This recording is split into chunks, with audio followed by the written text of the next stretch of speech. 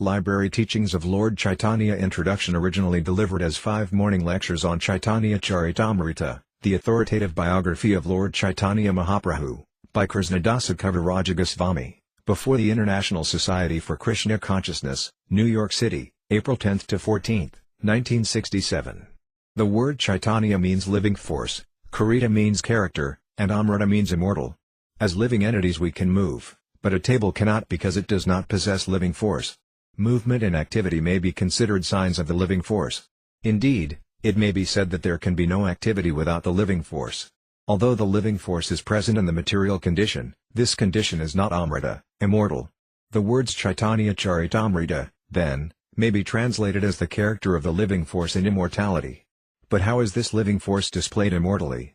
It is not displayed by man or any other creature in this material universe, for none of us are immortal in these bodies. We possess the living force, we perform activities, and we are immortal by our nature and constitution, but the material condition into which we have been put does not allow our immortality to be displayed. It is stated in the Katha Upanishad that eternality and the living force are characteristics of both ourselves and God. Although this is true in that both God and ourselves are immortal living beings, there is a difference. As living entities, we perform many activities, but we have a tendency to fall down into material nature. God has no such tendency.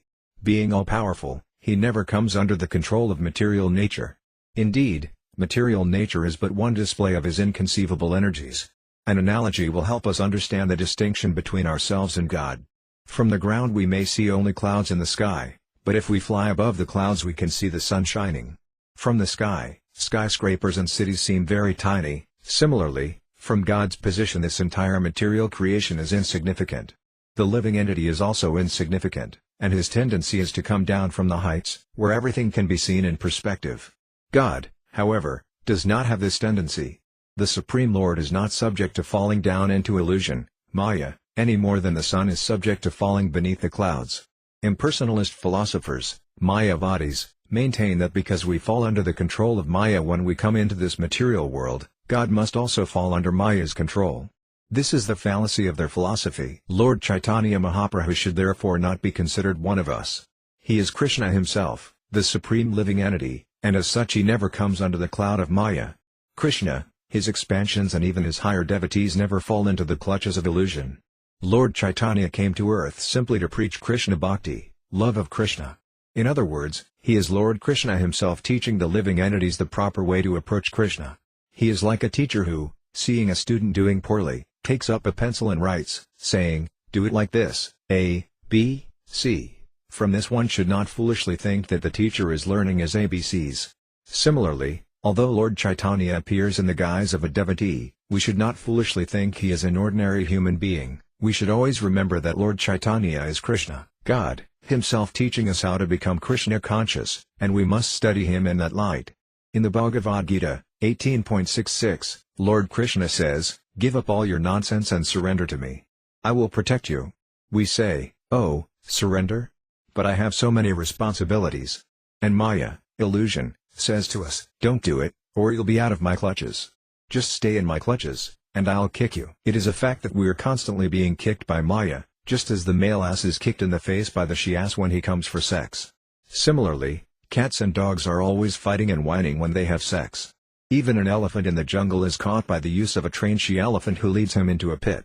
We should learn by observing these tricks of nature. Maya has many ways to entrap us, and her strongest shackle is the female. Of course, in actuality we are neither male nor female, for these designations refer only to the outer dress, the body. We are all actually Krishna's servants. But in conditioned life we are shackled by iron chains in the form of beautiful women. Thus every male is bound by sex, and therefore one who wishes to gain liberation from the material clutches must first learn to control the sex urge. Unrestricted sex puts one fully in the clutches of illusion. Lord Caitanya Mahaprabhu officially renounced this illusion at the age of 24, although his wife was 16 and his mother 70 and he was the only male in the family. Although he was a Brahmana and was not rich, he took sannyasa, the renounced order of life, and thus extricated himself from family entanglement. If we wish to become fully Krishna conscious, we have to give up the shackles of Maya. Or, if we remain with Maya, we should live in such a way that we will not be subject to illusion, as did the many householders among Lord Chaitanya's closest devotees. With his followers in the renounced order, however, Lord Chaitanya was very strict. He even banished Junior Haridasa, an important Kirtana leader, for glancing lustfully at a woman. The Lord told him, "You are living with me in the renounced order, and yet you are looking at a woman with lust." Other devotees of the Lord had appealed to him to forgive Haridasa, but he replied, "All of you can forgive him and live with him. I shall live alone." On the other hand, when the Lord learned that the wife of one of his householder devotees was pregnant, he asked that the baby be given a certain auspicious name. So while the Lord approved of householders having regulated sex, he was like a thunderbolt with those in the renounced order who tried to cheat by the method known as drinking water underwater while bathing on a fast day. In other words, he tolerated no hypocrisy among his followers. From the Caitanya Charitamrita we learn how Lord Chaitanya taught people to break the shackles of Maya and become immortal. Thus, as mentioned above, the title may be properly translated as the character of the living force in immortality. The Supreme Living Force is the Supreme Personality of Godhead. He is also the Supreme Entity. There are innumerable living entities, and all of them are individuals. This is very easy to understand. We are all individual in our thoughts and desires, and the Supreme Lord is also an individual person. He is different, though, in that he is the leader, the one whom no one can excel. Among the minute living entities, one being can excel another in one capacity or another. Like each of these living entities, the Lord is an individual, but he is different in that he is the supreme individual. God is also infallible, and thus in the Bhagavad Gita he is addressed as Asayuta, which means he who never falls down. This name is appropriate because in the Bhagavad Gita Arjuna falls into illusion but Krishna does not. Krishna himself reveals his infallibility when he says to Arjuna, "When I appear in this world, I do so by my own internal potency." Bhagavad Gita 4.6. Thus we should not think that Krishna is overpowered by the material potency when he is in the material world. Neither Krishna nor his incarnations ever come under the control of material nature. They are totally free. Indeed, in Srimad Bhagavatam one who is a godly nature is actually defined as one who is not affected by the modes of material nature although in material nature. If even a devotee can attain this freedom, then what to speak of the Supreme Lord? The real question is, how can we remain unpolluted by material contamination while in the material world? Srila Rupa Goswami explains that we can remain uncontaminated while in the world if we simply make it our ambition to serve Krishna. One may then justifiably ask, how can I serve? It is not simply a matter of meditation, which is just an activity of the mind, but of performing practical work for Krishna. In such work, we should leave no resource unused. Whatever is there, whatever we have, should be used for Krishna. We can use everything: typewriters, automobiles, airplanes, missiles. If we simply speak to people about Krishna consciousness, we are also rendering service. If our mind, senses, speech, money and energies are thus engaged in the service of Krishna, then we are no longer in material nature. By virtue of spiritual consciousness, or Krishna consciousness, we transcend the platform of material nature. It is a fact that Krishna, his expansions and his devotees, that is, those who work for him, are not in material nature, although people with a poor fund of knowledge think that they are. The Caitanya Charitamrita teaches that the spirit soul is immortal and that our activities in the spiritual world are also immortal. The Mayavadis, who hold the view that the Absolute is impersonal and formless, contend that a realized soul has no need to talk. But the Vaisnavas, devotees of Krishna, contend that when one reaches the stage of realization, he really begins to talk. Previously we only talked of nonsense, the Vaisnava says. Now let us begin our real talks of Krishna.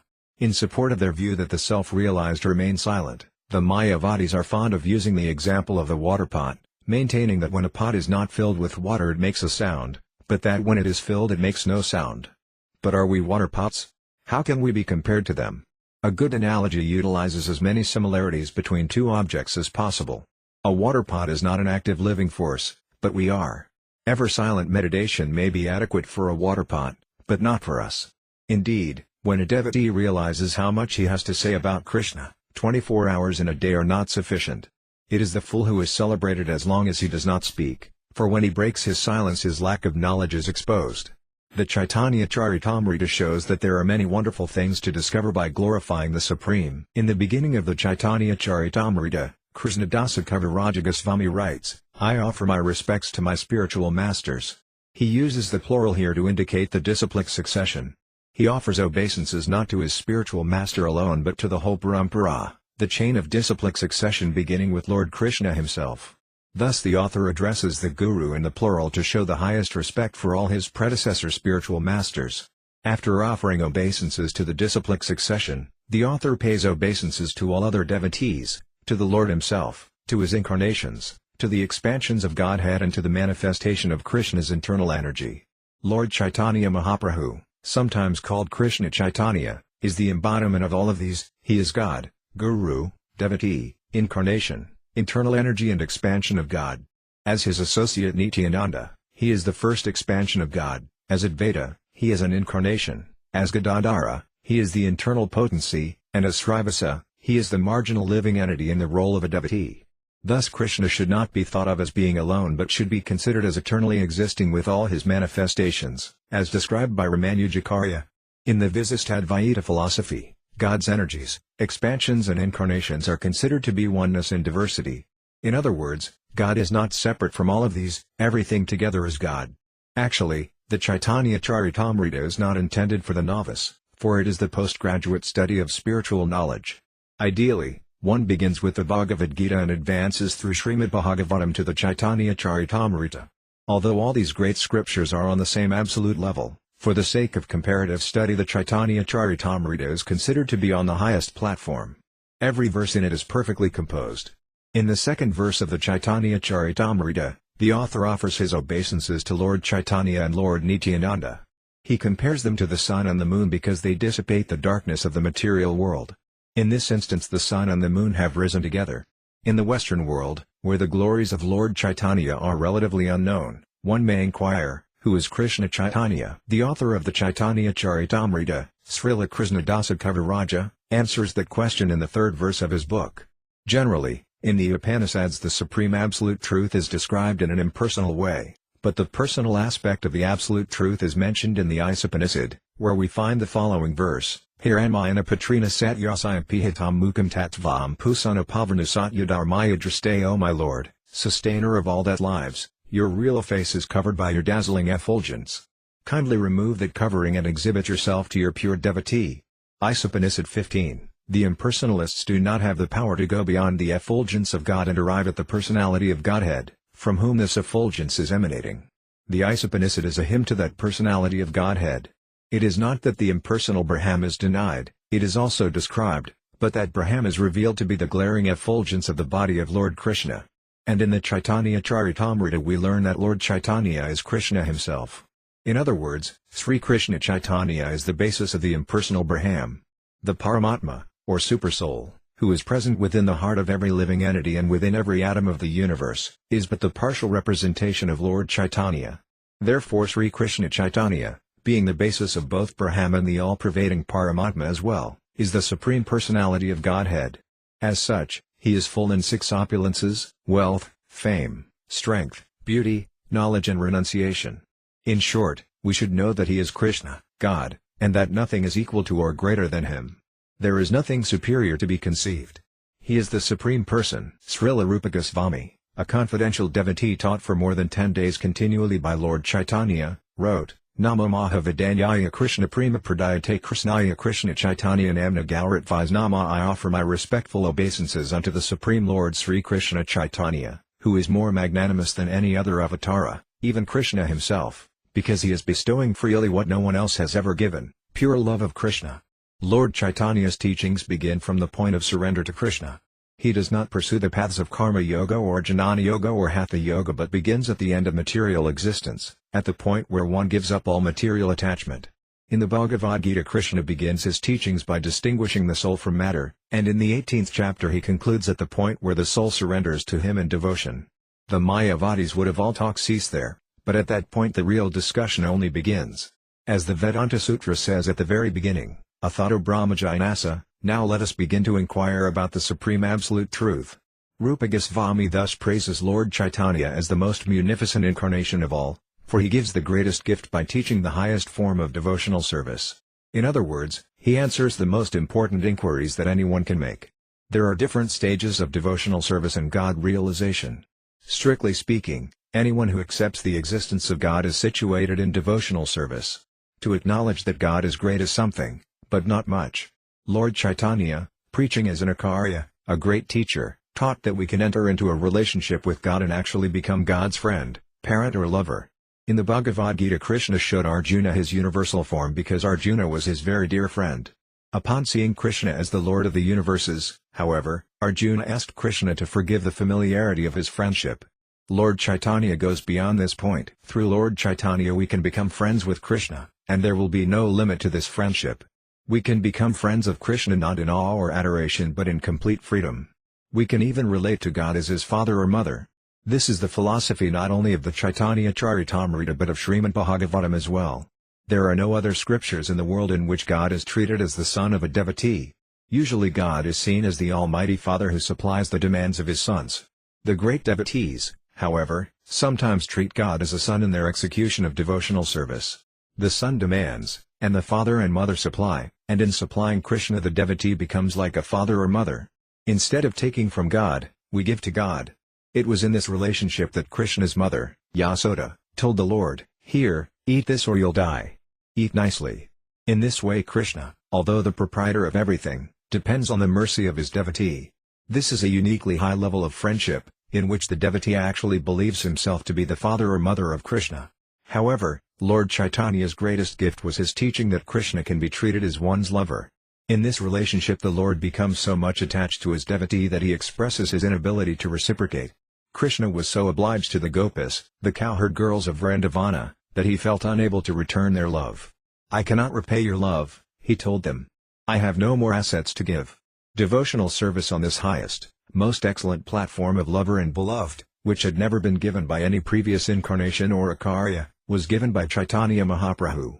Therefore Krishnadasa Kaviraja, quoting Srila Rupa Goswami, writes in the 4th verse of his book, "Lord Caitanya is Krishna in a yellow complexion, and he is Sasanandana, the son of Mother Sasi.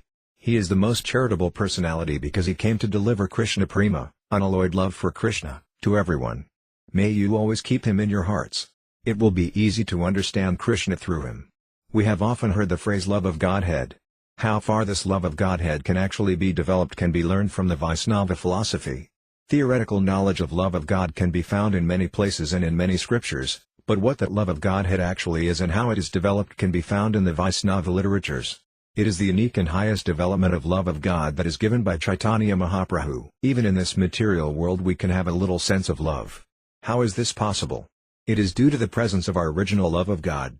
Whatever we find within our experience within this conditioned life is situated in the Supreme Lord, who is the ultimate source of everything. In our original relationship with the Supreme Lord there is real love, and that love is reflected pervertedly through material conditions. Our real love is continuous and unending, but because that love is reflected pervertedly in this material world, it lacks continuity and is inebriating. If we want real, transcendental love, we have to transfer our love to the supreme lovable object, Krishna, the Supreme Personality of Godhead. This is the basic principle of Krishna consciousness. In material consciousness we are trying to love that which is not at all lovable. We give our love to cats and dogs, running the risk that at the time of death we may think of them and consequently take birth in a family of cats or dogs. Our consciousness at the time of death determines our next life. That is one reason why the Vedic scriptures stress the chastity of women. If a woman is very much attached to her husband, at the time of death she will think of him, and in the next life she will be promoted to a man's body. Generally a man's life is better than a woman's because a man usually has better facilities for understanding the spiritual science. But Krishna consciousness is so nice that it makes no distinction between man and woman. In the Bhagavad Gita, 9.32, Lord Krishna says, "Anyone who takes shelter of me, whether a woman, Sudra, Vaisya or someone of low birth, is sure to achieve my association." This is Krishna's guarantee. Caitanya Mahaprabhu informs us that in every country and in every scripture there is some hint of love of Godhead. But no one knows what love of Godhead actually is. The Vedic scriptures, however, are different in that they can direct the individual in the proper way to love God. Other scriptures do not give information on how one can love God, nor do they actually define or describe what or who the Godhead actually is. Although they officially promote love of Godhead, they have no idea how to execute it.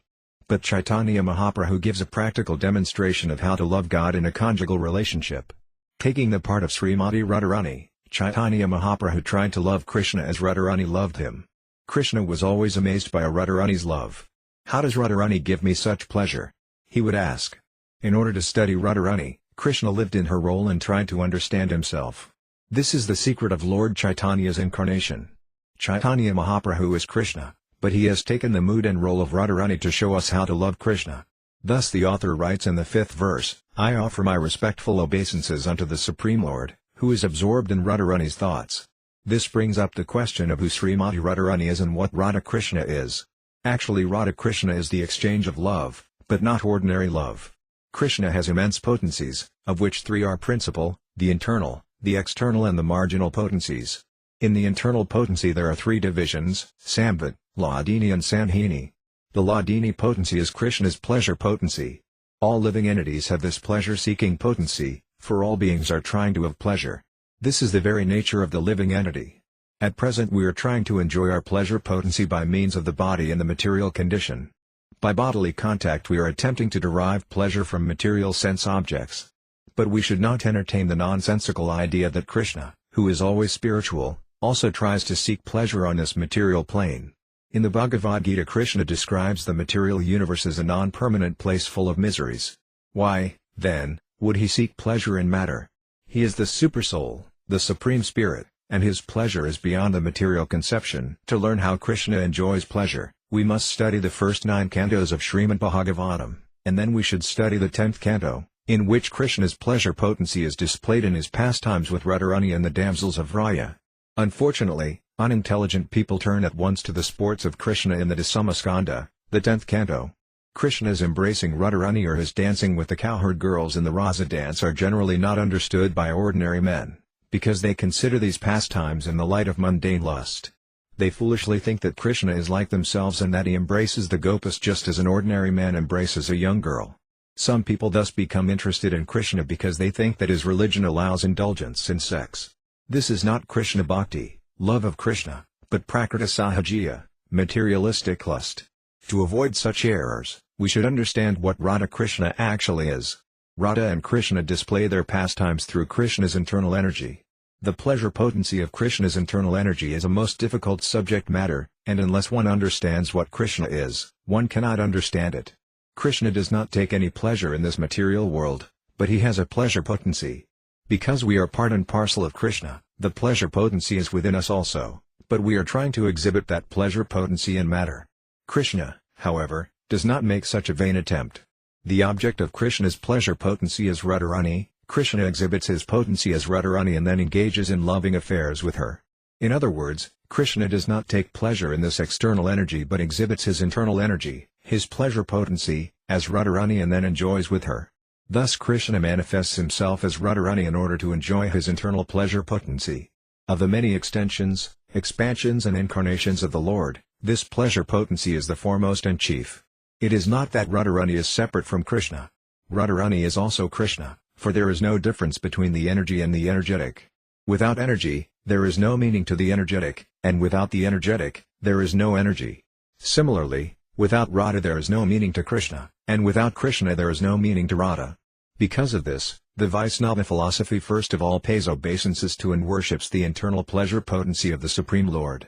Thus the Lord and his potency are always referred to as Radha Krishna. Similarly, those who worship Narayana first of all utter the name of Lakshmi, as Lakshmi Narayana. Similarly, those who worship Lord Rama first of all utter the name of Sita. In any case, Sita Rama, Radha Krishna, Lakshmi Narayana, the potency always comes first. Radha and Krishna are one, and when Krishna desires to enjoy pleasure, he manifests himself as Radharani. The spiritual exchange of love between Radha and Krishna is the actual display of Krishna's internal pleasure potency. Although we speak of when Krishna desires, just when he did desire we cannot say. We only speak in this way because in conditioned life we take it that everything has a beginning. However, in spiritual life everything is absolute, and so there is neither beginning nor end. Yet in order to understand that Radha and Krishna are one and that they also become divided, the question when? Automatically comes to mind. When Krishna desired to enjoy his pleasure potency, he manifested himself in the separate form of Radharani, and when he wanted to understand himself through the agency of Radha, he united with Radharani, and that unification is called Lord Caitanya. This is all explained by Srila Krishnadasa Kaviraja in the 5th verse of the Caitanya Charitamrita. In the next verse the author further explains why Krishna assumed the form of Caitanya Mahaprabhu. Krishna desired to know the glory of Radha's love. Why is she so much in love with me? Krishna asked. What is my special qualification that attracts her so? And what is the actual way in which she loves me? It seems strange that Krishna, as the Supreme, should be attracted by anyone's love. A man searches after the love of a woman because he is imperfect, he lacks something. The love of a woman, that potency and pleasure, is absent in man, and therefore a man wants a woman. But this is not the case with Krishna, who is full in himself. Thus Krishna expressed surprise, "Why am I attracted by Radharani? And when Radharani feels my love, what is she actually feeling?" To taste the essence of that loving exchange, Krishna made his appearance in the same way that the moon appears on the horizon of the sea. Just as the moon was produced by the churning of the sea, by the churning of spiritual loving affairs the moon of Caitanya Mahaprabhu appeared. Indeed, Lord Chaitanya's complexion was golden, just like the luster of the moon. Although this is figurative language, it conveys the meaning behind the appearance of Caitanya Mahaprabhu. The full significance of his appearance will be explained in later chapters. After offering respects to Lord Chaitanya, Krishnadasa Kaviraja begins offering them to Lord Nityananda in the 7th verse of the Caitanya Charitamrita. The author explains that Lord Nityananda is Balarama, who is the origin of Mahavishnu. Krishna's first expansion is Balarama, a portion of whom is manifested as Sankarsana, who then expands as Pradyumna. In this way so many expansions take place. Although there are many expansions, Lord Sri Krishna is the origin, as confirmed in the Brahma Samhita. He is like the original candle, from which many thousands and millions of candles are lit. Although any number of candles can be lit, the original candle still retains its identity as the origin. In this way Krishna expands himself into so many forms, and all these expansions are called Vishnu Tattva. Vishnu is a large light, and we are small lights, but all are expansions of Krishna. When it is necessary to create the material universes, Vishnu expands himself as Mahavishnu. Mahavishnu lies down in the causal ocean and breathes all the universes from his nostrils. Thus from Mahavishnu and the causal ocean spring all the universes, and all these universes, including ours, float in the causal ocean. In this regard there is the story of Vamana, who, when he took 3 steps, stuck his foot through the covering of this universe. Water from the causal ocean flowed through the hole that his foot made, and it is said that that water became the river Ganges. Therefore the Ganges is accepted as the most sacred water of Vishnu and is worshipped by all Hindus, from the Himalayas down to the Bay of Bengal.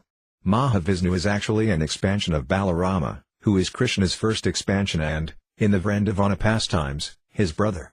In the Mahamantra, Hare Krishna, Krishna Krishna, Hare Rama, Rama Rama, Hare. The word Rama refers to Balarama. Since Lord Nityananda is Balarama, Ram also refers to Lord Nityananda. Thus Hare Krishna, Hare Rama addresses not only Krishna and Balarama but Lord Chaitanya and Lord Nityananda as well. The subject matter of the Caitanya Charitamrita deals primarily with what is beyond this material creation. The cosmic material expansion is called Maya, illusion, because it has no eternal existence. Because it is sometimes manifested and sometimes not, it is regarded as illusory. But beyond this temporary manifestation is a higher nature, as indicated in the Bhagavad Gita, 8.20, Parastasmate tu bhavonya vyakta sanatana sarvasu bhutsunasyatsu navinasyadi. Yet there is another nature, which is eternal and is transcendental to this manifested and unmanifested matter. It is supreme and is never annihilated. When all in this world is annihilated, that part remains as it is. Bhagavad Gita 8.20. The material world has a manifested state, vyakta, and a potential, unmanifested state, avyakta. The supreme nature is beyond both the manifested and the unmanifested material nature. This superior nature can be understood as the living force, which is present in the bodies of all living creatures. The body itself is composed of inferior nature, matter, but it is the superior nature that is moving the body. The symptom of that superior nature is consciousness. Thus in the spiritual world, where everything is composed of the superior nature, everything is conscious. In the material world there are inanimate objects that are not conscious, but in the spiritual world nothing is inanimate. There a table is conscious, the land is conscious, the trees are conscious, everything is conscious. It is not possible to imagine how far this material manifestation extends. In the material world everything is calculated by imagination or by some imperfect method. But the Vedic literatures give real information of what lies beyond the material universe. Since it is not possible to obtain information of anything beyond this material nature by experimental means, those who believe only in experimental knowledge may doubt the Vedic conclusions, for such people cannot even calculate how far this universe extends, nor can they reach far into the universe itself. That which is beyond our power of conception is called akantaya, inconceivable. It is useless to argue or speculate about the inconceivable. If something is truly inconceivable, it is not subject to speculation or experimentation. Our energy is limited, and our sense perception is limited, therefore we must rely on the Vedic conclusions regarding that subject matter which is inconceivable. Knowledge of the superior nature must simply be accepted without argument. How is it possible to argue about something to which we have no access?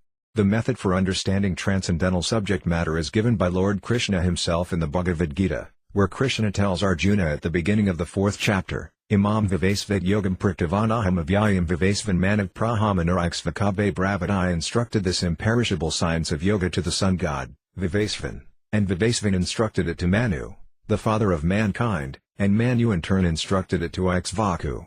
Bhagavad Gita 4.1. This is the method of parampara, or disciplic succession. Similarly, Srimad Bhagavatam explains that Krishna imparted knowledge into the heart of Brahma, the first created being within the universe. Brahma imparted those lessons to his disciple Narada, and Narada imparted that knowledge to his disciple Vyasadeva. Vyasadeva imparted it to Madhvacarya, and from Madhvacarya the knowledge came down to Madhavendra and then to Asvarapuri, and from him to Caitanya Mahaprabhu. One may ask that if Caitanya Mahaprabhu is Krishna himself, then why did he need a spiritual master?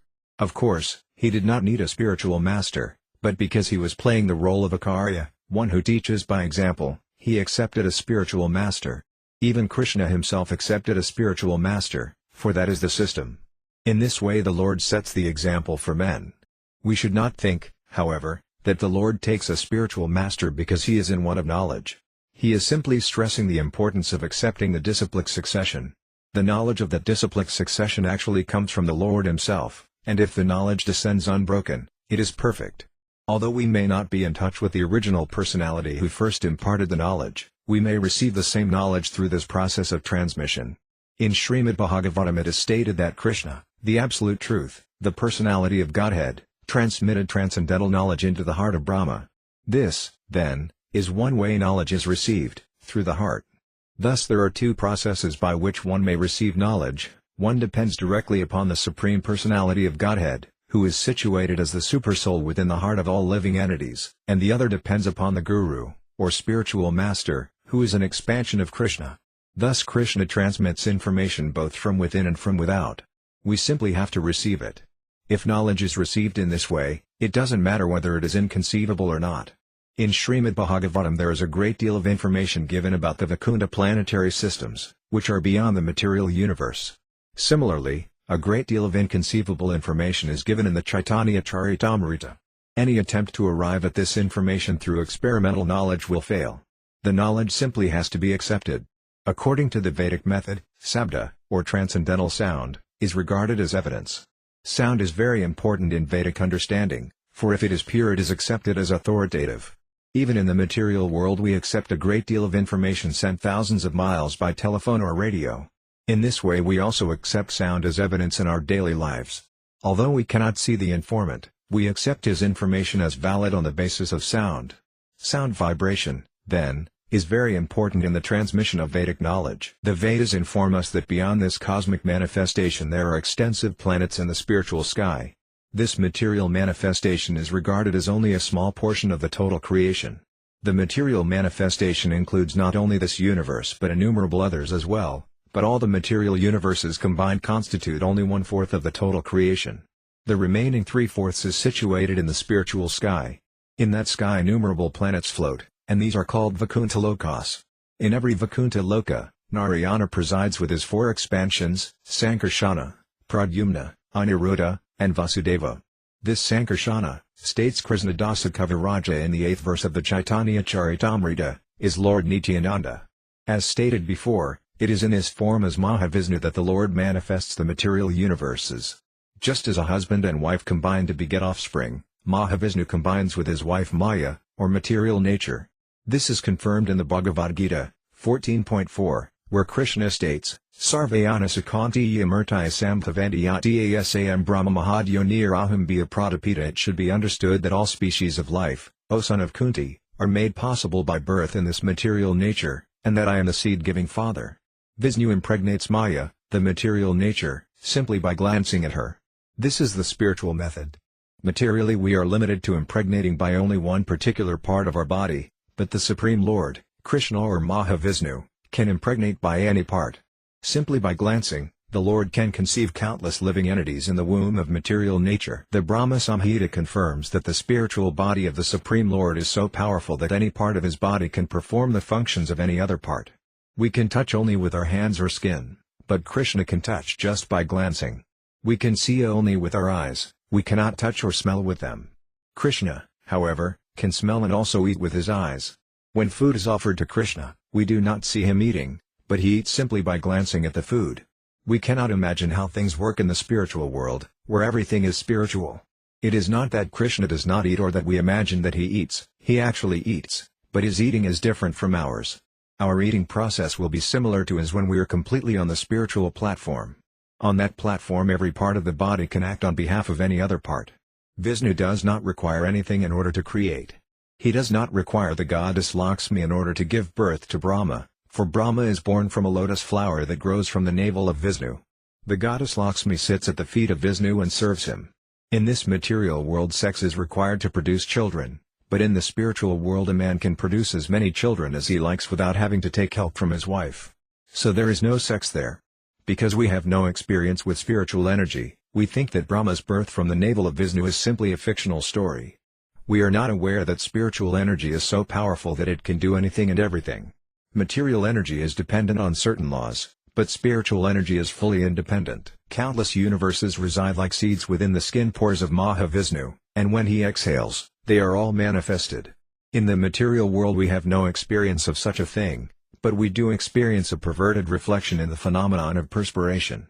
We cannot imagine, however, the duration of one breath of Mahavishnu, for within one breath all the universes are created and annihilated. This is stated in the Brahma Samhita. Lord Brahma lives only for the duration of one breath, and according to our time scale 4,320,000,000 years constitute only 12 hours for Brahma, and Brahma lives 100 of his years. Yet the whole life of Brahma is contained within one breath of Mahavishnu. Thus it is not possible for us to imagine the breathing power of Mahavishnu, who is but a partial manifestation of Lord Nityananda.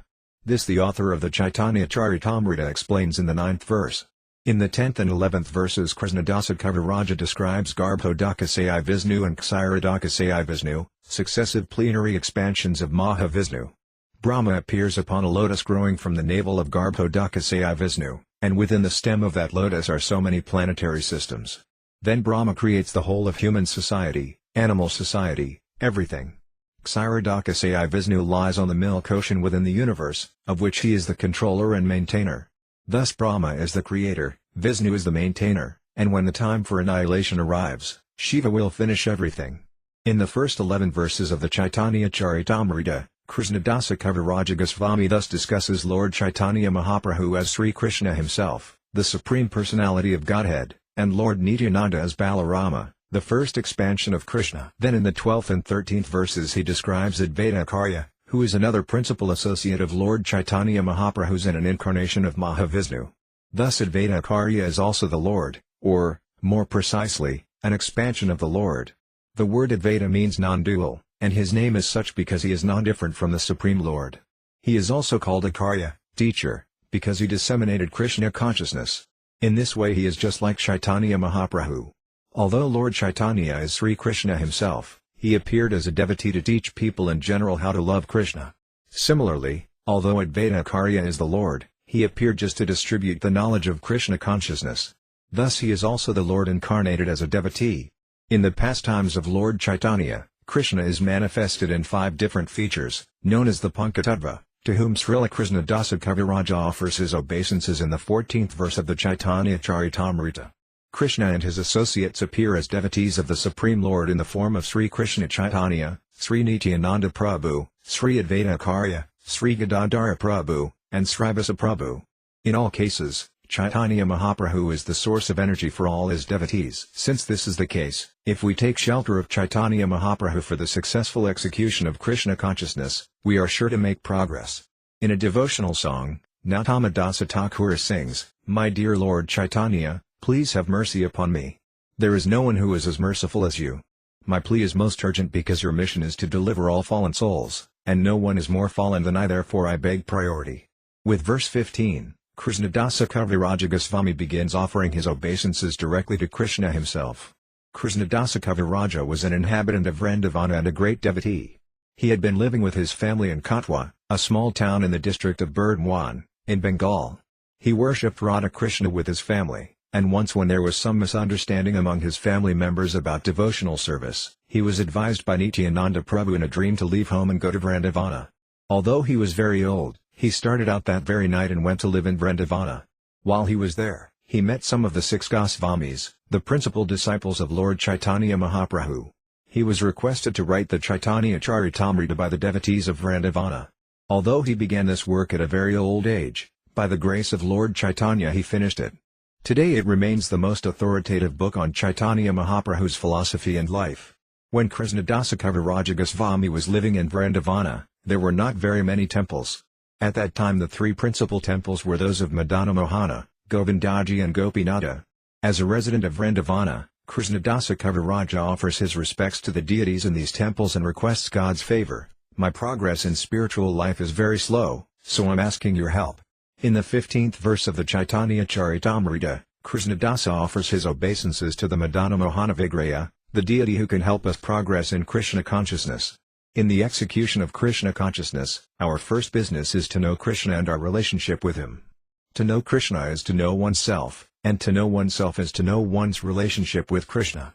Since this relationship can be learned by worshipping the Madana Mohana Vigraya, Krishnadasa Kaviraja Goswami first establishes his relationship with him. When this is established, in the 16th verse Krishnadasa offers his obeisances to the functional deity, Govinda.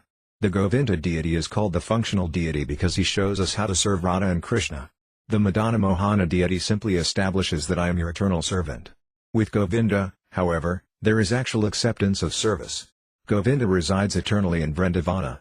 In the spiritual world of Vrindavana the buildings are made of touchstone, the cows are known as Surabhi cows, givers of abundant milk, and the trees are known as wish-fulfilling trees, for they yield whatever one desires. In Vrindavana Krishna herds the Surabhi cows, and he is worshipped by hundreds and thousands of gopis, cow-herd girls, who are all goddesses of fortune. When Krishna descends to the material world, this same Vrindavana descends with him, just as an entourage accompanies an important personage. Because when Krishna comes his land also comes, Vrindavana is considered to exist beyond the material world. Therefore devotees take shelter of the Vrindavana in India, for it is considered to be a replica of the original Vrindavana. Although one may complain that no kalpavriksha, wish-fulfilling trees, exist there, when the 6 Goswamis were there, kalpavrikshas were present. It is not that one can simply go to such a tree and make demands, one must first become a devotee. The Goswamis would live under a tree for one night only, and the trees would satisfy all their desires. For the common man this may all seem very wonderful, but as one makes progress in devotional service, all this can be realized. Vrindavana is actually experienced as it is by persons who have stopped trying to derive pleasure from material enjoyment. When will my mind become cleansed of all hankering for material enjoyment so I will be able to see Vrindavana? One great devotee asks. The more Krishna conscious we become and the more we advance, the more everything is revealed as spiritual. Thus Krishnadasa Kaviraja Goswami considered a Vrindavana in India to be as good as the Vrindavana in the spiritual sky, and in the 16th verse of the Caitanya Charitamrita he describes Radharani and Krishna as seated beneath a wish-fulfilling tree in Vrindavana, on a throne decorated with valuable jewels. There Krishna's dear gopi friends serve Radha and Krishna by singing, dancing, offering betel nuts and refreshments, and decorating their lordships with flowers. Even today in India people decorate swinging thrones and recreate this scene during the month of July to August. Generally at that time people go to Vrindavana to offer their respects to the deities there. Finally Krishnadasa Kaviraja Goswami offers his blessings to his readers in the name of the Gopinatha deity, who is Krishna as master and proprietor of the gopis. When Krishna played upon his flute, all the gopis, or cow-herd girls, were attracted by the sound and left their household duties, and when they came to him, he danced with them. These activities are all described in the 10th canto of Srimad Bhagavatam. These gopis were childhood friends of Krishna, and many were married, for in India the girls are generally married by the age of 12. The boys, however, are not married before 18, so Krishna, who was 15 or 16 at the time, was not married. Nonetheless, he called these girls from their homes and invited them to dance with him. That dance is called the Rasalila dance, and it is the most elevated of all the Vrindavana pastimes. Krishna is therefore called Gopinatha because he is the beloved master of the gopis. Krishnadasa Kaviraj Goswami petitions the blessings of Lord Gopinatha. May that Gopinatha, the master of the Gopis, Krishna, bless you. May you become blessed by Gopinatha. The author of the Caitanya Charitamrita prays that just as Krishna attracted the Gopis by the sweet sound of his flute, he will also attract the reader's mind by that transcendental vibration. Library Teachings of Lord Caitanya. Lord Chaitanya's mission. Lord Caitanya Mahaprabhu instructed his disciples to write books on the science of Krishna, a task which his followers have continued to carry out down to the present day. The elaborations and expositions on the philosophy taught by Lord Caitanya are in fact most voluminous, exacting and consistent due to the system of disciplic succession. Although Lord Caitanya was widely renowned as a scholar in his youth, he left only 8 verses, called Siksa-taka. These 8 verses clearly reveal his mission and precepts. These supremely valuable prayers are translated here. 1. Glory to the Sri Krishna Sankirtana, which cleanses the heart of all the dust accumulated for years and extinguishes the fire of conditional life, of repeated birth and death. This Sankirtana movement is the prime benediction for humanity at large because it spreads the rays of the benediction moon. It is the life of all transcendental knowledge. It increases the ocean of transcendental bliss, and it enables us to fully taste the nectar for which we are always anxious. 2. O my Lord, your holy name alone can render all benediction to living beings, and thus you have hundreds and millions of names like Krishna and Govinda. In these transcendental names you have invested all your transcendental energies. There are not even hard and fast rules for chanting these names. O my Lord, out of kindness you enable us to easily approach you by your holy names, but I am so unfortunate that I have no attraction for them. 3. One should chant the holy name of the Lord in a humble state of mind, thinking oneself lower than the straw in the street. One should be more tolerant than a tree, devoid of all sense of false prestige, and should be ready to offer all respect to others.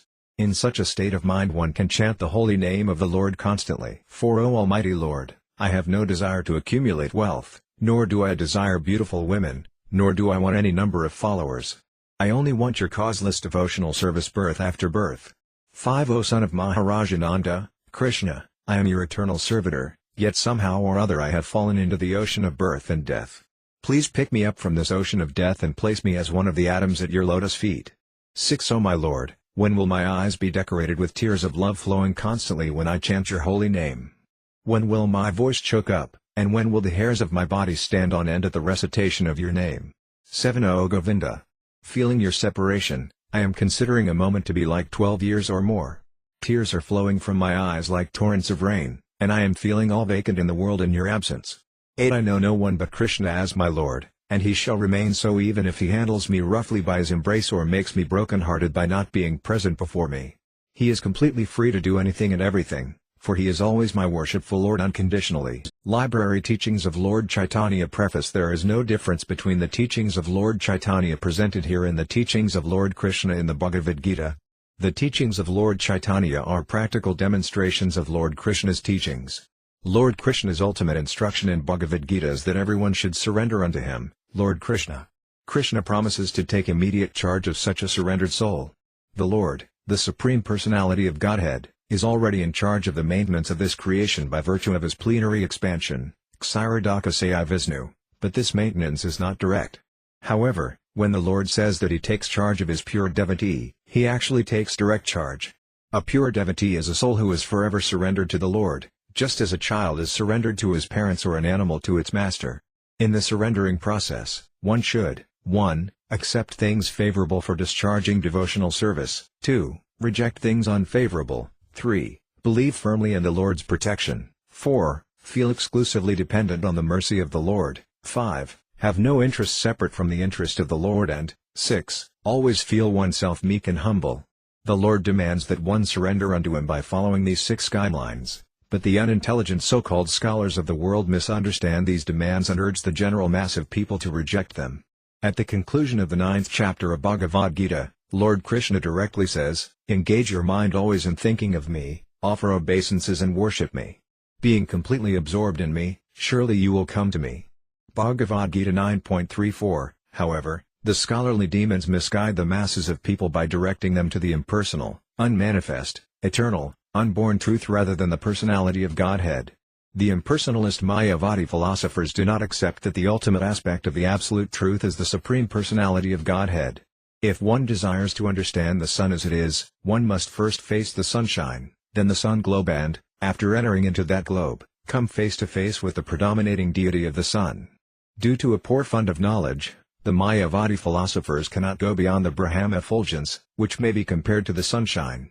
The Upanishads confirm that one has to penetrate the dazzling effulgence of Brahman before one can see the real face of the personality of Godhead. Lord Chaitanya therefore teaches direct worship of Lord Krishna, who appeared as the foster child of the king of Vraya.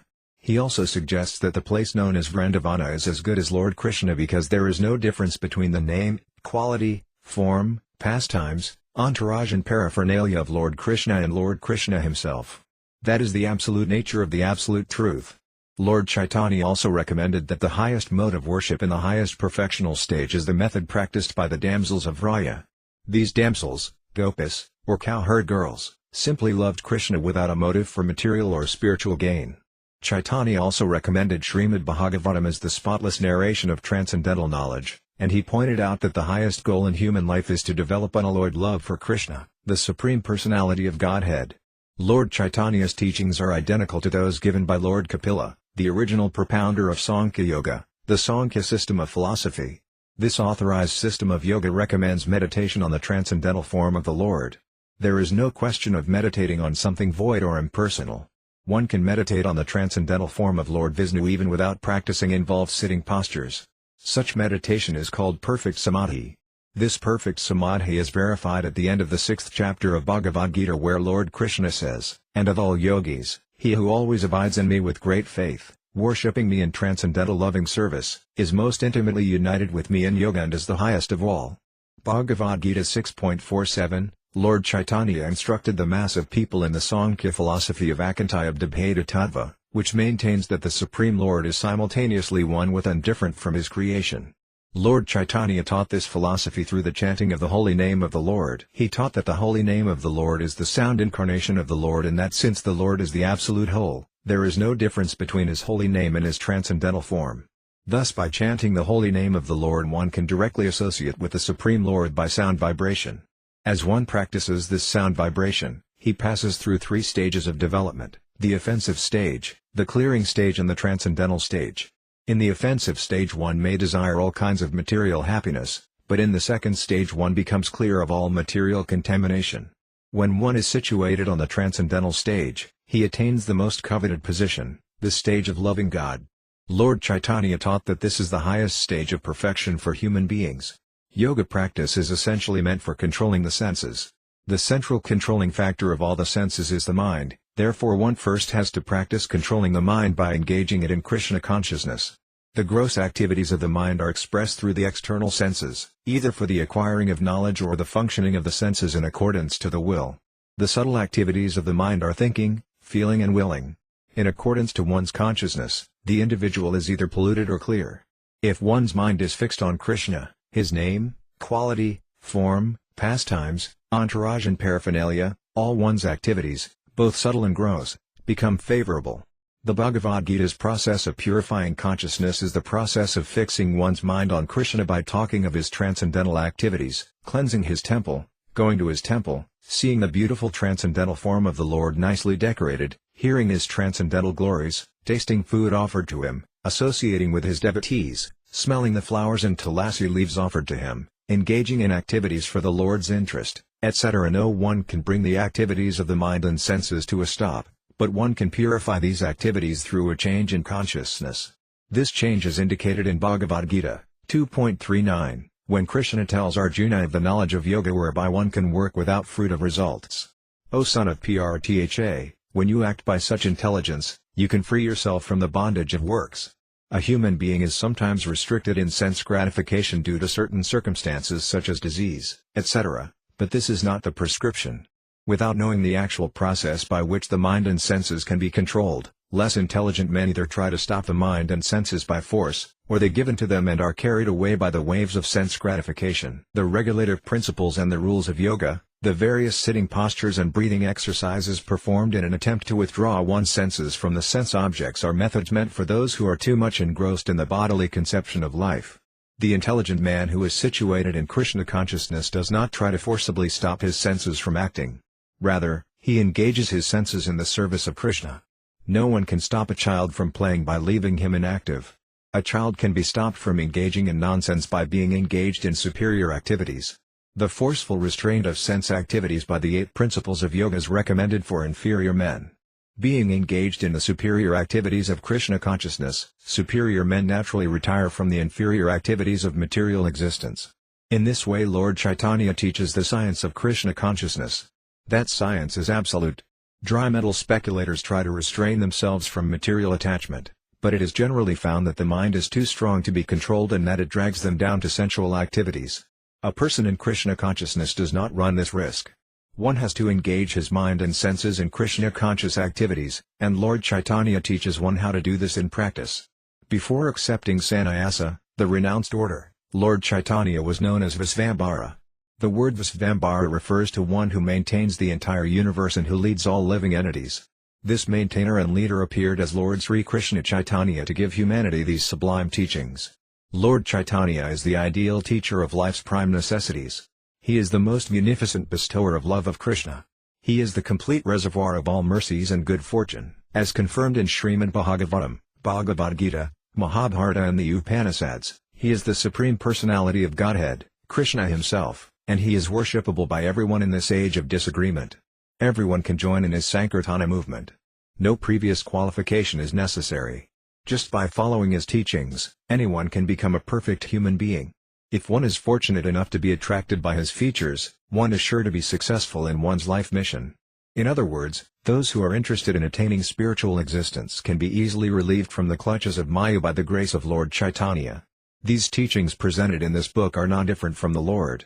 Being engrossed in the material body, the conditioned soul increases the pages of history by all kinds of material activities.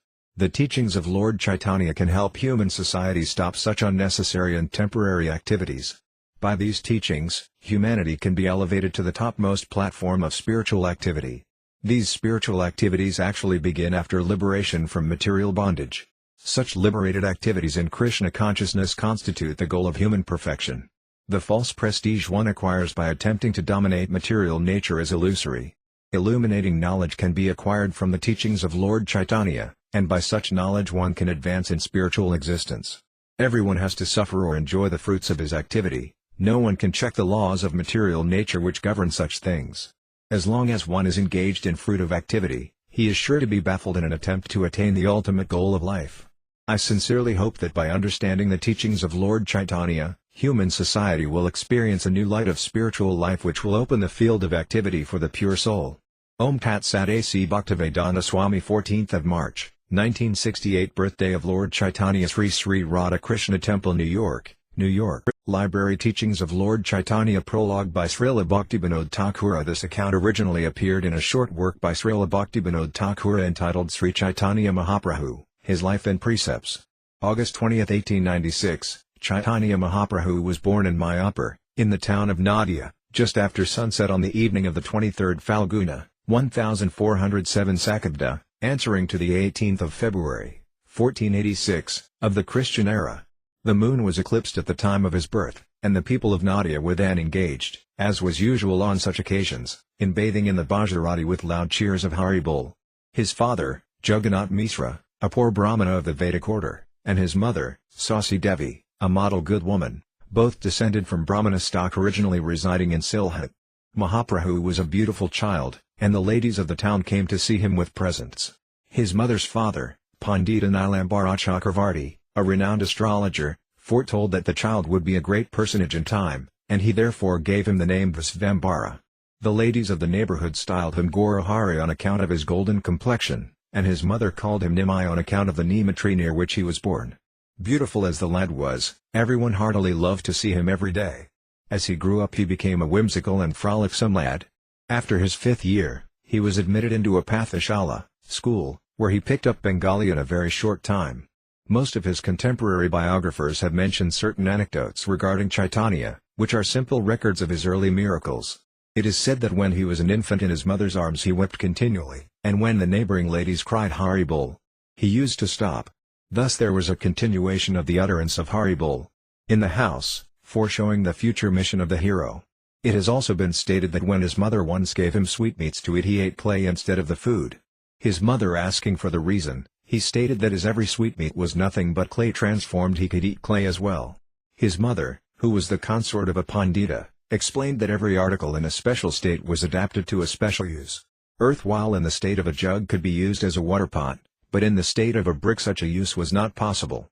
Clay, therefore, in the form of sweetmeats was usable as food, but not clay in its other states. The lad was convinced and admitted his stupidity in eating clay and agreed to avoid the mistake in the future. Another miraculous act has been related. It is said that a Brahmana on pilgrimage became a guest in his house, cooked his food and read his grace with meditation on Krishna. In the meantime the lad came and ate up the cooked rice. The Brahmana, astonished at the lad's act, cooked again at the request of Jagannath Misra. The lad again ate up the cooked rice while the Brahmana was offering the rice to Krishna with meditation. The Brahmana was persuaded to cook for the third time. This time all the inmates of the house had fallen asleep, and the lad showed himself as Krishna to the traveler and blessed him. The Brahmana was then lost in ecstasy at the appearance of the object of his worship. It has also been stated that 2 thieves stole away the lad from his father's door with a view to purloin his jewels and gave him sweetmeats on the way. The lad exercised his illusory energy and deceived the thieves back toward his own house. The thieves, for fear of detection, left the boy there and fled. Another miraculous act has been described of the lads demanding and getting from Hiranya and Jagadish all the offerings they had collected for worshipping Krishna on the day of Ekadashi. When only 4 years of age, he sat on rejected cooking pots, which were considered unholy by his mother. He explained to his mother that there was no question of holiness and unholiness as regards earthen pots thrown away after the cooking was over.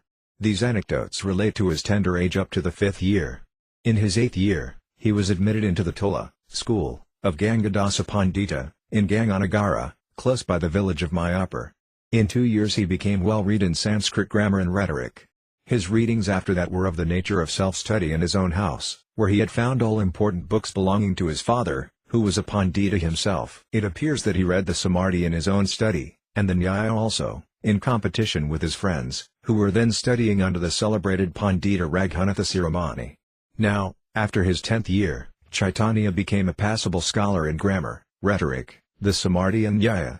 It was after this that his elder brother Visvarupa left his house and accepted the asrama status of a sannyasi, ascetic. Caitanya, though a very young boy, consoled his parents, saying that he would serve them with a view to please God. Just after that, his father left this world. His mother was exceedingly sorry, and Mahaprabhu, with his usual contented appearance, consoled his widowed mother. It was at the age of 14 or 15 that Mahaprabhu was married to Lakshmi Devi, the daughter of Vallabhacharya, also of Nadia. He was at this age considered one of the best scholars of Nadia, the renowned seat of Nyaya philosophy and Sanskrit learning. Not to speak of the Smarta Panditas, the Nayayikas were all afraid of confronting him in literary discussions. Being a married man, he went to eastern Bengal on the banks of the Padma for acquirement of wealth. There he displayed his learning and obtained a good sum of money. It was at this time that he preached Vaishnavism at intervals. After teaching him the principles of Vaishnavism, he ordered Taipana Misra to go and live in Benares. During his residence in eastern Bengal, his wife Lakshmi Devi left this world from the effects of snakebite. On returning home, he found his mother in a mourning state. He consoled her with a lecture on the uncertainty of human affairs. It was at his mother's request that he married Visnupriya, the daughter of Raja Pandita Sanatana Misra. His comrades joined him on his return from Pravasa, or sojourn. He was now so renowned that he was considered to be the best Pandita in Nadia. Kesava Misra of Kashmir, who had called himself the Great Digvijayi, world conqueror, came to Nadia with a view to debate the Panditas of that place. Afraid of the so-called conquering Pandita, the Tola professors of Nadia left their town on the pretense of invitation. Kesava met Mahaprabhu at the Barokona Gata in Mayapur, and after a very short discussion with him he got defeated by the boy, and mortification obliged him to decamp. Nimai Pandita was now the most important Pandita of the times. It was at the age of 16 or 17 that he travelled to Gaya with a host of his students and there took his spiritual initiation from Isvarapuri, a Vaisnava sannyasi and a disciple of the renowned Madhavendra Puri. Upon his return to Nadia, Nimai Pandita turned religious preacher, and his religious nature became so strongly represented that Advaita Prabhu, Srivasa and others who had before the birth of Caitanya already accepted the Vaisnava faith were astonished at the change in the young man. He was then no more contending Nayayika, a wrangling smart and a criticizing rhetorician. He swooned at the name of Krishna and behaved as an inspired man under the influence of his religious sentiment. It has been described by Murari Gupta, an eyewitness, that he showed his heavenly powers in the house of Srivasapandita in the presence of hundreds of his followers, who were mostly well-read scholars. It was at this time that he opened a nocturnal school of Kirtan in the compound of Srivasapandita with his sincere followers. There he preached, there he sang, there he danced, and there he expressed all sorts of religious feelings. Nityananda Prabhu, who was then a preacher of Vaishnavism and who had completed his travels all over India, joined him at that time. In fact, a host of Pandita preachers of Vaishnavism, all sincere at heart, came and joined him from different parts of Bengal. Nadia now became the regular seat of a host of Vaishnava Acharyas whose mission it was to spiritualize mankind with the highest influence of the Vaishnava creed. The first mandate that he issued to Prabhu Nityananda and Haridasa was this: "Go, friends, go through the streets of the town, meet every man at his door and ask him to sing the name of Hari with a holy life, and then come and report to me every evening the result of your preaching." Thus ordered, the two preachers went out and met Jagai and Madhai, the two most abominable characters in Nadia. These two insulted the preachers on hearing Mahaprabhu's mandate, but were soon converted by the influence of bhakti inculcated by their Lord. The people of Nadia were now surprised. They said, "Nimai Pandita is not only a gigantic genius but is certainly a missionary from God Almighty." From this time to his 23rd year, Mahaprabhu preached his principles not only in Nadia but in all the important towns and villages around his city. In the houses of his followers he showed miracles, taught the esoteric principles of bhakti and sang his Sankirtana with other bhaktas. His followers in the town of Nadia commenced to sing the holy name of Hari in the streets and bazaars. This created a sensation and roused different feelings in different quarters. The bhaktas were highly pleased. The Smarta Brahmanas became jealous of Nimai Pandita's success and complained to Chand Kazi against the character of Caitanya, claiming it was un-Hindu. The Kazi came to Srivasa Pandita's house and broke Ranga, Kola drum, there and declared that unless Nimai Pandita ceased to make noise about his queer religion he would be obliged to enforce Mohammedanism on him and his followers. This was brought to Mahaprabhu's notice. He ordered the townspeople to appear in the evening, each with a torch in his hand. This they did, and Nimai marched out with his Sankirtana divided into 14 groups. On his arrival in the Qazi's house, he held a long conversation with the Qazi and in the end communicated into his heart his Vaishnava influence by touching his body. The Qazi then wept and admitted that he had felt a keen spiritual influence which had cleared up his doubts and produced in him a religious sentiment which gave him the highest ecstasy. The Qazi then joined the Sankirtana party. The world was astonished at the spiritual power of the great Lord, and hundreds of heretics converted and joined the banner of Visvambara after this affair. It was after this that some of the jealous and low-minded Brahmanas of Kulia picked a quarrel with Mahaprabhu and collected a party to oppose him. Nimai Pandita was naturally a soft-hearted person, though strong in his principles. He declared that party feelings and sectarianism were the two great enemies of progress, and he saw that as long as he should continue to be an inhabitant of Nadia belonging to a certain family, his mission would not meet with complete success. He then resolved to be a citizen of the world by cutting off his connection with his particular family, caste and creed, and with this resolution he embraced the position of a sannyasi at Katwa under the guidance of Kesava Bharati of that town, in the 24th year of his life. His mother and wife wept bitterly for his separation, but our hero, though soft in heart, was a strong person in his principles. He left his little world and his house for the unlimited spiritual world of Krishna with man in general. After his sannyasa, he was induced to visit the house of Advaita Prabhu in Sandapura. Advaita managed to invite all Mahaprabhu's friends and admirers from Nadia and brought Sasi Devi to see her son. Both pleasure and pain invaded her heart when she saw her son in the attire of a sannyasi. As a sannyasi, Krishna Chaitanya put on nothing but a kapina and a bhairvasa, outer covering. His head was without hair, and his hands bore a danda, stick, and a kamandalu, hermit's waterpot. The holy son fell at the feet of his beloved mother and said, "Mother, this body is yours, and I must obey your orders. Permit me to go to Vrindavana for my spiritual attainments." The mother, in consultation with Advaita and others, asked her son to reside in Puri, the town of Jagannath, so that she might obtain news of him now and then. Mahaprabhu agreed to that proposition and in a few days left Sandapura for Orissa. His biographers have described the journey of Krishna Chaitanya, that was the name he got after his sannyasa, from Sandapura to Puri in great detail. He travelled along the side of the Bhajarati as far as Chhatrabhaga, situated now in Tanamatharapura, Diamond Harbour, 24 Parganas. There he took a boat and went as far as Prayagagada, in the Midnapura district. Thence he walked through Balasore and Cuttack to Puri, seeing the temple of Bhuvaneswara on his way. Upon his arrival at Puri he saw Jagannath in the temple and resided with Sarvabhauma at the request of the latter. Sarvabhauma was a gigantic Pandita of the day. His readings knew no bounds. He was the best Nyayika of the times and was known as the most erudite scholar in the Vedanta philosophy of the school of Sankaracharya. He was born in Nadia, Vijayanagara, and taught innumerable pupils in the Nyaya philosophy in his tola there. He had left for Puri some time before the birth of Nimai Pandita. His brother-in-law Gopinatha Misra introduced our new sannyasi to Sarvabhauma, who was astonished at his personal beauty and feared that it would be difficult for the young man to maintain sannyasa dharma during the long run of his life. Gopinatha, who had known Mahaprabhu from Nadia, had a great reverence for him and declared that the sannyasi was not a common human being. On this point Gopinatha and Sarvabhauma had a hot discussion. Sarvabhauma then requested Mahaprabhu to hear his recitation of the Vedanta Sutras, to which the latter tacitly submitted. Caitanya heard with silence what the great Sarvabhauma uttered with gravity for 7 days, at the end of which the latter said, "Krishna Caitanya, I think you do not understand the Vedanta, as you do not say anything after hearing my recitation and explanations." The reply of Caitanya was that he understood the sutras very well but could not make out what Sankaracharya meant by his commentaries. Astonished at this, Sarvabhauma said, "How is it that you understand the meanings of the sutras but do not understand the commentaries which explain the sutras? All well. If you understand the sutras, please let me have your interpretations." Mahaprabhu thereupon explained all the sutras in his own way, without touching the pantheistic commentary of Sankara. The keen understanding of Sarvabhauma saw the truth, beauty and harmony of the arguments in the explanations given by Caitanya and obliged him to utter that it was the first time he had found one who could explain the Brahma Sutras in such a simple manner.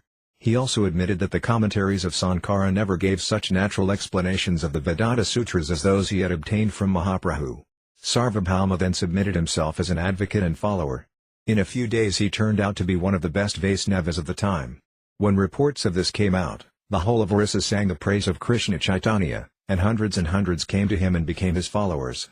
In the meantime Mahaprabhu thought of visiting southern India, and he started with one Krishnadasa Brahmana for the journey. His biographers have given us details of the journey. He first went to Kurm etc., where he did a miracle by curing a leper named Vasudeva.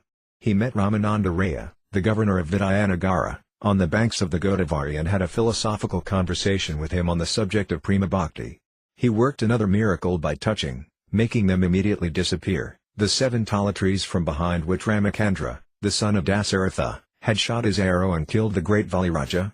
Mahaprabhu preached Vaisnavism and Nama Sankirtana throughout his journey.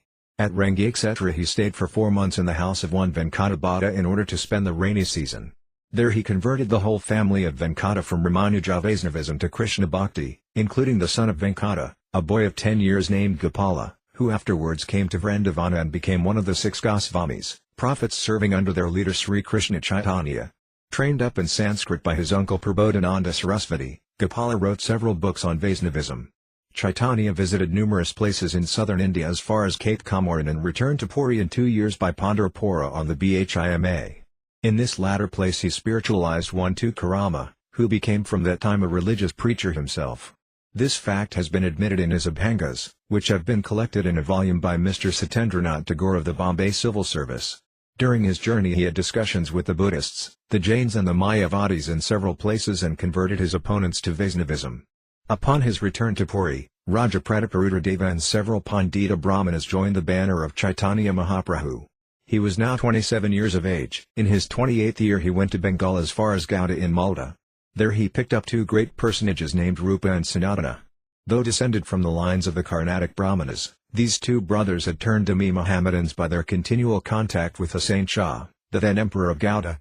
Their names had been changed by the emperor into Dabir Akasa and Sakara Malika, and their master loved them heartily as they were both learned in Persian, Arabic and Sanskrit and were loyal servants of the state. The 2 gentlemen had found no way to come back as regular Hindus and had written to Mahaprabhu while he was at Puri, for spiritual help. Mahaprabhu had written in reply that he would come to them and extricate them out of their spiritual difficulties. Now that he had come to Gouda, both the brothers appeared before him with their long-standing prayer. Mahaprabhu ordered them to go to Vrindavana and meet him there. Caitanya returned to Puri through Sandipura, where he again met his dear mother. After a short stay at Puri he left for Vrindavana. This time he was accompanied by one Balabhadra Bhattacharya. He visited Vrindavana and came down to Prayaga, Allahabad, converting a large number of Mohammedans to Vaisnavism by argument from the Quran. The descendants of those converts are still known as Caitanya Vaisnavas. Rupa Goswami met him at Allahabad. Caitanya trained him up in spirituality in 10 days and directed him to go to Vrindavana on 2 missions. His first mission was to write theological works scientifically explaining pure bhakti and prema. The second mission was to revive the places where Krishnachandra had at the end of Dvapara Yuga exhibited his spiritual lila for the benefit of the religious world. Rupa Goswami left Allahabad for Vrindavana, and Mahaprabhu came down to Benares. There he resided in the house of Kandrasekara and accepted his daily bhiksa, meal, in the house of Tapana Misra. Here it was that Sanatana Goswami joined him and took instruction for 2 months in spiritual matters. The biographers, especially Krishnadasa Kaviraja, have given us details of Chaitanya's teachings to Rupa and Sanatana. Krishnadasa was not a contemporary writer, but he gathered his information from the 6 Goswamis themselves, the direct disciples of Mahaprabhu. Jiva Goswami, who was a nephew of Sanatana and Rupa and who has left us his invaluable work the Sat Sandarbhas, has philosophized on the precepts of his great leader. We have gathered and summarized the precepts of Caitanya from the books of those great writers. While at Benares, Caitanya had an interview with the learned sannyasis of the town in the house of a Maratha Brahmana who had invited all the sannyasis for an entertainment. At this interview, Caitanya showed a miracle which attracted all the sannyasis to him. Then ensued reciprocal conversations. The sannyasis were headed by their most learned leader, Prakasananda Sarasvati. After a short controversy they submitted to Mahaprabhu and admitted that they had been misled by the commentaries of Sankarakarya. It was impossible even for learned scholars to oppose Caitanya for a long time, as there was some spell in him which touched their hearts and made them weep for their spiritual improvement. The sannyasis of Benares soon fell at the feet of Caitanya and asked for his grace, Krpa. Caitanya then preached pure bhakti and instilled into their hearts a spiritual love for Krishna, which obliged them to give up sectarian feelings. The whole population of Benares, on this wonderful conversion of the sannyasis, turned Vaisnava, and they made a massive Sankirtana with their new lord. After sending Sanatana to Vrindavana, Mahaprabhu went to Puri again through the jungles with his comrade Balabhadra. Balabhadra reported that Mahaprabhu showed a good many miracles on his way to Puri, such as making tigers and elephants dance on hearing the name of Krishna. From this time, that is, from his 31st year, Mahaprabhu continually lived in Puri, in the house of Kasi Misra, until his disappearance in his 48th year at the time of Sankirtana in the temple of Dota Gopinatha. During these 18 years, his life was one of settled love and piety. He was surrounded by numerous followers, all of whom were of the highest order of the Vaisnavas and who were distinguished from the common people by their purest character and learning, firm religious principles and spiritual love of Radha Krishna. Svarupa Damodara, who had been known by the name of Purasadamakarya while Mahaprabhu was in Nadia, joined him from Benares and accepted service as his secretary. No production of any poet or philosopher could be laid before Mahaprabhu unless Svarupa had passed it as pure and useful. Raya Ramananda was his second mate. Both he and Svarupa would sing while Mahaprabhu expressed his sentiment on a certain point of worship. Paramananda Puri was his minister in matters of religion. There are hundreds of anecdotes described by his biographers which we do not think it meet here to reproduce. Mahaprabhu slept short. His sentiments carried him far and wide in the firmament of spirituality every day and night, and all his admirers and followers watched him throughout. He worshipped, communicated with his missionaries in Vrindavana, and conversed with those religious men who newly came to visit him. He sang and danced, took no care of himself and oft-times lost himself in religious beatitude. All who came to him believed in him as the all-beautiful God appearing in the netherworld for the benefit of mankind. He loved his mother all along and sent her Mahaprasada now and then with those who went to Nadia. He was most amiable in nature. Humility was personified in him. His sweet appearance gave cheer to all who came in contact with him. He appointed Prabhu Nityananda as the missionary in charge of Bengal. He dispatched 6 disciples, Goswamis, to Vrindavana to preach love in the upcountry. He punished all of his disciples who deviated from a holy life. This he markedly did in the case of Junior Haridasa. He never lacked in giving proper instructions in life to those who solicited them. This was seen in his teachings to Raghunatha Dasa Goswami. His treatment of Haridasa, Sr., showed how he loved spiritual men and how he defied caste distinction in the cause of spiritual brotherhood. Library Teachings of Lord Caitanya. A note about this edition: Srila Prabhupada completed Teachings of Lord Caitanya in 1967, and his Bhaktivedanta Book Trust, then known as ISKCON Press, published it in 1968. In 1974 the BBT published an extensively revised editing with Sanskrit diacritical marks and selected verses from Sri Caitanya Charitamrita, the source book for Teachings of Lord Caitanya. For the present edition, The editors compared the two previous editions. The original manuscript is lost, and restored some of the flavor of the original. In addition, they found that, perhaps owing to Srila Prabhupada's heavily accented English, the uneven quality of his dictated tapes, or the difficult philosophical concepts in some passages of teachings of Lord Caitanya, the original transcribers and editors had occasionally erred. These errors, constituting less than 3% of the total text, have now been corrected, so that an already perfect book has become even more perfect for its increased fidelity to Srila Prabhupada's original words and intended meaning. Library Teachings of Lord Caitanya dedication dedicated to the sacred service of Srila Saksidananda Bhaktivinoda Thakur, who initiated the teachings of Lord Caitanya in the Western world, McGill University, Canada, in 1896, the year of my birth. A. C. Bhaktivedanta Swami. Library Teachings of Lord Caitanya Chapter 1 Teachings to Rupa Goswami. Srila Rupa Goswami, the younger brother of Sanatana Goswami, went to Prayaga, the modern city of Allahabad, with his younger brother Vallabha. When the two brothers heard that Lord Sri Chaitanya Mahaprabhu was staying there, they both became very much pleased and went to see the Lord. At that time the Lord was on his way to visit the temple of Bindu Madhava. On the way to the temple the Lord was chanting and dancing, and thousands of people were following him.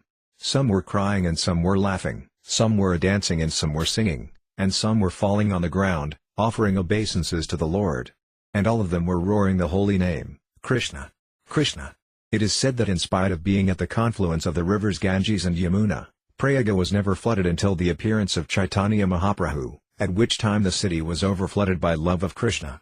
The two brothers, Rupa Goswami and Vallabha, stayed aloof in an uncrowded place and witnessed the great crowd and wonderful scene.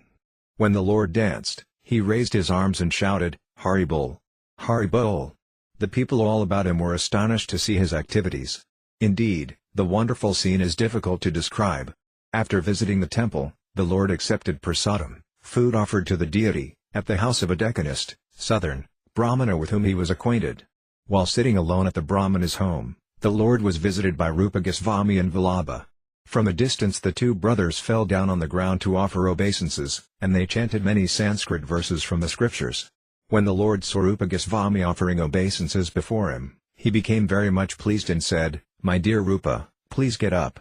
The Lord then informed Rupa Goswami of the causeless mercy of Krishna upon him, for Krishna had just delivered him from the materialistic way of life, which is based simply on pounds, shillings, pence. The Lord accepted the two brothers as his devotees, and he cited a verse from the scriptures stating that the Lord will not accept a Brahmana who has studied the four Vedas if he is not a devotee, but he will accept someone from a very low family if he is a pure devotee.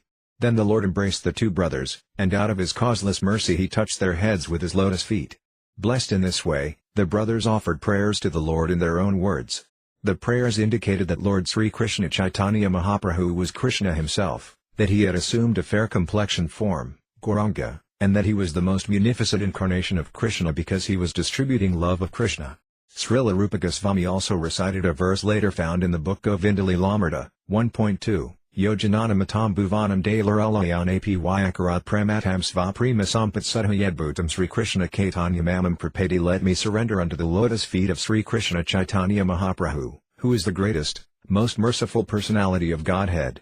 He delivers those who are merged in ignorance and offers them the highest gift, love of Krishna, and thus makes them mad after Krishna consciousness. After this incident, Vallabha invited the Lord to go to the other side of the Ganges, and the Lord went. On this trip Rupa Goswami accompanied the Lord, and, indeed, wherever the Lord went Rupa Goswami would follow him and stay with him. Because the Lord felt inconvenienced in crowded places, he asked Rupa Goswami to accompany him to a place on the banks of the Ganges known as Dasasvamedha Gata. For 10 days he instructed Rupa Goswami about the truth of Krishna, the principles of devotional service, and the transcendental mellows, relationships with Krishna. All of this was described in full detail so that in the future Rupa Goswami could distribute the science of Krishna in his book Bhakti Rasamrita Sindhu.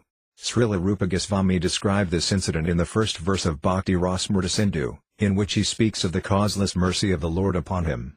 The Supreme Lord is cognizant and all-powerful, and by his causeless mercy he empowers a living entity to receive his mercy.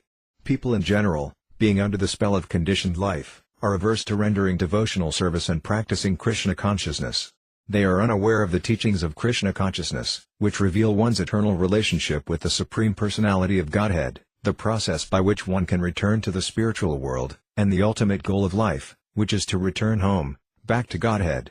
Because these things are unknown to the conditioned soul, Lord Chaitanya, out of his causeless mercy, instructed Rupa Goswami in the principles of devotional service. Later, Rupa Goswami distributed this science to the people in general. In the prologue to the Bhakti Rasamrita Sindhu, 1.1.2, Rupa Goswami describes Lord Chaitanya as follows: Tritiyasya Priranaya Pravartito Ham Viraka Rupa Paitasya Hare Padakamalam Banda Chaitanya Devasaya. I offer my respectful obeisances unto the lotus feet of Lord Caitanya Deva, the Supreme Personality of Godhead, because he has inspired me with the desire in my heart to write something about devotional service. For this reason I am writing this book on the science of devotion, known as the Bhakti Rasamrita Sindhu. Beginning his 10 days of continual instruction to Rupa Goswami, Lord Sri Caitanya Mahaprabhu said, "My dear Rupa, the science of devotional service is just like a great ocean, and so it is not possible to show you its entire length and breadth. But I shall try to explain the nature of that ocean by taking just one drop out of it. In this way you can taste it and understand what that ocean of devotional service actually is." The Lord then explained that within this Brahmanda, or universe, there are innumerable living entities who, according to their own fruit of activities, are transmigrating from one species of life to another and from one planet to another. In this way their engagement in material existence has continued since time immemorial. In actuality, these living entities are atomic parts and parcels of the Supreme Spirit. It is said in the Svetasvatara Upanishad that the length and breadth of the individual soul is 1/10,000th part of the tip of a hair. The atomic magnitude of the living entity is confirmed in the 11th canto of Srimad Bhagavatam, November 16, 2011. And in the 10th canto, 10.87.30, Sanandana Kumara, while performing a great sacrifice, quotes the following statement by the personified Vedas: "O Supreme Truth! If the living entities were not infinitesimal sparks of the Supreme Spirit, each minute spark would be all-pervading and could not be controlled by a superior power. But if the living entity is accepted as a minute part and parcel of the Supreme Lord, one can automatically understand how he is controlled by the Supreme Power. The latter is his actual constitutional position, and if he remains in this position he can attain full freedom. If one mistakenly considers his constitutional position equal to that of the Supreme Personality of Godhead, he becomes contaminated by the doctrine of non-duality and his efforts in transcendental life are rendered ineffective." Lord Chaitanya continued his teachings by pointing out that there are two kinds of living entities, the eternally liberated and the eternally conditioned. The eternally conditioned living entities can be divided into two types, the moving and the non-moving.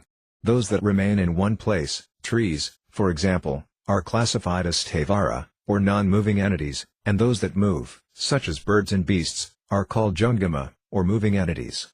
The moving entities are further divided into three categories: those that fly in the sky, those that swim in the water, and those that walk on land. Out of the many millions and trillions of living entities on land, human beings are very few. Out of that small number of human beings, most are totally ignorant of the spiritual science, are unclean in their habits, and have no faith in the existence of the Supreme Personality of Godhead. In short, most human beings live like animals. Therefore these can be deducted from the number of human beings that constitute civilized human society. We can hardly find any human beings who believe in the Vedic scriptures and the existence of God, or even in proper behavior. Those who do believe in these things, and in advancing in spiritual life, are known as Aryans.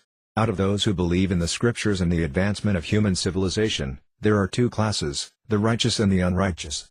Those who are righteous generally execute fruitive activities to derive some good result for sense gratification. Out of many such persons who engage in righteous activities for sense gratification, only a few come to know about the absolute truth. These are called jnanis, empiric philosophers in search of the absolute truth. Out of many hundreds and thousands of such empiric philosophers, only a handful actually attain liberation. When one is liberated, he theoretically understands that the living entity is not composed of material elements but a spirit soul, distinct from matter. Simply by understanding this doctrine, even theoretically, one qualifies as a mukta, or liberated soul. But the actual mukta is he who understands his constitutional position as part and parcel of the Lord and as his eternal servant. Such liberated souls engage with faith and devotion in the service of the Lord, and they are called Krishna Bhaktas, or Krishna-conscious persons. Krishna Bhaktas are free from all material desires. Although those who are theoretically liberated by knowing that the living entity is not material may be classified among liberated souls, they still have desires. Their main desire is to become one with the Supreme Personality of Godhead. Such persons are very much attached to performing Vedic rituals and righteous activities in order to enjoy material prosperity. Even when some of them transcend material enjoyment, they still try to enjoy in the spiritual world by merging into the existence of the Supreme Lord. Some of them also desire to attain mystic powers through the execution of yoga. As long as any of these desires are within a person's heart, he cannot understand the nature of pure devotional service, and on account of constantly being agitated by such desires, he is not peaceful. Indeed, as long as there is any desire for material perfection at all, one cannot be at peace. Since the devotees of Lord Krishna do not desire anything material, they are the only peaceful persons within this material world. This is confirmed in Srimad Bhagavatam 6.14.5, Muktanam api siddhanam narayana parayana sudurlabha prasentatmakotas vapi maham. You know, great sage, out of many millions of liberated persons and persons who have achieved success in mystic yoga, it is very rare to find one who is completely devoted to the Supreme Personality of Godhead and is therefore filled with peace. Lord Caitanya next explained that of the many thousands and millions of living entities wandering in the material world, one who by the grace of Lord Krishna and the spiritual master gets the seat of devotional service is very rare and fortunate. A pious or religious man is generally inclined to worship deities in various temples, but if by chance, even without his knowledge, he offers his obeisances and worshipful respects to Lord Vishnu and receives the favor of a Vaisnava, a devotee of the Lord, at that time he acquires the asset necessary to approach the Supreme Personality of Godhead. This is plainly understood from the history of the great sage Narada, which is related in Srimad Bhagavatam. By serving Vaisnavas in his previous life, Narada was favored by those devotees of the Lord and became the great sage Narada Muni. Vaisnavas are generally very compassionate toward the conditioned souls. Without even being invited, a devotee will go from door to enlighten people, to bring them out of the darkness of nescience by imparting knowledge of the living entity's constitutional position as a servant of Lord Krishna. Such devotees are empowered by the Lord to distribute devotional consciousness, or Krishna consciousness, to the people in general. They are known as authorized spiritual masters, and it is by the mercy of such a spiritual master that a conditioned soul gets the seat of devotional service.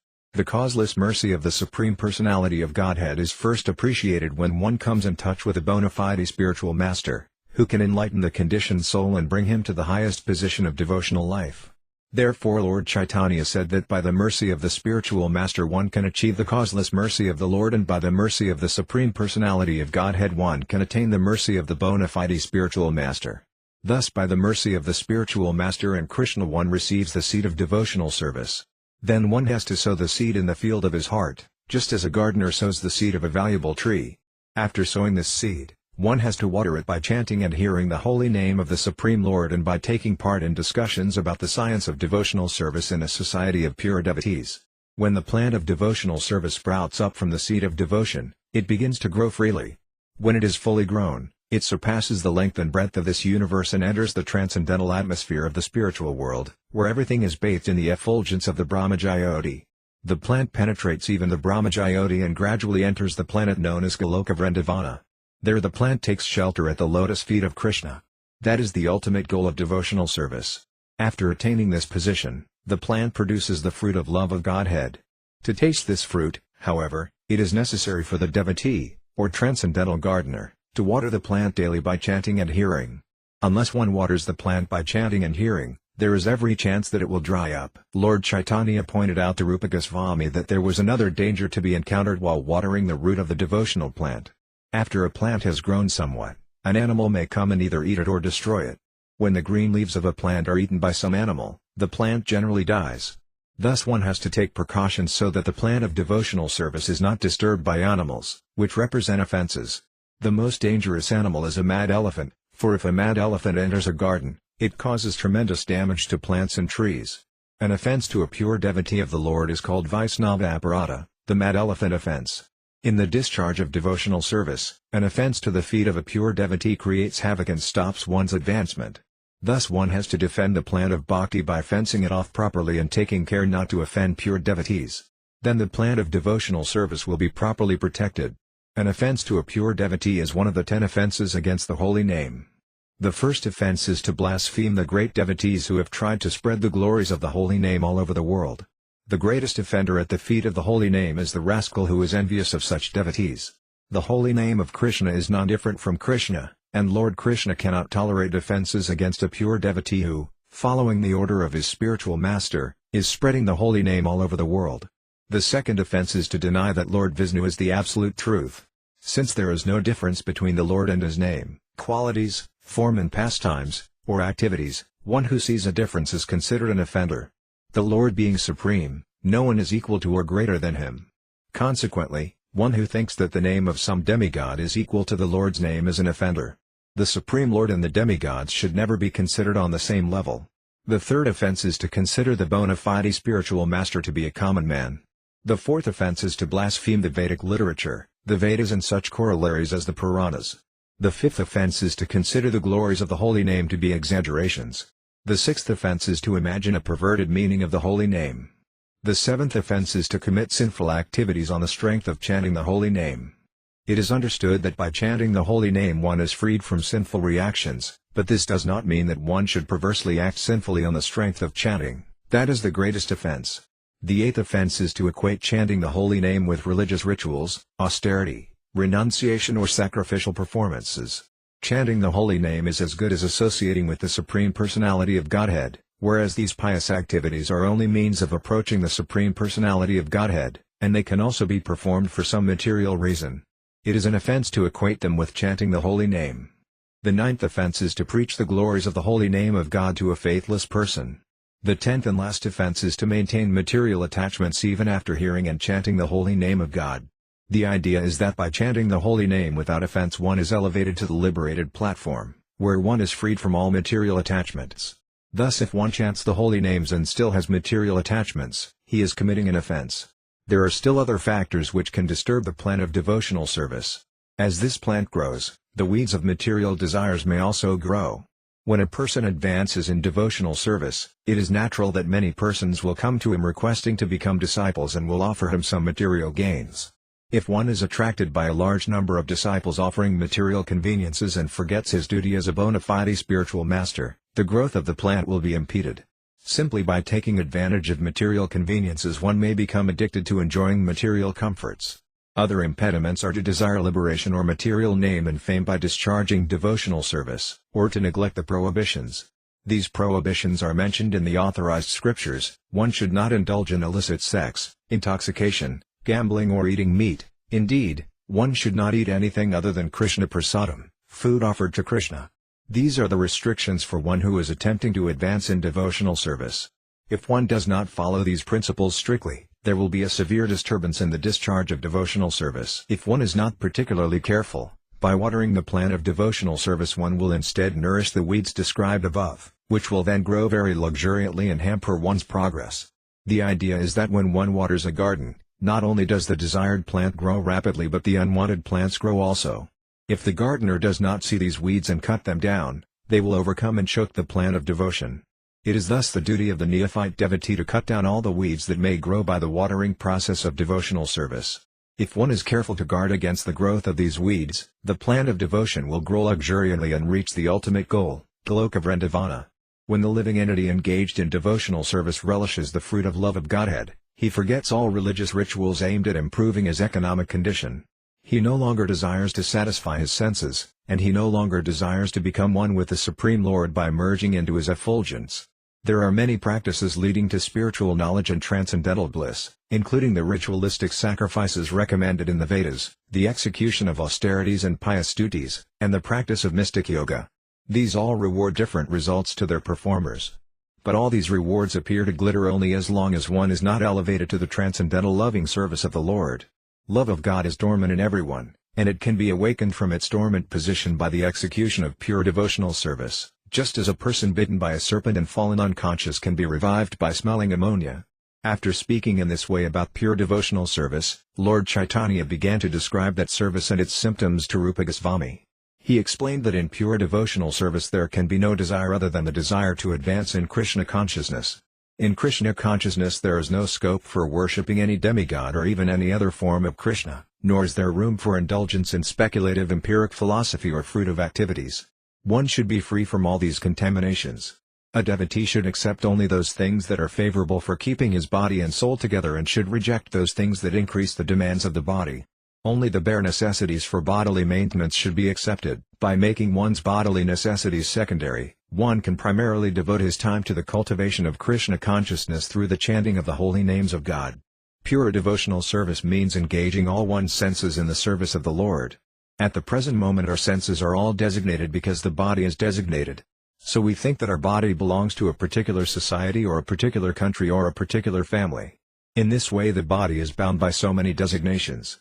Similarly, the senses belong to the body, and when the body is subject to such designations, the senses are also. Thus one engages the senses on behalf of family, society, nation and so on. When the senses are so engaged, one cannot cultivate Krishna consciousness. The senses must be purified, and this is possible when one purely understands that he belongs to Krishna and that his life belongs to Krishna, in other words, that his identity is to be an eternal servant of Krishna. In this way one can engage his senses in the service of the Lord, and such engagement is called pure devotional service. A pure devotee accepts the transcendental loving service of the Lord but rejects all kinds of liberation for his personal sense gratification. This is stated by Lord Kapila in Srimad Bhagavatam, March 29, 2011-14, in his explanation of the nature of pure devotional service. As soon as a pure devotee hears the glories and transcendental qualities of the Supreme Personality of Godhead, who is seated in everyone's heart, his mind at once flows toward the Lord, just as the waters of the Ganges flow down toward the sea. Such spontaneous attraction of the devotee's mind to the service of the Supreme Personality of Godhead signifies pure devotional service. Devotional service is pure when one engages in the service of the Supreme Lord without any selfish motive and without being hampered by any material impediment. The pure devotee does not desire to live on the same planet as the Supreme Lord, nor does he desire the same opulence as the Lord, nor does he desire to have the same form as the Lord, nor to live with him side by side, nor to merge into his existence. Even if the Lord offers the pure devotee such rewards, he rejects them. The point is that a pure devotee is so much absorbed in the transcendental loving service of the Lord that he has no time to think of any benefit beyond his immediate engagement.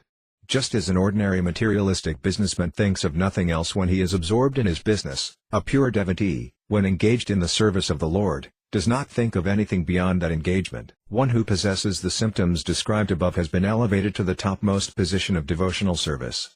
And it is by such transcendental loving service alone that one can surpass the influence of Maya and relish pure love of Godhead.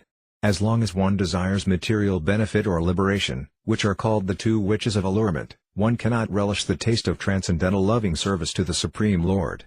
There are three stages of devotional service. The first is the beginning stage of cultivation, the second is the realization of service, and the third, the supreme stage, is the attainment of love of Godhead. There are 9 different methods of cultivating devotional service: hearing, chanting, remembering, etc., and all these processes are employed by the neophyte in the first stage. If one is engaged in chanting and hearing with devotion and faith, his material misgivings gradually become vanquished. As his faith in devotional service increases more and more, he becomes assured of a higher perfectional position. In this way one becomes firmly fixed in devotional service, increases his taste for it, becomes attached to it, and feels ecstasy, the preliminary stage of love of Godhead. Attainment of ecstasy is produced by executing this process of cultivating devotional service. When one continues the process of hearing and chanting, attachment to Krishna gradually thickens and at last is called love of Godhead. In the stage of transcendental love of God there are further developments, known as transcendental affection, emotion, ecstasy, and extreme and intense attachment. These are technically known by the terms raga, anuraga, bhava and mahabhava. The progress from one stage to another is like the thickening of sugarcane juice. In the first stage sugarcane juice is a thin liquid. When, by evaporation, it becomes thicker and thicker, it turns into molasses. Then it turns into granules of sugar, then rock candy, and so on. Just as sugarcane juice progresses from one stage to another, similarly transcendental love for the Supreme Lord develops by stages. When one actually becomes situated on the transcendental platform, he becomes steady. Unless one is so situated, his position is not steady and he may fall down. When one is actually situated transcendentally, there is no fear of falling down. This stage is technically called sthai bhava. There are further developments within this stage, known as vibhava, anubhava, sattvika and vyabhikari. When these 4 ingredients are added to the steadfast position of pure transcendental life, there is actually an exchange of rasa, or transcendental mellows, with the Supreme Lord. This exchange and loving reciprocation between the lover and the beloved is generally called Krishna Bhakti Rasa, the transcendental taste of exchanging loving sentiments between the devotee and the Supreme Personality of Godhead. It should be noted, however, that the transcendental loving exchanges stand on the steadfast position of sthai bhava, as explained above. The basic principle of Vibhava is Sthai-bhava, and all other activities are auxiliary for the development of transcendental love. The ecstasy of transcendental love has two components, the context and the cause of the excitement. The context is also divided into two parts, the subject and the object. The exchange of devotional service is the subject, and Krishna is the object. His transcendental qualities are the causes of excitement. This means that a devotee who becomes enamored by the transcendental qualities of Krishna becomes excited to serve him. The impersonal, Mayavadi, philosophers say that the absolute truth is nirguna, without qualities, but the Vaisnava philosophers say that the absolute truth is described as nirguna because he has no material qualities. This is not to say that he has no spiritual qualities. Indeed, the Lord's spiritual qualities are so great and so enchanting that even liberated persons become attracted to him. This is explained in the Atmarama verse of Srimad Bhagavatam, January 7, 2010, where it is said that those who are already situated on the platform of self-realization are attracted by the transcendental qualities of Krishna. This means that Krishna's qualities are not material but are pure and transcendental. The highest stage of ecstasy is characterized by the following 13 transcendental activities: 1. Dancing, 2. Rolling on the floor, 3. Singing, 4. Clapping, 5. Stretching the body, 6. Thundering, 7. Yawning, 8. Breathing heavily, 9. Forgetting social conventions, 10. Drooling, 11. Laughing, 12. Shaking the head and 13. Hiccuping. All these symptoms are not awakened simultaneously, they appear according to the exchange of transcendental mellows. Sometimes one symptom is prominent, and at another time another is prominent. There are 5 transcendental rasas, or mellows.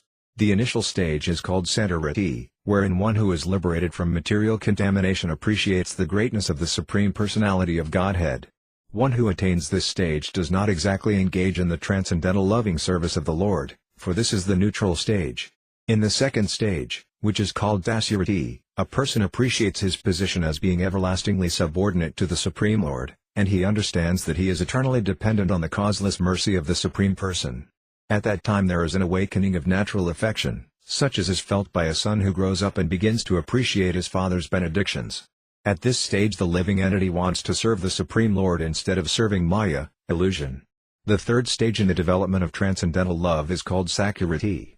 In this stage one associates with the Supreme as a friend on an equal level, with love and respect.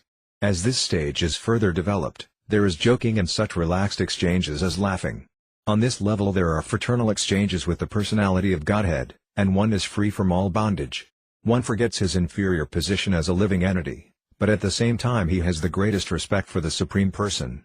In the fourth stage, called Vatsalyarati, the fraternal affection of the preceding stage develops into parental affection. At this time the living entity acts as the parent of God. Instead of worshipping the Lord, the living entity, as a parent of the Supreme Person, becomes an object of worship for him. At this stage the Lord depends on the mercy of his pure devotee and puts himself under the control of the devotee to be raised nicely. Such a devotee can embrace the Supreme Lord and even kiss his head. In the fifth stage, called Madhurati, there is a transcendental exchange of conjugal love between the lover and the beloved. It is at this stage that Krishna and the damsels of Vraya glance lovingly at one another, for on this platform there is an exchange of glances, movements of the eyebrows, pleasant words, attractive smiles, etc. Besides these 5 primary rasas there are 7 secondary rasas, which consist of laughing, wonder, chivalry, pity, anger, ghastliness and devastation. For example, Bhisma related to Krishna as a warrior in the chivalrous rasa. Hiranyakasipu, however, experienced an exchange of the ghastly and devastating rasas. The 5 primary rasas constantly remain within the heart of the pure devotee, and the 7 secondary rasas sometimes appear and disappear to enrich the flavors and tastes of the primary ones. After enriching the primary rasas, they disappear. Examples of Santabhaktas, or devotees in the neutral stage, are the sages known as the 9 Yogandras, namely, Kavi, Havi, Anariksa, Prabhuda, Pipalayana, Avarotra, Dravida, Dramila, Kamasa and Karabayana. The 4 Kumaras, Sanaka, Sanandana, Sanatkumara and Sanatana, are also examples of this stage. Examples of devotees in the second stage, servitorship, are Raktaka, Citraka, and Patraka. These are all servants of Krishna in Gokula. In Dvaraka there is Daruka, and in the Vaikuntha planets there are Hanuman and others. Devotees in the third stage, friendship, include Sridama and Vrandavana and Bhima and Arjuna in Dvaraka or on the battlefield of Kuru etc. As for those relating to Krishna in parental love, they include his mother, father, uncle and similar relatives. In conjugal love there are the damsels of Raya, Vrindavana, the queens in Dwarka, and the goddesses of fortune in Vaikuntha. No one can count the vast number of devotees in this rasa. In general, attachment to Krishna is of two kinds. The first kind is attachment with awe and veneration. Characterized by a lack of freedom, such attachment is exhibited in Mathura and on the Vaikuntha planets. In these abodes of the Lord, the flavor of transcendental loving service is restricted. But in Gokula, Vrindavana, love is freely exchanged, and although the cowherd boys and damsels of Vrindavana know that Krishna is the Supreme Personality of Godhead, they do not show awe and veneration, because of the great intimacy of their relationship with him through thick and thin. In the five principal transcendental relationships, awe and veneration are sometimes impediments to one's service to the Lord. When there is friendship, parental affection or conjugal love, such awe and veneration are impediments. For example, when Krishna appeared as the son of Vasudeva and Devaki, they prayed to the Lord with awe and veneration because they understood that the Supreme Lord Krishna or Vishnu had appeared before them as their little child. This is confirmed in Srimad Bhagavatam 10.44.51. Devaki and Vasudeva, knowing their son to be the Supreme Personality of Godhead, began to pray to him although he was present before them as their child. Similarly, when Arjuna saw the universal form of the Lord, he was so afraid that he begged pardon for his dealings with Krishna as an intimate friend. As a friend, Arjuna often behaved unceremoniously with the Lord, and upon seeing the awesome universal form, Arjuna said, Sakhati matva prasabam yadyuktam hi Krishna hi yadavahi sakhati janatamahi manam tavadam maya pramadat pranayinarvapi. My dear Krishna, sometimes I insulted you by calling you my dear friend Krishna without knowing the greatness of your inconceivable power. Please forgive me. I was mad to address you like a common friend or a common man. Bhagavad Gita 11.41. Similarly, when Krishna was playing jokes on Rukmini, she feared that he might leave her and became so perturbed that she dropped the fan with which she was fanning him and fainted. Her hair scattered as she fell unconscious to the floor, like a plantain tree blown down by a blast of wind. But as far as Yasoda, Krishna's mother and Vrindavana, is concerned, Srimad Bhagavatam October 8, 1945 states, Triakopanisad Ca Sankhya Yogisa Ca Sadvidaya Pajyamana Mahatmyam Haram Samanya Tatmacham. Mother Yasoda thought that the personality of Godhead, who is worshipped by all the Vedas and Upanishads, as well as by the Sankhya system of philosophy and all authorized scriptures, had been born from her womb. It is also stated in Srimad Bhagavatam, October 9, 2014, that Mother Yasoda bound the child Krishna with a rope as if he were an ordinary son born of her body. Another description of Krishna as being treated as an ordinary person appears in Srimad Bhagavatam October 18, 2024. There it is stated that when Krishna was defeated in games with his friends, the cowherd boys, he had to carry Sridama on his shoulders. Regarding the Gopas dealings with Sri Krishna in Vrindavana, Srimad Bhagavatam October 30, 1936-38 describes how when Sri Krishna took Srimati Radhika alone from the Rasa dance, she proudly thought, My dear Lord Krishna has left the other Gopas, although they are as beautiful as I am, and he is satisfied with me alone. In the forest she told Krishna, My dear Krishna, I am unable to move any more. Now if you like you can take me wherever you desire. Krishna replied, You can climb on my shoulder, but as soon as he said this he disappeared, whereupon Srimati Radhika repented very much. When Krishna disappeared from the scene of the Rasa dance, all the Gopas began to lament, saying, Dear Krishna, we have come here and left aside our husbands, sons, relatives, brothers and friends. Neglecting their advice, we have come to you, and you know very well the reason for our coming here. You know that we have come because we are captivated by the sweet sound of your flute. But you are so cunning that in the dead of night you have left girls and women like us. This is not very good of you. The word sama means controlling the mind and keeping it from being diverted in various ways while fixing it on the Supreme Personality of Godhead. In other words, one whose mind is fixed on the Supreme Lord is situated on the Sama platform. On that platform the devotee understands that Krishna is the basic principle of everything within our experience. This is explained in the Bhagavad Gita 7.19, After many births of cultivating knowledge, one who has attained real knowledge surrenders unto Vasudeva, Krishna, because he can understand that Krishna is present in everything, that he is distributed all over the cosmic manifestation. Although everything is under the control of the Supreme Lord and is situated in his energy, everything is nonetheless different from Krishna in his personal form. It is stated in the Bhakti Rasamrita Sindhu that the platform of Sama, on which one understands that Krishna is the basic principle of everything, is the same as Sadarati. Unless one is elevated to the platform of Sandarati, one cannot be fixed in knowledge of the greatness of Krishna or of the diffusion of his different energies, which are the cause of all manifestations. This same point is explained in Srimad Bhagavatam, November 19, 1936, Samo man nisata buddha dhamma indriya samyama titik sadaka samarsojiva pastha jayodrish sama, equilibrium of mind, is achieved by one who has concluded that the Supreme Personality of Godhead is the original source of everything. And when one can control his senses, that is called sama. When one is ready to tolerate all kinds of sufferings to control the senses and keep the mind steady, that is called titiksa, or tolerance. And when one can control the urges of the tongue and genitals, that is called drish. One who has attained drish is adhira, a pacified person. A pacified person is never disturbed by the urges of the tongue and genitals. One who can fix his mind on Krishna without deviation attains Santarasa, the steadfast position in Krishna consciousness. One in Santarasa exhibits two main qualities, unflinching faith in Krishna, and the cessation of all material desires. These specific characteristics of Santarasa, unflinching faith in Krishna and cessation of all desires not connected with Krishna, are common to all other rasas as well, just as sound is present not only in sky, where it is produced, but also in all the other elements, air, fire, water and earth. So these two characteristics of Santarasa are also present in Dasya Rasa, servitorship, Sakya Rasa, fraternity, Vatsalya Rasa, parental affection, and Madhura Rasa, conjugal love. When we speak of desires not connected with Krishna, or non-Krishna, this does not mean that anything exists without Krishna. Actually there cannot be anything non-Krishna because everything is a product of the energy of Krishna. Since Krishna and his energies are identical, everything is Krishna indirectly. For example, consciousness is common to every living entity, but when consciousness is centered solely on Krishna, Krishna consciousness, it is pure, and when consciousness is centered on something other than Krishna, or when it is directed to sense gratification, it may be called non-Krishna consciousness. Thus it is in the polluted state that the conception of non-Krishna comes. In the pure state, however, there is nothing but Krishna consciousness. Active interest in Krishna, the understanding that Krishna is mine and that I am Krishna's and that my business is therefore to satisfy the senses of Krishna, is typical of a higher stage than the neutrality of Santarasa.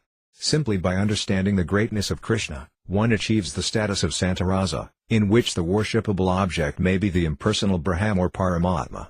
Worship of the impersonal Brahman and the Paramatma is conducted by those engaged in empiric philosophical speculation and mystic yoga.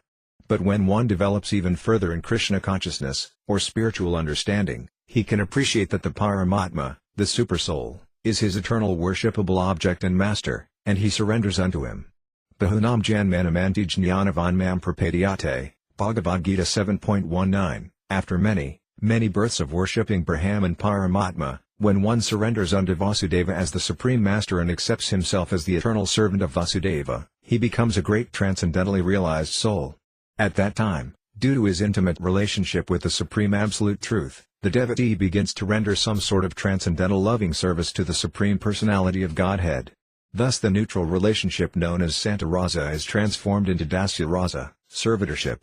On the platform of Dasya Rasa one exhibits the greatest quantity of awe and veneration for the Supreme Lord. That is, in Dasya Rasa one appreciates the greatness of the Supreme Lord. It should be noted here that on the platform of Santarasa there is no spiritual activity but on the platform of Dasya Rasa service begins. Thus in Dasya Rasa the quality of Santarasa is exhibited, and, in addition, there is consciousness of the transcendental taste of service.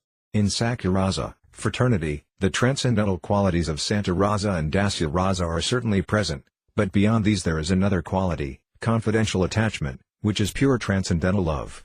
This confidential attachment for the Supreme Personality is technically known as Visrima.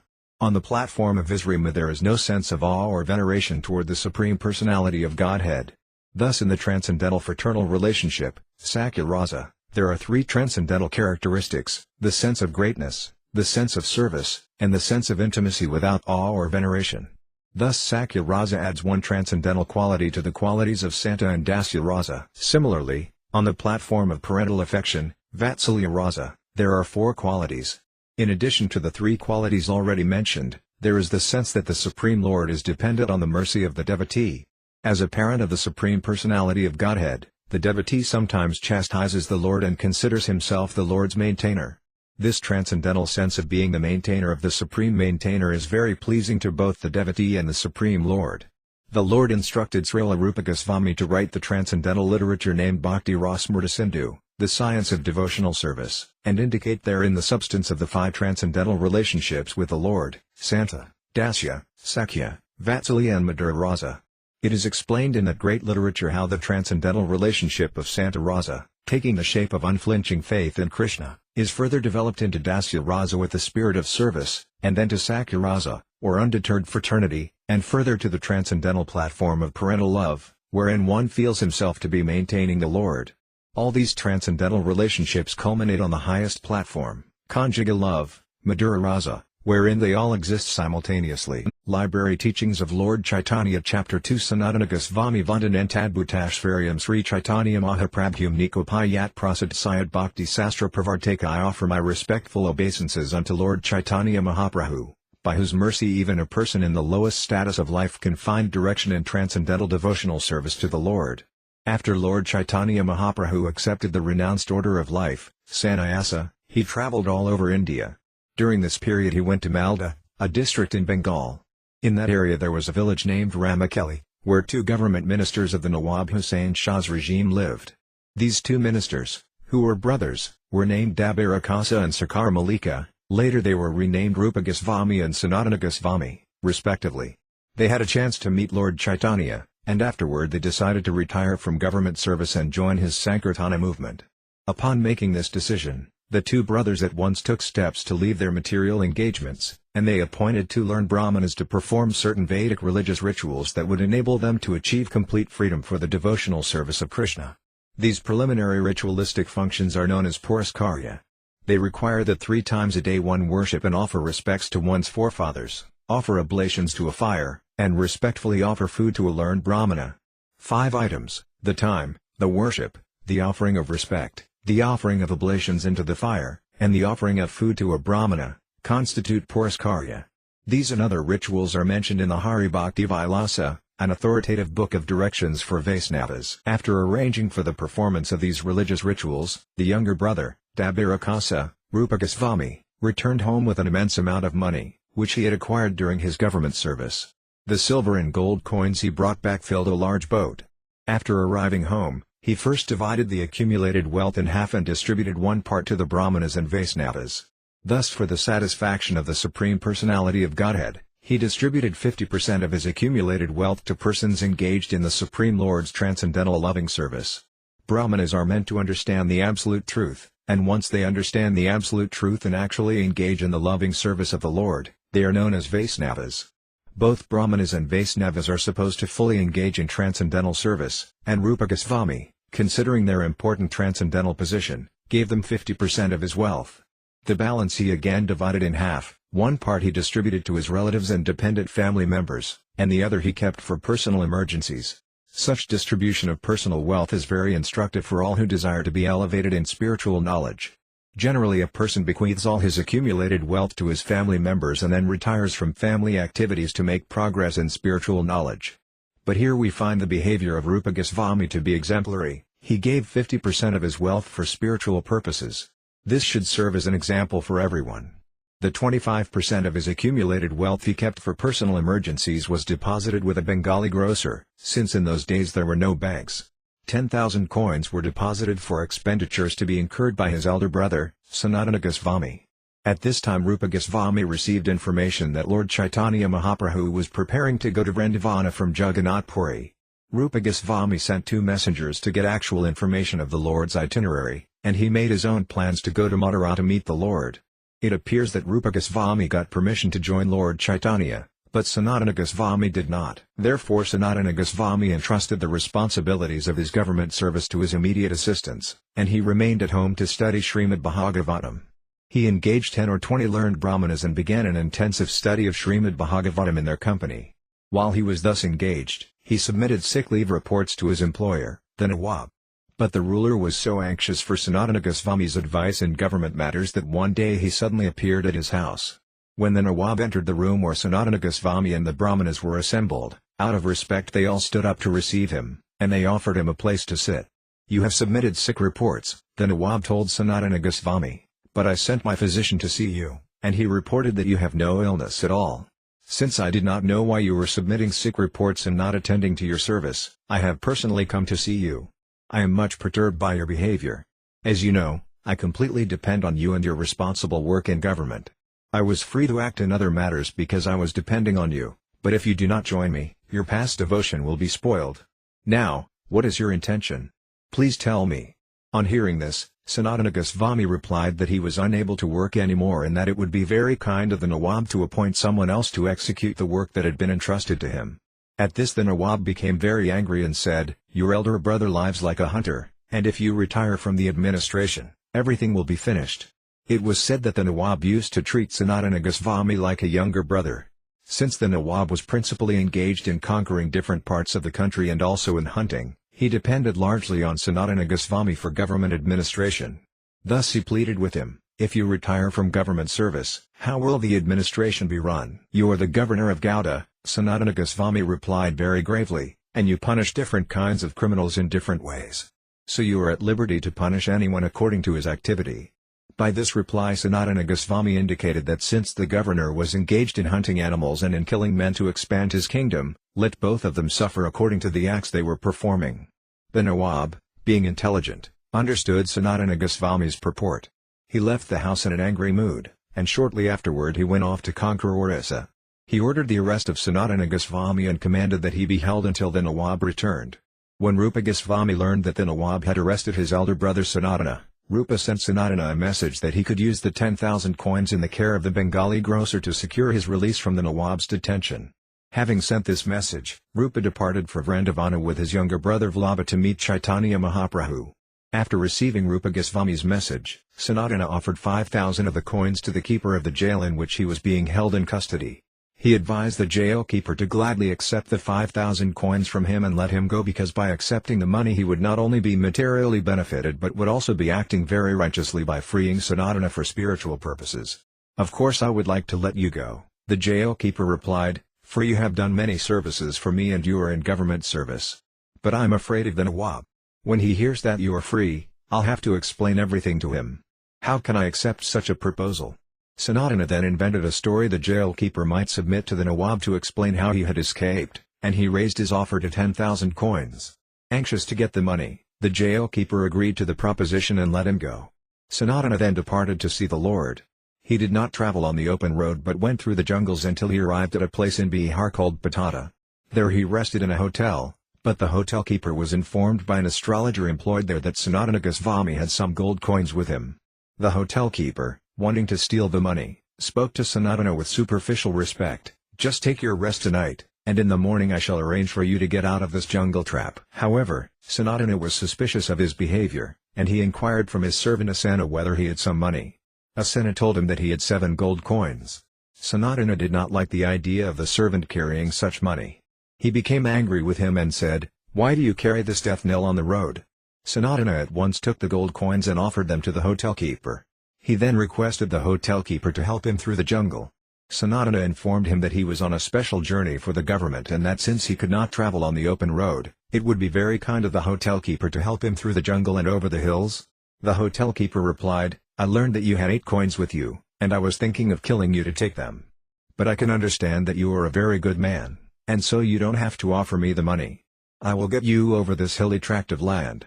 If you don't accept these coins, then someone else will take them from me." Sanatana replied, "Someone will kill me for them, so it is better that you take them. I offer them to you." The hotel keeper then gave him full assistance, and that very night he helped him get past the hills. When Sanatana emerged from the hills, he requested his servant to go home with the 1 coin he still had with him, for Sanatana decided he would go on alone. After the departure of his servant, Sanatana felt completely free. With torn clothing and with a water pot in his hand, he proceeded toward Lord Caitanya Mahaprabhu. On the way he met his rich brother-in-law, who was also in the government service and who offered him an excellent blanket, which Sanatana accepted at his special request.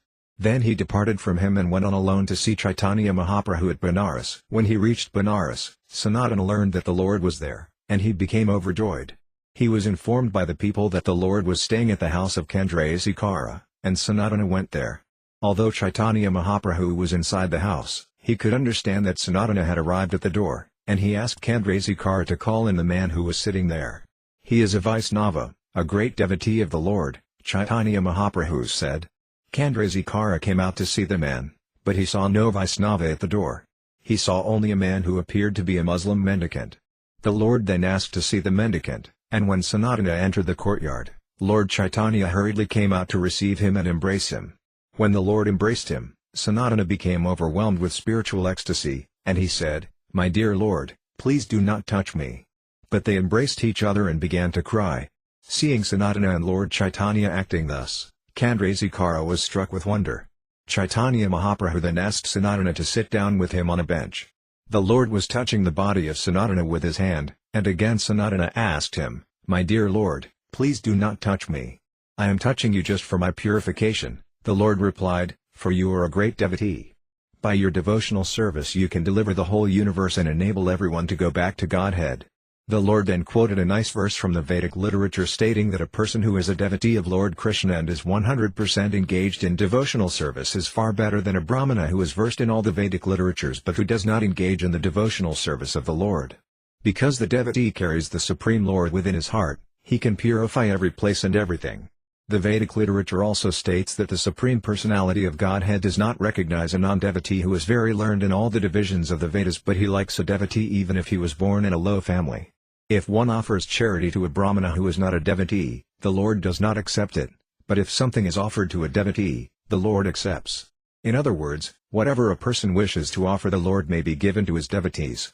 Caitanya Mahaprabhu also quoted Srimad Bhagavatam to the effect that even if a Brahmana was born in a high family and is qualified with the 12 Brahminical qualities, he is lower than the lowest of the low if he is not a devotee of the Supreme Lord. Although a devotee may have been born in a Khandala, dog-eater, family, by devotional service he can purify his whole family for 100 generations, past and future, whereas a proud Brahmana cannot purify even himself.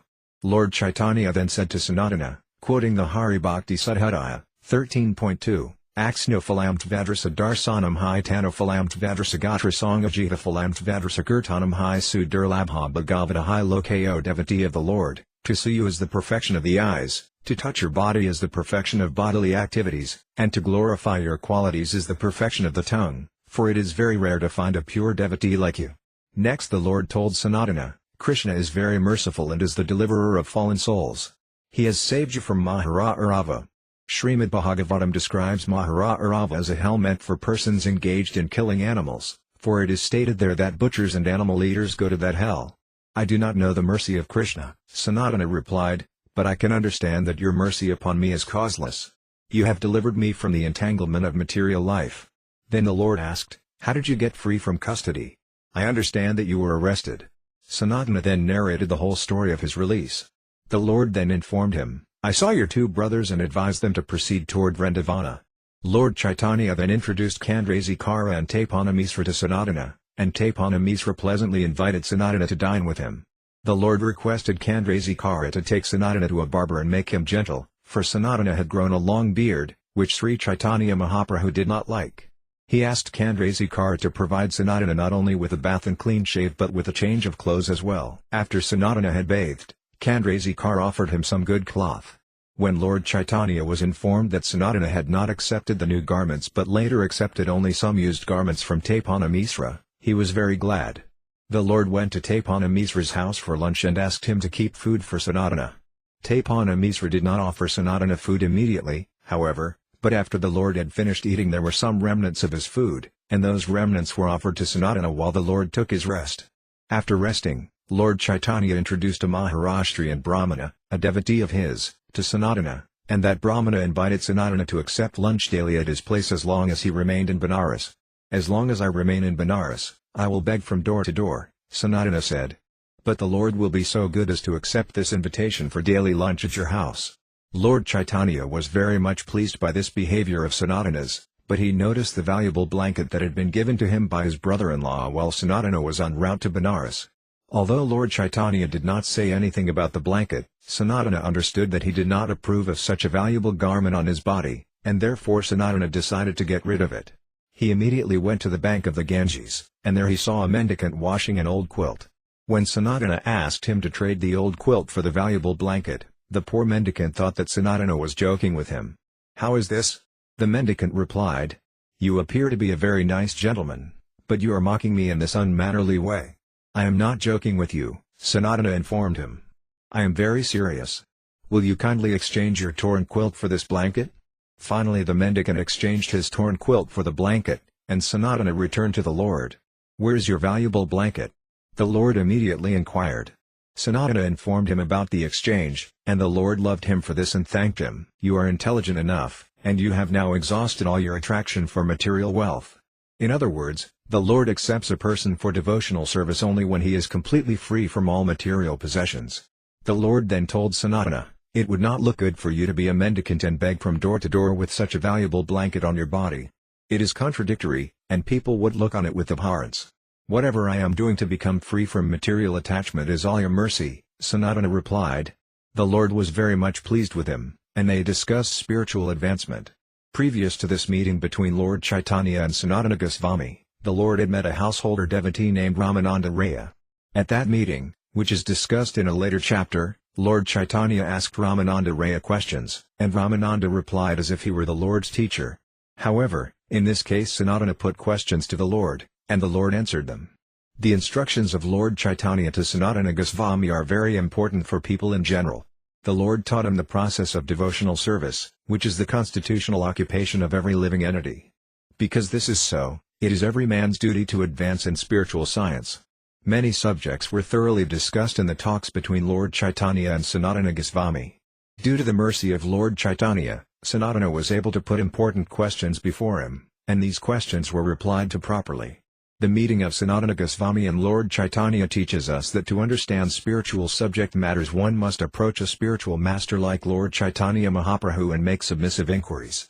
This is confirmed in the instructions of the Bhagavad Gita, 4.34, where Lord Krishna says that one should approach a man of authority and learn the spiritual science from him. Library Teachings of Lord Chaitanya Chapter 3 Teachings to Sanatana Goswami. From the instructions of Lord Chaitanya to Sanatana Goswami we can understand the science of God as it relates to God's transcendental form, His opulences, and His devotional service. Indeed, everything will be explained to Sanatana Goswami by the Lord Himself. First Sanatana fell at the feet of the Lord and with great humility asked about his own real identity. "I was born in a lower family," Sanatana said, "my associations are all abominable, and I am fallen, the most wretched of mankind. I was suffering in the dark well of material enjoyment, and I never learned the actual goal of my life. Indeed, I do not even know what is beneficial for me. Although in the mundane sphere I am what is known as a greatly learned man, I am in fact such a fool that I also think I am learned. You have accepted me as your servant, and you have delivered me from the entanglement of material life. Now please tell me what my duty is in this liberated state." From this plea we can understand that liberation is not the final word in perfection. There must be activities in liberation. Sanatana clearly says, "You have saved me from the entanglement of material existence. Now, after liberation, what is my duty? Kindly explain it to me." Sanatana further inquired, "Who am I? Why are the threefold miseries always giving me trouble? And finally, please tell me how I can be relieved from this material entanglement. I do not know how to question you about advancement in spiritual life, but I beg that you kindly, mercifully, let me know everything I should know." This is the process of accepting a spiritual master. One should approach a spiritual master, humbly submit to him and then inquire from him about one's spiritual progress. The Lord was pleased by Sanatana's submissive behavior, and he replied, "You have already been blessed by Lord Krishna, and therefore you know everything and are free from all the miseries of material existence. Yet even though due to your Krishna consciousness you have naturally achieved the grace of Krishna and are thus already conversant with everything, because you are a humble devotee you are asking me to confirm what you have already realized. This is very nice. These are the characteristics of a true devotee." In the Naradiya Purana it is said that by the grace of the Lord one who is very serious about developing Krishna consciousness has his desire to understand Krishna fulfilled very soon. "You are a suitable person to protect the devotional service of the Lord," Caitanya Mahaprabhu continued. "Therefore it is my duty to instruct you in the science of God, and I will explain everything to you, step by step. It is the duty of a disciple to inquire about his constitutional position when approaching a spiritual master. In conformity to that spiritual process, Sanatana has already asked, "What am I, and why am I suffering from the threefold miseries?" The threefold miseries are called Adhyatmika, Adibhautika and Adhidavika. The word Adhyatmika refers to those miseries caused by the body and mind. Sometimes the living entity suffers physically, and sometimes he is distressed mentally. Both are Adhyatmika miseries. We experience these miseries even in the womb of our mother. In general, there are many types of miseries that take advantage of the delicate human body and give us pain. Miseries inflicted by other living entities are called adibhatika. For example, bedbugs can make us miserable while we are sleeping. Cockroaches can also sometimes give us pain, and there are other living entities born on different planets who can cause us misery. As far as the adhidavika miseries are concerned, these originate with the demigods of the higher planets. For instance, we sometimes suffer from severe cold weather, from thunderbolts, or from earthquakes, tornadoes, droughts or other natural disasters. In any case, we are always suffering from one or more of these three kinds of miseries. Sanatana's inquiry was therefore an intelligent one. What is the position of the living entities? He asked. Why are they always undergoing these three kinds of miseries? Sanatana had admitted his weakness, although he was known by the masses of people as a greatly learned man, and he actually was a highly learned Sanskrit scholar, and although he accepted this designation, he did not know what his constitutional position was or why he was subjected to the threefold miseries. Approaching a spiritual master is not just a fashion but is a necessity for one who is seriously conscious of the material miseries and who wants to be free of them. It is the duty of such a person to approach a spiritual master. In this regard, we should note Arjuna's similar circumstances in the Bhagavad Gita. When he was perplexed by so many problems involving whether to fight or not, he accepted Lord Krishna as his spiritual master. As with Lord Chaitanya's instructing Sanatana Goswami, the Bhagavad Gita is also a case of the supreme spiritual master instructing his disciple about the constitutional position of the living entity. In the Bhagavad Gita we are informed that the constitutional nature of the individual entity is spirit soul. He is not matter. As spirit soul, he is part and parcel of the Supreme Soul, the Absolute Truth, the personality of Godhead. We also learn that it is the duty of the spirit soul to surrender to the Supreme Soul, for only then can he be happy. The last instruction of the Bhagavad Gita is that the spirit soul should surrender completely unto the Supreme Soul, Krishna, and in that way realize happiness. Here also, Lord Chaitanya, answering the questions of Sanatana, repeats the same truth. There is a difference, however. Here Lord Chaitanya does not give the information about the spirit soul that is already described in the Bhagavad Gita. Rather, he begins from the point where Krishna ended his instruction. It is accepted by great devotees that Lord Chaitanya is Krishna himself, and, as such, he begins his instruction to Sanatana from the point where he ended his instructions to Arjuna in the Gita. Your constitutional position is that you are pure living soul, the Lord told Sanatana. Your material body is not your real self, nor is your mind your real identity, nor your intelligence, nor your false ego. Your identity is that of an eternal servitor of the Supreme Lord, Krishna. Your position is that you are transcendental. The superior energy of Krishna is spiritual in constitution, and the inferior, external energy is material. Since you are between the material energy and the spiritual energy, your position is marginal. Belonging to the marginal potency of Krishna, you are simultaneously one with and different from him. Because you are spirit, you are not different from Krishna. But because you are only a minute particle of Krishna, you are different from him. This simultaneous oneness and difference always exists in the relationship between the living entities and the Supreme Lord. From the fact that the living entities are always in the marginal position, this conception of simultaneously one and different can be understood. The living entity is just like a molecular particle of sunshine, whereas Krishna is like the blazing sun itself. Lord Chaitanya also compared the living entities to sparks in a fire, and the Supreme Lord to the blazing fire itself. In this connection the Lord cited a verse from the Vishnu Purana, January 22, 1953, Ekadesa Sitasiyana Yotsna Vistarini Yada Parasa Brahmanasaktis Tathidam Akilam Jagat. Everything manifested within this cosmic world is but the energy of the Supreme Lord. As fire situated in one place spreads its illumination and heat all around, so the Lord, although situated in one place in the spiritual world, manifests his different energies everywhere. Indeed, the whole cosmic creation is but a manifestation of his various energies. Lord Chaitanya continued citing the Vishnu Purana, June 7, 1961, the Supreme Lord's original energy is transcendental and spiritual, and the living entities are part and parcel of that energy. There is a third energy, however, called the material energy, which is covered by the cloud of ignorance. This energy, which is material nature, is divided into three modes, or gunas, goodness, passion and ignorance. Lord Chaitanya then quoted another verse from the Vishnu Purana, 1.3.2, to the effect that all inconceivable energies reside in the Supreme Personality of Godhead and that the whole cosmic manifestation acts due to those energies. The Lord also said that the living entity is known as the Kshetrajna, or the knower of the field of activities. This is confirmed in the 13th chapter of the Bhagavad Gita, where Krishna describes the body as the field of activities and the living entity as the Kshetrajna, the knower of that field. Although the living entity is constitutionally conversant with the spiritual energy, or has the potency to understand it, he is covered by the material energy and consequently believes himself to be the body. This false identification is called false ego. Deluded by the false ego, the bewildered living entity in material existence passes through different bodies and suffers various kinds of miseries. Knowledge of the living entity's true position is possessed to different extents by different types of living entities. In other words, it is to be understood that the living entity is part and parcel of the spiritual energy of the Supreme Lord. Because the material energy is inferior, man has the ability to get free from the covering of this material energy and utilize the spiritual energy.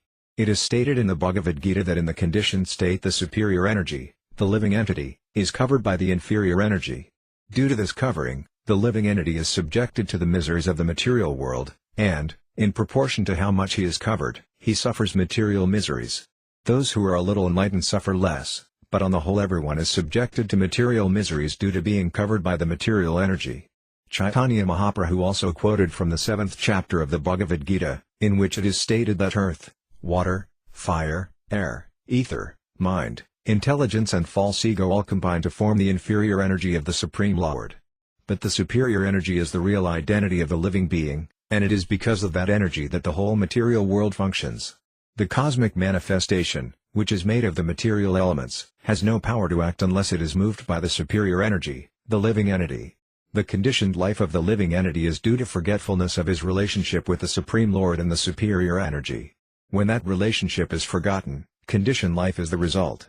Only when a man revives his real identity as the eternal servitor to the Lord does he become liberated. Library Teachings of Lord Caitanya Chapter 4 The Wise Man. Since no one can trace the history of the living entity's entanglement in material energy, Lord Caitanya said that it is beginningless. By beginningless he meant that conditioned life exists prior to the creation, it simply becomes manifest during and after the creation. Due to forgetfulness of his real nature, the living entity, although spirit, suffers all kinds of miseries in material existence. It should be understood that there are also living entities who are not entangled in this material energy but are situated in the spiritual world. They are called liberated souls and are always engaged in Krishna consciousness, devotional service. The activities of those who are conditioned by material nature are taken into account, and in their next life, according to these activities, they are offered different grades of material bodies. Thus in the material world the conditioned spirit soul is subjected to various rewards and punishments. When he is rewarded for his righteous activities, he is elevated to the higher planets, where he becomes one of the many demigods, and when he is punished for his abominable activities, he is thrown into various hellish planets, where he suffers the miseries of material existence more acutely. Caitanya Mahaprabhu gives a very nice example of this punishment. Formerly a king used to punish a criminal by having him dunked in a river, raised up again for breath, and then again dunked in the water. Material nature punishes and rewards the individual living entity in just the same way. When he is punished, he is dunked in the water of material miseries, and when he is rewarded, he is taken out of it for some time. Elevation to the higher planets or to a higher status of life on this planet is never permanent. One must again come down to be submerged in the water. All this is constantly going on in this material existence. Sometimes one is elevated to higher planetary systems, and sometimes one is thrown into the hellish condition of material life. In this regard Caitanya Mahaprabhu recited a nice verse from Srimad Bhagavatam, November 2, 1937, that is part of the instructions of Narada Muni to Vasudeva, the father of Krishna. Bayam divishya bhayanivsata sayadisadapatasya vipareyo smrshtan maya yada buddha abhajatam bhakti ayakazam guru devatatma. In this verse, which Narada Muni quotes from the instructions that the 9 Yogandras imparted to Maharaja Nimi, Maya is defined as forgetfulness of one's relationship with Krishna. Actually, Maya means that which is not. Thus it is false to think that the living entity has no connection with the Supreme Lord. He may not believe in the existence of God, or he may think he has no relationship with God, but these ideas are all illusions, or Maya. Due to absorption in this false conception of life, a man is always fearful and full of anxieties. In other words, Maya is the godless concept of life. One who is actually learned in the Vedic literature surrenders unto the Supreme Lord with great devotion and accepts him as the supreme goal. When a living entity forgets the constitutional nature of his relationship with God, he is at once overwhelmed by the external energy. This is the cause of his false ego, his false identification of the body with the self. Indeed, His whole conception of the material universe arises from this false identification with the body, for he becomes attached to the body and its byproducts. To escape this entanglement, he has only to perform his duty, namely, to surrender unto the Supreme Lord with intelligence, with devotion and with sincere Krishna consciousness.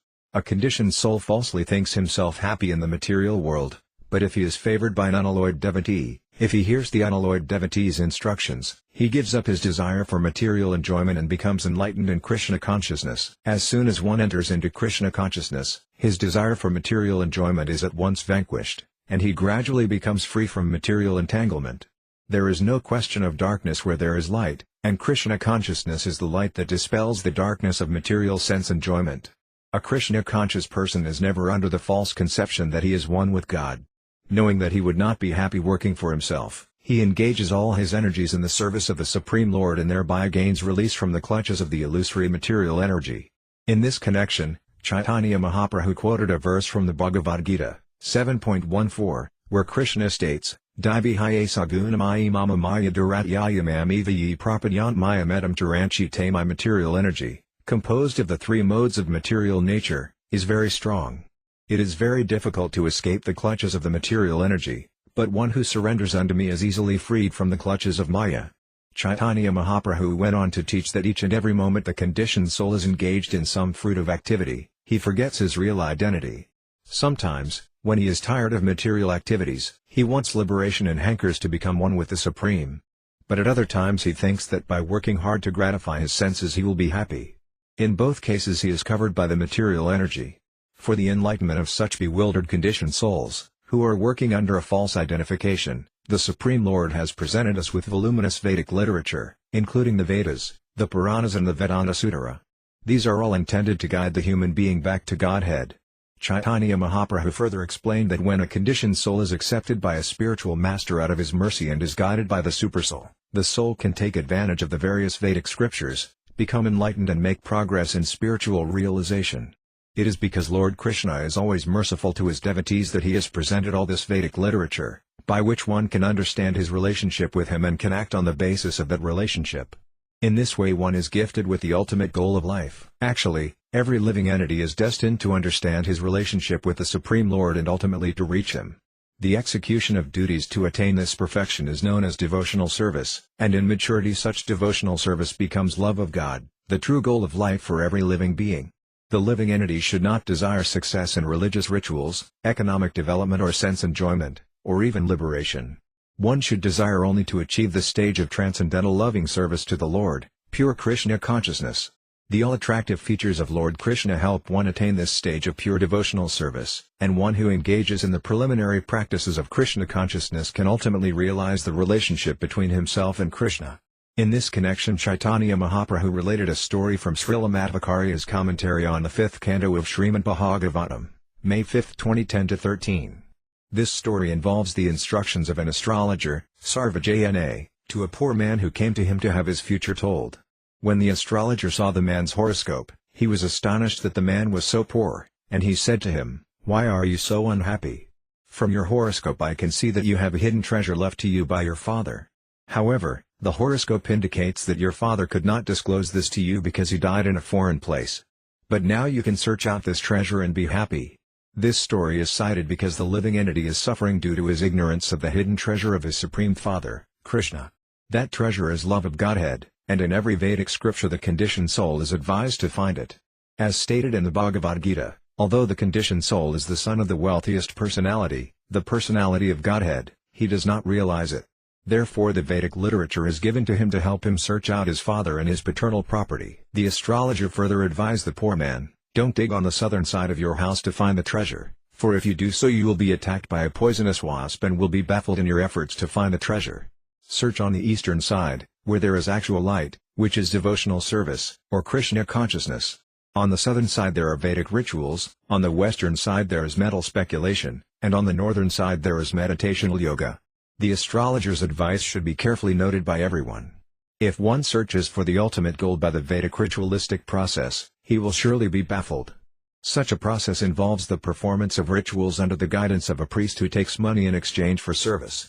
A man may think he will be happy by performing such rituals, but this is not true.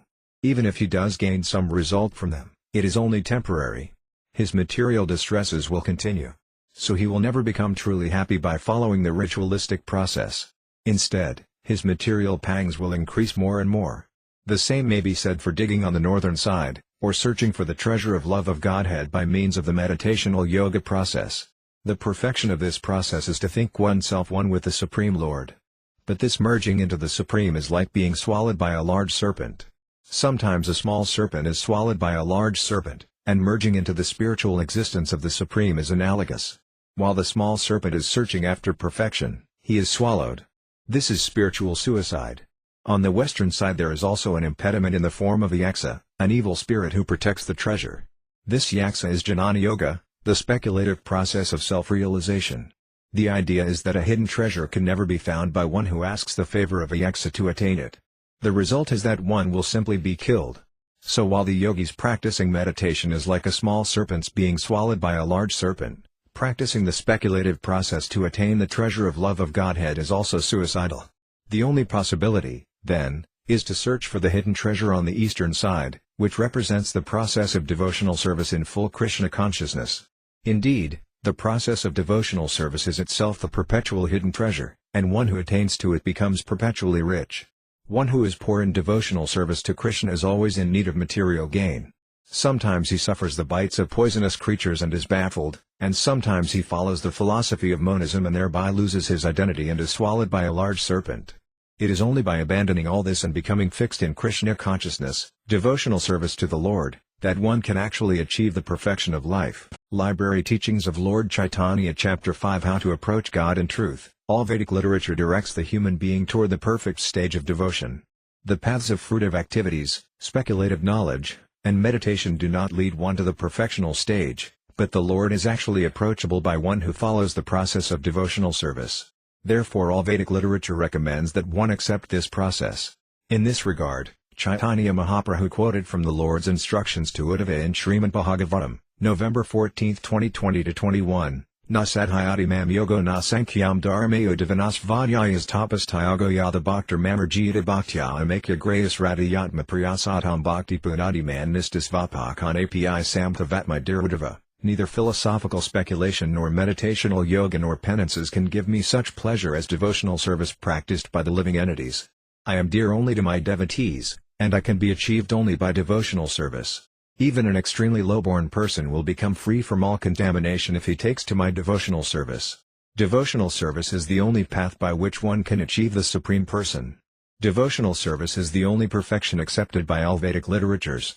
Just as when a poor man receives some treasure he becomes happy, when one attains to devotional service his material pains are automatically vanquished. As one advances in devotional service, he attains love of Godhead, and as he advances in this love, he becomes free from all material bondage. One should not think, however, that the disappearance of poverty and the liberation from bondage are the goals of devotional service. Love of Krishna, love of God, is itself the goal, and it consists in relishing the reciprocation of loving service with the Lord.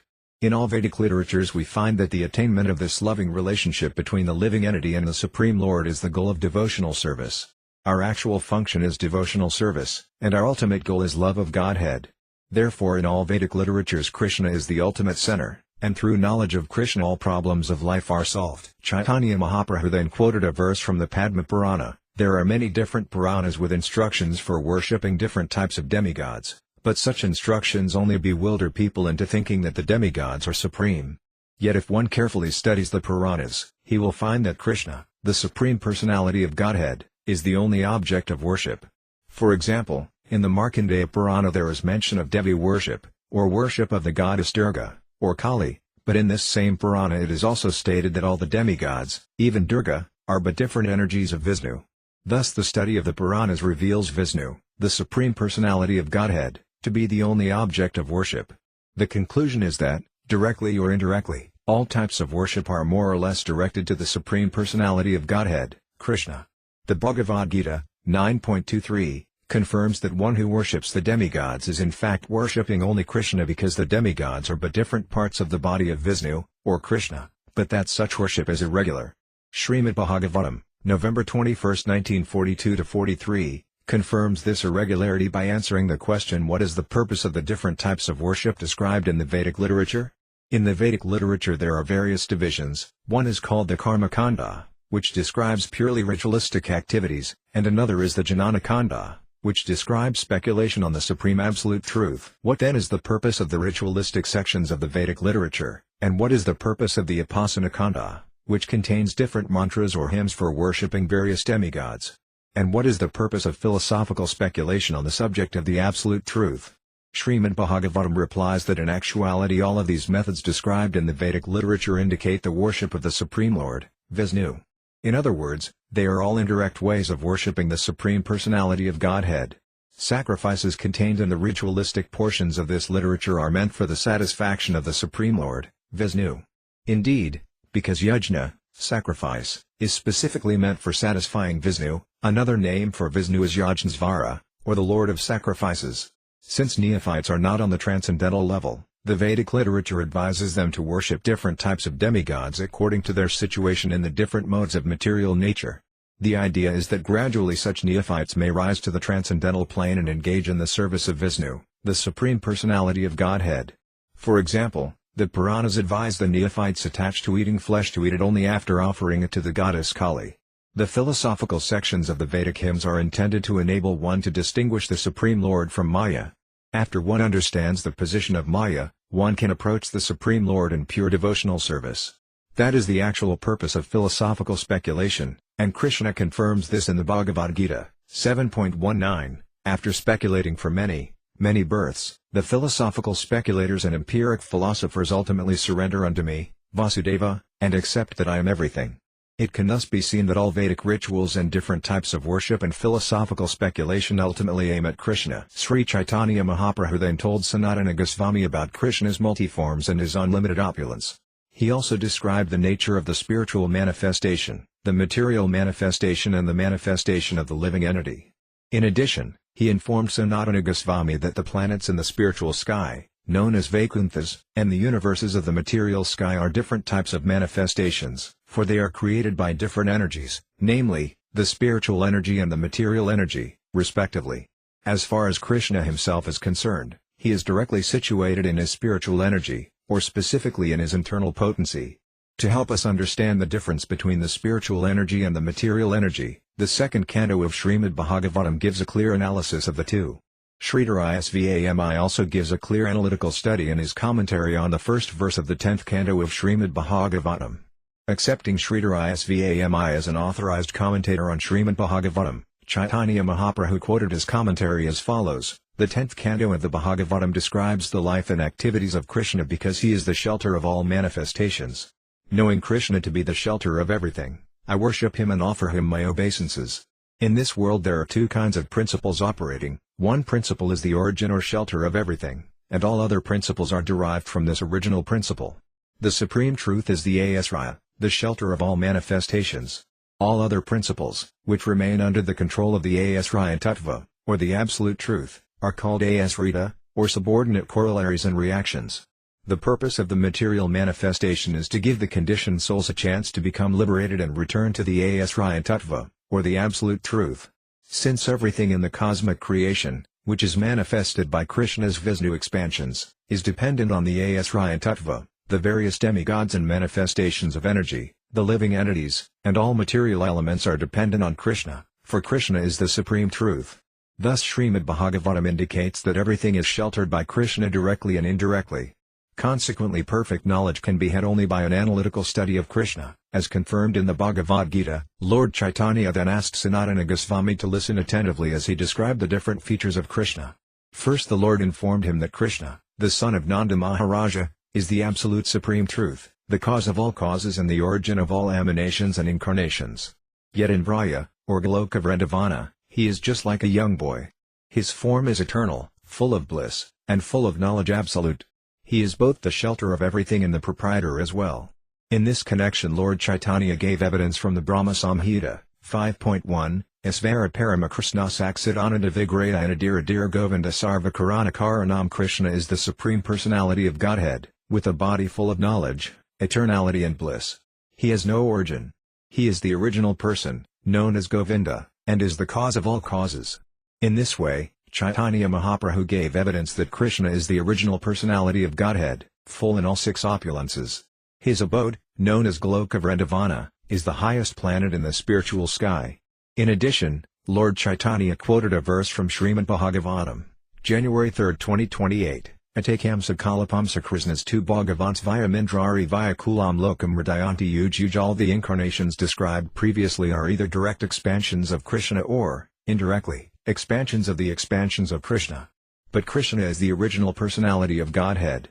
He appears on earth, in this universe or any other universe, when there is a disturbance created by the demons, who are always trying to disrupt the administration of the demigods. There are three different processes by which Krishna can be understood: the empiric process of philosophical speculation, the process of meditation according to the mystic yoga system, and the process of Krishna consciousness, or devotional service. By philosophical speculation, the impersonal Brahman feature of Krishna is understood. By meditation, or mystic yoga, the supersoul, the all-pervading expansion of Krishna, is understood, and by devotional service in full Krishna consciousness, the original personality of Godhead, Krishna, is realized.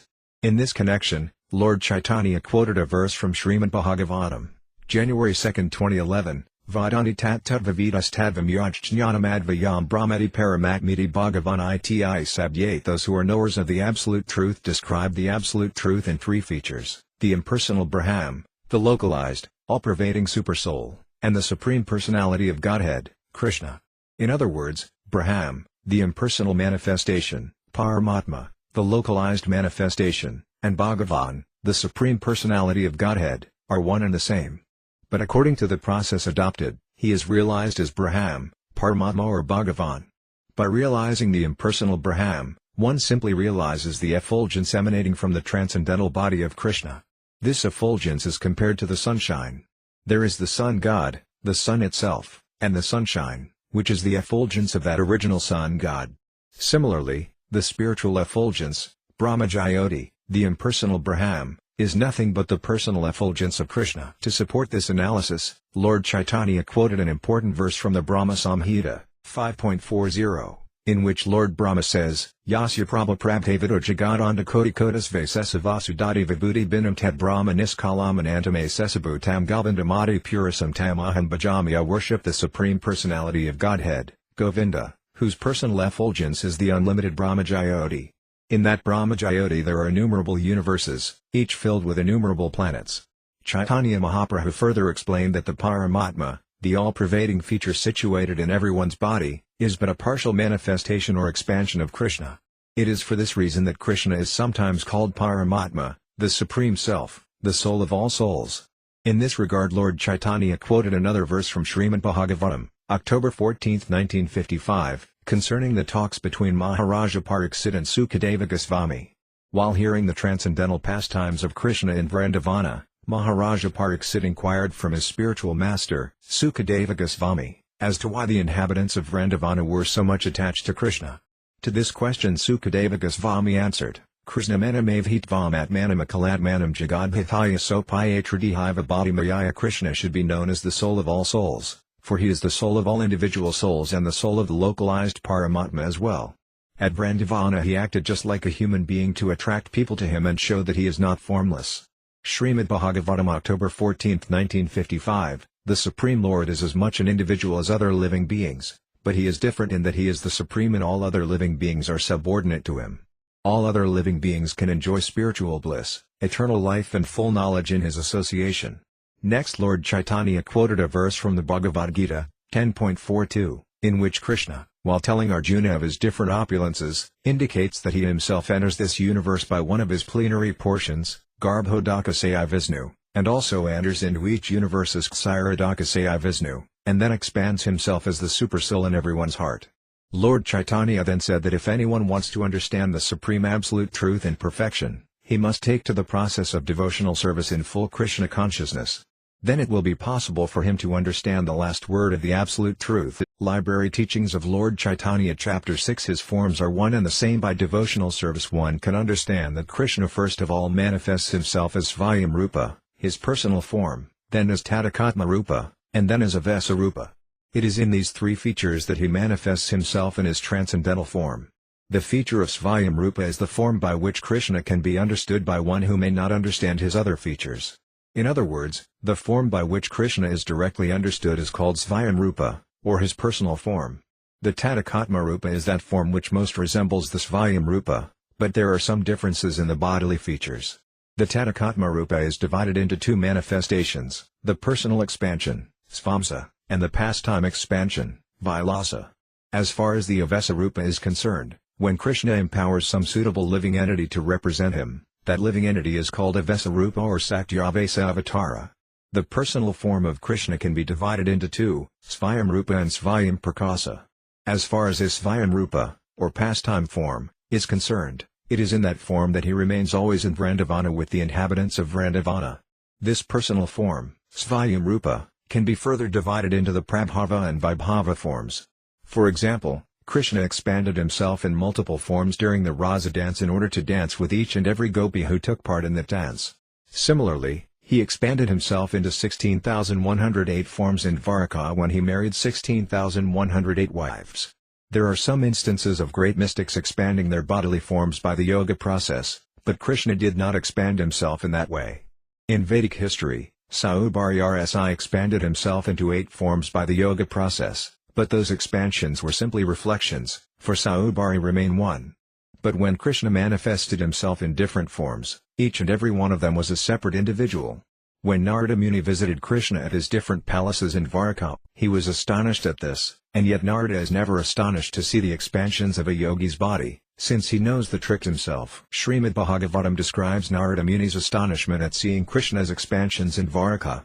Narada wondered how the Lord was present with his queens in each and every one of his 16,108 palaces. With each queen, Krishna himself was in a different form, acting in different ways. In one form he was talking with his wife, in another form he was petting his children, and in another form he was performing some household duty. These different activities are conducted by the Lord when he is in his emotional forms, which are known as Vibhava-prakasa expansions. Similarly, there are other unlimited expansions of Krishna's forms. But even when they are divided or expanded without limit, they are still one and the same. There is no difference between one form and another. That is the absolute nature of the Supreme Personality of Godhead.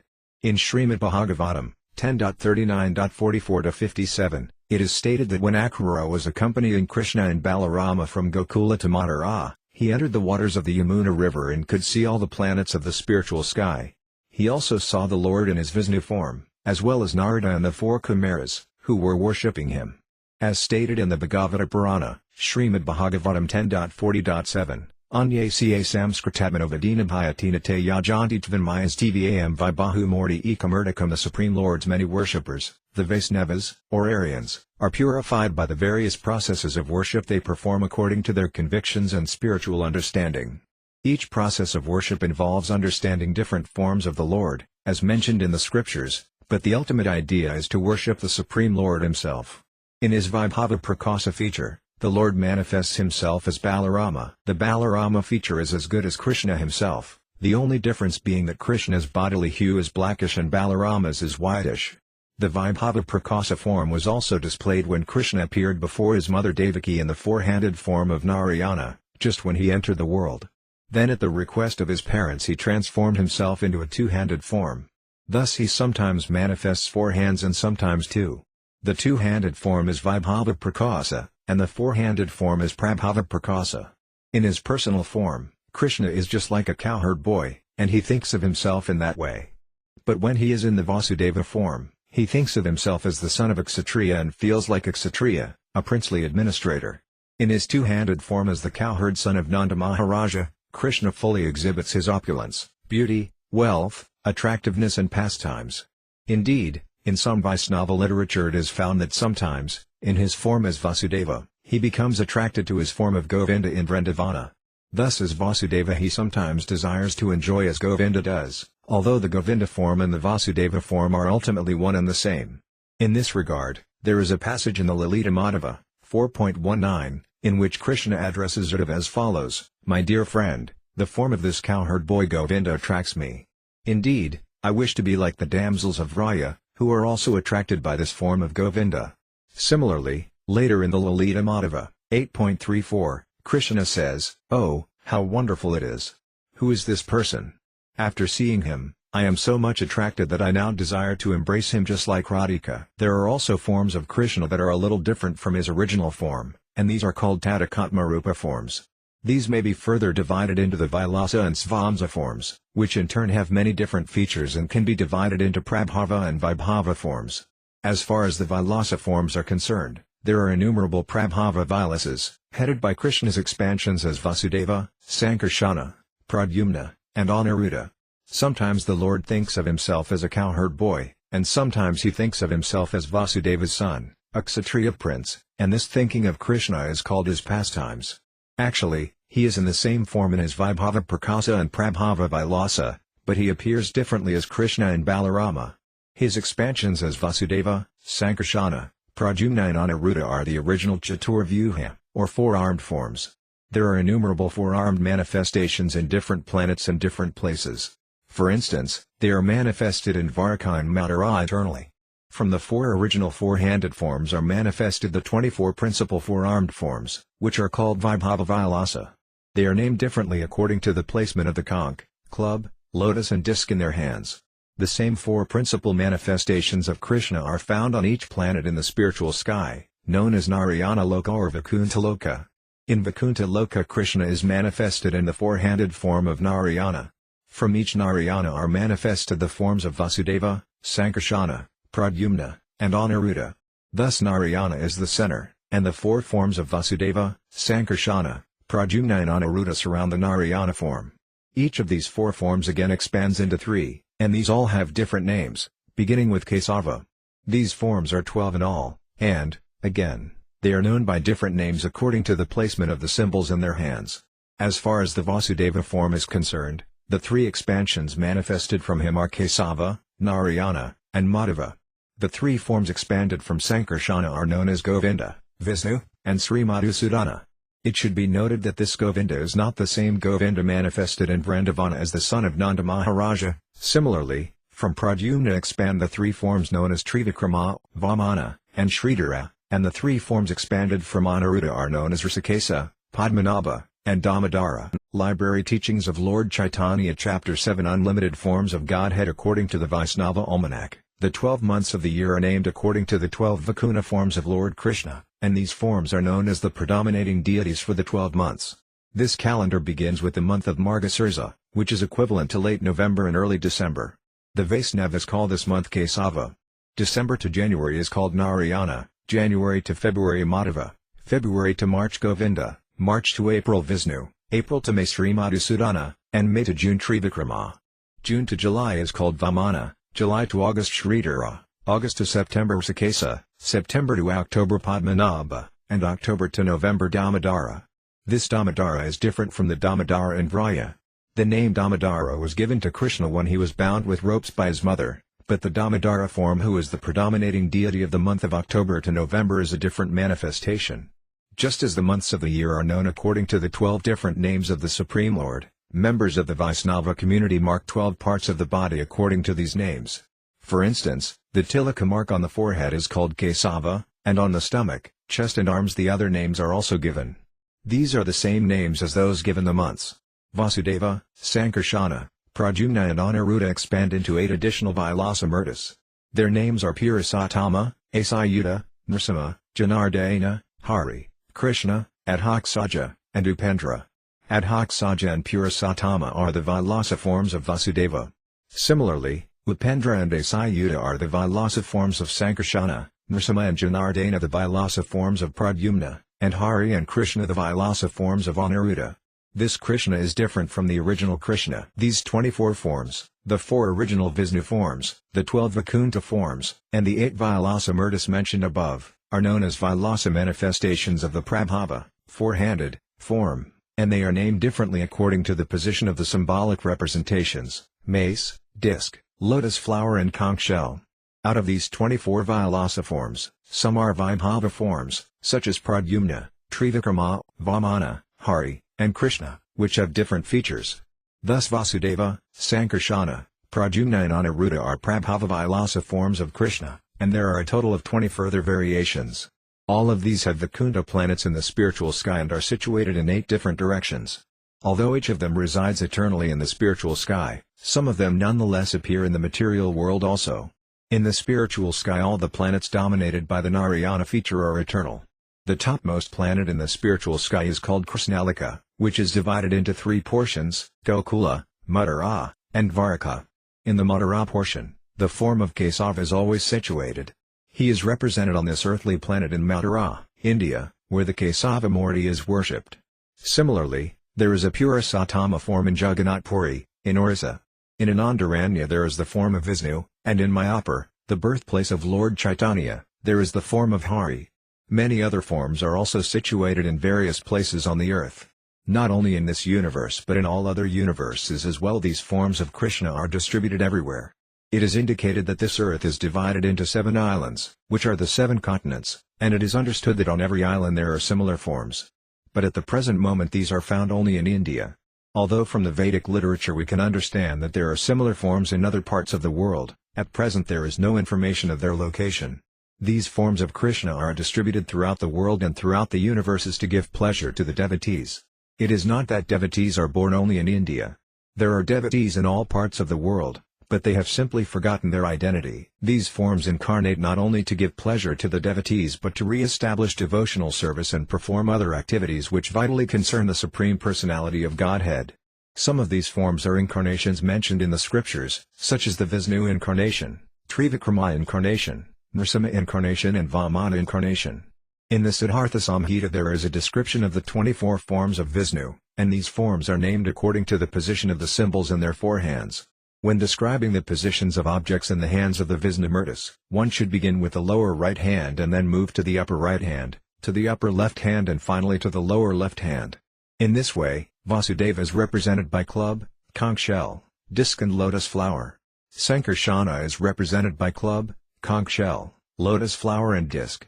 Similarly, Pradyumna is represented by disc, conch shell, club and lotus flower. Aniruddha is represented by disc, club, conch shell and lotus flower.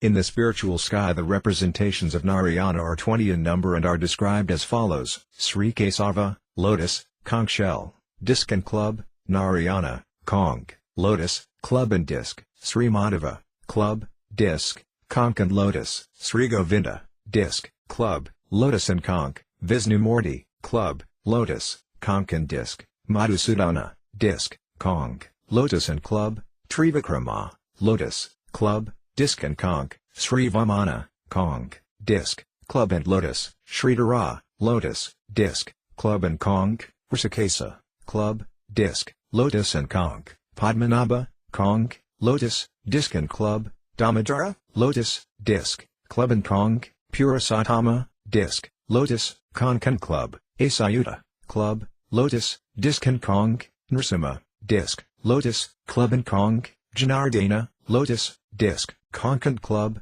Sri Hari, conch, disc, lotus and club; Sri Krishna, conch, club, lotus and disc; Adhoksaja, lotus, club, conch and disc; and Upendra, conch, club, disc and lotus. According to the Hyasurs of Pankaratra, there are 16 forms, and these are also named according to the positions of the disc and so on.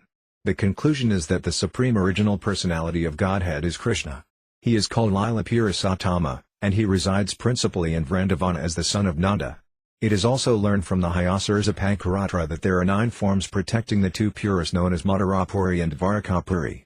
These 9 forms are Vasudeva, Sankarsana, Pradyumna, Aniruddha, Narayana, Nrsimha, Hayagriva, Vara, and Brahma. These are different manifestations of the Prakasa and Vilasa forms of Lord Krishna. Lord Chaitanya next informed Sanatana Goswami that there are different forms of Svams as well, and these are divided into the Sankarsana division and the Incarnation division. The Sankarsana division includes the 3 Purusa avatars, Karanodakasaya Vishnu, Garbhodakasaya Vishnu and Ksairodakasaya Vishnu, and the other division comprises the Lila avatars, such as the Lord's incarnations as a fish and a tortoise. There are 6 kinds of incarnations: 1. The Purusa avatars; 2. The Lila avatars; 3. The Guna avatars; 4. The Manwantara avatars; 5. The Yuga avatars and 6. The Saktyavasa avatars. Out of the 6 Vilasa manifestations of Krishna, there are 2 divisions based on his age, and these are called Balya and Paganda. As the son of Nanda Maharaja, Krishna in his original form enjoys both of these childhood aspects, namely, Balya and Pauganda. We can conclude that there is no end to the expansions and incarnations of Krishna. Lord Chaitanya described some of them to Sanatana just to give him an idea of how the Lord expands and how he enjoys. These conclusions are confirmed in Srimad Bhagavatam, January 3, 2026. There it is said that there is no limit to the incarnations of the Supreme Lord, just as there is no limit to the waves of the ocean. Krishna first incarnates as the three Purusa avatars, namely, the Mahavishnu or Karanodakasaya avatara, the Garbhodakasaya avatara and the Kshirodakasaya avatara. This is confirmed in the Satvada Tantra. Krishna's energies can also be divided into three: his energy of thinking, his energy of feeling and his energy of acting. When he exhibits his thinking energy he is the Supreme Lord, when he exhibits his feeling energy he is Lord Vasudeva, and when he exhibits his acting energy he is Sankarsana Balarama. Without the Lord's thinking, feeling and acting, there would be no possibility of creation. Although there is no creation in the spiritual world as there is in the material world, both worlds are manifestations of Krishna's energy of acting, which he carries out in the form of Sankarsana Balarama. The spiritual world, the Vaikuntha planets and Krishnalika, is situated in Krishna's energy of thinking. Although there is no creation in the spiritual world, which is eternal, it is still to be understood that the spiritual planets depend on the thinking energy of the Supreme Lord. This thinking energy is described in the Brahma Samhita, 5.2, where it is said, the supreme abode, known as Goloka, is manifested like a lotus flower with hundreds of petals. Everything there is manifested by Ananta, who is a form of Balarama, or Sankarsana. The material cosmic manifestation and its different universes are manifested through Maya, or the material energy, but one should not think that the material energy, or material nature, is the cause of this cosmic manifestation. Rather, it is caused by the Supreme Lord, who uses his different expansions to act through material nature. In other words, there is no possibility of any creation without the superintendence of the Supreme Lord. The form of the Lord who causes the energy of material nature to bring about creation is Sankarsana, and it is understood that this cosmic manifestation is created when the material nature comes in contact with the superintendent energy of the Supreme Lord, Sankarsana. The example is given of iron becoming hot in contact with fire and, when red hot, acting just like fire. In Srimad Bhagavatam, 10.46.31, it is said that Balarama and Krishna are the origin of all living entities and that these two personalities enter into everything. A list of incarnations is given in Srimad Bhagavatam, 1.3, and they are as follows: 1. The Kumaras, 2. Narada, 3. Varaha, 4. Matsya, 5. Yajna, 6. Naranarayana, 7. Kardami Kapila, 8. Dattatreya, 9. Hyasarsa, 10. Hamsa, 11. Dhruvapariya, or Prasnagarbha, 12. Risabha, 13. Prithu, 14. Nrsimha, 15. Kurma, 16. Dhanvantari, 17. Mohini, 18. Vamana, 19. Bhargava, Parasurama, 20. Raghavendra, 21. Vyasa, 22. Pralambari Balarama, 23. Krishna, 24. Buddha and, 25. Kalki. Because almost all of these 25 Lila avatars appear in one day of Brahma, which is called a kalpa, they are sometimes called kalpa avatars. Out of these incarnations, Hamsa and Mohini are not permanent, but Kapila, Dattatreya, Risabha, Dhanvantari and Vyasa are 5 eternal forms, and they are more celebrated. Kurma, the tortoise incarnation, Matsya, the fish, Naranarayana, Varaha, the boar, Hyasarsa, Prasnagarbha and Balarama are considered incarnations of Vaibhava. Similarly, there are 3 guna avatars, or incarnations of the qualitative modes of nature, and these are Brahma, Vishnu, and Shiva. There are 14 Manvantara avatars: 1. Yajna, 2. Vibhu, 3. Satyasanya, 4. Hari, 5. Vaikuntha, 6. Ajita, 7. Vamana, 8. Sarvabhauma, 9. Risabha, 10. Visvaksena, 11. Dharmasetu, 12. Sudhama, 13. Yogasvara and, 14. Brihadbhanu. Out of these 14 Manvantara avatars, Yajna and Vamana are also Lila avatars. The Manvantara avatars are also known as Vaibhava avatars. The 4 Yuga avatars are also described in Srimad Bhagavatam. In the Satya Yuga the incarnation of God is white, in the Treta Yuga he is red, in the Dvapara Yuga he is blackish, and in the Kali Yuga he is also blackish, but sometimes, in a special Kali Yuga, His color is yellowish, as in the case of Caitanya Mahaprabhu. As far as the Saktyavasa avatars are concerned, they include Kapila, Vrisabha, Ananta, Brahma, although sometimes the Lord himself becomes Brahma, Kachujana, the Kumaras, who are the incarnation of knowledge, Narada, the incarnation of devotional service, King Prithu, the incarnation of administrative power, and Parasurama, the incarnation who subdues evil principles. Library Teachings of Lord Chaitanya Chapter 8 The Avatars. Lord Chaitanya continued explaining to Sanatana Goswami about Lord Krishna's avatars, or incarnations, which are his expansions who come to the material creation. The word avatara means one who descends from the spiritual sky. In the spiritual sky there are innumerable Vaikunta planets, and from these planets the expansions of the Supreme Personality of Godhead come into this universe. The first descent of the Supreme Personality of Godhead, from the expansion of Sankarsana, is the first Purusa incarnation. It is stated in Srimad Bhagavatam 1.3.1, that when the Supreme Personality of Godhead descends as the first Purusa incarnation of the material creation, he immediately manifests 16 elementary energies. Known as Mahavishnu, he lies within the causal ocean, and it is he who is the original incarnation in the material world. Srimad Bhagavatam February 6, 1942 states that he is the Lord of time, nature, cause and effect, mind, ego, the 5 physical elements, the 3 modes of nature, the senses and the universal form. He is the independent master of all moving and non-moving living beings in the material world. The influence of material nature cannot reach beyond the Viraja, or causal ocean, as confirmed in Srimad Bhagavatam, February 9, 2010. Neither the modes of material nature, goodness, passion and ignorance, nor material time have any influence on the Vaikunta planets. On those planets the liberated associates of Krishna live eternally, and they are worshipped by both the demigods and the demons. Material nature acts in 2 capacities, as Maya and Pradhana. Maya is the direct cause, and Pradhana refers to the elements of the material manifestation. When the first Purusa Avatara, Mahavishnu, glances over material nature becomes agitated, and the Purusa Avatara thus impregnates matter with the living entities. Simply by the glance of Mahavishnu, consciousness is created, and this consciousness is known as the Mahatattva. The predominating deity of the Mahatattva is Vasudeva. This created consciousness is then divided into 3 departmental activities according to the 3 gunas, or modes of material nature. Consciousness in the mode of goodness is described in the 11th canto of Srimad Bhagavatam. The predominating deity of this mode is Aniruddha. Consciousness in the mode of passion produces intelligence, and the predominating deity in this case is Pradyumna. He is the master of the senses. Consciousness in the mode of ignorance causes the production of ether, the sky, and the air. The cosmic manifestation is a combination of all these modes, and in this way innumerable universes are created. No one can count the number of universes. These innumerable universes are produced from the pores of Mahavishnu's body. As innumerable atoms pass through the tiny holes in a screen, innumerable universes similarly emanate from the pores of Mahavishnu's body. As he breathes out, innumerable universes are produced, and as he inhales, they are annihilated. All of the energies of Mahavishnu are spiritual, they have nothing to do with the material energy. In the Brahma Samhita, 5.48, it is stated that the predominating deity of each universe, Brahma, lives only during one breath of Mahavishnu.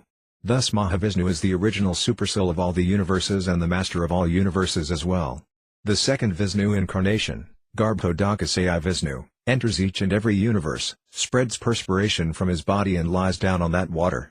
From his navel grows the stem of a lotus flower, and on that lotus flower the first creature, Brahma, is born. Within the stem of that lotus flower are the 14 divisions of planetary systems, which are created by Brahma. In the form of Garbhodakasaya Vishnu, the Lord maintains each universe and tends to its needs. Although he is within each material universe, the influence of the material energy cannot touch him. When it is required, this very same Vishnu takes the form of Lord Shiva and annihilates the cosmic creation. The 3 secondary incarnations, Brahma, Vishnu and Shiva, are the predominating deities of the 3 modes of material nature. The master of the universe, however, is Garbhodakasaya Vishnu, who is worshipped as the Hiranyagarbha supersoul. The Vedic hymns describe him as having thousands of heads. The third incarnation of Vishnu, Kshirodakasaya Vishnu, is the incarnation of the mode of goodness. He is also the supersoul of all living entities, and he resides on the ocean of milk within the universe. Thus Caitanya Mahaprabhu described the Purusa avatars. Lord Chaitanya next described the Lila avatars, or pastime incarnations, and of these the Lord pointed out that there is no limit. Still, he described some of them, for example, Matsya, Kurma, Raghunatha, Nrsimha, Vamana, and Varaha. As far as the guna avatars, or qualitative incarnations of Vishnu, are concerned, they are three: Brahma, Vishnu, and Shiva. Brahma is one of the living entities, but due to his devotional service he is very powerful. This primal living entity, master of the mode of material passion, is directly empowered by Garbhodakasaya Vishnu to create innumerable living organisms. In the Brahma Samhita, 5.49, Brahma is likened to a valuable jewel influenced by the rays of the sun, and the Supreme Lord, Garbhodakasaya Vishnu, is likened to the sun. If in some kalpa there is no suitable living entity who can act in Brahma's capacity, Garbhodakasaya Vishnu himself becomes Brahma and acts accordingly. Similarly, by expanding himself as Lord Shiva, the Supreme Lord is engaged when there is a need to annihilate the universe. Lord Shiva, in association with Maya, has many forms, which are generally numbered in 11. Lord Shiva is not one of the living entities, he is more or less Krishna himself. The example of milk and yogurt is often given in this regard. Yogurt is a preparation of milk, but still yogurt cannot be used as milk. Similarly, Lord Shiva is an expansion of Krishna, but he cannot act like Krishna, nor can we derive the spiritual restoration from Lord Shiva that we derive from Krishna. The essential difference is that Lord Shiva has a connection with material nature, but Vishnu, or Lord Krishna, has nothing to do with material nature. In Srimad Bhagavatam, 10.88.3, it is stated that Lord Shiva is a combination of three kinds of transformed consciousness known as Vaikarika, Dijasa and Tamasa. The Vishnu incarnation, although master of the modes of goodness within each universe, is in no way in touch with the influence of material nature. Although Vishnu is equal to Krishna, Krishna is the original source. Vishnu is a part, but Krishna is the whole. This is the verdict of the Vedic literature. The Brahma Samhita, 5.46, gives the example of an original candle which lights a second candle. Although the candles are of equal power, one is still accepted as the original and the other is said to be kindled from the original. The Vishnu expansion is like the second candle. He is as powerful as Krishna, but the original Vishnu is Krishna. Brahma and Lord Shiva are obedient servants of the Supreme Lord, and the Supreme Lord as Vishnu is an expansion of Krishna. After describing the Lila and Guna avatars to Sanatana Goswami, Lord Caitanya explained the Manvantara avatars, incarnations associated with the Manas. He first stated that there is no possibility of counting the Manvantara avatars. 14 Manas appear in one kalpa, or day of Brahma, and for each Manu there is a Manvantara avatara. It is calculated that each day of Brahma lasts 4,320,000,000 Earth years, and Brahma lives for 100 years on this scale. Thus if 14 Manas appear in one day of Brahma, there are 420 Manas during 1 month of Brahma, and during 1 year of Brahma there are 5,040 Manas. Since Brahma lives for 100 of his years, it is calculated that there are 504,000 Manas manifested during the lifetime of one Brahma. Since there are innumerable universes, no one can imagine the totality of the Manvantara incarnations. Countless universes are produced by the exhalation of Mahavishnu, and thus no one can begin to calculate how many Manas are existing at one time. Each Manu is known by a different name. The first Manu is Svayambhuva, and he is a direct son of Brahma. The second Manu, Svarasisa, is the son of the predominating deity of fire. The third Manu is Uttama, and he is the son of King Priyavrata. The fourth Manu, Tamasa, is the brother of Uttama, as is the fifth Manu, Revata. The sixth Manu, Kaksusa, is the son of Kaksus. The seventh Manu is Vaivasvata, and he is the son of the sun god. The eighth Manu is Savarni, and he is also a son of the sun god, born of a wife named Haya. The ninth Manu, Daksa Savarni, is the son of Varuna. The 10th Manu, Brahma Savarni, is the son of Upasloka. The four other Manas are Rudra Savarni, Dharma Savarni, Deva Savarni and Indra Savarni. After describing the Manu incarnations, Lord Caitanya described the Yuga avatars to Sanatana Goswami. There are 4 yugas, or millenniums, Satya, Treta, Dvapara and Kali, and in each millennium the Supreme Lord appears in an incarnation of a different color. In the Satya Yuga the color of the principal incarnation is white, in the Treta Yuga the color is red, in the Dvapara Yuga blackish, Krishna, and in the Kali Yuga yellow, Chaitanya Mahaprabhu.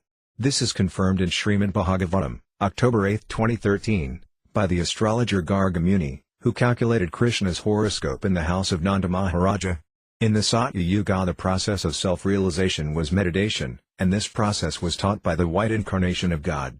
This incarnation gave a benediction to the sage Gautama by which he obtained an incarnation of the personality of Godhead as his son. In the Satya Yuga everyone meditated on Krishna, and each and every living entity was in full knowledge.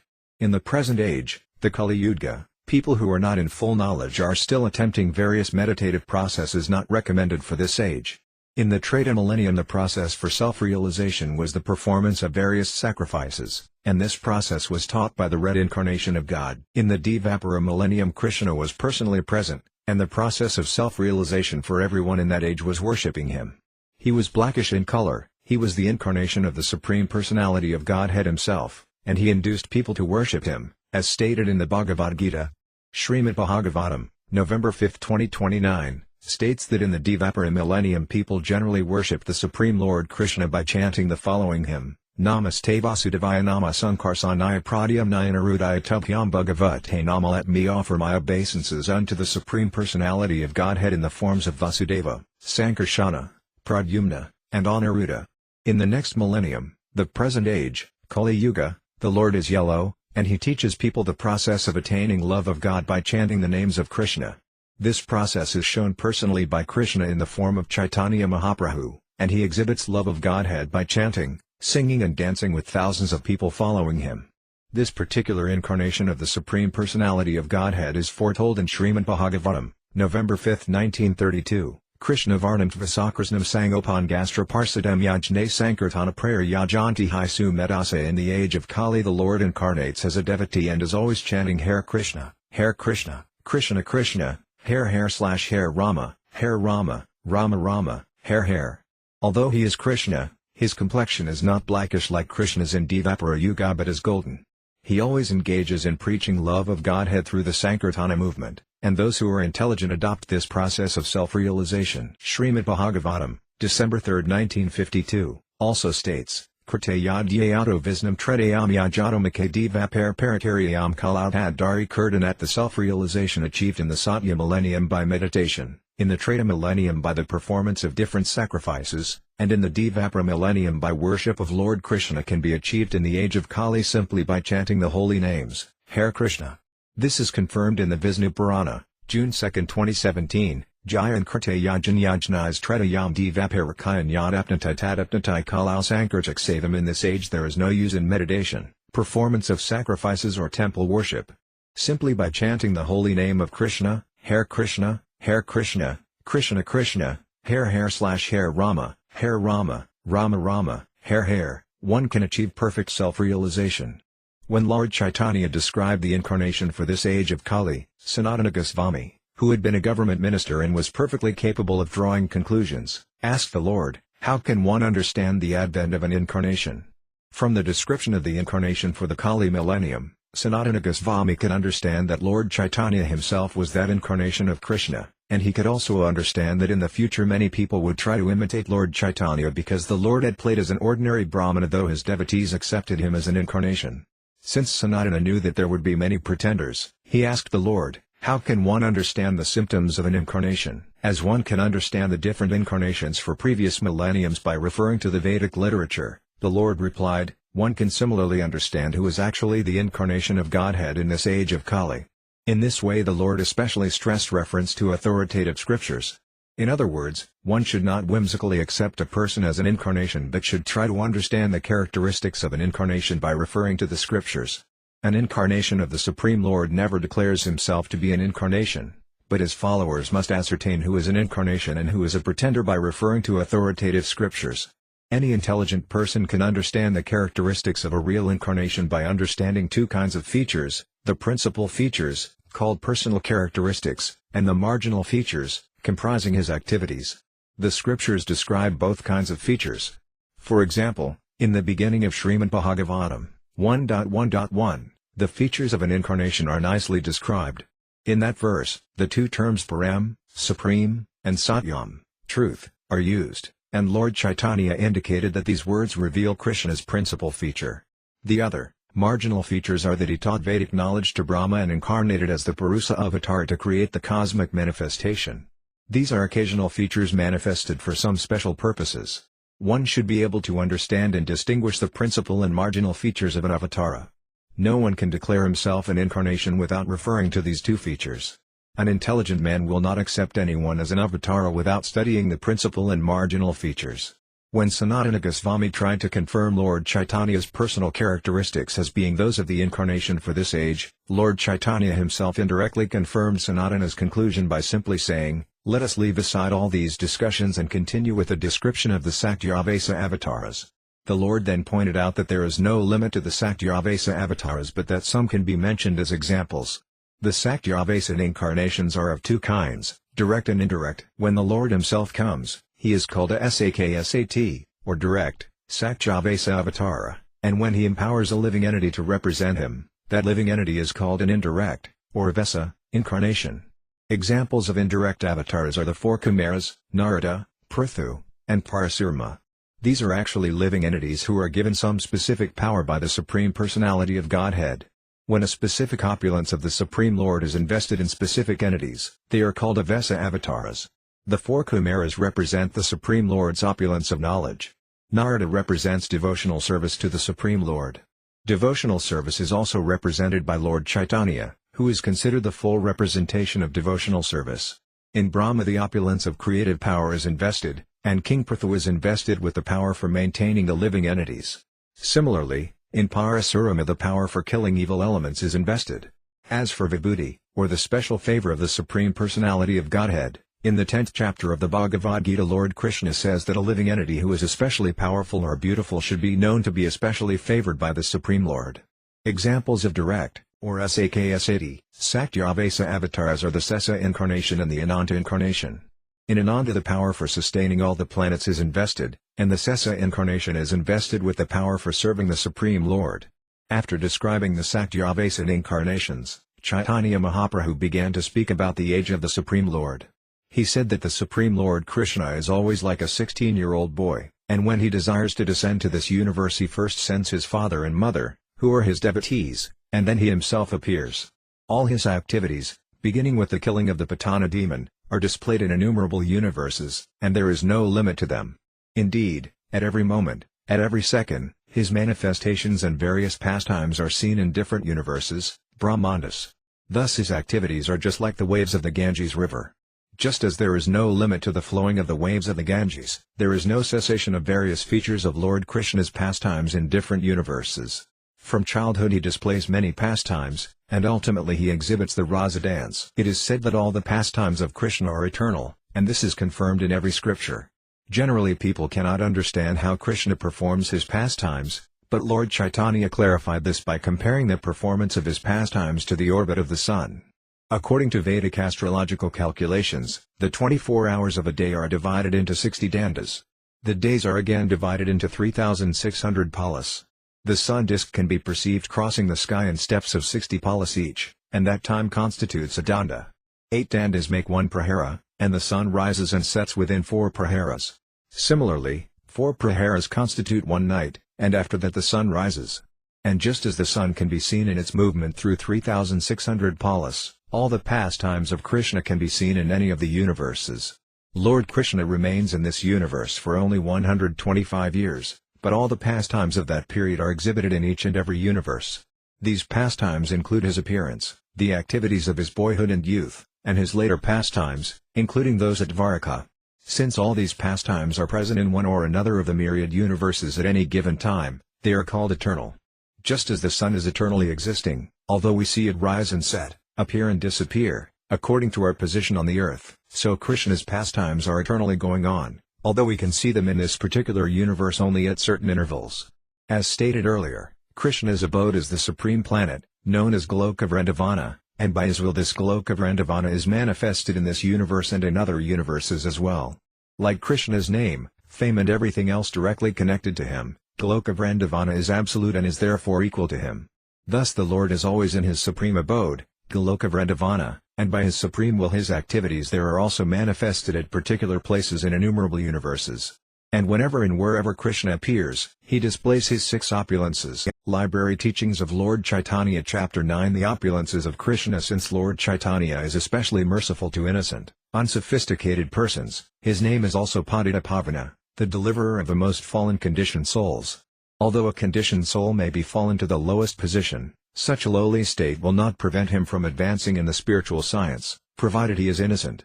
Sanatana Goswami was considered fallen in society because he was in the service of the Muslim government and had thus been excommunicated from Brahminical society.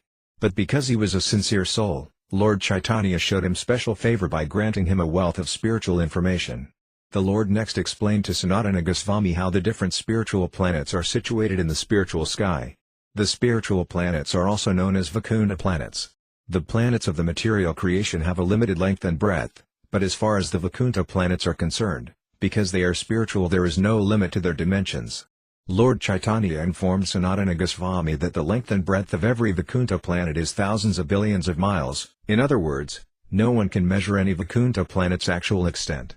Each of these planets is unlimitedly expanded, and in each of them the residents are full in all six opulences: wealth, strength, knowledge, beauty, fame and renunciation. The Supreme Personality of Godhead is present in every Vaikunta planet. Indeed, in each Vaikunta planet an expansion of Krishna has his eternal abode, and Krishna himself has his original eternal abode, called Krishnalika or Goloka Vrindavana. In this universe even the largest planet lies in one corner of outer space. For example, although the Sun is 1,000,000 times larger than the Earth, it still lies in one corner of outer space. Similarly, each of the Vaikunta planets, although unlimited in length and breadth, lies in a corner of the spiritual sky, known as the Brahmajyoti.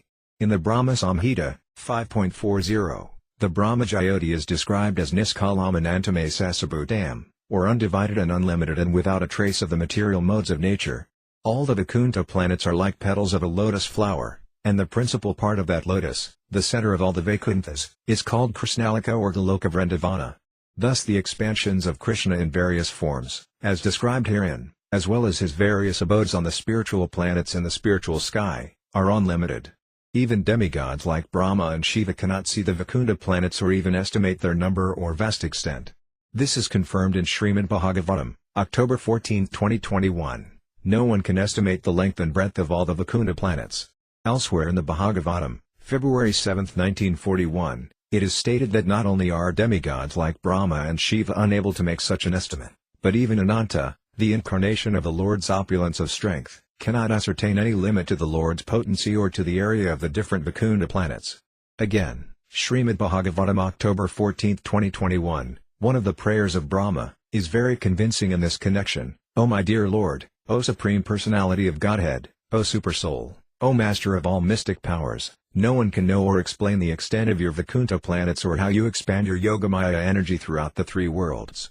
And a few verses earlier, Srimad Bhagavatam 10.14.7, Brahma prays, Gunatman as te pi gunanvamadam hitavatayarna sayaka isire sayakaliniya airvavimita sukalpar bhupam shavakamihi kidyubasa. Scientists and learned men cannot even measure the atomic constitution of a single planet. Even if they could count the molecules of snow in the sky or the number of stars in space, they could not understand how you descend to this earth or in this universe with your innumerable transcendental potencies and qualities. In Srimad Bhagavatam, February 7, 1941, Lord Brahma informs Narada that none of the great sages born before Narada, including Brahma himself, can measure the extent of the Supreme Lord's potencies. Indeed, Brahma declared that even Ananta, with his thousands of tongues, fails when he tries to fully describe the Lord's energies. Similarly, in Srimad Bhagavatam, 10.87.41, the personified Vedas pray, Jupataya evatena yayarantamana antantayatvam api yadantaranda nikayananya savaranaka iva rajam zivani vyasa sahayak kritayasdi va hyphalandiata narashanina bhavanadhana. My Lord, you are unlimited, and therefore no one can measure the extent of your potencies. I think that even you do not know the range of your energies. An unlimited number of planets float in the sky just like atoms, and great Vedantists, who are engaged in research to find you, discover that everything is different from you. At last they conclude that you are everything. When Lord Krishna was within this universe, Brahma played a trick on him in order to confirm that the special cowherd boy in Vrindavana was actually Krishna himself. By his mystic power Brahma stole all the cows, calves and cowherd friends of Krishna and hid them. But when Brahma returned to see what Krishna was doing alone, he saw that Krishna was still playing with the same cows, calves and cowherd boys. By his Vaikunta potency Lord Krishna had expanded all the stolen cows, calves and friends. Indeed, Brahma saw millions and billions of them, and he also saw millions and billions of herding sticks and fruits, lotus flowers and horns. All the cowherd boys were wearing different clothes and ornaments, and no one could count their vast numbers.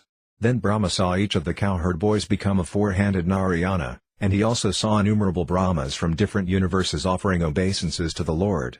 He saw that all these personalities were emanating from the body of Krishna and, after a second, entering into his body. Lord Brahma became struck with wonder by this extraordinary feat of Krishna's, and in a prayer he stated that although anyone and everyone could say they knew all about Krishna, as far as he was concerned, he did not know anything about him. "My dear Lord," he said, "the potencies and opulences you have exhibited just now are beyond the ability of my mind to understand." Lord Chaitanya further explained that not only is the potency of Krishnalika limitless, but so also is that of Vrindavana, Lord Krishna's abode on this planet. From one point of view, Vrindavana is about 32 square miles in area, yet in one part of this Vrindavana all the Vaikunthas exist. The area of present-day Vrindavana contains 12 forests and covers about 84 crores, or 168 miles in area, and Vrindavana city is estimated to be about 16 crores, or 32 square miles. How all the Vaikunthas can exist there is beyond material calculation. Thus Caitanya Mahaprabhu concluded that the potencies and opulences of Krishna are unlimited.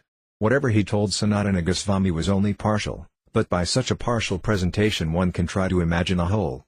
While Lord Chaitanya was speaking to Sanatana Goswami about the opulences of Krishna, he became deeply immersed in ecstasy, and in that transcendental state he recited a verse from Srimad Bhagavatam, March 2, 2021, in which Uddhava, after the disappearance of Krishna, told Vidura, Svayam Divya Samyati Sayas Triadhisas Virajulakes Myapta Samasta Kamabalam Haredbas Suraloka Pale Kiradakotadita Padapitha. Krishna is the master of all demigods, including Lord Brahma, Lord Shiva and the expansion of Vishnu within this universe.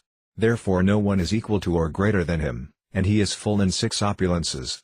All the demigods engaged in the administration of each universe offer their respectful obeisances unto him. Indeed, the helmets on their heads are beautiful because they are decorated with the imprints of the lotus feet of the Supreme Lord. It is similarly stated in the Brahma Samhita, 5.1, that Krishna is the Supreme Personality of Godhead and no one can be equal to or greater than him. That is Brahma's conclusion. Although the universal rulers, Brahma, Shiva and Vishnu, are masters of each and every universe, they too are servants of the Supreme Lord Krishna. As the cause of all causes, Lord Krishna is also the cause of Mahavishnu, the first of the incarnations who control this material creation. From Mahavishnu come Garbhodakasaya Vishnu and Kshirodakasaya Vishnu. Thus Krishna is the master of Garbhodakasaya Vishnu and Kshirodakasaya Vishnu, and he is also the supersoul within every living entity in the universe. The Brahma Samhita, 5.48, states, by Mahavishnu's breathing innumerable universes are produced. In each universe there are innumerable Vishnu Tattvas, but it should be understood that Lord Krishna is the master of them all and that they are but his partial plenary expansions. From the revealed scriptures it is understood that Krishna lives in 3 transcendental places. His most confidential residence is Goloka Vrindavana. It is there that he stays with his father, mother and friends, exhibits his transcendental relationships and bestows his mercy upon his eternal entourage. There Yogamaya acts as his maidservant in the Rasalila dance. The residents of Vrajabhumi think, the Lord is glorified by particles of his transcendental mercy and affection, and due to his merciful existence we, the residents of Vrindavana, have not the slightest anxiety, as stated in the Brahma Samhita, 5.43, in the spiritual sky all the Vaikunta planets, which make up Vishnu Loka, are below the planet known as Krishnalika, Goloka Vrindavana. On that supreme planet the Lord enjoys his transcendental bliss in multiple forms, and all the opulences of the Vaikunthas are fully displayed on that one planet. Like Krishna, his associates are also full with 6 opulences. In the Padma Purana, Uttarakhanda 255.57, it is stated that the material energy and the spiritual energy are separated by the Viraja river. That river flows from the perspiration of the first Purusa incarnation. On the far bank of the Viraja is the eternal nature, unlimited and all blissful, called the spiritual sky, the spiritual kingdom, or the kingdom of God. The spiritual planets are called Vaikunthas because there is no lamentation or fear there and everything is eternal. The spiritual world has been calculated to comprise 3/4 of the energies of the Supreme Lord, and the material world comprises 1/4, but no one can understand what that 3/4 is, since even this material universe cannot be described. Trying to convey to Sanatana Goswami something of the extent of this display of 1/4 of Krishna's energy, Caitanya Mahaprabhu next cited an incident from the scriptures in which Brahma, the lord of this universe, came to see Krishna at Dvaraka. When Brahma, the first created being in the universe, approached Krishna. The doorman informed Krishna that Brahma had arrived to see him. Upon hearing this, Krishna inquired as to which Brahma had come, and the doorman returned to Brahma and asked, "Which Brahma are you?" Krishna has asked. Brahma was struck with wonder. Why did Krishna ask such a question? Brahma informed the doorman, "Please tell him that the Brahma who is the father of the four Kumaras and who has 4 heads has come to see him." The doorman informed Krishna and then asked Brahma to come inside. Brahma offered his obeisances under the lotus feet of Krishna, and after Krishna had received him with all honor, the Lord asked him why he had come. "I shall tell you of my purpose in coming here," Lord Brahma replied, "but first I ask you to kindly remove a doubt I have. Your doorman told me that you asked which Brahma had come to see you. May I inquire if there are other Brahmas besides me?" Upon hearing this, Krishna smiled and at once called for many Brahmas from many other universes. The 4-headed Brahma then saw many other Brahmas coming to see Krishna and offer their respects. Some of them had 10 heads, some had 20, some had 100, and some even had 1,000,000 heads. Indeed, the 4-headed Brahma could not even count the Brahmas who came to offer their obeisances to Krishna. Krishna then called many other demigods from various universes, and they all came to offer their respects to the Lord. Upon seeing this wonderful exhibition by Krishna, the 4-headed Brahma became nervous and began to think he was just like a mosquito in the midst of many elephants. Since so many demigods were offering obeisances under the lotus feet of Krishna, Brahma concluded that no one can measure Krishna's unlimited potency. All the helmets of the various demigods and Brahmas shone brightly in the assembly, and when the helmets struck one another as the demigods offered obeisances, the helmets seemed to make a great sound of prayer. "Dear Lord," the demigods said, "it is your great mercy upon us that you have called us to see you. Is there any particular order? If so, we will carry it out at once." "There is nothing especially required of you," Lord Krishna replied. "I only wanted to see you all together at one time. I offer my blessings to you. Don't be afraid of the demons. By your mercy, everything is all right," they all replied. "There are no disturbances at present, for by appearing on the earth you have vanquished everything inauspicious." As each Brahma saw Krishna, each thought that Krishna was only within his universe. After this incident, Krishna wished all the Brahmas farewell, and after offering respects to him they returned to their respective universes. Upon seeing this, the 4-headed Brahma at once fell down at the feet of Krishna and said, "What I thought about you before was all nonsense. People may say they know you perfectly, but as far as I am concerned, I cannot begin to conceive how great you are. You are beyond my understanding." Krishna then informed him, "This particular universe is only 4,000 million miles across, but there are many millions and billions of universes which are far, far greater than this one. Some of these are many trillions of miles across, and all these universes require strong Brahmas with many more than 4 heads." Krishna further informed Brahma, "This material creation is only 1/4 of my creative potency. 3/4 is in the spiritual kingdom." The 4-headed Brahma then offered obeisances to Krishna and departed, now understanding the meaning of the Lord's 3/4 energy. The Lord is known as Triyadisvara, a name indicating his principal abodes, Gokula, Mathura, and Dvaraka. These 3 abodes are full of opulences, and Lord Krishna is the master of them all, situated as he is in his transcendental potency.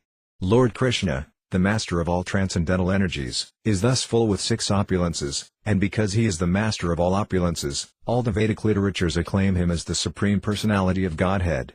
Lord Caitanya then sang a nice song to Sanatana Goswami about the opulences of Krishna. All the pastimes of Krishna are exactly like the activities of human beings. Therefore it is to be understood that his form is like that of a human being. Indeed, the human form is an imitation of his form. Krishna is dressed just like a cowherd boy. He has a flute in his hand, and he seems to be just like a newly grown youth. He is always playful, and he plays just like an ordinary boy. Thus Lord Caitanya began telling Sanatana Goswami about the beautiful aspects of Krishna. The Lord said that anyone who understands these beautiful qualities is dipped into an ocean of nectar. Krishna's Yogamaya potency is transcendental, beyond the material energy, but the Lord exhibits his transcendental potency even within this material world just to satisfy his confidential devotees. In other words, Krishna appears in the material world to satisfy his devotees. His qualities are so attractive that Krishna himself becomes eager to understand himself. When he is fully decorated and stands with his body curved in 3 ways, with his eyebrows always moving and his eyes so attractive, the gopas become enchanted. His special abode is at the top of the spiritual sky, and he resides there with his associates, the cowherd boys, the gopas and all the goddesses of fortune. It is there that he is known as Madana Mohana. There are many different pastimes of Krishna, such as his pastimes in the forms of Vasudeva and Sankarsana. In the material sky he performs pastimes as the first Purusa incarnation, the creator of the material world. There are also pastimes in which he incarnates as a fish or a tortoise or takes the forms of Lord Brahma and Lord Shiva, incarnations of the material qualities. In his pastimes as an empowered incarnation, he takes the form of King Prithu, and he also performs pastimes as the Supersoul in everyone's heart and as the impersonal Brahman as well. Among Krishna's innumerable pastimes, however, the most important are his human-like activities, frolicking in Vrindavana, dancing with the Gopas, playing with the Pandavas on the battlefield of Kurukshetra and playing in Mathura and Dvaraka. And his most important pastimes in the human form are those in which he appears as a cowherd boy, a newly grown youth who plays a flute. Just a partial manifestation of his pastimes in Goloka, in Gokula, Mathura, and Varavati, or Dvaraka, can overflood the whole universe with love of Godhead. Everyone can be attracted by the beautiful qualities of Krishna. The manifestation of Krishna's internal potency, Yogamaya, is not exhibited in the part of the kingdom of God comprising the Vaikunta planets, but Krishna does exhibit that internal potency within the universe when he descends from his personal abode out of his inconceivable mercy. Krishna is so wonderful and attractive that he himself becomes attracted by his own beauty, and this is proof that he is full of all inconceivable potencies. As far as the ornaments decorating Krishna's body are concerned, it appears that they do not beautify him but that they themselves become beautiful simply by being on his body. Always standing in a three-curved way, he attracts all living entities, including the demigods. Indeed, he even attracts the Narayana form who presides in every Vaikunta planet. Library Teachings of Lord Caitanya Chapter 10 The beauty of Krishna. Krishna is known as Madana Mohana because he conquers the mind of Cupid. He is also known as Madana Mohana due to his bestowing favors upon the damsels of Raya and accepting their devotional service. After conquering Cupid's pride, the Lord engages in the Rasa dance as the new Cupid. He is also known as Madana Mohana because of his ability to conquer the minds of women with his 5 arrows of form, taste, smell, sound and touch. The pearls of the necklace hanging on Krishna's neck are as white as ducks, and the peacock feather decorating his head is colored like a rainbow. His yellow garment is like lightning in the sky, and Krishna himself is like a newly arrived cloud. The Gopas are like food grains in the field, and when the cloud pours rain on those grains, it appears that Krishna is nourishing the hearts of the Gopas by calling down his pastime rain of mercy. Indeed, ducks fly in the sky during the rainy season, and rainbows can also be seen at that time. Krishna freely moves among his friends as a cowherd boy in Vrindavana, and when he plays his flute, all living creatures, mobile and immobile, are overwhelmed with ecstasy. They quiver, and tears flow from their eyes. Krishna's conjugal love is the summit of his various opulences. He is the master of all riches, all strength, all fame, all beauty, all knowledge and all renunciation, and out of these, his perfect beauty is his conjugal attraction. Such perfect conjugal beauty eternally exists only in the form of Krishna, whereas his other opulences are present in his Narayana form. As Lord Caitanya described the super-excellence of Krishna's conjugal attraction, he felt transcendental ecstasy, and, catching the hands of Sanatana Goswami, he began to proclaim how fortunate the damsels of Raya were, reciting a verse from Srimad Bhagavatam, 10.44.14, Gopyas tapakimakaranyatam yusya-rupam lavanya saramasa-mordvamananya siddham trigvipabandiyena savabhinavam durapamakanadamayasasa shriya ashvarasaya. What great penance and austerities the damsels of Vrindavana must have undergone, for they are able to drink the nectar of Krishna, who is all beauty, all strength, all riches and all fame, and who is the essence of all beautiful bodily luster. The body of Krishna, the ocean of the eternal beauty of youth, can be seen to move in waves of beauty, and there is a whirlwind at the sound of his flute. Those waves and that whirlwind make the hearts of the Gopas flutter like dry leaves on trees, and when those leaves fall down at Krishna's lotus feet, they can never rise up again. There is no beauty to compare with that of Krishna, who is the origin of Narayana and all other incarnations, for no one possesses beauty equal to or greater than Krishna's. Otherwise, why would the goddess of fortune, the constant companion of Narayana, give up his association and engage herself in penance to gain the association of Krishna? Such is the super-excellent beauty of Krishna, the everlasting mine of all beauty. It is from that beauty that all other beautiful things emanate. The attitude of the Gopas is like a mirror upon which the reflection of Krishna's beauty develops at every moment. Both Krishna and the Gopas increase their transcendental beauty at every moment, and there is always transcendental competition between them. No one can appreciate the beauty of Krishna by properly discharging his occupational duty or by undergoing austerities, practicing mystic yoga, cultivating knowledge or offering various kinds of prayers. Only those who are on the transcendental platform of love of God, who engage in devotional service only out of love, can appreciate the transcendental beauty of Krishna. Such beauty is the essence of all opulences and is appreciated only in Goloka Vrindavana and nowhere else.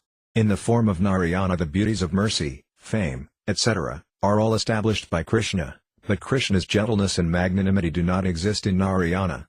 They are found only in Krishna. Lord Caitanya, greatly relishing the verses of Srimad Bhagavatam he was explaining to Sanatana, quoted another verse, September 24, 1965, Yasyanana Makara Kundala Karukarna Bharyat Kapolna Subhagam Savilasa Hasam Nityat Savam Natatra Purdasabi Pabantio Nario Naras Ca Mudita Kupita Neem Ca. The Gopas used to relish the beauty of Krishna as a ceremony of perpetual enjoyment. They enjoyed the beautiful face of Krishna, his beautiful ears with earrings, his broad forehead, his smile, and while enjoying this sight of Krishna's beauty they used to criticize the Creator, Brahma, for causing their vision of Krishna to be momentarily impeded by the blinking of their eyelids. The Vedic hymn known as Kamagayatri describes the face of Krishna as the king of all moons. In metaphorical language, there are many different full moons, but they are all one in Krishna. There is the full moon of his face, the full moons of his cheeks, the full moon of the sandalwood pulp spot on his forehead, which is a half moon, and the beautiful full moons of his fingernails and toenails. In this way there are 24.5 moons, and Krishna is the central figure of all of them.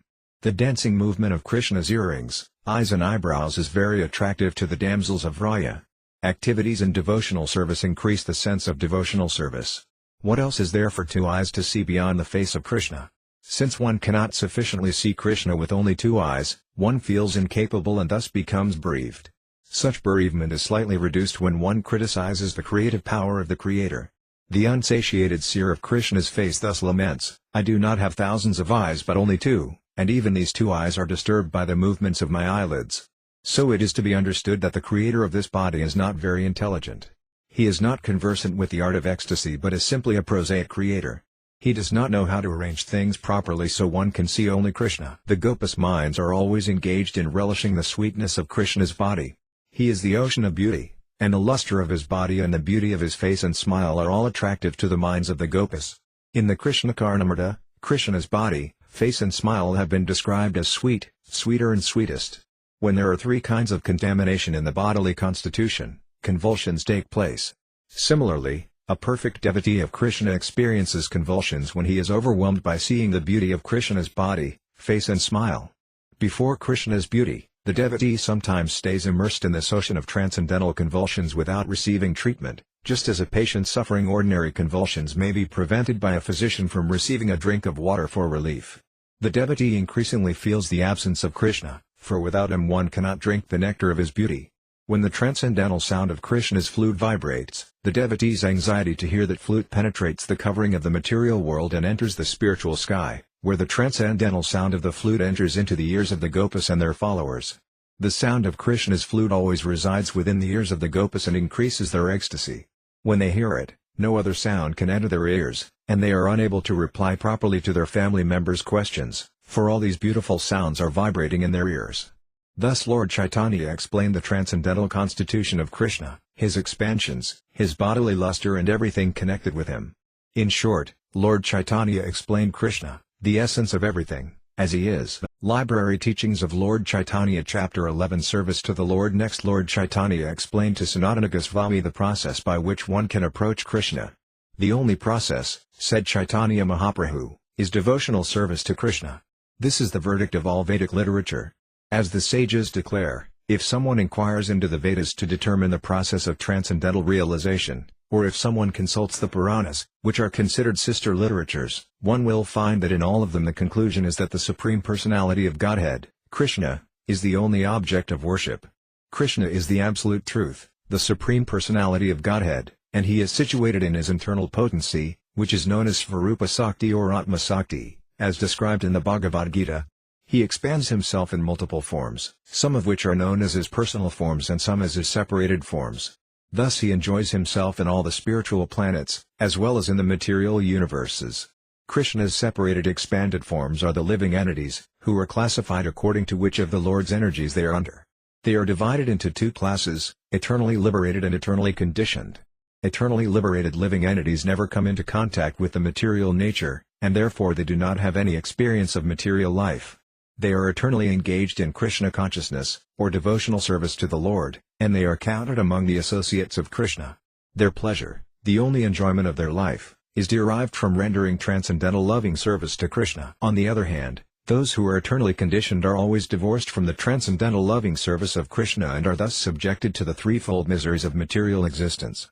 On account of the conditioned soul's eternal attitude of separation from Krishna, the spell of the material energy awards him two kinds of bodies, the gross body, consisting of 5 elements, and the subtle body, consisting of mind, intelligence and ego. Being covered by these two bodies, the conditioned soul eternally suffers the pangs of material existence, known as the threefold miseries. He is also subjected to 6 enemies, lust, anger, etc. Such is the everlasting disease of the conditioned soul. Diseased in condition, the living entity transmigrates all over the universe. Sometimes he is situated in the upper planetary system, and sometimes he travels in the lower planetary system. In this way he leads his diseased, conditioned life. His disease can be cured only when he meets and follows the expert physician, the bona fide spiritual master. When the conditioned soul faithfully follows the instructions of a bona fide spiritual master, his material disease is cured. He is promoted to the liberated stage, and he again attains to the devotional service of Krishna and goes back home, back to Krishna. A conditioned living entity should become aware of his real position and pray to the Lord, "How much longer will I be ruled by all these bodily functions, such as lust and anger?" As masters of the conditioned soul, lust and anger are never merciful. Indeed, such bad masters never cease demanding service from the conditioned soul. But when he comes to his real consciousness, Krishna consciousness, he stops serving these bad masters and approaches Krishna with a frank and open heart to achieve his shelter. At such a time he prays to Krishna to be engaged in his transcendental loving service. Sometimes the Vedic literature highly praises fruitive activities, mystic yoga and the speculative search for knowledge as different ways to self-realization. Yet despite such praise, in all Vedic literature the path of devotional service is accepted as foremost. In other words, devotional service to Lord Krishna is the highest perfectional path to self-realization, and it is recommended that it be performed directly. Fruitive activity, mystic meditation and philosophical speculation are not direct methods of self-realization. They are indirect because without devotional service they cannot lead to the highest perfection of self-realization. Indeed, all paths to self-realization ultimately depend on the path of devotional service. When Vyasadeva was not satisfied even after compiling heaps of books of Vedic knowledge, Narada Muni, his spiritual master, explained that no path of self-realization can be successful unless it is mixed with devotional service. When Narada Muni arrived, Vyasadeva was sitting by the banks of the river Sarasvati in a state of depression. Upon seeing Vyasa so dejected, Narada explained the deficiency in his compilation of various books. Even pure knowledge does not look well unless it is complemented by transcendental devotional service. And what to speak of fruitive activities when they are devoid of devotional service? How can they be of any benefit to their performer? Similarly, Sukadeva Goswami prays in Srimad Bhagavatam, February 4, 2017, "There are many sages who are expert in performing austerities, there are many men who give much in charity, there are many famous men, scholars and thinkers, and there are those who are very expert in reciting Vedic hymns. Although all the activities of these men are auspicious, unless one performs them in order to attain devotional service to the Lord, they cannot award the desired results. Therefore I offer my respectful obeisances unto the Supreme Lord, the only one who can award such results." Although many types of philosophers and transcendentalists believe that one who lacks knowledge cannot be liberated from material entanglement, there is no possibility that knowledge without devotional service can award liberation. In other words, when jnana, or the cultivation of knowledge, leads one onto the path of devotional service, then only does it help one gain liberation, but not otherwise. This is confirmed by Brahma and Srimad Bhagavatam, 10.14.4, Shreyasritam bhaktam udasaya te vibhoklisyandi ye kevala bada labte tesamasa kleshala eva sisaidnanyad yadasthulit seva. My dear Lord, devotional service unto you is the best path for self-realization. If someone gives up that path and engages in the cultivation of knowledge or in speculation, he will simply undergo a troublesome process and will not achieve his desired results. Just as a person who beats an empty husk of wheat cannot get grain, one who engages simply in speculative knowledge cannot achieve the desired result of self-realization. His only gain is trouble.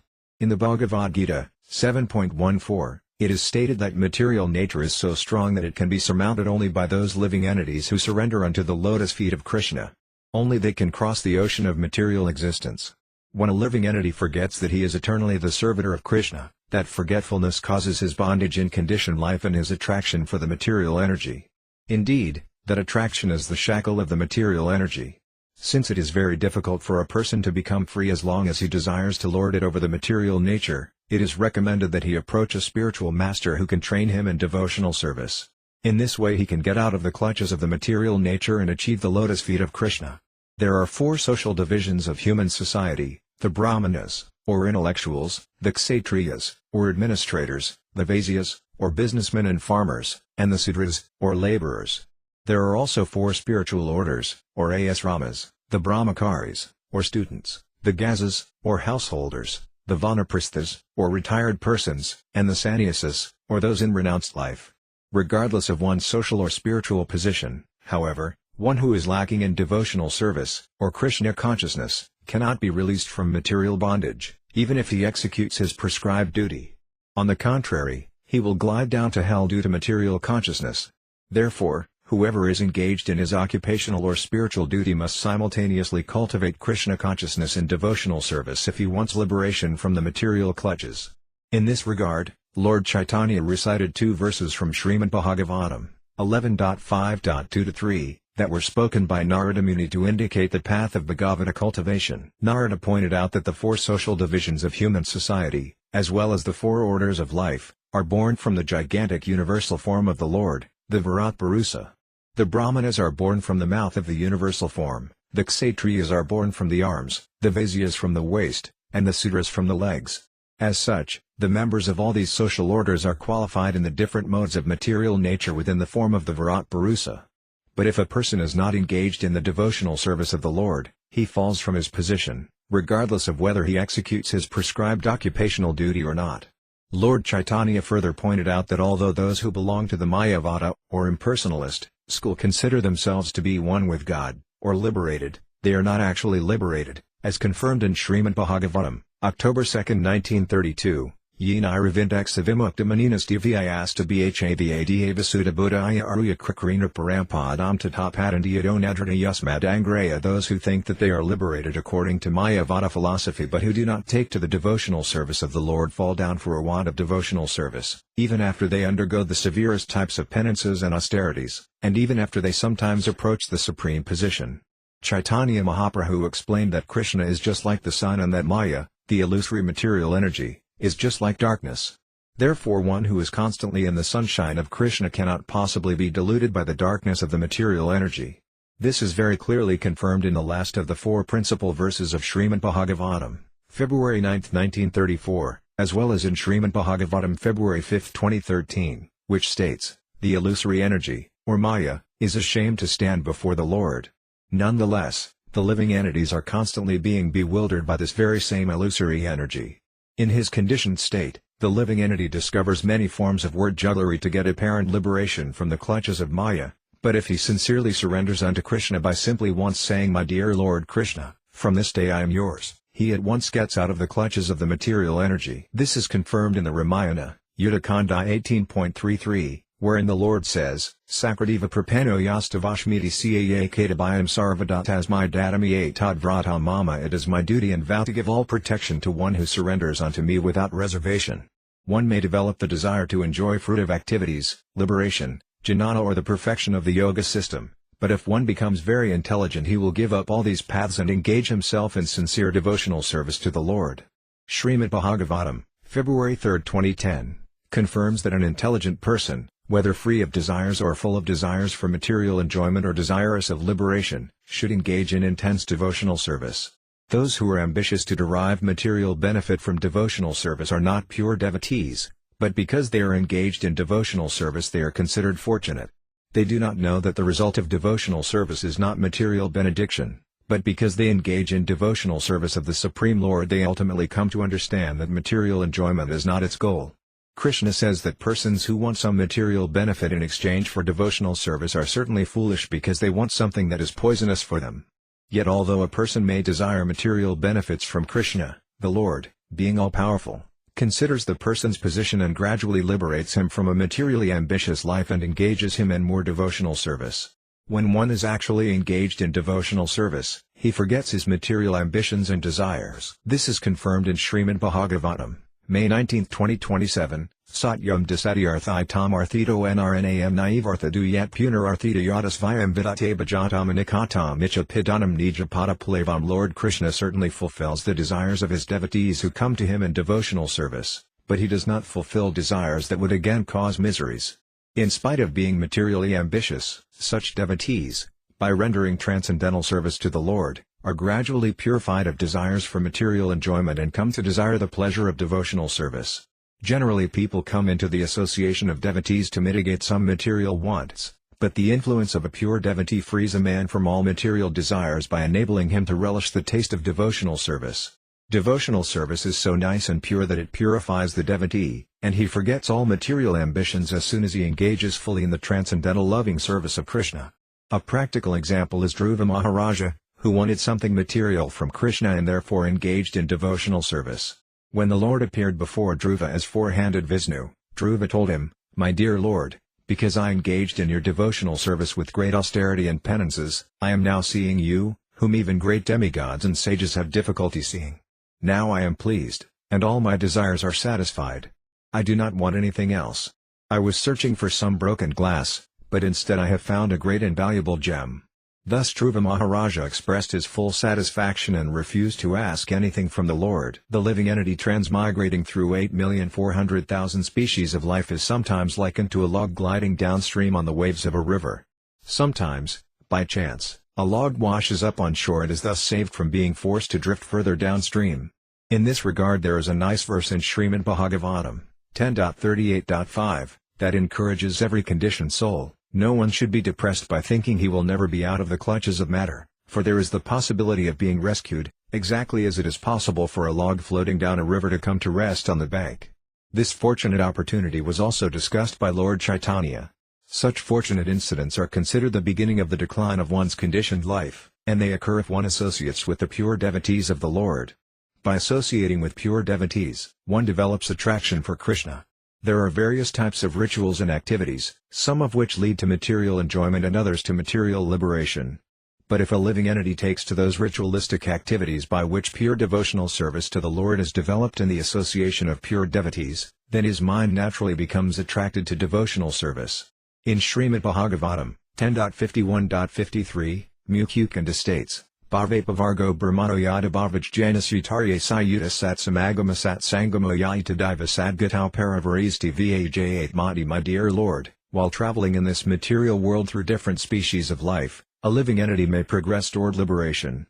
But only when he gets the chance to come in contact with a pure devotee can he actually be liberated from the clutches of material energy and become a devotee of you, the personality of Godhead.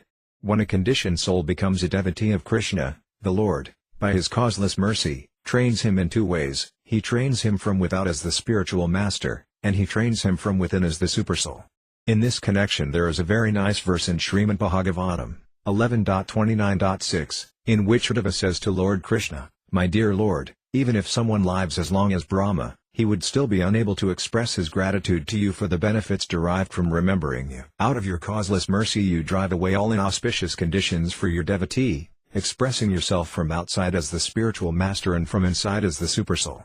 If one somehow or other gets in touch with a pure devotee and thus develops a desire to render devotional service to Krishna, he gradually rises to the platform of love of Godhead and is thus freed from the clutches of the material energy. This is confirmed in Srimad Bhagavatam, 11.20.8, where the Lord says, "For one who, out of his own accord, becomes attracted to topics of my activities, being neither allured nor repelled by material activities, following the path of devotional service leading to the perfection of love of God becomes possible." However, it is not possible to achieve the stage of perfection without being favored by a pure devotee, or a Mahatma, a great soul. Without the mercy of a great soul, one cannot even be liberated from the material clutches, and what to speak of rising to the platform of love of Godhead. This also is confirmed in Srimad Bhagavatam, May 12, 2012, in a conversation between Jatabrata and King Rahugana, ruler of the Sindhu and Savira provinces. When King Rahugana expressed surprise upon seeing Bharata's spiritual achievements, Bharata replied, "Rahugana tate pasana yati nasi jayanarvapana grhad vanakshandasa naiva jalagni sriyarvina mahatpada rajobizag." My dear Rahugana, no one can attain the perfected stage of devotional service without being favored by a great soul, a pure devotee.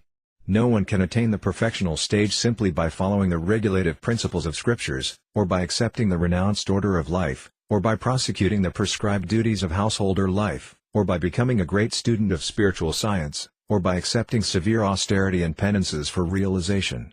Similarly, when the atheist Hiranyakasipu asked his son Prahlada Maharaja how he had attained such a devotional attitude, the boy replied, "As long as one is not favored by the dust of the feet of pure devotees, one cannot even touch the path of devotional service, which is the solution to all the problems of material life." Srimad Bhagavatam, July 5, 1932. Thus Lord Chaitanya told Sanatana Goswami that all scriptures stress association with pure devotees of the Lord. The opportunity to associate with a pure devotee of the Supreme Lord is the beginning of one's complete perfection.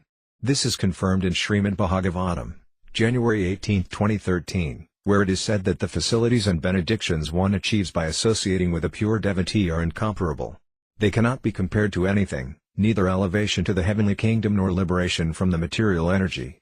Lord Krishna also confirms this in the most confidential instruction in the Bhagavad Gita, 18.64-65, wherein he tells Arjuna, Sarvaghayatamam bhuyasranumi paramam vakastosimi dridamiti tato vaxyami te hitam man manabhavamad bhakto mad yaji mam namaskarumam avasyasi satyam te pratyane priyosimi. My dear Arjuna, you are my affectionate friend and relative, and therefore I am imparting to you this most confidential knowledge for your benefit.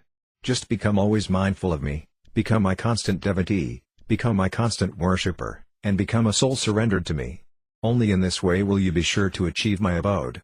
Because you are my very dear friend, I hereby disclose to you this most confidential knowledge. Such a direct instruction from Krishna is more important than any Vedic injunction or regulative service.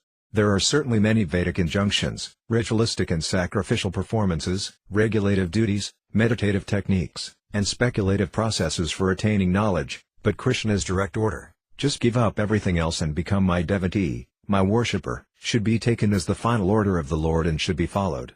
If one is simply convinced of this direct order of the Lord in the Bhagavad Gita, becomes attached to his devotional service, and gives up all other engagements, one will undoubtedly attain success. To confirm this statement, in Srimad Bhagavatam, 11.20.9, Krishna says that one should follow other paths of self-realization only as long as one is not convinced of his direct order to become his devotee. It is the conclusion of the Srimad Bhagavatam and Bhagavad Gita that the direct order of the Lord is to give up everything and engage in devotional service. Firm conviction that one should execute the order of the Lord is known as faith. One who has faith is firmly convinced that simply by rendering devotional service to Lord Krishna all other activities are automatically performed, including ritualistic duties, sacrifices, yoga and the speculative pursuit of knowledge. In fact, devotional service to the Lord includes everything. As stated in Srimad Bhagavatam, April 31, 2014, Yadhatara mula nisekanina tripyati tatskanda buhopasika pranopaharaksia yathandriyanam tathiva sarvaraname sayujya. By watering the root of a tree, one automatically nourishes the branches, twigs, leaves and fruits, and by supplying food to the stomach, one satisfies all the senses. Similarly, by rendering devotional service to Krishna, one automatically satisfies the requirements for all other forms of worship and all other spiritual processes. One who is faithful and firmly convinced of this is eligible to be elevated as a pure devotee. There are three classes of devotees, according to the degree of conviction. The first class devotee is conversant with all kinds of Vedic literature and at the same time has the firm conviction mentioned above. He can deliver all others from the pangs of material miseries. The second class devotee is firmly convinced and has strong faith, but he has no power to cite evidence from the revealed scriptures. The third class devotee is one whose faith is not very strong, but by the gradual cultivation of devotional service he can be promoted to the second or first class position. It is said in Srimad Bhagavatam, November 2, 1945, that the first class devotee always sees the Supreme Lord as the soul of all living entities. Thus in seeing all living entities, he sees Krishna and nothing but Krishna. The second class devotee places his full faith in the Supreme Personality of Godhead, makes friends with pure devotees, shows favor to innocent persons and avoids those who are atheistic or against devotional service.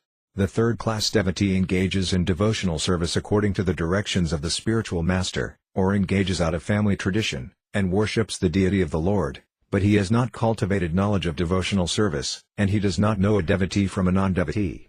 Such a third-class devotee cannot actually be considered a pure devotee. He is almost in the devotional line, but his position is not very secure. One can thus conclude that when a person shows love for God and friendship for devotees, displays mercy toward the innocent and is reluctant to associate with non-devotees, he may be considered a pure devotee. By developing devotional service, such a person can perceive that every living entity is part and parcel of the Supreme. In each and every living entity he can see the Supreme Person, and therefore he becomes highly developed in Krishna consciousness. At this stage he does not distinguish between the devotee and the non-devotee, for he sees that everyone is engaged in the service of the Lord. Such a pure devotee continues to develop all great qualities while engaged in Krishna consciousness and devotional service.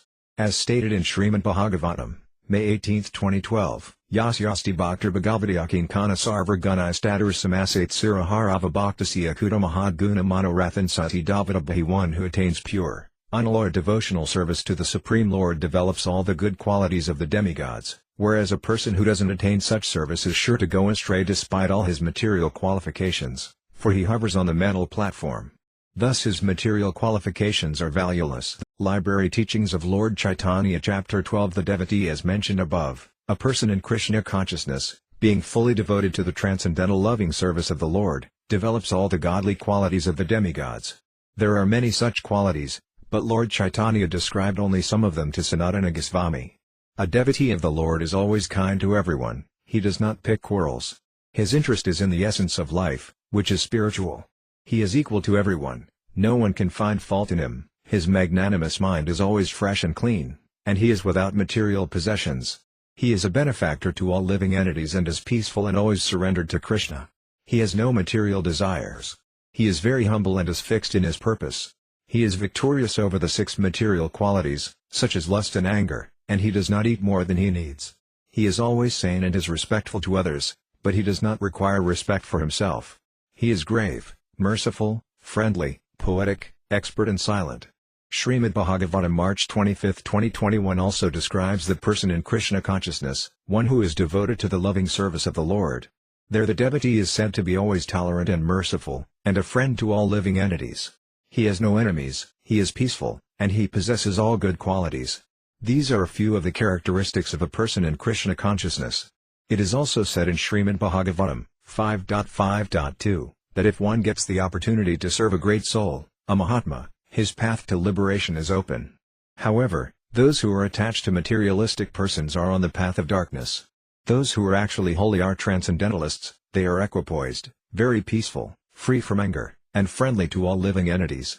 Simply by associating with such holy men one can become a Krishna-conscious devotee of the Lord.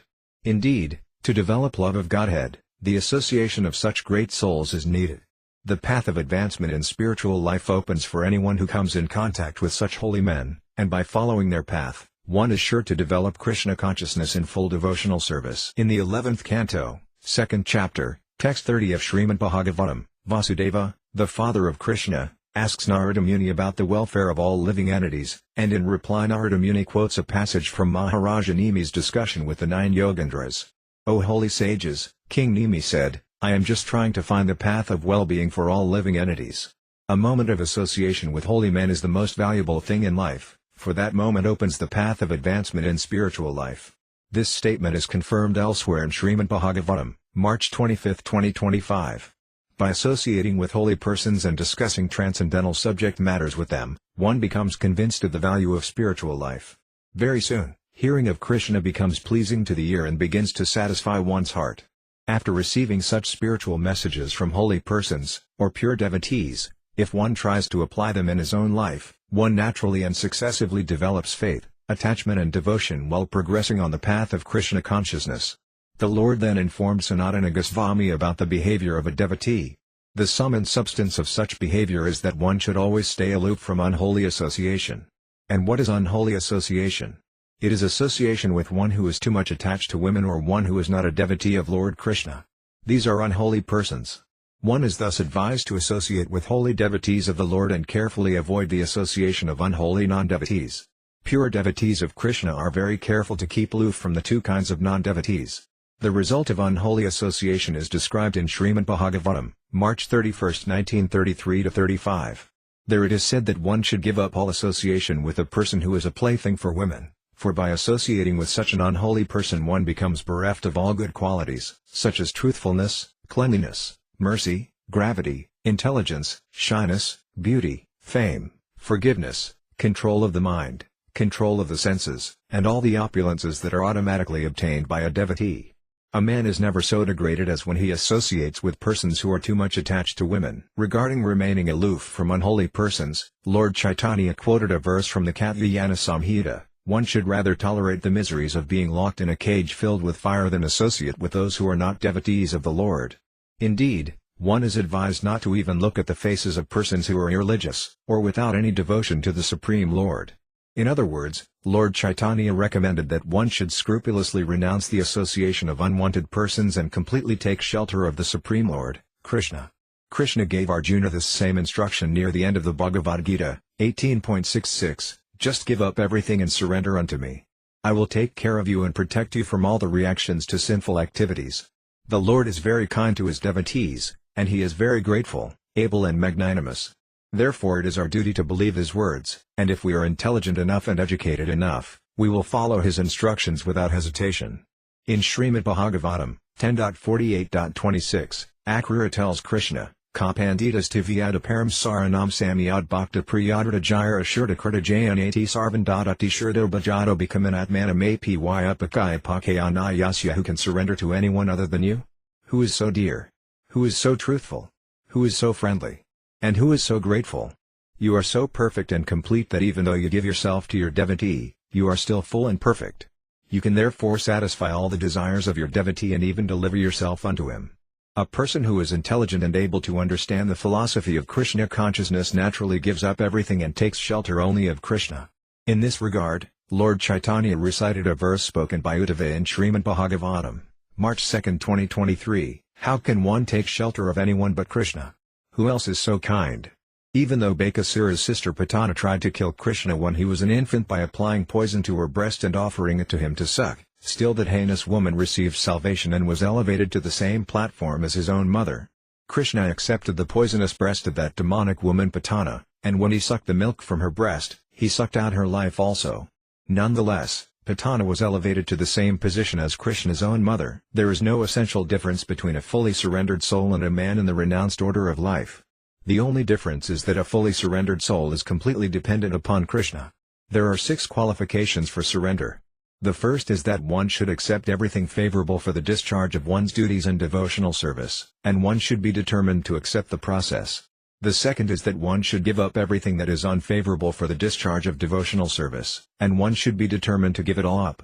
Thirdly, one should be convinced that only Krishna can protect him and should have full faith that the Lord will give that protection. An impersonalist thinks that his actual identity is in being one with Krishna, but a devotee does not destroy his identity in this way. He lives with full faith that Krishna will kindly protect him in all respects. Fourthly, a devotee should always accept Krishna as his maintainer. Those who are interested in the fruits of activities generally expect protection from the demigods, but a devotee of Krishna does not look to any demigod for protection. He is fully convinced that Krishna will protect him from all kinds of unfavorable conditions. Fifthly, a devotee is always conscious that he is not independent in fulfilling his desires. Unless Krishna fulfills them, they cannot be fulfilled. Lastly, one should always think of himself as most fallen so that Krishna will take care of him. Such a surrendered soul should take shelter of a holy place like Vrindavana, Mathura, Dvaraka or Mayapur and should surrender himself unto the Lord, saying, "My Lord, from today I am yours. You can protect me or kill me as you like." When a devotee takes shelter of Krishna in such a way, Krishna is so grateful that he accepts him and gives him all kinds of protection. This is confirmed in Srimad Bhagavatam, November 29, 1934, where it is said that if a person who is about to die takes full shelter of the Supreme Lord and places himself fully under his care, he actually attains immortality at that time and becomes eligible to associate with the Supreme Lord and enjoy transcendental bliss. The Lord then explained to Sanatana Goswami the various types and symptoms of practical devotional service. When devotional service is performed with our present senses, it is called practical devotional service. Actually, devotional service is the eternal life of the living entity and is lying dormant in everyone's heart. The practice which invokes that dormant devotional service is called practical devotional service. The purport is that the living entity is constitutionally part and parcel of the Supreme Lord. The Lord can be compared to the sun, and the living entities can be compared to molecules of sunshine. Under the spell of the illusory energy, the spiritual spark is almost extinguished, but by practical devotional service one can revive his natural constitutional position. When one practices such devotional service, it should be understood that he is returning to his original and normal liberated position. Practical devotional service can be performed with one's senses under the direction of a bona fide spiritual master. One begins spiritual activities for advancement in devotional service, or Krishna consciousness, by hearing. Indeed, hearing is the most important method for advancement in Krishna consciousness, and one should be very eager to hear favorably about Krishna. Giving up all speculation and fruitive activity, one should simply worship Krishna and desire to attain love of God. That love of God is eternally existing within everyone, it simply has to be evoked by the process of hearing. Hearing and chanting are the principal methods of devotional service. Devotional service may be regulative or affectionate. One who has not developed transcendental affection for Krishna should conduct his life according to scriptural injunctions and under the guidance of the spiritual master. In Srimad Bhagavatam 2.1.5, Sukadeva Goswami advises Maharaja Pariksit, Tasmedbharata Sarvatma Bhagavanais Hari Srodavya Kirtitavya Ca Smartavya Sekatabhayam. Best of the Bharatas, it is the prime duty of persons who want to become fearless to hear about the Supreme Personality of Godhead, Hari, and to chant about him and always remember him. Lord Vishnu is always to be remembered and is not to be forgotten for even a moment. This is the sum and substance of all regulative principles. The conclusion is that when all the rules, regulations and recommended and prohibited activities in the revealed scriptures are taken together, remembrance of the Supreme Lord is always the essence of everything. To always remember the Supreme Personality of Godhead within one's heart is the main practice of devotional service, and in that practice there are no regulative principles, there are no do's and don'ts.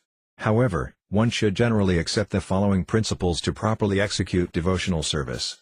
The devotee should, 1. Take shelter of a bona fide spiritual master, 2. Receive initiation from the spiritual master, 3. Serve the spiritual master, 4. Inquire and learn love from the spiritual master, 5. Follow in the footsteps of holy persons devoted to the transcendental loving service of the Lord, 6. Be prepared to give up all kinds of enjoyment and suffer all kinds of miseries for the satisfaction of Krishna, 7. Live in a place where Krishna had his pastimes, 8. Be satisfied by whatever is sent by Krishna for the maintenance of the body and not hanker for more than that, 9.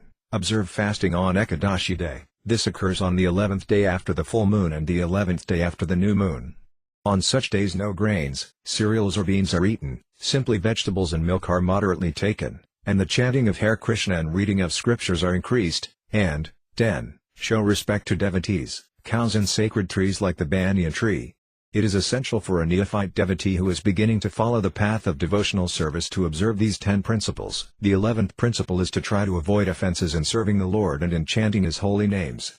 There are 10 kinds of offenses in the matter of chanting the holy name. 1. To blaspheme a devotee of the Lord. 2. To consider the Lord and the demigods on the same level or to think there are many gods. 3. To neglect the orders of the spiritual master. 4. To minimize the authority of the scriptures, the Vedas. 5. To interpret the holy names of God. 6. To commit sins on the strength of chanting. 7. To instruct the glories of the Lord's names to the unfaithful. 8. To compare the chanting of the holy name to material piety. 9. To be inattentive while chanting the holy name and 10. To remain attached to material things in spite of chanting the holy names. These 10 offenses against the holy name should be avoided. The 12th principle in the execution of devotional service is that one should avoid the association of unholy non-devotees. 13. One should not attempt to have many disciples. 14. One should not take the trouble to understand many books or to understand partially any particular book, and one should avoid discussing different doctrines. 15. One should be equipoised both in gain and in loss. 16. One should not be subject to any kind of lamentation. 17. One should not disrespect the demigods or other scriptures. 18. One should not tolerate blasphemy against the Supreme Lord or His devotees. 19. One should avoid ordinary topics of novels and fiction, but there is no injunction that one should avoid hearing ordinary news. 20. One should not give any trouble to any living creature, even a small bug. The first 10 of the 20 items mentioned above are affirmative, and the second 10 are prohibitive. In the Bhakti Rasamrita Sindhu, compiled by Srila Rupa Goswami, it is said that one should be very liberal in behavior and should avoid any undesirable activities. Of the 20 regulations, the most important are the first 3, to accept the shelter of a bona fide spiritual master, be initiated by him and serve him. In addition to these 20, there are 35 more items of devotional service, and they can be analyzed as follows. 1. Hearing about the Lord. 2. Chanting about Him. 3. Remembering Him. 4. Worshipping Him. 5. Praying to him. 6. Serving him. 7. Engaging as his servitor. 8. Being friendly toward him. 9. Offering everything to him. 10. Dancing before the deity. 11. Singing before the deity. 12. Informing the deity of one's thoughts. 13. Offering obeisances to the deity. 14. Standing up to show respect to the deity and the devotees. 15. Following a devotee when he gets up to go to the door. 16. Entering the temple of the Lord. 17. Circumambulating the temple of the Lord. 18. Reciting prayers to the Lord. 19. Vibrating hymns in his honor. 20. Performing sankirtana, or congregational chanting of the holy name. 21. Smelling the incense and flowers offered to the deity. 22. Accepting prasadam, food offered to Krishna. 23. Attending the arati ceremony. 24. Seeing the deity. 25. Offering palatable foodstuffs to the Lord. 26. Meditating on the Lord. 27. Offering water to the tulasi tree. 28. Offering respect to the Vaisnavas or advanced devotees. 29. Living in Mathura or Vrindavana. 30. Understanding Srimad Bhagavatam. 31. Trying one's utmost to attain Krishna. 32. Expecting the mercy of Krishna. 33. Joining with devotees in performing Krishna's ceremonial functions. 34. Surrendering to the Lord in all respects. 35. Observing different ceremonial functions and vows. To these 35 items are added another 4. 1. Marking one's body with sandalwood pulp to show that one is a Vaisnava. 2. Painting one's body with the holy names of the Lord. 3. Covering one's body with the remnants of the deity's coverings. 4. Sipping Karanamrita, the water that has washed the deity. These 4 additional items make 39 items for devotional service in all, and out of all of these the following 5 are most important. 1. To associate with devotees. 2. To chant the holy name of the Lord. 3. To hear Srimad Bhagavatam. 4. To live in a holy place such as Mathura or Vrindavana, and 5. To serve the deity with great devotion. These items are especially mentioned by Rupa Goswami in his book Bhakti Rasamrita Sindhu. The 39 items above, plus these 5 items, total 44 items. Add to these the 20 preliminary items and there are a total of 64 items for conducting devotional service. The devotional service of one who adopts these 64 items with his body, mind and senses gradually becomes pure. Some of the items are completely distinct from others, some are identical, and others appear to be mixed. Srila Rupa Goswami has recommended that one live in the association of those who are of the same mentality, therefore it is necessary to form some association for Krishna consciousness and live together for the cultivation of knowledge of Krishna and devotional service. The most important item for living in that association is the mutual understanding of the Bhagavad Gita and Srimad Bhagavatam. When faith and devotion are developed, they become transformed into the worship of the deity, chanting of the holy name and living in a holy place like Mathura and Vrindavana. The last 5 items, mentioned after the first 39, are very important and essential. If one can simply discharge these 5 items, he can be elevated to the highest perfectional stage, even if he does not execute them perfectly. One may be able to perform one item or many items, according to one's capacity, but it is the principal factor of complete attachment to devotional service that makes one advance on the path. Some devotees in history, like Maharaja Ambarasa, attain perfection in devotional service by executing all the items of devotional service, while many others attain perfection by discharging the duties of only one item. Some of them are Maharaja Pariksit, who was liberated and fully perfected simply by hearing, Sukadeva Goswami, who became liberated and attained perfection in devotional service simply by chanting, Prahlada Maharaja, who attained perfection by remembering, Lakshmi, who attained perfection by serving the lotus feet of the Lord, King Prithu, who attained perfection simply by worshipping, Akrura, who attained perfection simply by praying, Hanuman, who attained perfection simply by becoming the servant of Lord Rama, Arjuna, who attained perfection simply by being a friend of Krishna's, and Bali Maharaja, who attained perfection simply by offering whatever he had in his possession. As mentioned above, Maharaja Ambarasa performed all the items of devotional service. He first of all engaged his mind by fixing it on the lotus feet of Krishna. He engaged his words, his power of speaking, in describing the transcendental qualities of the Supreme Personality of Godhead. He engaged his hands in washing the temple of the deity, his ears in hearing the words of Krishna, and his eyes in beholding the deity. He engaged his sense of touch by rendering service to the devotees, and he engaged his sense of smell by relishing the fragrance of the flowers offered to Krishna. He engaged his tongue in tasting the tulasi leaves offered to the lotus feet of Krishna, his legs in going to the temple of Krishna, and his head in offering obeisances to the deity of Krishna.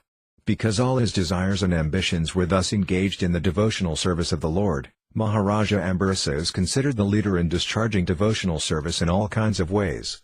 Whoever engages in the devotional service of the Lord in full Krishna consciousness becomes freed of all debts to the sages, demigods and forefathers, to whom everyone is generally indebted.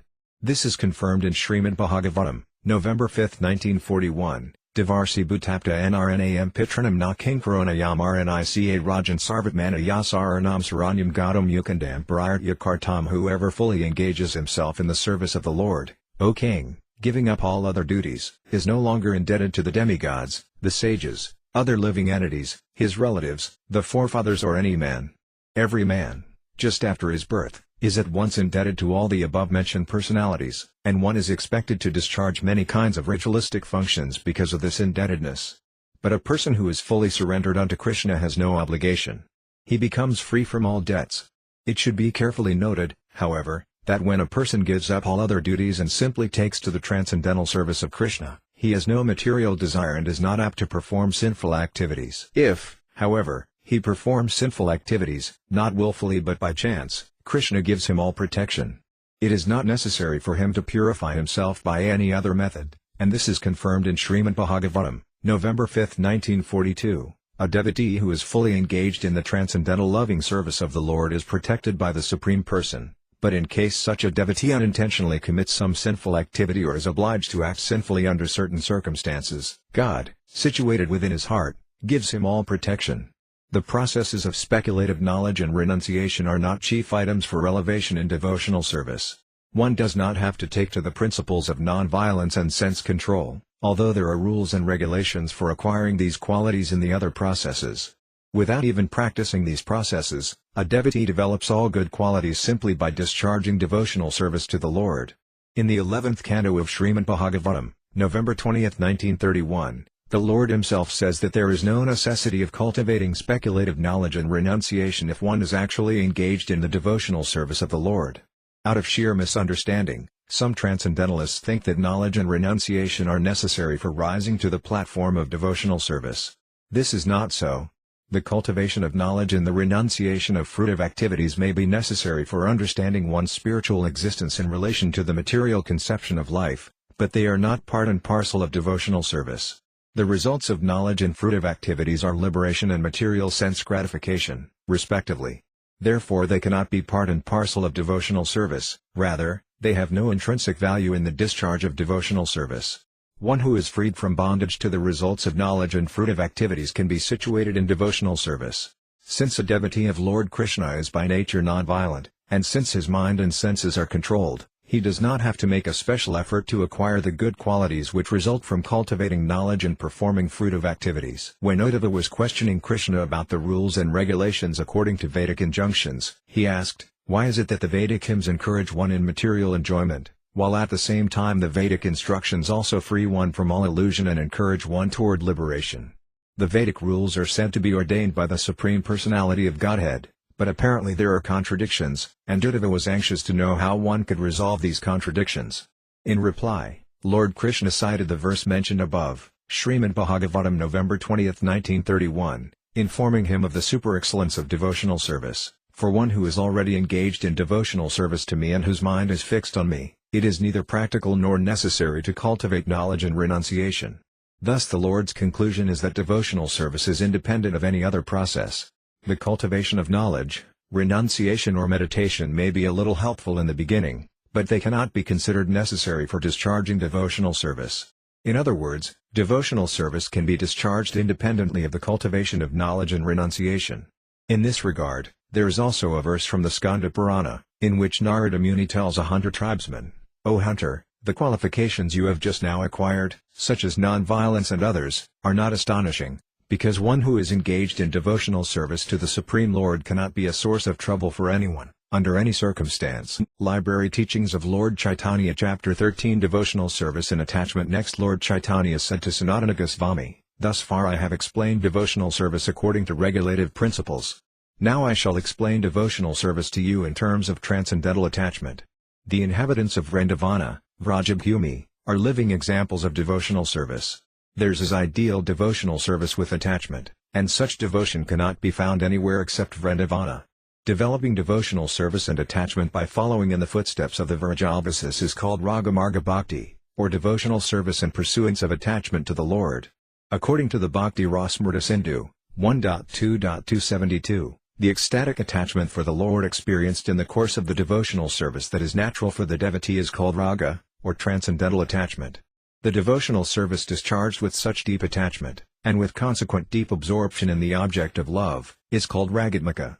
Examples of such devotional service can be seen in the activities of the residents of Rajabhumi. One who becomes attracted to Krishna by hearing of such attachment is certainly very fortunate. When one becomes deeply affected by the devotion of the residents of Rajabhumi and tries to follow in their footsteps, he does not care for the restrictions or regulations of the revealed scriptures. This is characteristic of one discharging raga bhakti. Devotional service with attachment is natural, and one who has been attracted by it does not care for any arguments against his conviction, even though such arguments may be presented according to scriptural injunctions. The natural inclination to devotional service with attachment is also based on scriptural injunction, and thus one who has attachment for such devotional service is not required to give it up simply on the strength of scriptural argument. In this connection, we should note that the class of so-called devotees known as Prakrita Sahajiyas follow their own concocted ideas and, representing themselves as Krishna and Radha, indulge in debauchery. Such devotional service with attachment is false, and those so engaged are actually gliding down a hellish path. This is not the standard of Ragatmika Bhakti, or devotional service with attachment. The Prakrita Sahajiya community is actually cheated and very unfortunate. Devotional service with attachment can be executed in two ways, externally and internally. Externally, the devotee strictly follows the regulative principles, beginning with chanting and hearing, while internally he thinks of the attachment which attracts him to serve the Supreme Lord. Indeed, he always thinks of his special devotional service and attachment. Such a real devotee's attachment does not violate the regulative principles of devotional service, and he adheres to them strictly, yet within his mind he always thinks of his particular attachment. All the inhabitants of Rajabhumi are very dear to Krishna. A devotee selects one of them and follows in his footsteps in order to be successful in his own devotional service. A pure devotee discharging devotional service with attachment always follows in the footsteps of a personality of Rajabhumi. It is advised in the Bhakti Rasamrita Sindhu, 1.2.294, that such a pure devotee should always remember the activities of a particular inhabitant of Raya, even though he is not able to live in Raya. In this way he can always think of Raya. Such confidential devotees are divided into several categories. Some of them are servants, some are friends, some are parents, and some are conjugal lovers. In devotional service with attachment, one has to follow a particular type of devotee of Rajabhumi. In Srimad Bhagavatam, March 25, 1938, the Lord says, Nakarhisan matpara santa rupnyang sayanti no minimi saliti heti yasamahan priyantma sudasiyasaka gurvashurdo divamistam. The word matpara is used only to refer to persons who are satisfied with the idea of becoming my adherents alone. They consider that I am their soul, I am their friend, I am their son, I am their master, I am their well-wisher, I am their God, and I am their supreme goal. My dear mother, time does not act on such devotees. In the Bhakti Rasamrita Sindhu, 1.2.308, Rupa Goswami offers his respectful obeisances to those who always think of Krishna as son, well-wisher, brother, father, friend, and so on. Whoever adheres to the principles of devotional service with attachment, following in the footsteps of a particular devotee of Rajabhumi, certainly attains the highest perfection of love of Godhead in that spirit. There are two characteristics by which the seeds of love of Godhead can develop, and these are known as rati, or attachment, and bhava, the condition immediately preceding love of Godhead. It is by such attachment and bhava that the Supreme Lord Sri Krishna is conquered by his devotees. These two characteristics are present before any symptoms of love of Godhead are manifest. This was all explained to Sanatana Goswami by Lord Caitanya. Lord Caitanya told him that since there is really no end to describing the system of devotional service with attachment, he is simply trying to offer a sampling. Lord Caitanya then described the ultimate goal of devotional service, which is meant for one who wants to attain perfection. When one's attachment to Krishna becomes very deep, one has attained the condition called love of Godhead. The devotee who attains such a state of existence is said to be in his permanent situation.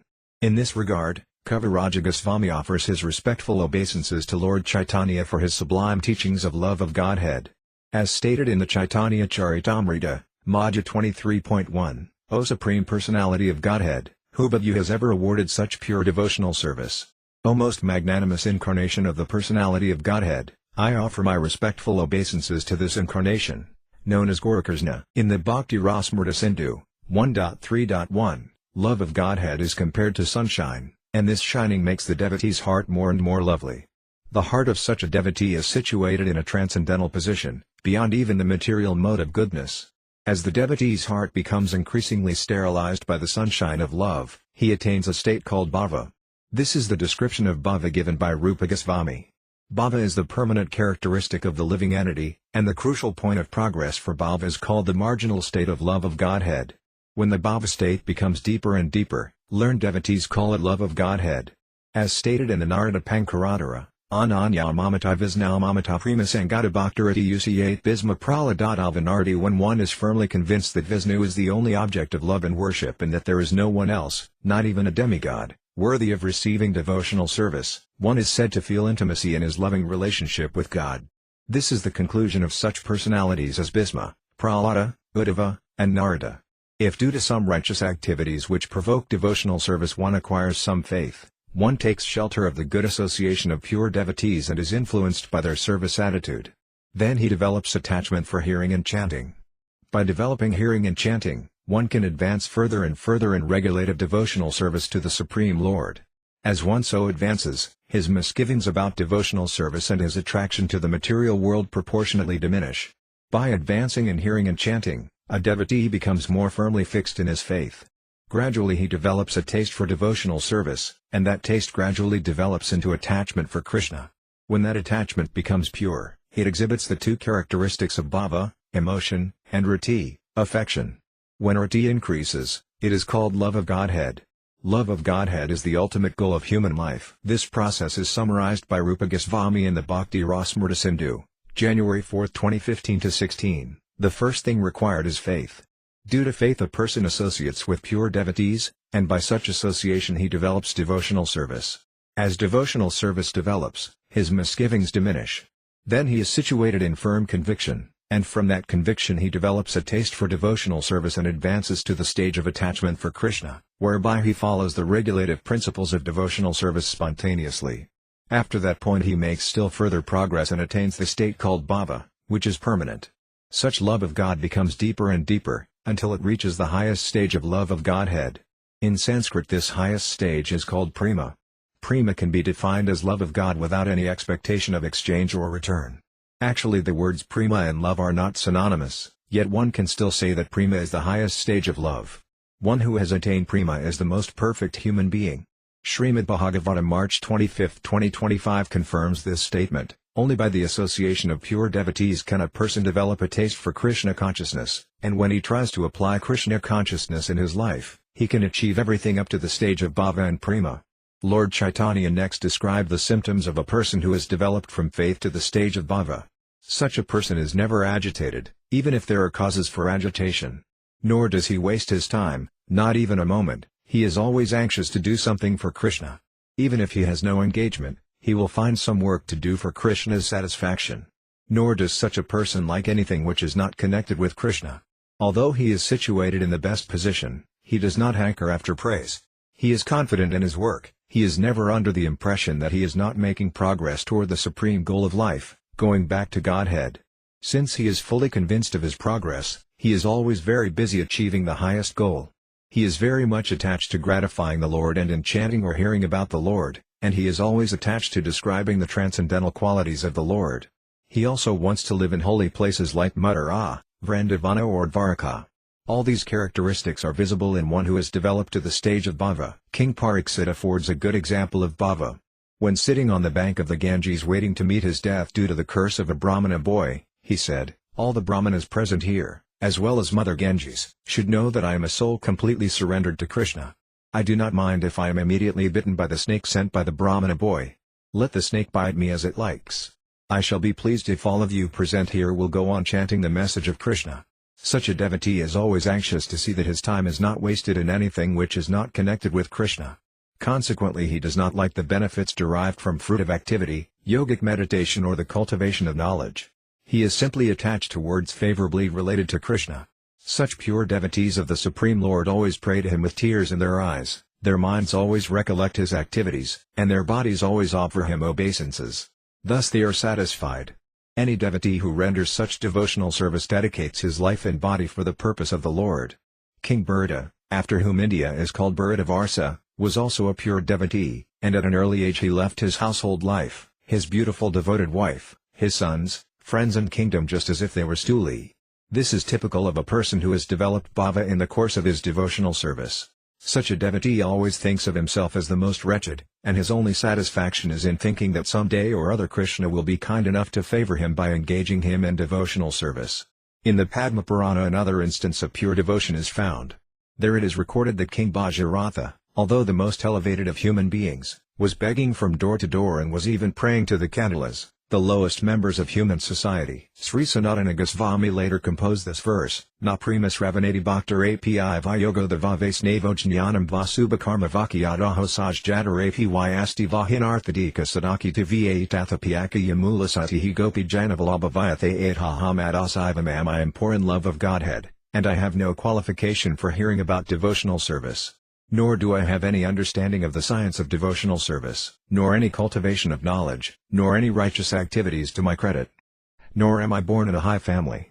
Nonetheless, O darling of the damsels of Raya, I still maintain a hope of achieving you, and this hope is always disturbing me. A devotee who is touched deeply by such a strong desire always chants Hare Krishna, Krishna Krishna, Hare Rama, Rama Rama, Hare. In this regard, the following verse by Balvamangala appears in the Krishna Karnamrita, 32, Tvats Chisavam Tribhuvan Adbhutamidi Abhi Makapalam Siatavavam Amavadhigam Yam Tatkim Karami Viralam Murali Vilasi Mugdam Mukambujam Udiksitam Iksanabhyam. O Krishna, O flute player, the beauty of your boyhood activities is very wonderful in this world. You know the agitation of my mind, and I know what you are. No one knows how confidential our relationship is. Although my eyes are anxious to see your face, I cannot see you. Please let me know what to do. A similar passage appears in the Bhakti Rasamrita Sindhu, January 3, 1938, in which Rupa Goswami states, Rodana Bindu Miranda Sainda Drg Indavaraya Govinda Tava Maduras Varakanthi Gayati Namavalimbyala. O Govinda! This young girl with tears in her eyes is crying in a sweet voice, chanting your glories. Such pure devotees are always anxious to describe the glories of Krishna and to live in a place where he exhibited his pastimes. A similar verse appears, again, in the Krishna Karnamrita, 92, the body of Krishna is so nice, and his face is so beautiful. Everything about him is simply sweet and fragrant. And in the Bhakti Rasamrita Sindhu, 1.2.156, O lotus-eyed one, when will I be able to always chant your holy name? And being inspired by the chanting, when will I be able to dance on the banks of the Yamuna? In this way Lord Caitanya described to Sanatana Goswami the symptoms of the bhava stage of devotional service. Lord Caitanya next described the symptoms of actual love for Krishna. He said that no one can understand the words, activities or symptoms of a person who has developed love of Krishna. Even if one is very learned, it is very difficult to understand a pure devotee in the stage of love of God. This is confirmed in the Bhakti Rasamrita Sindhu. When a person engaged in devotional service and love of God sings the glories of the Supreme Lord, his heart melts. Because the Lord is very dear to him, when he glorifies the Lord's name, fame and so on, he becomes almost like an insane man, and in that condition he sometimes laughs, sometimes cries and sometimes dances. He continues in this way without even considering his situation. By gradually developing his love of Godhead, he increases his affection, his emotion and his ecstasy. The culmination of such attachment is Mahabhava, the highest stage of devotional love. It may be likened to rock candy, which is the most concentrated form of sugar. As it is concentrated, sugarcane juice goes through different stages, molasses, sugar, sugar candy, but the final and most palatable state is rock candy. Similarly, love of Godhead can gradually develop in such a way that transcendental pleasure is increased to the highest stage for the real devotee. Library Teachings of Lord Caitanya Chapter 14 The ecstasy of the Lord and his devotees. The symptoms of highly developed devotional service for Krishna, which are exhibited by the pure devotees, are sometimes imitated by those who are not actually pure devotees. This is described in the Bhakti Rasamrita Sindhu. Without devotional service to Krishna, such symptoms are artificial, not actual. Sometimes those who are not conversant with the science of devotional service are captivated by the exhibition of such symptoms, but learned devotees know that they are simply imitation. According to the various divisions and gradations of devotees, permanent devotional attitudes can be divided into 5 categories: 1. Peacefulness, 2. Service to Krishna, 3. Friendship with Krishna, 4. Parental affection toward Krishna, and 5. Conjugal love for Krishna. Each division has its own taste and relish, and a devotee situated in a particular division is happy in that position. Characteristic symptoms exhibited by a pure devotee are generally laughing and crying. When emotions are favorable, a pure devotee laughs, and when emotions are not favorable, he cries. Situated above these 2 emotions is permanent love, which is called sthabhava. In other words, when one's attachment to Krishna is permanent, one is situated in sthabhava. That permanent loving attitude is sometimes mixed with different kinds of taste, called vibhava, anubhava and vyabhikari. Vibhava is a particular taste or attachment for Krishna, and it can be divided into 2 further categories, alambana and udipana. In the Agni Purana and other authoritative scriptures, that which increases one's love for Krishna is said to be vibhava, and when Krishna is the objective, vibhava is described as alambana. Udipanas include Krishna's transcendental qualities, his activities, his beautiful smiling face and the aroma of his body, the sounds of his flute, ankle bells, and conch shell, the marks on the soles of his feet, his dwelling place and his paraphernalia of devotional service, such as tulasi leaves, devotees, ceremonial performances and ekadashi. Anubhava occurs when feelings and emotions within oneself are exhibited. In the attitude of anubhava, one dances and sometimes falls down, sometimes sings loudly, shows convulsions, yawns and sometimes breathes very heavily, all without concern for circumstances. The external features exhibited on the bodies of devotees are called udbhasvara. The vyabhikari symptoms are 33 in number, and they primarily involve words uttered by the devotee and various bodily features. Different bodily features, such as dancing, trembling and laughing, sometimes mix with the vyabhikari symptoms, which are also called sankari. When bhava, anubhava and vyabhikari symptoms are combined, they make the devotee dive into the ocean of immortality. That ocean is called the Bhakti Rasmrita Sindhu, the ocean of the pure nectar of devotional service, and one who is merged in that ocean is always wrapped in transcendental pleasure on the waves and sounds of that ocean. The particular rasas, flavors or tastes, of the devotees who merge into that ocean of Bhakti Rasmrita are known as neutrality, servitorship, friendship, parenthood and conjugal love. Conjugal love is very prominent, and it is symptomized by the devotees decorating his body to attract Krishna. The flavor of servitorship increases to include affection, anger, fraternity and attachment. The flavor of friendship increases to include affection, anger, fraternity, attachment and devotion, and in parenthood the attachment also increases to include affection, anger, fraternity, attachment and devotion. There are also special flavors experienced in friendship with the Supreme Lord, and these are manifested by friends such as Sabala, whose devotion increases up to the point of bhava. The different rasas are also divided into 2 kinds of ecstasy, called yoga and viyoga, or meeting and separation. In the rasas of friendship and parenthood, the feelings of meeting and separation are various. The situations known as ruda, advanced, and adhirata, highly advanced, are possible only in the rasa of conjugal love. Conjugal love exhibited by the queens at Dwaraka is called ruda, and conjugal love exhibited at Vrindavana by the damsels of Raya is called adhirata. The highest perfections of adhirata affection and conjugal love involve meeting, madana, and separation, mohana. In the ecstasy of madana there is kissing, and in the ecstasy of mohana there are acharna, unsteadiness, and siddharajalpa, varieties of mad emotional talks. There are 10 varieties of siddharajalpa, examples of which are given in Srimad Bhagavatam, 10.47.12-21, in a portion known as the Brahmara Gita. Acharna, a symptom of separation, is also a symptom of transcendental insanity. In that transcendental insanity one thinks that he himself has become the Supreme Personality of Godhead. In such an ecstasy, he imitates the symptoms of Krishna in different ways. The 2 divisions of ecstasies experienced in the relationship of conjugal love are sambhoga, meeting, and vipralamba, separation. On the sambhoga platform the ecstasies are unlimited, and on the vipralamba platform therefore in number. The ecstasy exhibited before the lover and beloved meet, the ecstasy experienced between them after meeting, the state of mind experienced by not meeting, and the state of mind experienced after meeting but fearing separation are called vipralamba. That vipralamba serves as a nourishing element for future meetings. When the lover and beloved meet all of a sudden and embrace one another, they feel an ecstasy of happiness, and the state of mind they experience in that ecstasy is called sambhoga. According to the situation, sambhoga ecstasy is also known by 4 names: 1. Sanksipta, 2. Sankirna, 3. Sampana or 4. Samriman. Such symptoms are also visible during dreams. The mental state experienced before meeting is called purvaraga. The obstacles that impede the meeting between the lover and beloved are called mana, or anger.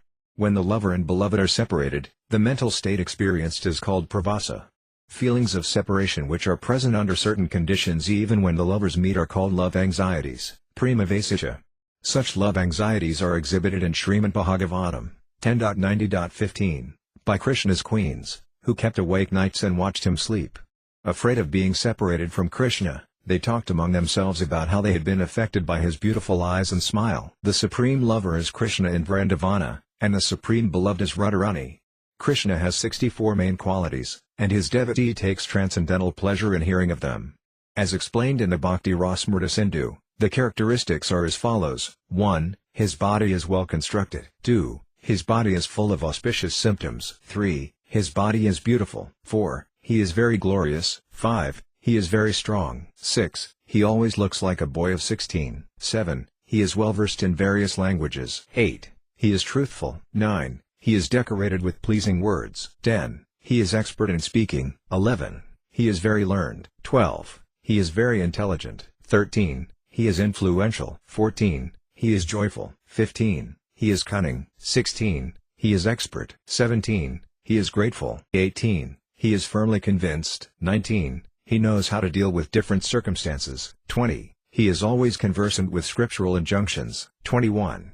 He is clean. 22. He is controlled by his devotees. 23. He is steady. 24. He is self-controlled. 25. He is forgiving. 26. He is grave. 27. He is self-satisfied. 28. He is fair in his dealings. 29. He is magnanimous. 30. He is religious. 31. He is a great hero. 32. He is merciful. 33. He is respectful. 34. He is competent. 35. He is gentle. 36. He is modest. 37. He is the protector of the souls surrendered unto him. 38. He is the deliverer. 39. He is the friend of the devotees. 40. He is submissive to love. 41. He is auspicious. 42. He is most powerful. 43. He is famous. 44. He is devoted to all living entities. 45. He is worshipable by everyone. 46. He is very attractive to all women. 47. He is partial to his devotees. 48. He is full of all opulence. 49. He is the supreme controller. 50. He possesses all honor. These 50 qualities are fragmentally present in every living entity. When a human being is completely spiritually free and situated in his original condition, all these qualities can be perceived in him in minute quantity. In Krishna, however, they exist in totality. There are 5 other transcendental qualities, mentioned below, which can be seen in Vishnu, the Supreme Lord, and partially in Lord Shiva also, but they are not visible in ordinary living entities. These qualities are as follows: 1. He is always situated in his original condition. 2. He is omniscient. 3. He is evergreen or always fresh. 4. He is eternally blissful. 5. He is the master of all perfection. Besides these 5 transcendental characteristics, there are 5 others which can be seen in the spiritual sky, especially in the Vaikunta planets, where Narayana is the predominating deity. These are: 1. He has inconceivable potencies. 2. He is able to sustain innumerable universes. 3. He is the seed of all incarnations. 4. He grants the highest perfection to those enemies whom he kills. 5. He is attractive to self-realized persons. The above-mentioned 60 qualities are visible in Narayana. But Krishna has 4 special qualities, which are: 1. He is able to manifest wonderful pastimes. 2. He is expert at transcendental flute playing. 3. He is surrounded by loving devotees. 4. He possesses unparalleled personal beauty. Thus Krishna has 64 transcendental qualities. Srimati Radharani has 25 transcendental qualities, with which she can control even Krishna. Her transcendental qualities are as follows: 1. She is sweetness personified. 2. She is a fresh young girl. 3. Her eyes are always moving. 4. She is always brightly smiling. 5. She possesses all auspicious marks on her body. 6. She can agitate Krishna by the aroma of her person. 7. She is expert in the art of singing. 8. She speaks very nicely and sweetly. 9. She is expert in presenting feminine attractions. 10. She is modest and gentle. 11. She is always very merciful. 12. She is transcendentally cunning. 13. She knows how to dress nicely. 14. She is always shy. 15. She is always respectful. 16. She is always patient. 17. She is very grave. 18. She is enjoyed by Krishna. 19. She is always situated on the highest devotional platform. 20. She is the abode of love of the residents of Gokula. 21. She can give shelter to all kinds of devotees. 22. She is always affectionate to superiors and inferiors. 23. She is always obliged by the dealings of her associates. 24. She is the greatest among Krishna's girlfriends. 25. She always keeps Krishna under her control. Thus Krishna and Radharani are both transcendentally qualified, and they attract one another. But Radharani's transcendental attractiveness is greater than Krishna's, for her attractiveness is the transcendental taste in conjugal love. Similarly, there are transcendental tastes in servitorship, friendship and other relationships with Krishna. These can be described with reference to the context of the Bhakti Rasamrita Sindhu.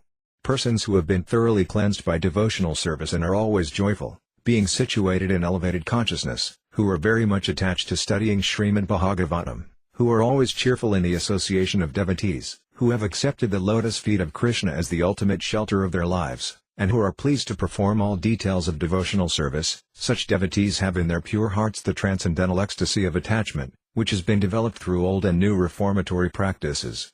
That ecstatic state of being, enriched with love of Krishna and transcendental experience, gradually develops into the mature bliss of spiritual life.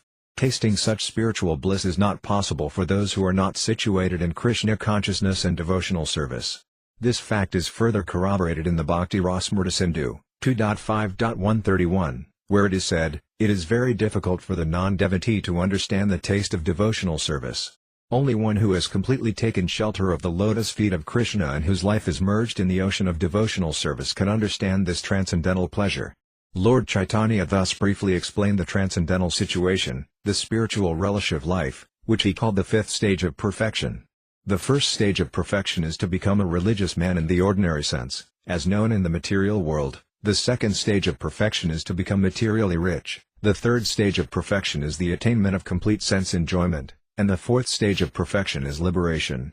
But above liberation are those in the fifth stage of perfection, those who are established in Krishna consciousness, or devotional service to the Lord.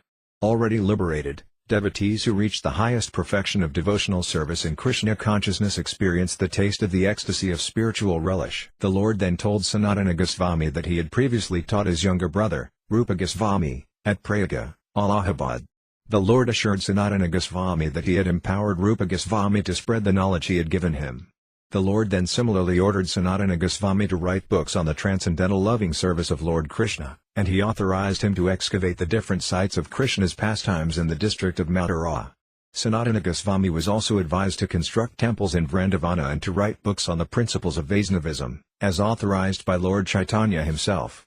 Sanatana Goswami executed all these desires of the Lord. He constructed the temple of Madana Mohana at Vrindavana, and he wrote books on the principles of devotional service, such as the Hari Bhakti Vilasa. Lord Caitanya further taught Sanatana Goswami how one can live in the material world while being in a complete relationship with Krishna, and he also taught him that there is no necessity for dry renunciation. The purport of these instructions is that in the present age there are many persons who accept the renounced order of life, sannyasa, but who are not spiritually advanced. Lord Caitanya did not approve of such sannyasa, explaining that it is wrong to accept sannyasa without having perfect knowledge of Krishna consciousness. Actually, we find that there are many so-called sannyasas whose actions are below those of ordinary men but who pass themselves off as being in the renounced order of life. Lord Caitanya Mahaprabhu did not accept such hypocrisy, and he instructed Sanatana Goswami to elaborate on this subject in his different books. The perfectional stage of spiritual life, which one can experience even while being in the material world, is described by Lord Krishna in the 12th chapter of the Bhagavad Gita. There it is said that one who is not envious of any living entity, who is friendly, merciful and detached from material possessions, who is situated in his pure identity, without any false conception of the body as the self, who is equipoised in both happiness and distress, who is forgiving, always satisfied, always engaged in devotional service, and always surrendered unto the Supreme Lord with his body and mind, such a devotee is very dear to Krishna. A devotee who never gives trouble to any living entity, either by his body or his mind, who is never affected by material distress and happiness, and who is never angry or pleased with anything material is very dear to the Supreme Lord. He who is never dependent on anyone in this world, who is completely surrendered to the Supreme Lord, who is purified, expert, neutral, free of pain, and aloof from any material endeavor which requires too much attention. Such a devotee is also very dear to Lord Krishna. A person who is never subjected to material happiness or hatred, lamentation or ambition, who is aloof from all materially auspicious and inauspicious activities, and who is fully devoted in Krishna consciousness, such a devotee is very dear to Lord Krishna. A devotee who treats equally a so-called enemy and a so-called friend in the material world, who is not disturbed by heat or cold, who is without any attachment, who is equally situated when respected or insulted, who is always grave, satisfied in any condition of life, without any fixed residence, and fixed in Krishna consciousness, such a devotee is very dear to Lord Krishna. Even if one is not situated in the transcendental position, still, if he approves the transcendental life described here, he also becomes very dear to Krishna. In Srimad Bhagavatam 2.2.5, there is a very nice verse stating that a devotee should always remain dependent on the mercy of the Supreme Lord, and that as far as his material necessities are concerned, he should be satisfied with whatever is obtained without endeavor. In this regard, Sukadeva Goswami advised that a devotee should never approach a materialistic person for any kind of help. As far as one's bodily necessities are concerned, one can pick up torn clothing from the street, take fruits offered by trees, drink water from flowing rivers, and live in a mountain cave constructed by nature herself. Even if one is unable to do all these things, he should nonetheless completely depend on the Supreme Lord, understanding that since the Lord provides everyone with food and shelter, he will never fail to care for his devotees who are fully surrendered unto him. In any case, the devotee is always protected, and therefore he should not be at all anxious for his maintenance. Sanatana Goswami thus inquired into all phases of devotional service, or Krishna consciousness, and Lord Chaitanya taught him most confidentially from authoritative scriptures like Srimad Bhagavatam. The Lord also referred to the Vedic literature known as Harivamsa, which gives information about the transcendental abode of Krishna. This information was disclosed by Indra when he offered his prayers after being defeated upon challenging the potency of Krishna. In the Harivamsa it is stated that although birds and airplanes can fly high in the sky above the earth, they cannot reach the higher planetary systems. The higher planetary systems extend upward from the Sun planet, which is situated in the middle of the universe. Above the Sun are planetary systems where persons who are elevated by great austerities and penances are situated. The whole material universe is called Devidhamma, and above it is Shivadhamma, where Lord Shiva and his wife Parvati eternally reside. Above that planetary system is the spiritual sky, where innumerable spiritual planets, known as Vaikunthas, are situated. And above these Vaikuntha planets is Krishna's planet, known as Goloka Vrindavana. The word Goloka means planet of the cows. Because Krishna is very fond of cows, his abode is known as Goloka. Goloka Vrindavana is larger than all the material and spiritual planets put together. In his prayers in the Harivamsa, Indra admitted that he could not understand the situation of Goloka, even by asking Brahma. Devotees of the Narayana expansion of Krishna attain the Vaikuntha planets, but it is very difficult to reach the Goloka planet. Indeed, that planet can be reached only by devotees of Lord Chaitanya or Lord Sri Krishna. Indra then said to Lord Krishna, "You have descended from that Goloka planet in the spiritual world, and the disturbance I created was all due to my foolishness."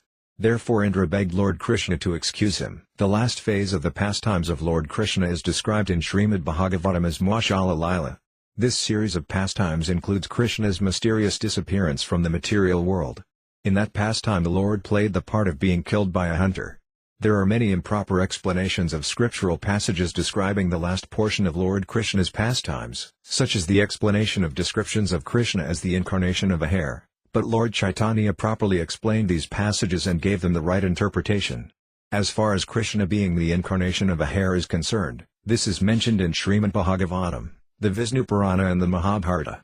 In the Mahabharata it is stated that Lord Vishnu snatched the grey hair and a black hair from his head, and that these two hairs entered into the wombs of two queens of the Yadu dynasty, namely, Rohini and Devaki. It is also stated there that Lord Krishna descends to the material world in order to vanquish all the demons. Some say that Krishna is the incarnation of Vishnu who lies in the ocean of milk within this universe. Srila Rupa Goswami, in his Laghu Bhagavatamrita, along with his commentator, Sri Baladeva Vidyabhusana, have discussed these points fully and have established the exact truth. Sri Yuva Goswami also discusses these points in the Krishna Sundarbha. When Lord Chaitanya finished his instructions to Sri Sanatana Goswami, Sanatana, being empowered and enlightened, was so transcendentally pleased that he at once fell at the feet of Lord Chaitanya and said, "I was born in a very low family, and I have always associated with lowly people, therefore I am the lowest of sinners. Yet you are so kind that you have taught me lessons which are not even understood by Lord Brahma, the greatest being in this universe. By your grace I have appreciated the conclusions which you have taught me, but I am so low that I cannot even touch a drop of the ocean of your instructions. Thus if you want me, who am nothing but a lame man, to dance, then please give me your benediction by placing your feet on my head." Thus Sanatana Goswami prayed for the Lord's confirmation that his teachings would actually evolve in his heart by his grace. Otherwise Sanatana knew that there was no possibility of his being able to describe the Lord's teachings. The purport of this is that the Acharyas, spiritual masters, are authorized by higher authorities. Instruction alone cannot make one an expert. Unless one is blessed by the spiritual master, or Acharya, such teachings cannot become fully manifested. Therefore one should seek the mercy of the spiritual master so that his instructions can develop within oneself. After receiving the prayers of Sanatana Goswami, Lord Caitanya placed his feet on Sanatana's head and gave him the benediction that all the Lord's instructions would fully develop within him. Thus the Lord described the ultimate stage of love of Godhead. Lord Caitanya said that such a description cannot be given very elaborately but that he had informed Sanatana as far as possible.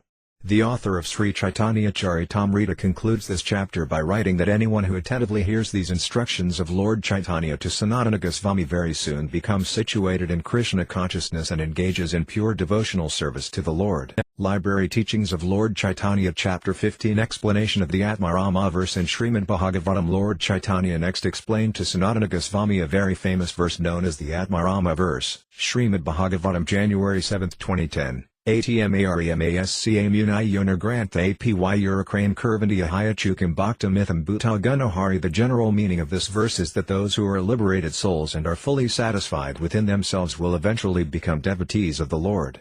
This especially describes the impersonalists, who have no information of the Supreme Personality of Godhead. They try to remain satisfied with the impersonal Brahman, but Krishna is so attractive and so strong that he attracts their minds. This is the purport of this verse. Lord Caitanya had previously explained this verse to the great Vedantist Sarvabhauma Bhattacharya. Sanatana Goswami, after taking lessons from Lord Caitanya, referred to this incident and prayed to the Lord to again explain the Atmarama verse. Srila Krishnadasa Kaviraja, the author of the Caitanya Charitamrita, appreciating the Lord's explanation of the Atmarama verse, has glorified Lord Caitanya in a prayer. Sanatana Goswami fell flat at the feet of Lord Caitanya and requested him to explain the verse as he had formerly explained it to Sarvabhauma Bhattacharya. Sanatana expressed his eagerness to hear the same explanation in order that he might be enlightened. When the Lord was thus requested by Sanatana, he replied, "I do not understand why Sarvabhauma Bhattacharya so much appreciated my explanation. As far as I am concerned, I don't even remember what I said to him. But because you are asking this of me, with the help of your association I shall try to explain whatever I can remember." Thus the speaker and the audience are very intimately connected. The speaker is enlightened by the presence of the audience. The speaker, or master, can speak very nicely on transcendental subject matters before an understanding audience. Therefore Lord Caitanya said that he did not know how to explain the Sanskrit verse but that since he was in the association of Sanatana he would try to explain it. The Lord then went on to point out that there are 11 words in the Atmarama verse. 1. Atmaramah, 2. Ca, 3. Munyaya, 4. Nirgrantha, 5. Api, 6. Uracrame, 7. Kurvanti, 8. Ahayajukim, 9. Bhaktam, 10. Itham Bhuta Gunai and 11. Hari. The Lord then began to explain each and every one of these words. As far as the word Atmarama is concerned, the Lord explained that the word Atma means 1. The Supreme Absolute Truth, 2. The body, 3. The mind, 4. Endeavor, 5. Intelligence, 6. Conviction and 7. Nature. The word Arama means enjoyer, therefore anyone who takes pleasure in the cultivation of the knowledge of these 7 items is known as an Atmarama. Later the Lord would describe the different kinds of Atmaramas, or transcendentalists. As for the word Munyaya, or Muni, those who are great thinkers are called Munis. Sometimes the word Muni is also applied to a person who is very grave. Great sages, great austere persons, great mystics and learned scholars are also called Munis. The next word, Nirgrantha, indicates freedom from the bondage of illusion. Nirgrantha also means one who has no connection with scriptural injunctions. Grantha means revealed scriptures, and Nir is an affix which is used to mean no connection, constructing, and also prohibiting. There are many instructions for spiritual realization, and persons who have no connection with such scriptural injunctions are known as Nirgrantha. There are many people who are foolish, low-born and misbehaved and who have no entrance into the revealed scriptures and injunctions, and therefore they are called Nirgrantha. Because the word Grantha can also mean collected riches, the word Nirgrantha also indicates a poor man, bereft of all riches, who is attempting to collect riches. The word Urakrama is used to indicate a highly powerful person. Since the word Krama is used to indicate the act of stepping, the word Urakrama also indicates one who can step forward very far. The greatest step forward was taken by Lord Vamanadeva, who covered the whole universe in 2 steps. Thus the Supreme Lord Vamanadeva is also known as Lord Urakrama. This extraordinary feature of Lord Vamanadeva is explained in Srimad Bhagavatam, February 7, 1940, Visnurnu Viryaganyanam Katama Rashaya Parthavani API Kavirvamam Rajamsi Kaskambaya Svaramas Escalada Triprastham Yasmat Trisamya Sadhanadurukam Payanam. No one can estimate the inconceivable potencies of Lord Vishnu. Even if one could count the number of atomic combinations in this material world, he still could not count the different energies of the Supreme Lord. As Vamanadeva, the Lord was so powerful that simply by stepping forward he covered the whole universe from Brahmaloka down to Patalaloka. The inconceivable energies of the Lord are spread throughout the creation. He is all-pervading, and by his energy he sustains all planetary systems, yet through his pleasure potency he remains situated in his personal abode, known as Goloka. By the expansion of his opulence, he is present in all the Vaikuntha planets as Narayana. By expanding his material energy, he creates innumerable universes with innumerable planets within them. Thus no one can estimate the wonderful activities of the Supreme Lord, and therefore the Supreme Lord is known as Urakrama, the wonderful actor. In the Visva Prakasa dictionary, the word Krama is defined as an expert display of energies, as well as stepping forward very quickly. The word Kurvandi means working for others. There is another word, similar to this, which is used when one's activities are done for one's personal sense gratification, but the word Kurvandi is used when activities are performed for the satisfaction of the Supreme. Thus in this verse the word can only indicate the rendering of transcendental service to the Lord. The word etu means reason or cause. Generally people are engaged in transcendental activities for 3 reasons: some want material happiness, some want mystic perfection, and some want liberation from material bondage. As far as material enjoyment is concerned, there are so many varieties that no one can enumerate them. As far as perfections in mystic power are concerned, there are 18, and as far as types of liberation from material bondage are concerned, there are 5. The state of being where all these varieties of enjoyment are conspicuous by their absence is called ahayatuki. The ahayatuki qualification is especially mentioned because by the ahayatuki service of the Lord, one can achieve the favor of the Lord. The word bhakti can be used in 10 different ways. One of these is sadhana bhakti, or occupational devotional service. The other 9 are varieties of prema bhakti, love of Godhead. Those who are situated in the neutral position attain perfection up to love of Godhead. Similarly, those who are situated in the relationship of master and servant attain love of Godhead to the stage of attachment. Those who are related in friendship attain love of God to the point of fraternity. Those who are in love with God as his parents are elevated to the point of transcendental emotion. But only those who are related with the Supreme in conjugal love can experience the highest of ecstasies. These are some of the different meanings for the word bhakti. The Lord next explained the different meanings of itham bhuta guna. Itham bhuta indicates full transcendental pleasure, before which even the transcendental pleasure known as Brahmananda becomes like straw. In the Hari Bhakti Sudhadaya, 14.36, a devotee says, Tvedasakasat Karunaladavajudhabdhi Sitasiyami Sukhani Gaspadayant Brahmani API Jagadguru. My Lord, O Supreme, simply by understanding you or seeing you, we derive a pleasure so great that the pleasure of Brahmananda becomes insignificant. In other words, the pleasure derived by understanding Krishna as he is, as the all-attractive reservoir of all pleasures and the reservoir of all pleasure-giving tastes with all transcendental qualifications, attracts one to become his devotee. By virtue of such attraction, one can give up fruitive activities and all endeavors for liberation and can even abandon the intense desire to achieve mystic power through success in yoga. The attractive power of Krishna is so intense that one loses respect for all other means of self-realization and simply surrenders unto the Supreme Personality of Godhead. Next the Lord explained the word guna. In the Atmarama verse, guna indicates the unlimited transcendental qualities of Krishna, primarily those pertaining to his Saksidananda form. In his transcendental blissful knowledge and eternity, he is fully perfect, and his perfection is increased when he is controlled by the attention of his devotee. God is so kind and merciful that he gives himself in exchange for the devotional service of the devotee. His transcendental qualities are such that his perfect beauty, His perfect reciprocation of love between himself and his devotees, and the fragrance of his transcendental qualities attract different kinds of transcendentalists and liberated souls. For example, Krishna attracted the mind of Sanaka and the other Kumaras simply by the aroma emanating from the flowers offered to him, and he attracted the mind of Sukadeva Goswami by his transcendental pastimes. The minds of the damsels of Vrindavana were attracted by his personal beauty, Rukmini's attention was attracted by his bodily features and transcendental qualities, and the mind of the goddess of fortune was attracted by his flute playing and other transcendental features. In this way Lord Krishna attracts the minds of all young girls. He also attracts the minds of elderly ladies by his childlike activities, and the minds of his friends by his friendly activities. When he appeared in Vrindavana, he even attracted the birds, beasts, trees and plants. Indeed, everyone became attracted in love and affection for Krishna. The word Hari has different meanings, of which two are principal. The name Hari indicates that Krishna takes away all inauspicious things from the devotee's life and that he attracts the mind of the devotee by awarding him transcendental love of Godhead. Krishna is so attractive that anyone who can somehow or other remember him becomes freed from the four kinds of material miseries. The Lord gives special attention to his devotee and banishes the devotee's various sinful activities, which are stumbling blocks for the advancement of devotional service. This is called routing the influence of ignorance. Simply by hearing about him, one develops love for him. That is the gift of the Lord. On one side he takes away inauspicious things, and on the other side he awards the most auspicious things. That is the meaning of Hari. When a person is developed in love of Godhead, his body, mind and everything else are attracted by the transcendental qualities of the Lord. Such is the power of Krishna's merciful activities and transcendental qualities.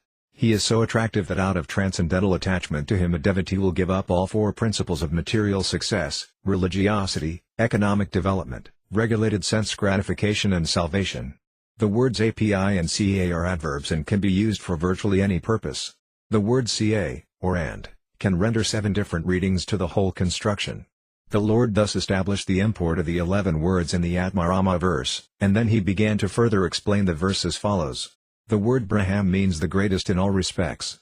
The Lord is the greatest in all opulences. No one can excel him in wealth, no one can excel him in strength, no one can excel him in fame, no one can excel him in beauty, no one can excel him in knowledge, and no one can excel him in renunciation. Thus the word Braham actually indicates the Supreme Personality of Godhead, Krishna. In the Vishnu Purana, January 12, 1957, the word Braham is said to indicate the greatest of all, the Supreme Lord, who is the greatest expands with no limit.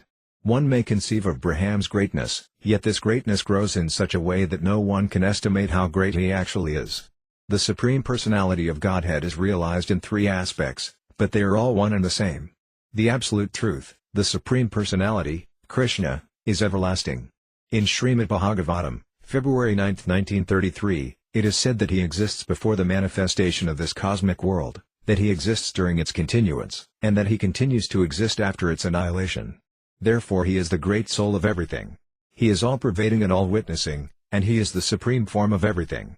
There are 3 different kinds of transcendental processes mentioned in the Vedic literature by which one can understand and achieve that supreme perfection of the Absolute Truth. They are the process of knowledge, the process of mystic yoga and the process of devotional service. The followers of these 3 processes realize the Absolute Truth in 3 different aspects. Those who follow the process of knowledge realize him as impersonal Braham, those who follow the process of yoga realize him as the localized Supersoul, and those who follow the process of devotional service realize him as the Supreme Personality of Godhead, Sri Krishna. In other words, although the word Braham indicates Krishna and nothing else, still, according to the process that is followed, the Lord is realized in 3 different aspects. As far as devotional service is concerned, there are 2 divisions. In the beginning there is Vidhi Bhakti, or devotional service with regulated principles. In the higher stage there is Raga Bhakti, or devotional service in pure love. The Supreme Personality of Godhead is the Absolute Truth, but he is manifested by the expansions of his different energies also. Those who follow the regulative principles of devotional service ultimately attain to the Vaikunta planets in the spiritual world, but one who follows the principles of love and devotional service attains to the supreme abode, the highest planet in the spiritual world, known as Krishnaloka or Goloka Vrindavana. Transcendentalists can also be divided into 3 categories. The word Akama refers to one who does not have any material desires, Mokshakama refers to one who seeks liberation from material miseries, and Sarvakama refers to one who wants to enjoy by fulfilling material desires. The most intelligent transcendentalist gives up all other processes and engages in the devotional service of the Lord, even though he may have many desires. Through no kind of activity, whether fruitive action or the cultivation of knowledge or the cultivation of mystic yoga, can a person achieve the highest perfection without adding a tinge of devotional service. Except for devotional service, all transcendental processes are just like nipples on the neck of a goat. The nipples on a goat's neck may be squeezed, but they do not supply milk. Therefore, if one is to derive actual perfection from his process, he must take to the devotional service of Krishna. In the Bhagavad Gita, 7.16, Lord Krishna states, Chaturvida Bhahatmam Jana Shukratina Arjuna Artajinjurartharthyani Ca Bharatarzabha. O best of the Bharatas, 4 kinds of people with very righteous backgrounds take up devotional service to me. They are the distressed, the inquisitive, the seekers of material profit, and the Jnanis, or wise men. Out of these 4, those who are distressed and those who desire wealth are called Sakama devotees, devotees with material desires, whereas the other 2, the inquisitive and the searcher for wisdom, are Mokshakama devotees, seekers of liberation. Because they all worship Krishna, they are all considered to be very fortunate. In due course of time, if they give up all desires and become pure devotees of the Supreme Lord, they can be considered most fortunate. Such fortunate beginners can develop only in the association of pure devotees of Lord Krishna. When one associates with pure devotees, he becomes a pure devotee himself. This is confirmed in Srimad Bhagavatam, January 10, 2011, Satsangan Muktadasango Hatum Nozihate Buddhakirtiyamanam Yasoyasya Sakratakarnya Rakanam. A person who is actually intelligent is able, by the association of pure devotees, to hear descriptions of Lord Krishna and his activities. These activities are so attractive that one who hears of them does not wish to give up such association with the Lord. Except for the association of pure devotees, all association is kaitava, or cheating. This is confirmed in Srimad Bhagavatam, 1.1.2, which states, all cheating processes, which obstruct transcendental realization, are to be thrown off. By Srimad Bhagavatam one can understand reality as it is, and such understanding helps one transcend the 3 kinds of material miseries. Srimad Bhagavatam was compiled by the greatest sage, Vyasadeva, and it is a work coming out of his mature experience. By understanding Srimad Bhagavatam and rendering devotional service, one can immediately capture the Supreme Lord within his heart. Lord Caitanya then explained that the word prajchita in this Bhagavatam verse refers to the desire for liberation. One great commentator explained that desire for liberation is the most obstructive stumbling block on the path of God realization. But if one somehow or other comes to Krishna and begins to hear about him, Krishna is so kind that he awards him his lotus feet as a shelter. Then the devotee or transcendentalist forgets everything and engages in the devotional service of the Lord. When one comes to the Lord in devotional service, or in full Krishna consciousness, the reward is the Supreme Himself. Once engaged for the Supreme, one no longer asks for anything, as do the distressed man and he who desires material possessions. The association of pure devotees, the causeless mercy of the Lord, and devotional service itself, these 3 act so wonderfully that one can give up all other activities and become absorbed in Krishna, whether one is distressed, in want of material possessions, or inquisitive, or even if one is a wise man cultivating knowledge. In summary, Krishna is the meaning behind all the words in the Atmarama verse. Up to this point Lord Caitanya spoke only of the introduction to the Atmarama verse. Next he explained its real position. There are 2 kinds of transcendentalists who cultivate knowledge. One of them worships the impersonal Brahman, and the other desires liberation. The Brahman worshippers, or monists, are further divided into 3 categories: the neophyte, one who is absorbed in Brahman realization, and one who has actually realized himself as Brahman. If devotional service is added, the knower of Brahman can then become liberated, otherwise there is no possibility of liberation. Anyone who is fully engaged in devotional service in Krishna consciousness is understood to be already realized in Brahman. Devotional service is so strong that one is attracted to Krishna even from the platform of Brahman worship. The Lord awards the devotee the perfection of a spiritual body, and the devotee eternally engages in the transcendental service of Krishna. It is when the devotee understands and becomes attracted by Krishna's transcendental qualities that he wholeheartedly engages in devotional service. For instance, the 4 Kumaras and Sukadeva Goswami were liberated from the beginning of their lives, yet in their later life they became attracted to the pastimes of Krishna and became devotees. Sanaka and the other Kumaras were attracted by the aroma of the flowers offered to Krishna and by his transcendental qualities, and thus they engaged in his devotional service. Similarly, the 9 mystics mentioned in the 11th canto of Srimad Bhagavatam are understood to have been transcendentalists from birth, but they became devotees of the Lord by virtue of hearing the transcendental qualities of Krishna from Brahma, Lord Shiva, and Narada. Sometimes one becomes attracted to Krishna and his transcendental qualities simply by looking upon the beautiful features of his transcendental body. In this case also one abandons the desire for liberation and engages in his devotional service. The devotee repents his loss of time in the so-called cultivation of knowledge and becomes a pure devotee of the Lord. There are two kinds of souls who are liberated even while in material bodies, the soul liberated by devotional service and the soul liberated by the cultivation of knowledge.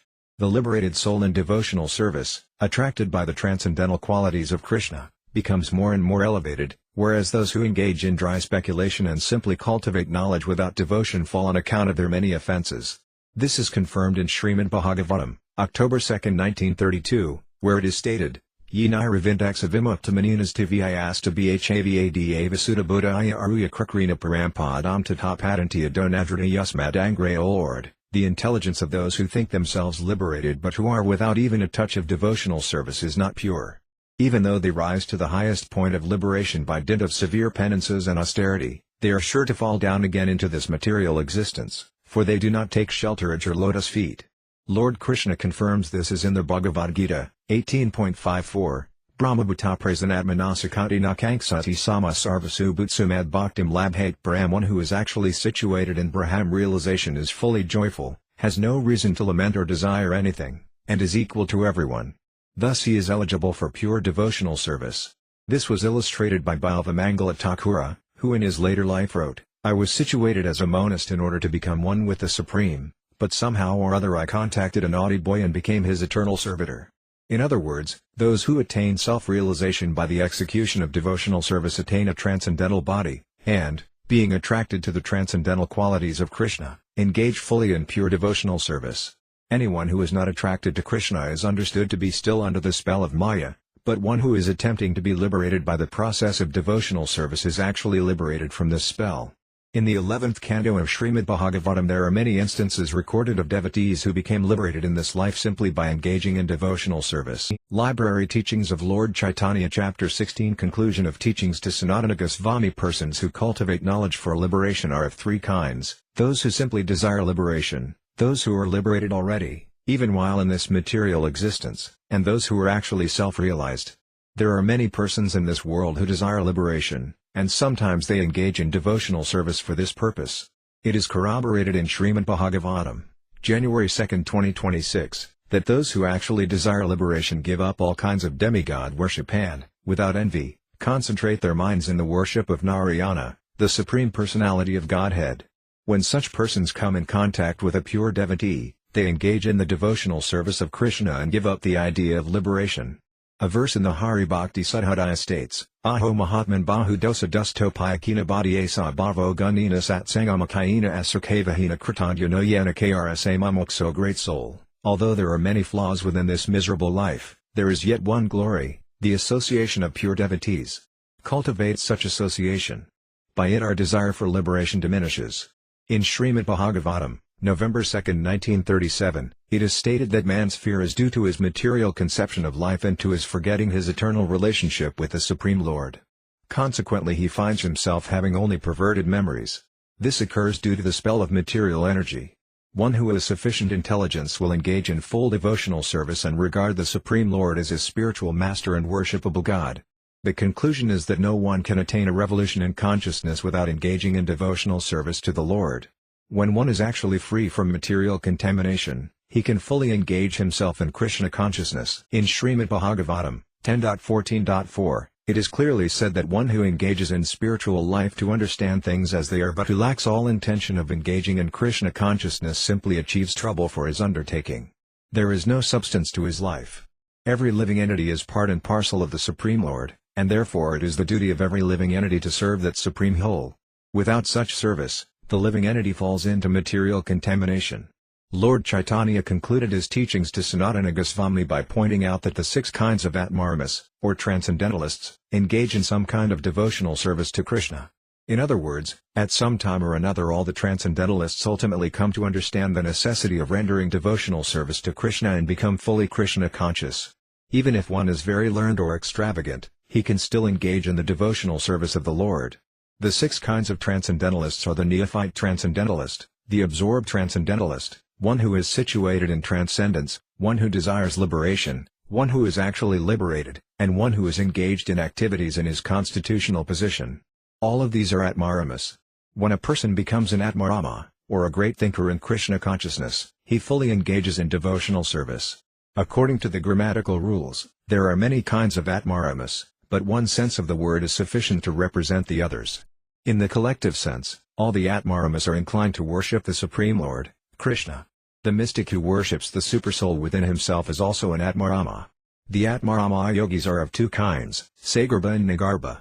It is stated in Srimad Bhagavatam 2.2.8, some yogis meditate within their heart on the localized Vishnu, who is four-handed and who holds four symbols, conch, disc, mace and lotus.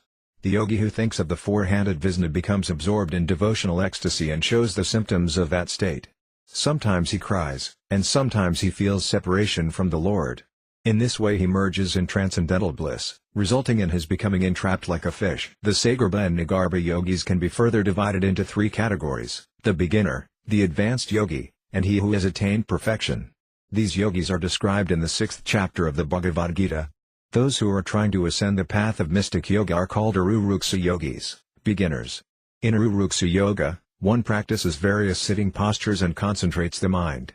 One ascends the path of yoga by means of meditation and detachment, and when one is no longer attached to working for sense gratification, he gradually becomes free. At that time he attains a state of ecstasy called Yogaruta. If such a mystic yogi somehow or other comes in contact with a saintly person, he becomes a devotee of Krishna. The word Urakrama has already been explained. It indicates the Supreme Lord. All the Atmaramas are engaged in devotional service to Urakrama.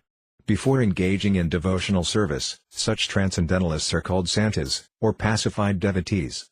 The word Atma, or self, is sometimes translated as mind. Sometimes mental speculators present philosophical theories in different ways, but when they come in contact with saintly persons engaged in devotional service, they also become devotees. Srimad Bhagavatam 10.87.18 describes the two classes of yogis, Sagarbha and Nigarbha, as follows. The yogis begin their practice of yoga by worshipping the abdomen, and they try to concentrate their attention on their intestines. Gradually their meditation rises to the heart and they concentrate the mind there. Then they gradually direct their attention to the top of the head. One who can raise his meditation to that position is understood to have become perfect and to be no longer subject to birth and death. Even such yogis render causeless devotional service to the Lord when they come in contact with pure devotees. The word Atma also means an endeavor. In every practice there is some endeavor, and the ultimate endeavor is the endeavor to reach the highest perfectional stage of devotional service. In Srimad Bhagavatam, January 5, 2018, it is stated that one should try to attain the highest goal, which cannot be attained either in the higher or lower planetary systems.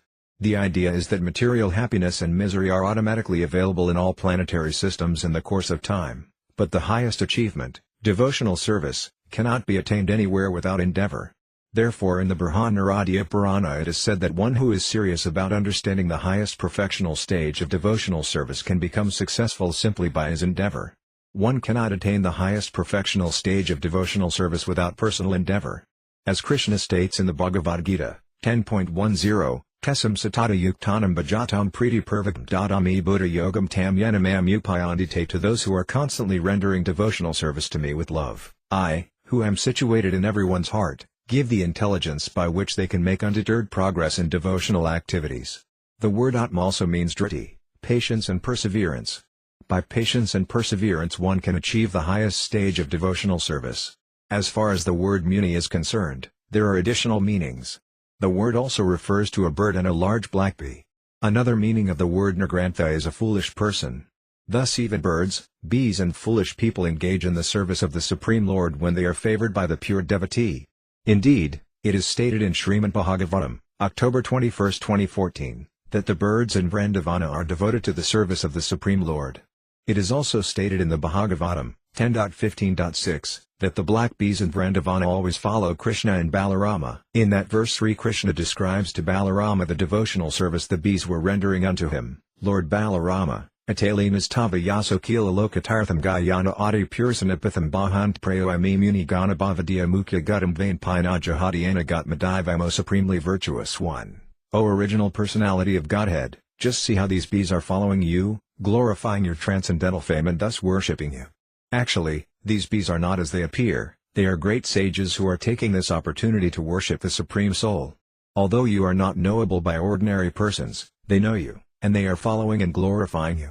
In the next verse in Srimad Bhagavatam, 10.15.7, Krishna describes the similar reception given to Balarama by the peacocks and cuckoos of Vrindavana. O worshipable one, just see how the peacocks returning to their nests are receiving you with full pleasure. These peacocks are just like the damsels of Raya. The cuckoos on the branches of the trees are also receiving you in their own way.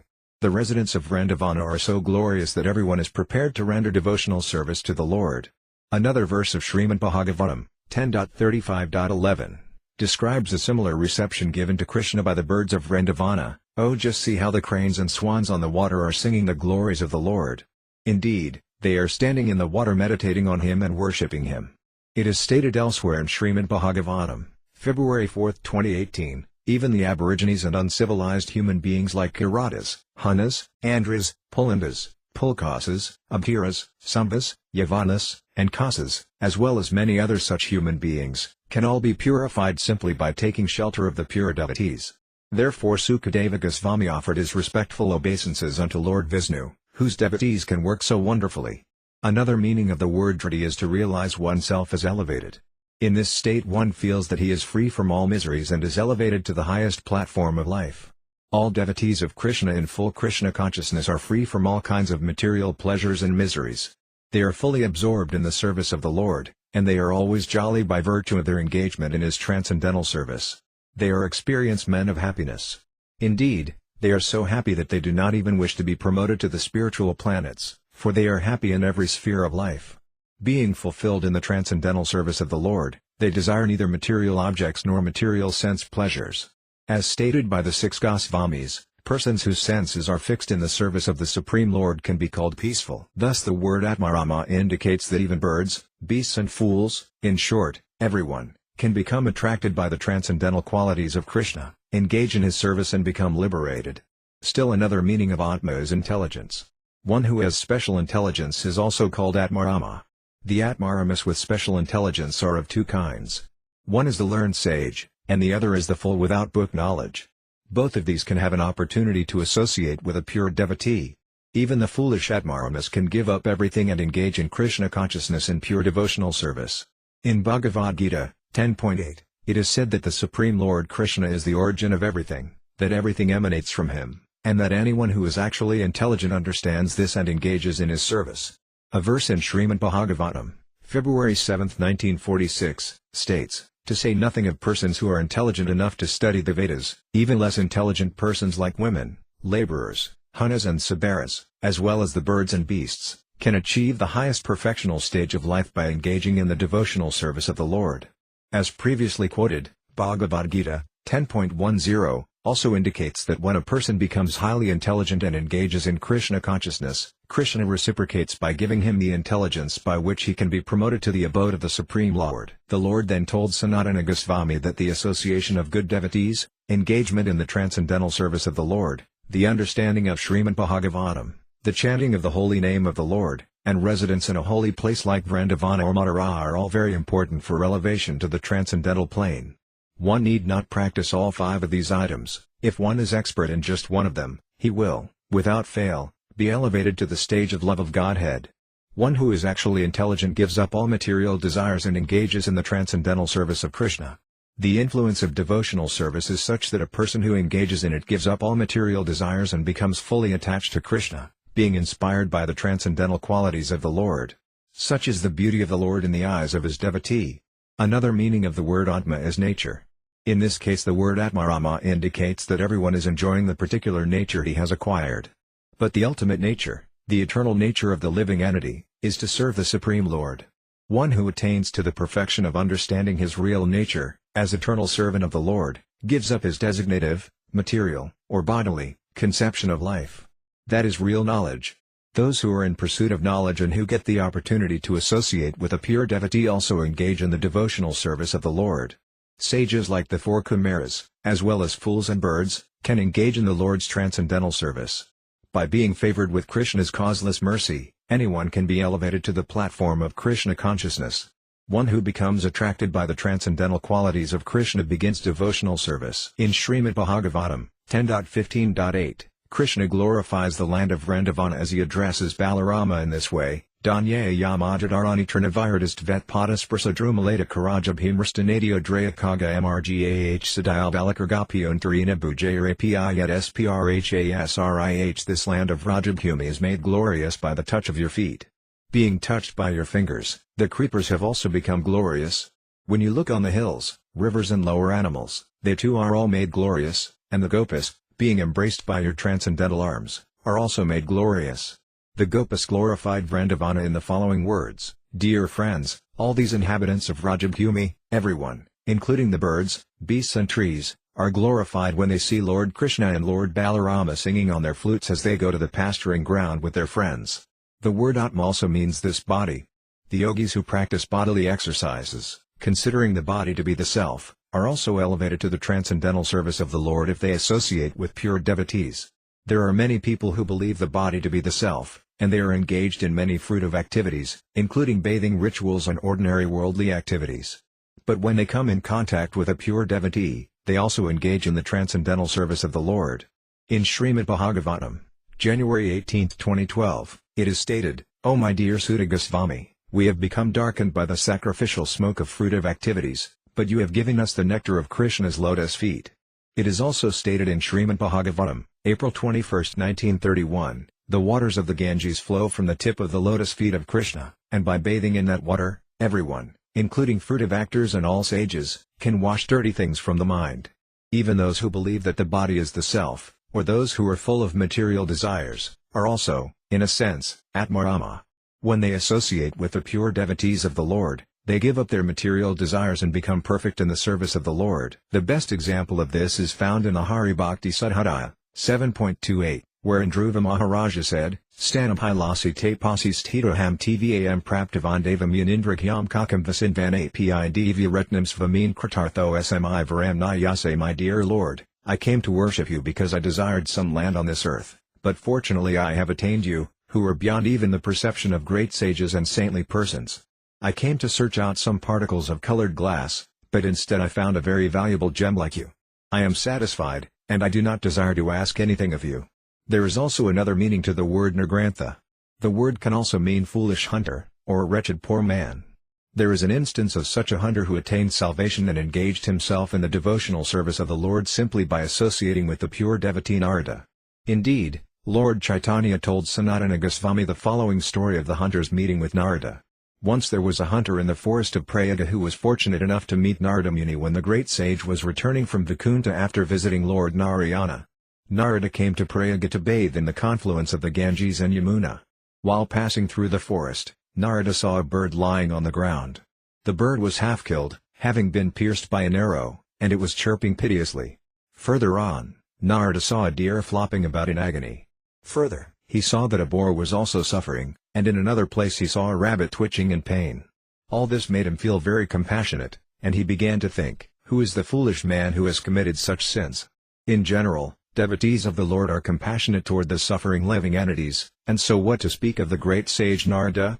He became very much aggrieved by this scene, and after proceeding a few steps he saw the hunter engaged in hunting with bow and arrows. The hunter's complexion was very black, and his eyes were red.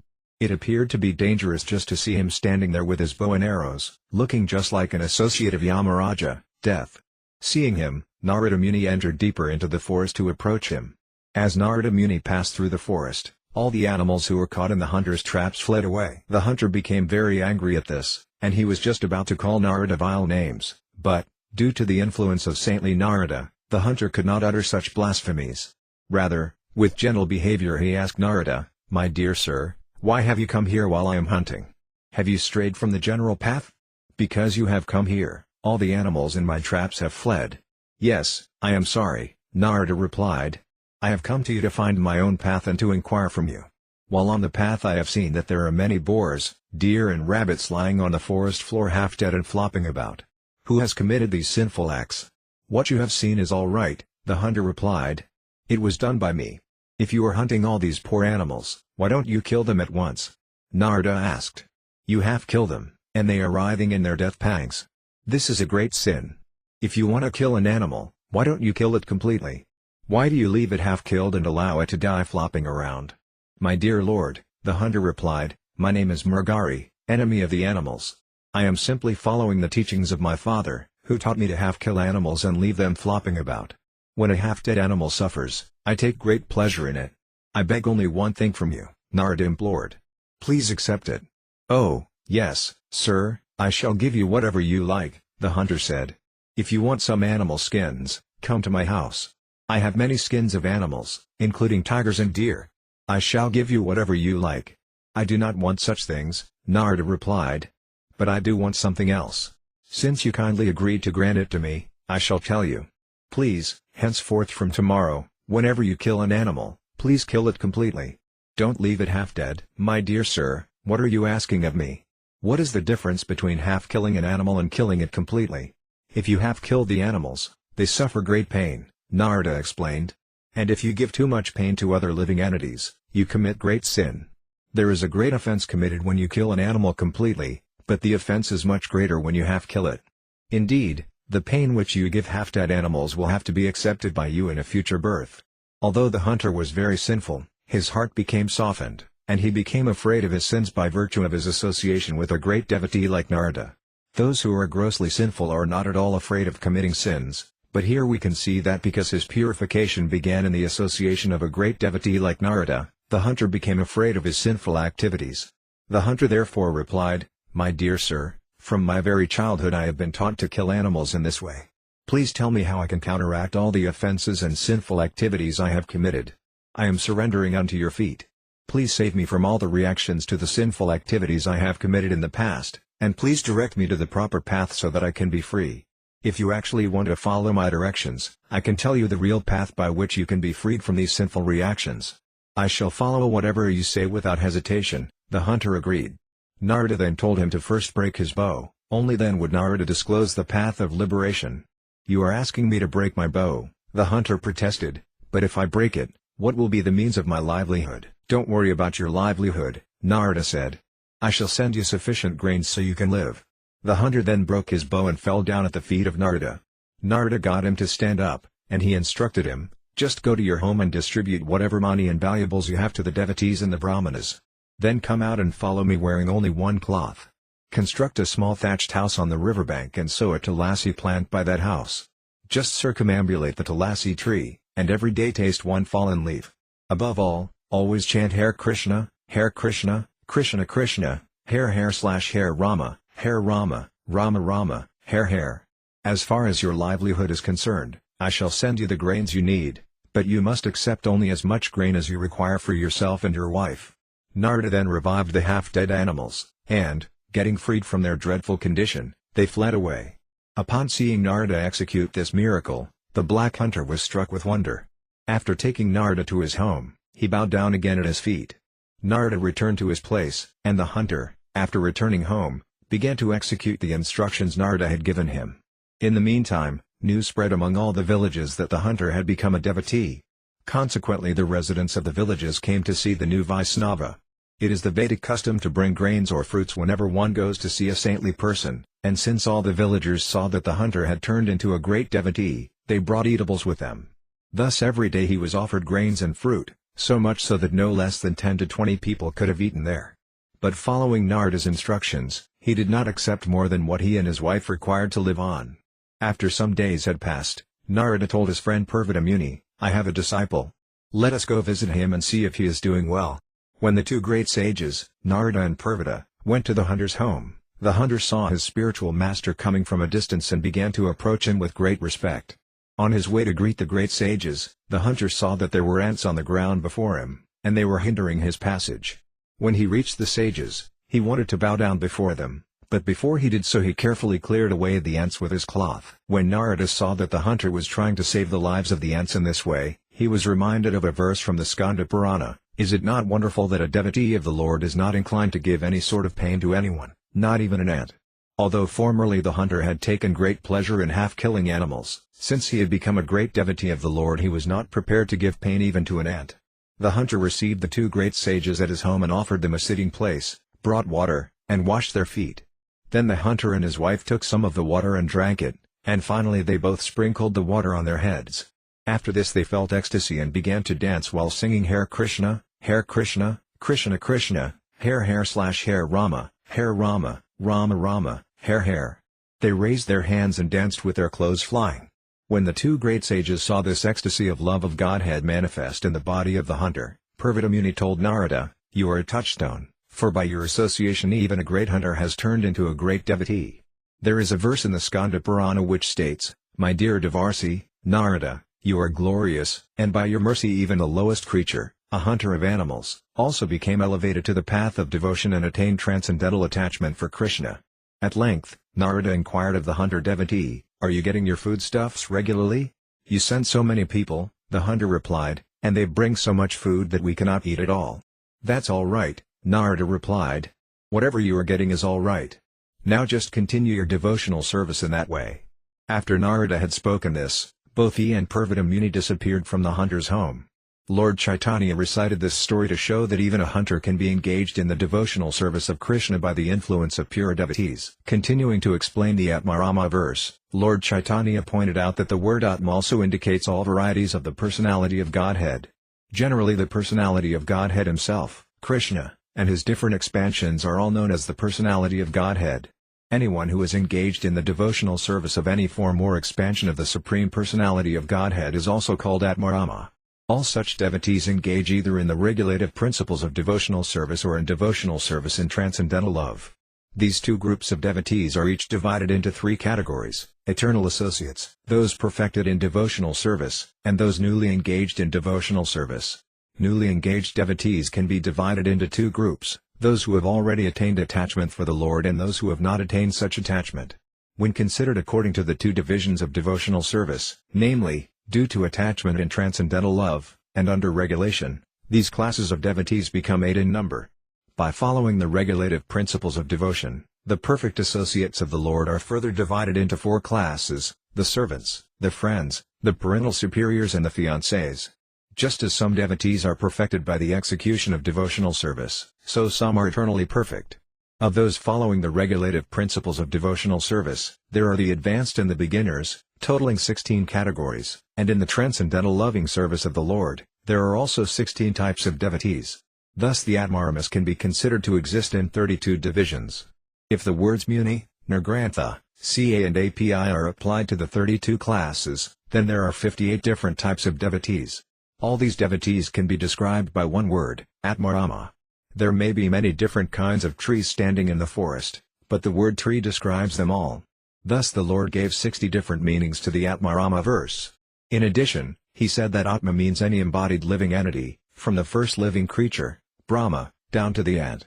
He cited a verse from the 6th chapter of the Vishnu Purana in which it is stated that all the energies of the Lord are spiritual. Although this is the case, the energy which is known as the source of the living entity is called spiritual, but the other energy, which is full of ignorance and is manifested in material activities, is called material nature. Even in the material creation, the living entities are innumerable. If by chance a living entity in the material world can associate with a pure devotee, he can engage in the pure devotional service of Krishna. Formerly I thought of 60 different meanings for the Atmarama verse, the Lord told Sanatana Goswami, but here another meaning has come to my mind by your association. After hearing the different explanations of the Atmarama verse, Sanatana Goswami was struck with wonder, and he fell down in devotion at the feet of Lord Chaitanya.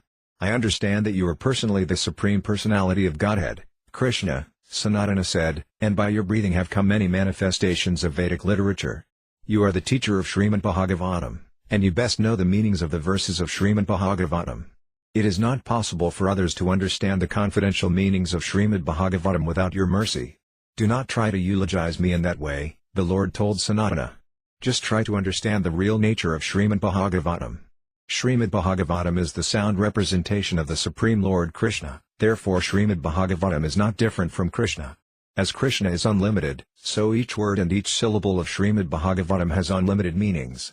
One can understand these meanings through the association of devotees. Don't, then, say that Bhagavatam is simply a collection of answers to questions. There were 6 questions put by the sages of Naimisaranya to Sutta Goswami, and Sutta Goswami answered the 6 questions in Srimad Bhagavatam. There is a verse in the Vedic literature in which Lord Shiva says, "As far as the Bhagavatam is concerned, I may know it, or Sukadeva or Vyasadeva may know it, or we may not know it, but actually Bhagavatam is to be understood by devotional service and from a devotee, and not by one's own intelligence or by academic commentaries. At the beginning of Srimad Bhagavatam, January 1, 2023, the sages of Naimisaranya asked Sudagosvami, Brui Yogsvar Kursna Brahmanya Dharma Varmani Svamkastham et Hunapit Dharmakam Saranam Gata. My dear sir, now that the Lord has departed for his own abode, kindly tell us whether the principles of religion have gone with him. How can we find such principles after his departure? The reply was given in Srimad Bhagavatam, January 3, 1943, Kursnas Vidamapagat Dharmajnanadi Bisahakalau Nasta Drsam Asa Puranarko Dunodita. After Krishna departed to his abode with all religious principles, his representation, Srimad Bhagavatam, the Mahapurana, remains as the blazing, illuminating sun. Lord Chaitanya then told Sanatana Goswami, I was just like a madman in describing the Satmarama verse in so many ways. Do not mind if I have said something mad. But if someone becomes a madman like me, he can understand the real meaning of Srimad Bhagavatam as I have explained it. Then Sanatana Goswami, with folded hands, fell at the feet of Lord Chaitanya and prayed as follows, My dear Lord, you have asked me to prepare a book on the regulative principles of devotional service, but I belong to the lowest caste. I have no knowledge. I do not know how such an important task can be finished by me. If you will kindly give me some hints about the preparation of such a book on devotional service, it may be that I shall be qualified to write it. The Lord then blessed him, saying, By the grace of Krishna, whatever you write will come out of your heart and be accepted. As you have requested, I will now give you some notes that you can take down. The first and foremost point is that one should accept a bona fide spiritual master. That is the beginning of spiritual life. Lord Chaitanya then requested Sanatana Goswami to write down the symptoms of a true guru and the symptoms of a true disciple. The symptoms of a guru are described in the Padma Purana. A person who is a qualified brahmana and at the same time has all the symptoms of a devotee can become a spiritual master for all classes of men. Such a devotee and spiritual master must be respected as God himself. Even though a person may be born in a very respectable brahmana family, he cannot become a bona fide spiritual master if he is not a devotee of the Lord. One should not mistakenly think that a bona fide spiritual master has to be born in a so-called brahmana family. The idea is that a spiritual master must be a qualified brahmana, that is, he must be qualified by his activities. This is confirmed in Srimad Bhagavatam, when Narada speaks of the different symptoms characterizing the four divisions of social life. Narada therein states that brahmanas, kshatriyas, vaisyas and sudras should be selected by their individual qualifications. In his commentary, Sridhara Svami has noted that birth in a family of brahmanas does not necessarily mean that one is a brahmana. One must be qualified with a brahmana's symptoms, which are described in the sastras. In the disciplic succession of the Gaudiya Vaisnava Sampradaya, there are two great acharyas, Thakur and Attama and Simananda Goswami, who were not born in brahmana families but were accepted as spiritual masters by many famous brahmanas, including Ganganarayana and Ramakrishna. In this way there are symptoms which both the prospective spiritual master and the prospective disciple must have, and both the disciple and the spiritual master must see whether the other is eligible to become either a bona fide spiritual master or a bona fide student. One should then know that the only worshipable object is the Supreme Personality of Godhead, and one should learn the various mantras and sacred songs. The Lord then instructed Sanatana to describe the symptoms of those persons who are eligible to accept the mantras and to describe how the mantras should be understood and perfected by ritualistic performances. Then the Lord instructed Sanatana to describe initiation, morning duties and duties of cleanliness, washing the face, brushing the teeth, and so on, the process of work and the prayers to be recited both in the morning and the evening. The Lord also told him to describe how one should worship the spiritual master, how to mark one's body with gopi kandana, how to collect tulasi leaves, how to wash the room and temple of the Lord, and how to awaken Krishna from sleep. Then Lord Chaitanya instructed Sanatana to describe different methods for worshipping the Lord, with 5-fold, 16-fold or 50-fold paraphernalia, how to worship the Lord by offering him arati 5 times a day, and how to offer food to Krishna and lay him down on his bed. Next Lord Chaitanya instructed Sanatana to write about the characteristics of both the form of the Lord in the temple and the Salagramasila, and also to write about the effect of going to holy places where there are different temples of the Lord and seeing the form of God in the temple. Sanatana was also instructed to glorify the transcendental name of the Lord and to describe the different offenses one can commit while chanting the Lord's name or worshipping the deity. In the worship of the Lord certain paraphernalia are used, such as a conch shell, water, incense and fragrant flowers. The Lord instructed Sanatana to describe these, along with the chanting of prayers and hymns, circumambulation, and the offering of obeisances. Other topics for Sanatana to explain included following the regulative principles of Puraskarana, accepting Krishna prasadam, rejecting foodstuff not offered to Krishna, and not indulging in defaming a devotee who has the actual symptoms of a devotee. Lord Chaitanya also instructed Sanatana to describe the symptoms of a holy man, the process of satisfying the sages, and the value of rejecting the society of undesirable persons and hearing Srimad Bhagavatam constantly. Also to be described were how to follow the daily, fortnightly and monthly duties, how to observe fasting on the Ekadashi day, how to observe ceremonies like the birthday of the Lord, and how to observe fasting not only on Ekadashi but also on Janmashtami, Vamana Devadasi, Ramanavami and Nrsimhakatardasi. Lord Chaitanya also instructed Sanatana to explain that it is helpful in the advancement of devotional service to avoid fast days that overlap with other days, Vita. Also to be explained were how to establish temples of the Lord, along with the general behavior, symptoms, duties and occupation of a Vaisnava. And at every step, Lord Chaitanya said, Sanatana Goswami should give documentary evidence from the Puranas. Thus the Lord gave a summary of all the topics Sanatana should include in his book on Vaisnava regulative principles. Sanatana Goswami was a great devotee of the Lord, and he was directly instructed to spread the cult of bhakti by writing many books. There is a description of Sanatana in the Chaitanya Kandrodaya, where it is said that Sanatana Goswami was one of the most important personalities in the government of Nawab Hussain Shah. Sanatana's brother, Rupa Goswami, was also a minister in the government, but both of them gave up their lucrative government posts to become mendicants and serve the Supreme Lord. Externally the brothers became just like ordinary mendicants, but their hearts were filled with transcendental loving service and a great love for the cowherd boy of Vrindavana. Indeed, Sanatana Goswami was dear to all pure devotees of his time. Library Teachings of Lord Chaitanya Chapter 17 Lord Chaitanya, the original personality of Godhead. Following in the footsteps of Kaviraja Krishnadasa Goswami, we offer our respectful obeisances under the lotus feet of Lord Chaitanya. Lord Chaitanya is described as follows: He is the only shelter for the forlorn, the most fallen, and he is the only hope for those who are completely devoid of spiritual knowledge. Let us try to discuss his great contribution of devotional service. The supremely powerful Lord Krishna becomes manifest in 5 different features. Although he is one without a second, in order to serve 5 specific spiritual purposes, he becomes manifest in 5 ways. Such diversity is eternal and blissful, in contrast to the conception of monotonous oneness. From the Vedic literature we can understand that the Absolute Truth, the Supreme Personality of Godhead, eternally exists with his diverse energies. Lord Chaitanya appeared with full diverse energies, and they are 5 in number, therefore Lord Chaitanya is said to be Krishna with diverse energies.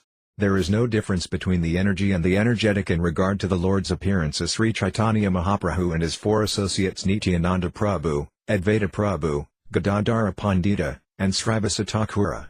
Among these 5 diverse manifestations of the Supreme Lord, as the Lord himself and his expansion, incarnation, devotional energy and devotee, there is no spiritual difference. They are 5 in one Absolute Truth. For the sake of relishing transcendental flavors in the Absolute Truth, there are 5 diverse manifestations. These are called the form of a devotee, the identity of a devotee, the incarnation of a devotee, the devotional energy and the pure devotee. Out of the 5 diversities in the Absolute Truth, the form of Lord Chaitanya is that of the original personality of Godhead, Krishna. Lord Nityananda is the manifestation of the first expansion of the Supreme Lord. Similarly, Advaita Prabhu is an incarnation of the Supreme Lord.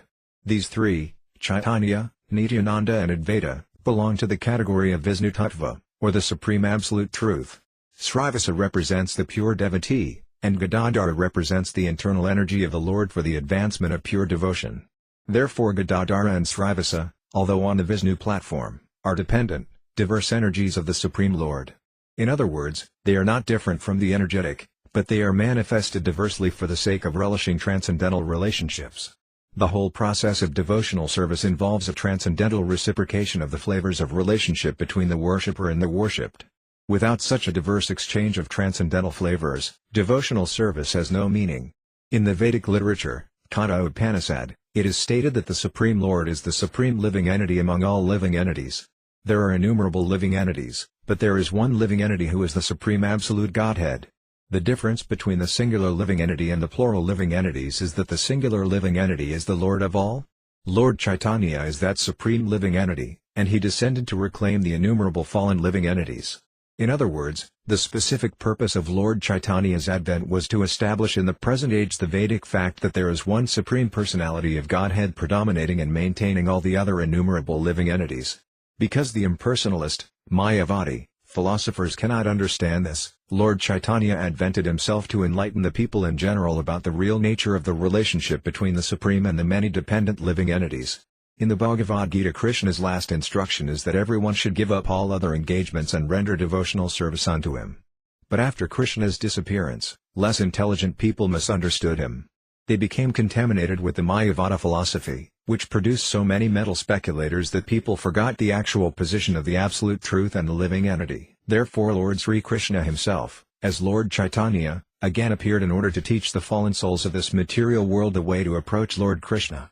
The Bhagavad Gita teaches that one should give up everything and be done with this world of material attachment. A pure devotee of Lord Krishna and one who follows the philosophy of Lord Chaitanya are one and the same. Chaitanya's philosophy is that one should give up everything and worship God, Krishna. Krishna, as the Supreme Lord, the personality of Godhead, spoke the same words, indicating himself as the Supreme Lord. But the Mayavadi philosophers misunderstood him. Therefore Lord Chaitanya, to clarify the situation, reiterated Lord Krishna's message: one should not declare himself to be as good as Krishna but should worship Krishna as the Supreme Lord. We make a great mistake if we think Lord Chaitanya is a conditioned soul.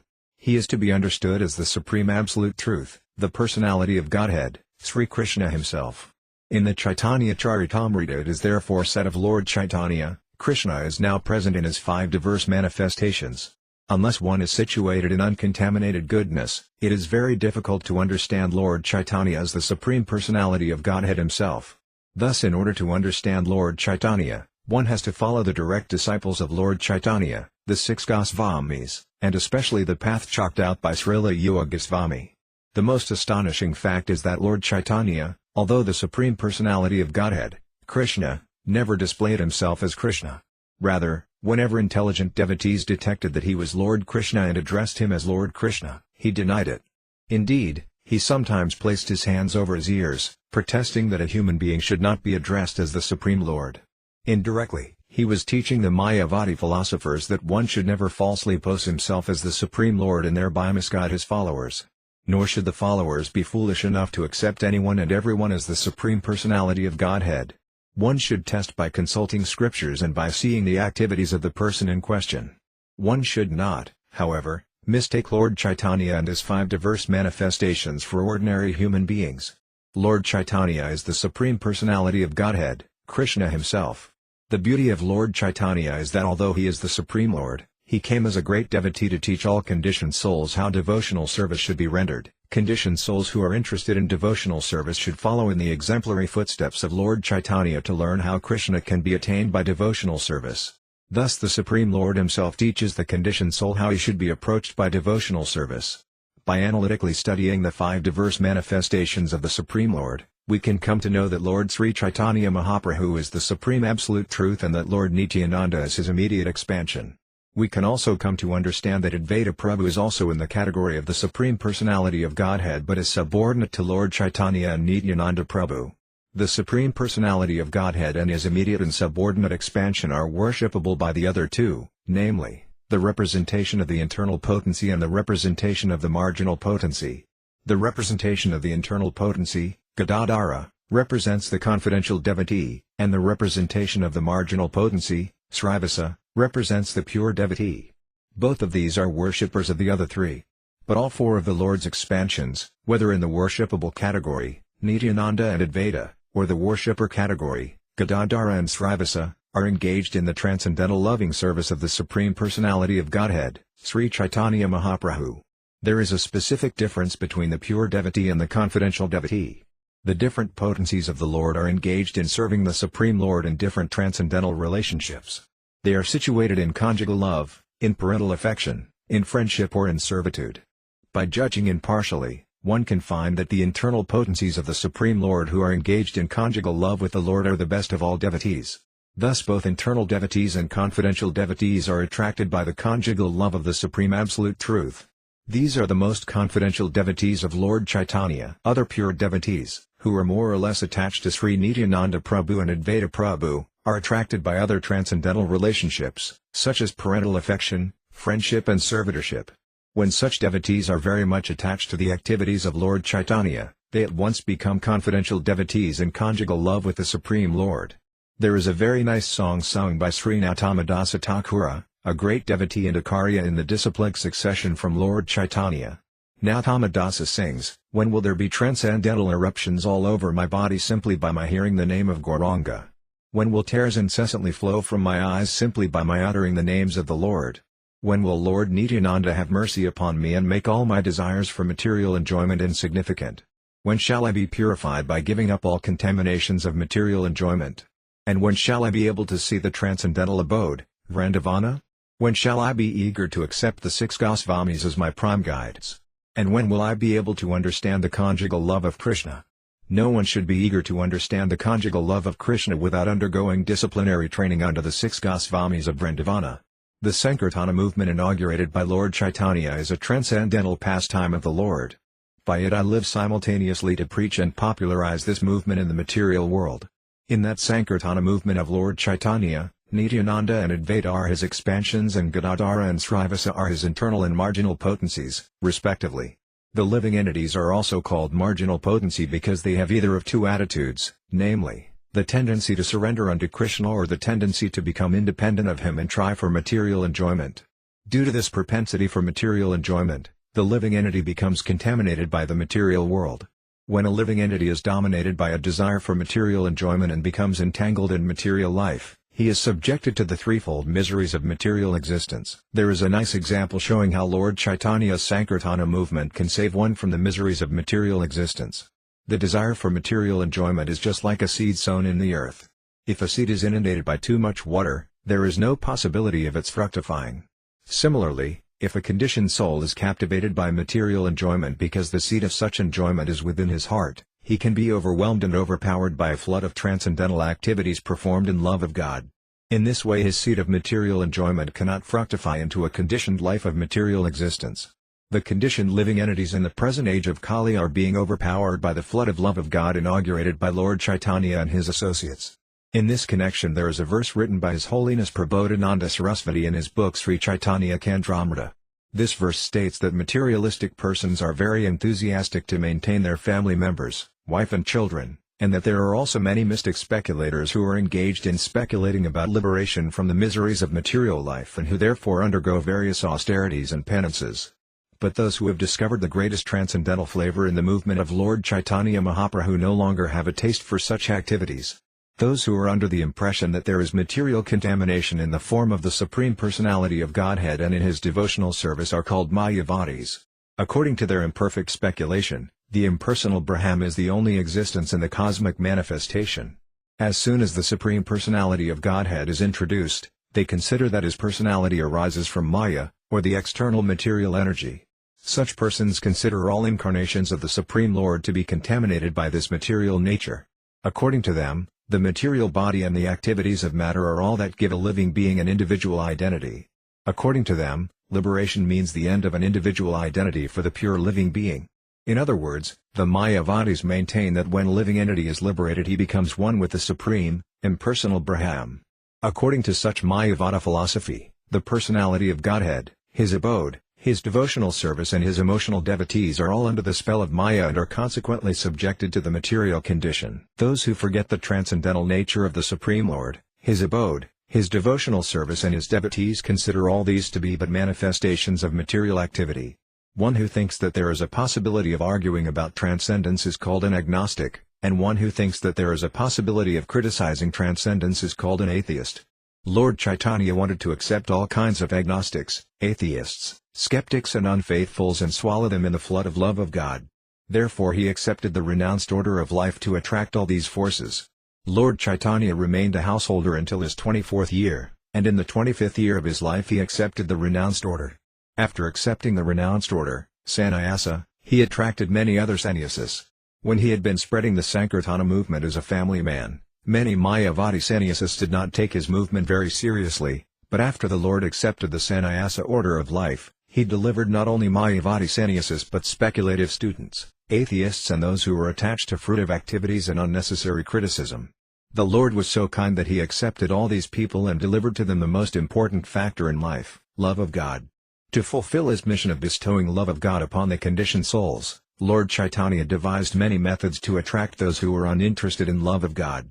After he accepted the renounced order, all the agnostics, critics, atheists and mental speculators became his students and followers.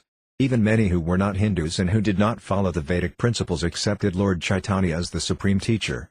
The only persons who avoided the mercy of Sri Caitanya Mahaprabhu were those sannyasis who were known as the Mayavadi philosophers of Benares. Their plight is described by Srila Bhaktisiddhanta Sarasvati Goswami. The Mayavadi philosophers of Benares were less intelligent because they wanted to measure everything by direct perception. On this basis they calculated that whatever is perceived by material means is Maya, or illusion.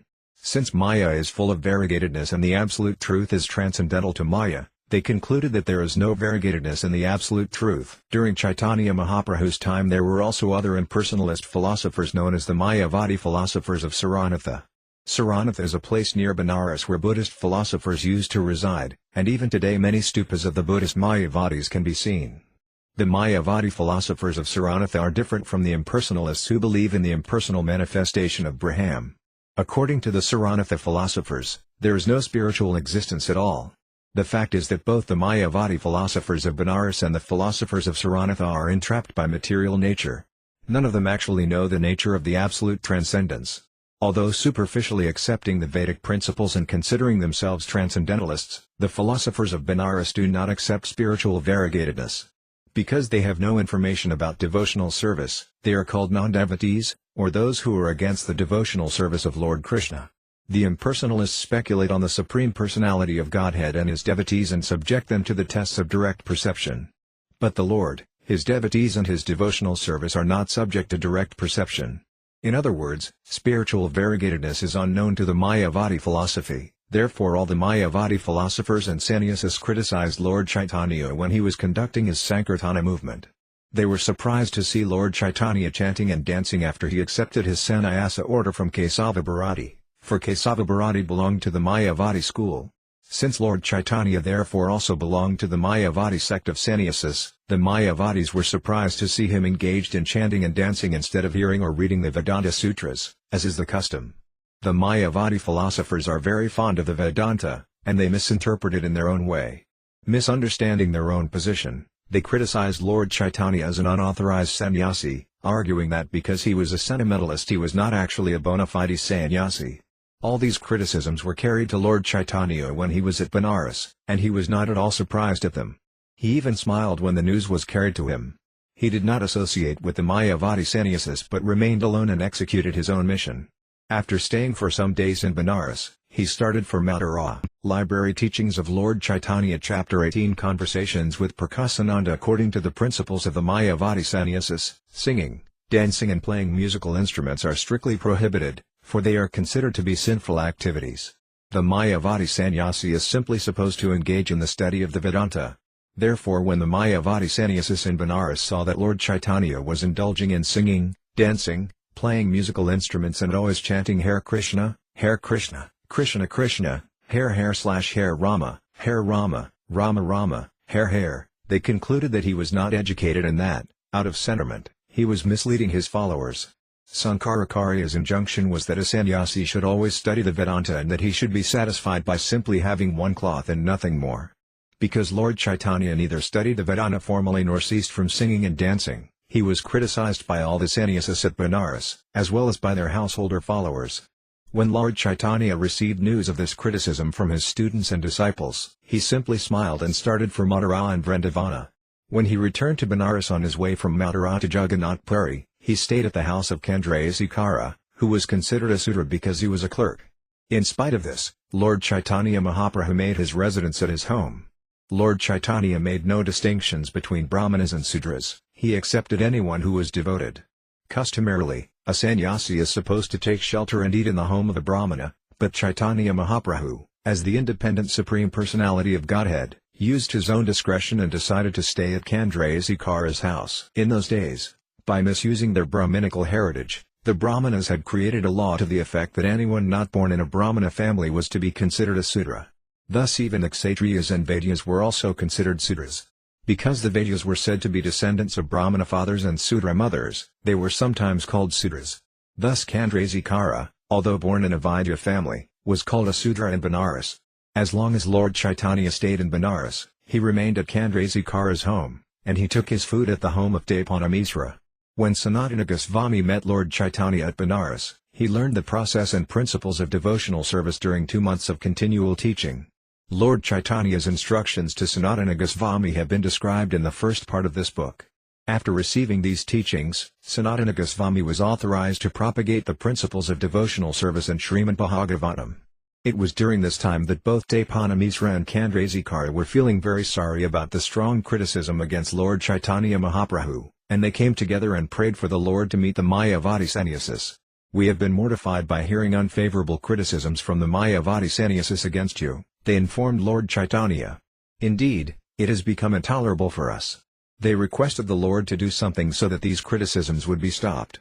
While they were discussing this subject, a Brahmana came to Lord Chaitanya and invited him to his home. All the sannyasis but Chaitanya Mahaprabhu had been invited, and now the Brahmana came to invite him.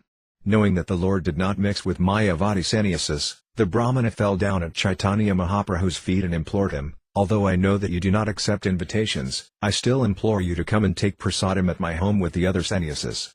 If you accept this invitation, I will consider it a special favor."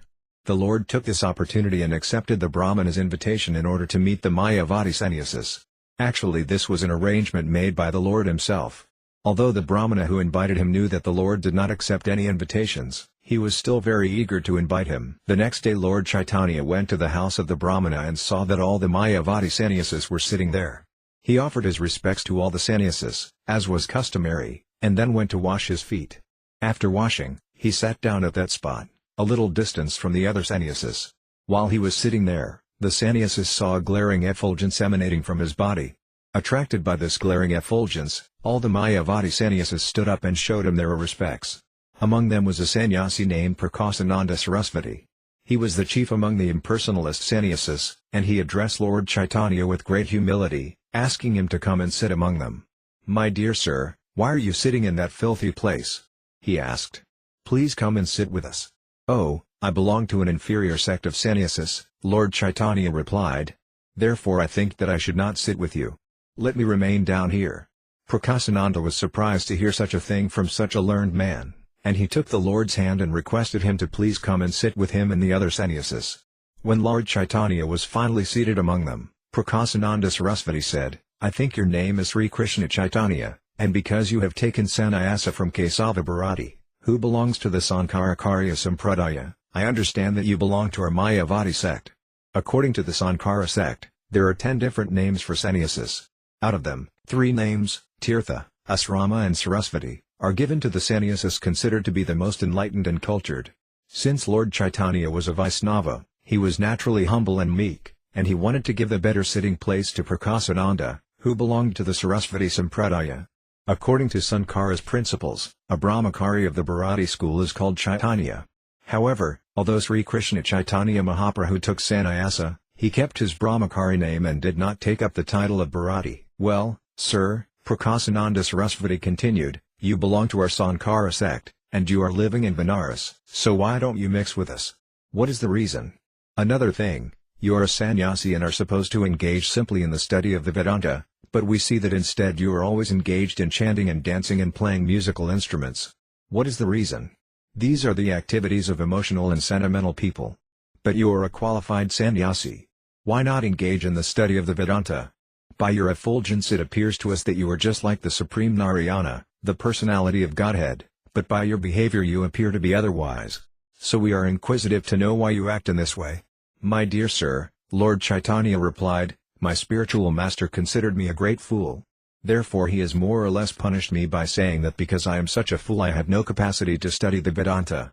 So he kindly gave me the chanting of Hare Krishna, Krishna Krishna, Hare Rama, Rama Rama, Hare. My spiritual master told me, just go on chanting this Hare Krishna mantra, it will make you all perfect." Actually, Lord Chaitanya was neither foolish nor ignorant of the principles of the Vedanta. His purpose was to demonstrate to modern society that fools who have no history of penance and austerity should not try to study the Vedanta just for some recreational purpose. In his Sikha, Lord Chaitanya said that one should be in a humble state of mind, should think himself lower than the grass on the street, should be more tolerant than a tree, and should be devoid of all sense of prestige and ready to offer all kinds of respects to others. In such a state of mind, one can chant the Vedanta philosophy or the holy name of God constantly. The Lord also wanted to teach that a serious student of transcendental science should exactly follow the words of his spiritual master. According to the calculations of his spiritual master, Lord Chaitanya appeared to be a fool, therefore he said that he should not indulge in the study of the Vedanta but should continue chanting the Hare Krishna mantra. Lord Chaitanya strictly obeyed this order. In other words, Lord Chaitanya impressed on the Mayavadis that the words of a bona fide spiritual master must be strictly followed. One who does so becomes perfect in all respects. The word Vedanta means the last word of Vedic knowledge, which is to understand Krishna. As Krishna states in the Bhagavad Gita, 15.15, Vedas ca sarvarahami Vedya, by all the Vedas, I am to be known. When one actually comes to understand the Vedanta, he comes to know Krishna and his relationship with Krishna. And one who understands Krishna understands everything. Moreover, the knower of Krishna is always engaged in his transcendental loving service. As the Lord states in the Bhagavad Gita, 10.8, Aham sarvasaya prabhavo mata sarvam pravartate iti madvibhahant mam buddhabhava samanvita I am the source of everything, and everything emanates from me. One who perfectly knows this fully engages in my transcendental loving service. A living entity is eternally related with Krishna in the relationship of servant and master. Once that service is wanting, or, in other words, when one is not situated in Krishna consciousness, it is to be understood that his study of the Vedanta is insufficient. When one does not understand Krishna or does not engage in his transcendental loving service, it is to be understood that he is averse to studying the Vedanta and understanding the Supreme Personality of Godhead. The path of Vedanta study shown by Lord Chaitanya should be followed by all. A person who is puffed up by so-called education has no humility and therefore does not seek the protection of a bona fide spiritual master. He thinks that he does not require a spiritual master and that he can achieve the highest perfection by his own efforts. Such persons are not eligible for studying the Vedanta Sutra. Those who are under the spell of the material energy do not follow the instructions of the disciplic succession but try to manufacture something on their own. In this way they step outside the sphere of Vedanta study. A bona fide spiritual master must always condemn such independent mental speculators. If the bona fide spiritual master directly points out the foolishness of a disciple, it should not be taken wrongly. A person who is completely ignorant of the science of God cannot be considered learned. More or less, everyone who is not in Krishna consciousness is subject to foolishness. Sometimes we display our foolishness by accepting someone who is barely educated as a spiritual master. It is our duty to understand the Supreme Personality of Godhead, whose lotus feet are worshipped by all the Vedas. One who does not understand him and is proud of a false understanding of the Vedanta is actually a fool. Mundane attempts at academic knowledge are simply another type of foolishness. As long as one cannot understand the cosmic manifestation as a representation of the three modes of material nature, he must be considered to be in the darkness of inebriety and caught in the duality of this material world. A person who is in perfect knowledge of the Vedanta becomes a servitor of the Supreme Lord, who is the maintainer and sustainer of the whole cosmic manifestation. As long as one is not transcendental to the service of the limited, he cannot have knowledge of the Vedanta. As long as one is within the limited jurisdiction of fruitive activities or is involved in mental speculation, he may perhaps be eligible to study or teach theoretical knowledge of the Vedanta Sutra, but he cannot understand the supreme, eternal, transcendental, completely liberated, vibration of Hare Krishna, Krishna, Krishna, Hare Rama, Rama Rama, Hare. One who has achieved perfection in chanting this transcendental vibration does not have to separately learn the philosophy of the Vedanta Sutra. According to the teachings of Caitanya Mahaprabhu, the bona fide spiritual master, those who do not understand that this transcendental vibration is not different from the Supreme, yet who try to become Mayavadi philosophers expert in the Vedanta Sutra, are all fools. Studying the Vedanta Sutra by one's own efforts, the ascending process of knowledge, is a sign of foolishness. On the other hand, he who has attained a taste for chanting this transcendental vibration has actually reached the conclusion of the Vedanta. In this connection, there are two verses in Srimad Bhagavatam which are very instructive. The purport of the first is that if a person is chanting the transcendental vibration Hare Krishna, Krishna, Krishna, Hare Rama, Rama Rama, Hare, then even if he was born in the family of the lowest of human beings, it is to be understood that in his previous lives he performed all types of renunciation, austerities and sacrifice and studied all the Brahma Sutras. The purport of the second verse is that one who chants the two syllables Hari must be considered to have studied all the Vedas, the Arji Veda, Atharva Veda, Yajur Veda, and Sama Veda. On the other hand, there are many so-called devotees who think the Vedanta is not meant for devotees. Such people are ignorant of the fact that the Vedanta is the only platform of pure devotees. Great Acharyas in all four Vaisnava Sampradayas have made commentaries on the Vedanta Sutara, but the so-called devotees known as Prakrita Sahajiyas carefully avoid the study of the Vedanta Sutara. The Prakrita Sahajiyas mistakenly take the pure devotees and Vaisnava Acharyas to be mental speculators or fruitive actors.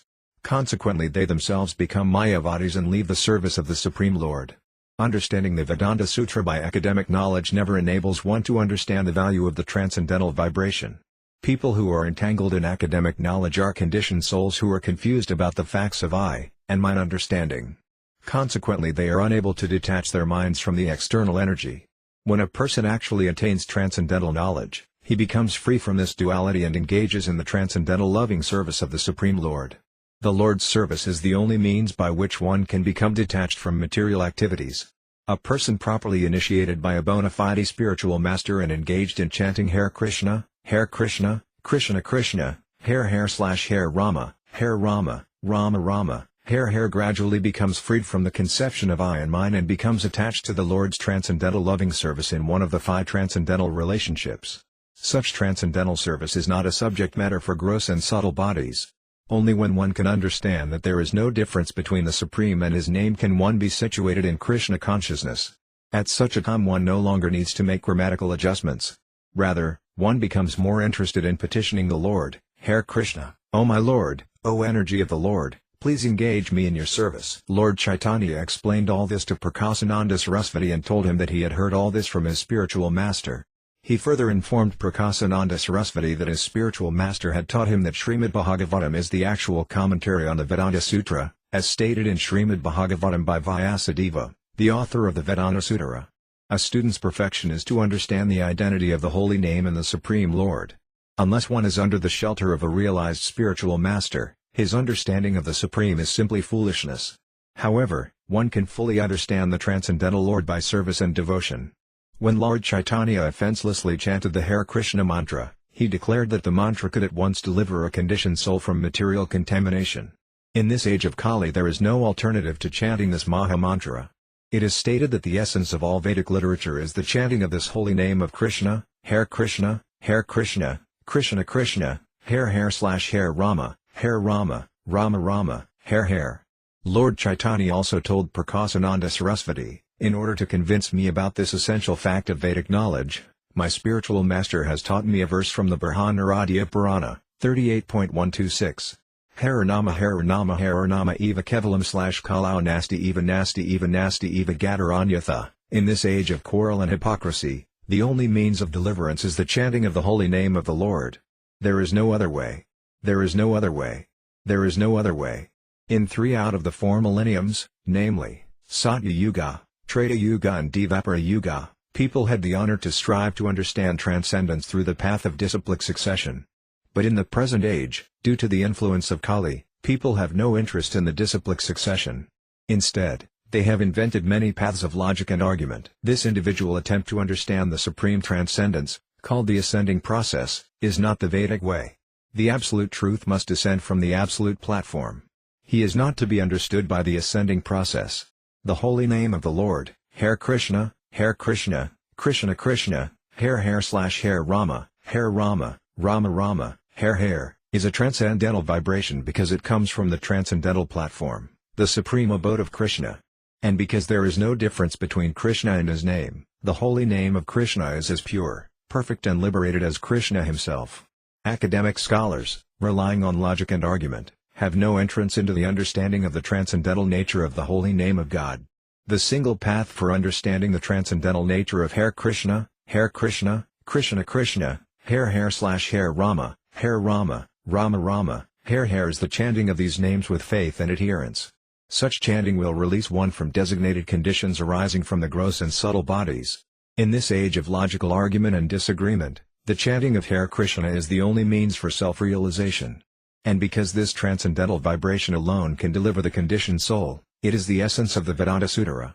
According to the material conception, There is a difference between a person himself and his name, form, qualities, emotions and activities, but as far as this transcendental vibration is concerned, there is no such limitation, for it descends from the spiritual world. In the spiritual world, unlike the material world, there is no difference between a person and his name and qualities. Because the Mayavadi philosophers cannot understand this, they cannot utter the transcendental vibration. Lord Chaitanya then told Prakāsananda Sarasvati that because he received the order from his spiritual master, he was constantly chanting Hare Krishna, Krishna Krishna, Hare Rama, Rama Rama, Hare. As a result of this chanting, the Lord said, I sometimes become very impatient and cannot restrain myself from dancing and laughing or crying and singing. Indeed, I become just like a madman. When I first wondered whether I had become mad by chanting this Hare Krishna, Krishna Krishna, Hare Rama, Rama Rama, Hare, I approached my spiritual master and informed him that I had gone mad by chanting Hare Krishna Krishna Krishna, Hare Rama, Rama Rama, Hare. Thus I asked him what was my actual position. In the Narada Pankaratra it is stated, Eso Veda Sadangani Chantamsi Vivida Surasarvamestak Yakanyad Api Van Mayam Sarva Vedanta Sarartha Samsarar and Avatar, and all Vedic rituals, mantras and understanding are compressed into the 8 words Hare Krishna Krishna Krishna, Hare. Similarly, in the Kali Santrana Upanishad it is stated, Hare Krishna Krishna Krishna, Hare Rama Rama, Hare Iti Sota Sakam Nam Kali Kalmasanazanam Nataparataro Sarva Vedsudrasye. The 16 words Hare Krishna Krishna, Hare Rama Rama, Hare are especially meant for counteracting the contaminations of Kali. To save oneself from the contamination of Kali, there is no alternative to the chanting of these 16 words. Lord Chaitanya informed Prakāsananda Sarasvati that when his spiritual master understood him, he said, it is the transcendental nature of the holy names Hare Krishna Krishna, Hare Rama Rama, Hare to transport a man into spiritual madness. Anyone who sincerely chants this holy name is quickly elevated to the platform of love of God and becomes mad after God. This madness arising from love of God is the highest perfectional stage for a human being.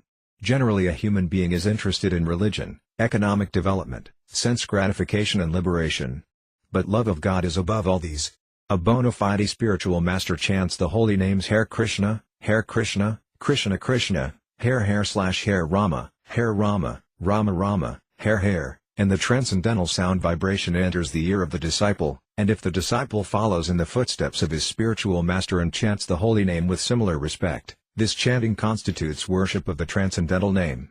When the transcendental name is worshipped by the devotee, the name himself spreads his glories within the heart of the devotee. When the devotee is perfectly qualified in chanting the transcendental vibration of the holy name, he is quite fit to become a spiritual master and to deliver all the people of the world. The chanting of the holy name is so powerful that it gradually establishes its supremacy above everything in the world. The devotee who chants it becomes transcendentally situated in ecstasy and sometimes laughs, cries and dances in his ecstasy.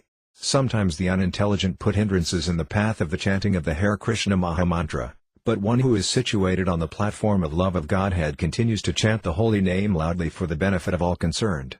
As a result, everyone becomes initiated into the chanting of the holy names, Hare Krishna Krishna, Hare Rama Rama, Hare.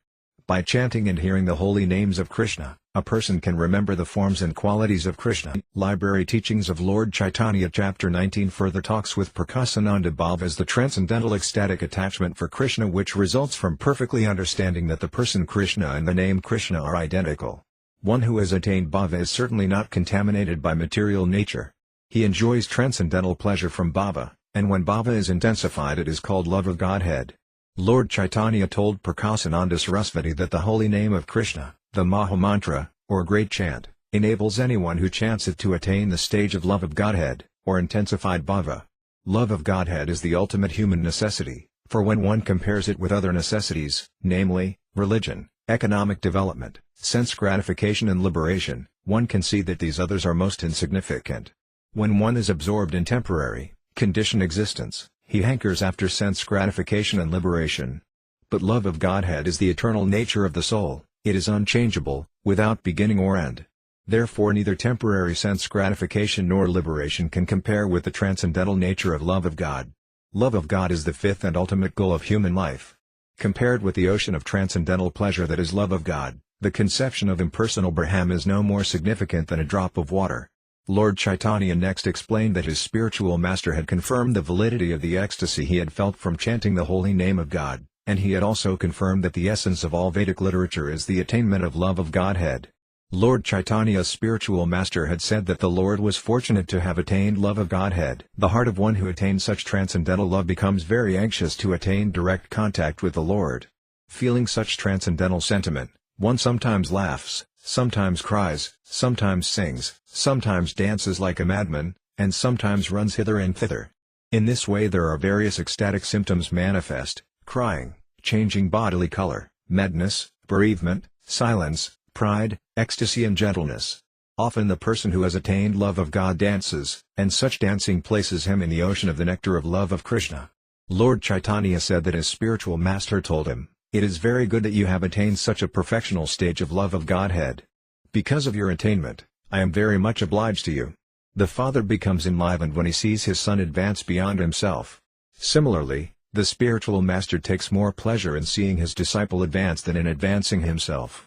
Thus Lord Chaitanya's spiritual master blessed him, telling him, "Dance, sing, propagate this Sankirtana movement and, by instructing people about Krishna, try to deliver them from nescience."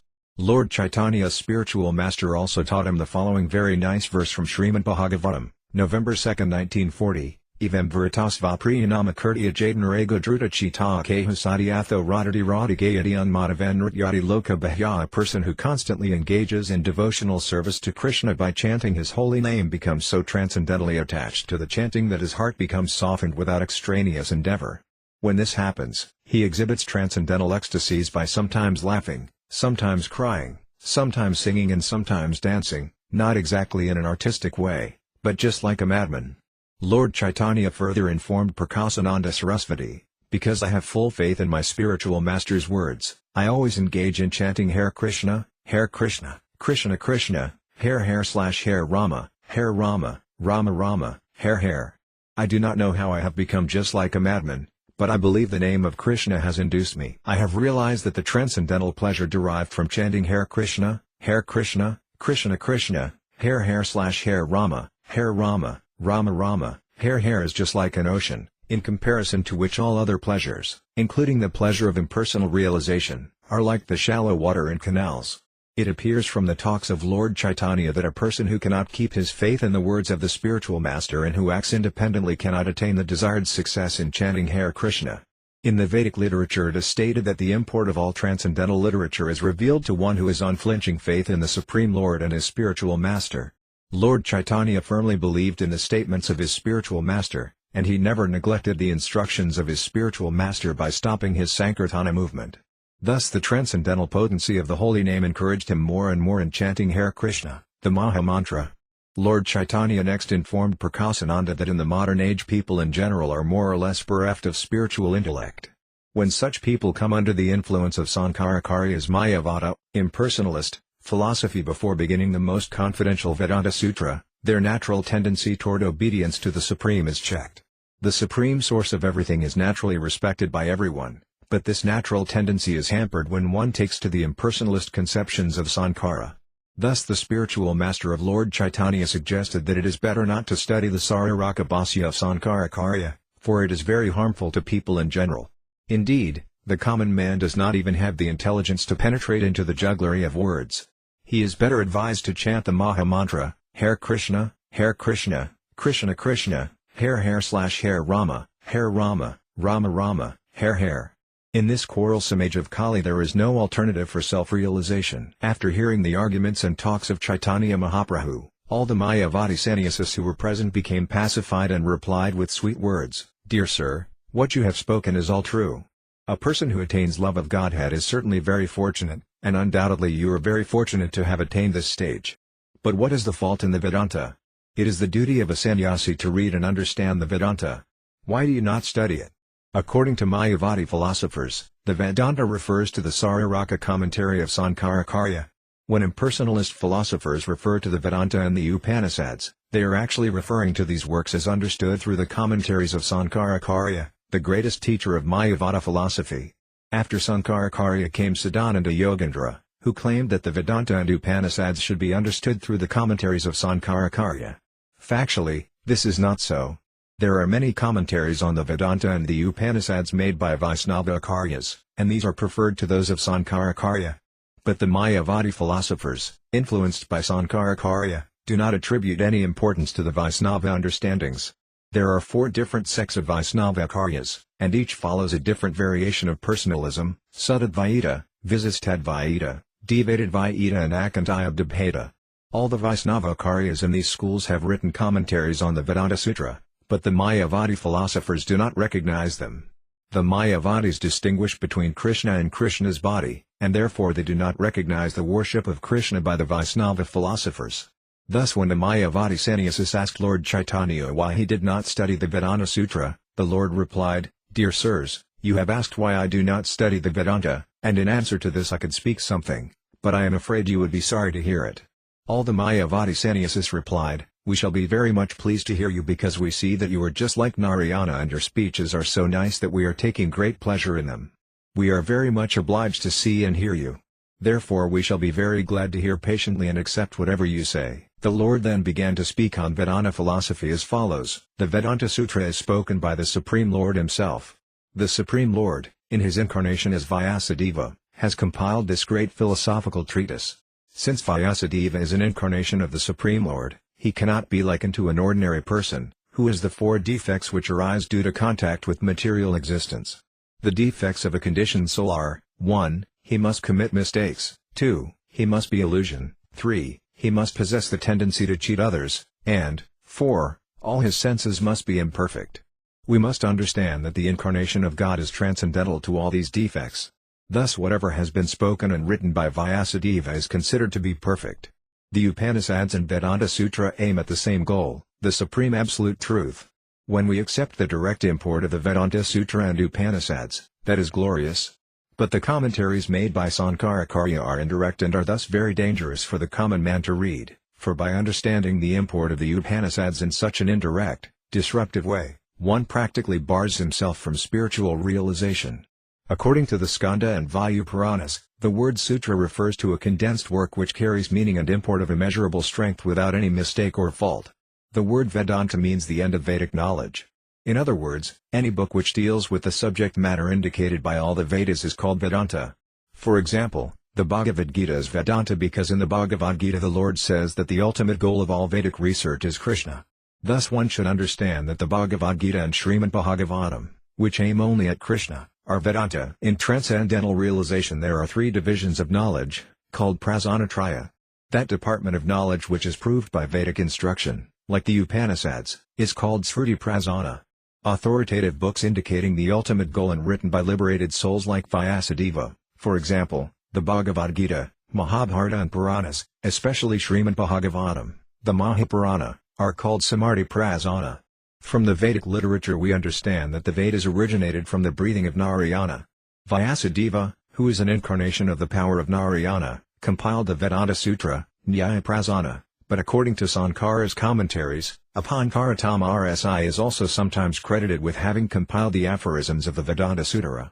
According to Lord Caitanya, the conclusions of the verses of the Pankaratra and the aphorisms of the Vedanta are one and the same. Since the Vedanta Sutra is compiled by Vyasadeva, it should be understood to be spoken by Narayana himself. From all the descriptive literature dealing with the Vedanta Sutra, it appears that there were many other risas contemporary with Vyasadeva who also discussed the Vedanta Sutra.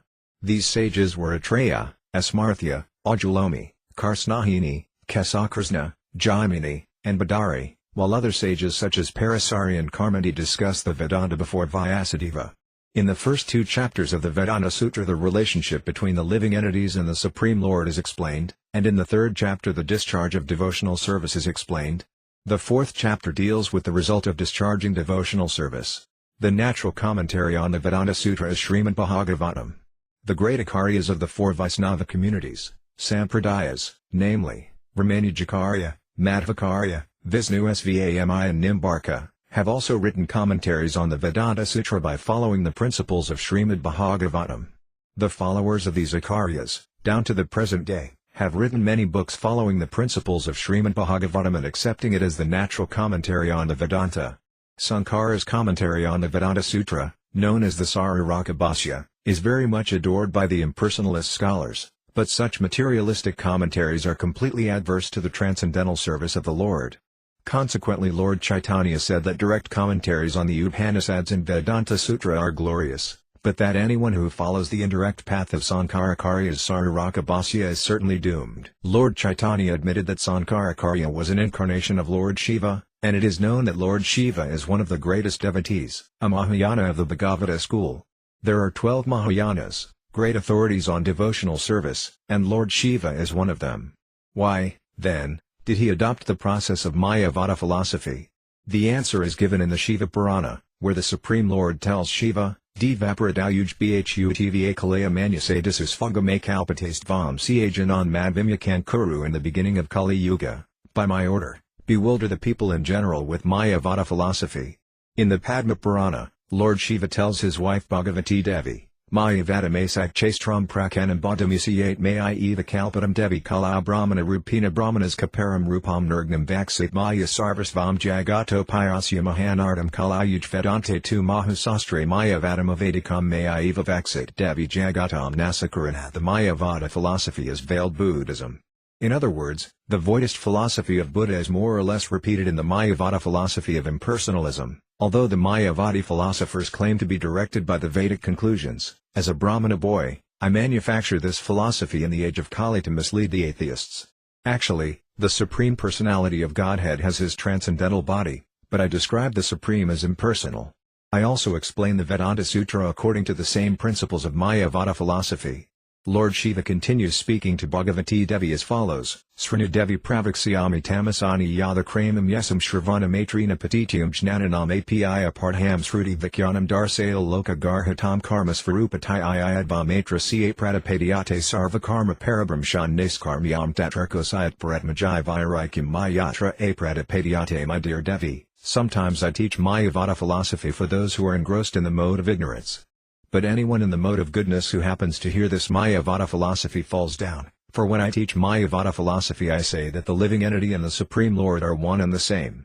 Sadananda Yogendra, one of the greatest Mayavadi Acharyas, has written in his book Vedanta Sara, the absolute truth of eternity, knowledge and bliss is Braham. Ignorance and all products of ignorance are non-Braham.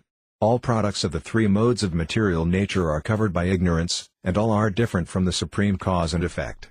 This ignorance is manifested in a collective and individual sense. Collective ignorance is called Vishuddhasattva Pradhana. When that Vishuddhasattva Pradhana is manifested within the ignorance of material nature, it is called the Lord, and the Lord manifests all kinds of ignorance. Therefore he is known as Sarvajna. Thus according to Mayavada philosophy, the Lord is a product of this material nature and the living entity is in the lowest stage of ignorance. That is the sum and substance of Mayavada philosophy. If, however, we accept the import of the Upanishads directly, it is clear that the Supreme Personality of Godhead is a person with unlimited potency. For example, in the Svetasvatara Upanishad it is stated, the Supreme Personality of Godhead is the origin of everything, and he has multiple potencies. The Supreme Personality of Godhead is transcendental to the cosmic manifestation. He is the origin of all religion, the Supreme Deliverer, and the possessor of all opulences. I understand the Supreme Personality of Godhead to be just like the sun, profusely distributing his energies while situated beyond the cloud of this material cosmic manifestation. He is the Master of Masters, and he is the Supreme of Supremes.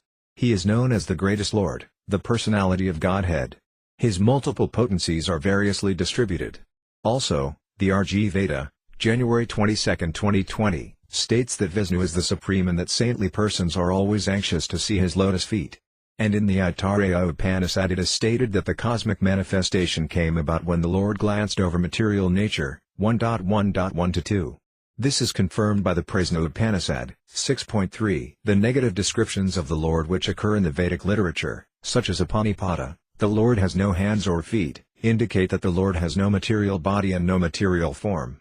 But he does have his spiritual, transcendental body and his transcendental form. Because the Mayavadi philosophers misunderstand his transcendental nature, They explain him as impersonal. The Lord's name, form, qualities, entourage and abode are all in the transcendental world. How can he be a transformation of this material nature? Everything connected with the Supreme Lord is eternal, blissful and full of knowledge. In effect, Sankaracharya preached Mayavada philosophy to bewilder a certain type of atheist. Actually he never considered the Supreme Lord, the personality of Godhead, to be impersonal, without body or form. It is best for intelligent persons to avoid lectures on Mayavada philosophy. We should understand that the Supreme Personality of Godhead Vishnu is not impersonal.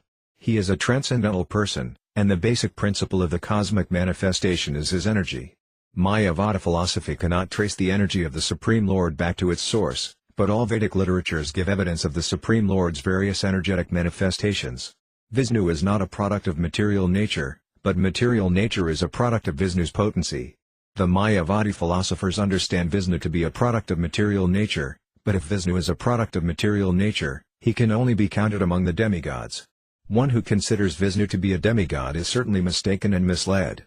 How this is so is explained in the Bhagavad Gita, 7.13-14, deluded by the three modes of material nature, the whole world does not know me, who am above the material nature and inexhaustible. My material nature is so powerful that it is very difficult to surpass its spell, even for the greatest scholar, but those who have surrendered unto me can easily cross beyond it. Library Teachings of Lord Caitanya Chapter 20. The goal of Vedanta study. It is concluded that Lord Krishna, or Vishnu, is not of this material world. He belongs to the spiritual world. One who considers him to be a demigod of the material world is a great offender and blasphemer. Lord Vishnu is not subject to perception by material senses, nor can he be realized by mental speculation. Unlike in the material world, where there is always a difference between the body and the soul, there is no difference between the body and soul of the Supreme Lord Vishnu. Material things are enjoyed by the living entities because the living entities are superior in quality, whereas material nature is inferior. Thus the superior nature, the living entities, can enjoy the inferior nature, matter. Because Lord Vishnu is in no way touched by matter, he has no tendency to enjoy material nature the way the living entities do. The living entities cannot attain knowledge of Vishnu by enjoying their habits of mental speculation. The infinitesimal living entities are not the enjoyers of Vishnu, but they are enjoyed by Vishnu. Only the greatest offender thinks that Vishnu is enjoyed. The greatest blasphemy is to consider Vishnu and the living entity on the same level. The Supreme Absolute Truth, the personality of Godhead, is compared to a blazing fire, and the innumerable living entities are compared to sparks emanating from that fire. Although both the Supreme Lord and the living entities are qualitatively fire, there is yet a distinction. Vishnu, the Supreme, is infinite, whereas the living entities, which are but sparks, are infinitesimal. The infinitesimal living entities are emanations from the original infinite spirit. In their constitutional position as infinitesimal spirits, there is no trace of matter. The living entities are not as great as Narayana, Vishnu, who is beyond this material creation. Even Sankaracharya accepts Narayana to be beyond the material creation. Since neither Vishnu nor the living entity are of the material creation, someone may inquire, why were the small particles of spirit created at all? The answer is that the Supreme Absolute Truth is complete in his perfection when he is both infinite and infinitesimal. If he were simply infinite but not infinitesimal, he would not be perfect. The infinite portion is the Vishnu Tattva, or the Supreme Personality of Godhead, and the infinitesimal portion is the living entity. Due to the infinite desires of the Supreme Personality of Godhead, the spiritual world exists, and due to the infinitesimal desires of the living entity, the material world exists. When the infinitesimal living entities are engaged in trying to fulfill their infinitesimal desires for material enjoyment, they are called Jiva Sakti, but when they are dovetailed with the infinite, they are called liberated souls. There is no need to ask, therefore, why God created the infinitesimal portions. They are simply the complementary side of the Supreme. It is doubtlessly essential for the infinite to have infinitesimal portions which are inseparable parts and parcels of the Supreme Soul. Because the living entities are infinitesimal parts and parcels of the Supreme, there is a reciprocation of feelings between the infinite and the infinitesimal. Had there been no infinitesimal living entities, the Supreme Lord would have been inactive, and there would not be variegatedness in spiritual life. There would be no meaning to a king if there were no subjects, and there would be no meaning to the Supreme God if there were no infinitesimal living entities. How can there be meaning to the word Lord if there is no one to rule? The conclusion is that the living entities are expansions of the energy of the Supreme Lord and that the Supreme Lord, the personality of Godhead, Krishna, is the energetic. In all Vedic literatures, including the Bhagavad Gita and Vishnu Purana, much evidence is given to distinguish between the energy and the energetic.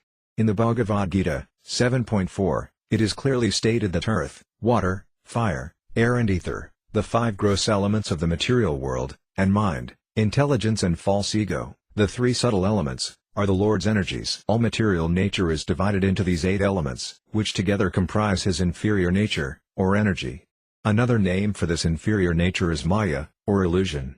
Beyond these 8 inferior elements is his superior energy, which is called Paraprakriti. This Paraprakriti comprises the living entities, who are found in great numbers throughout the material world. The purport is that the Supreme Lord is the absolute truth, the energetic, and that as such he is energies. When one of his energies is not properly manifested, or when it is covered by some shadow, it is called Maya Sakti. The material cosmic manifestation is a product of that Maya Sakti. The living entities are factually beyond this covered, inferior energy. They have their pure spiritual existence, their pure identity and their pure mental activities, all beyond the manifestation of this material cosmos. Although the living entity's mind, intelligence and identity are beyond the range of this material world, when he enters into this material world due to his desire to lord it over matter, his original mind, intelligence and body become covered by the material energy. When he is again free of the covering of this material, inferior energy, he is called liberated. When he is liberated he has no false ego, but his real ego again comes into existence. Foolish mental speculators think that after liberation one's identity is lost, but that is not so. Because the living entity is eternally part and parcel of God, when he is liberated he revives his original, eternal, part and parcel identity.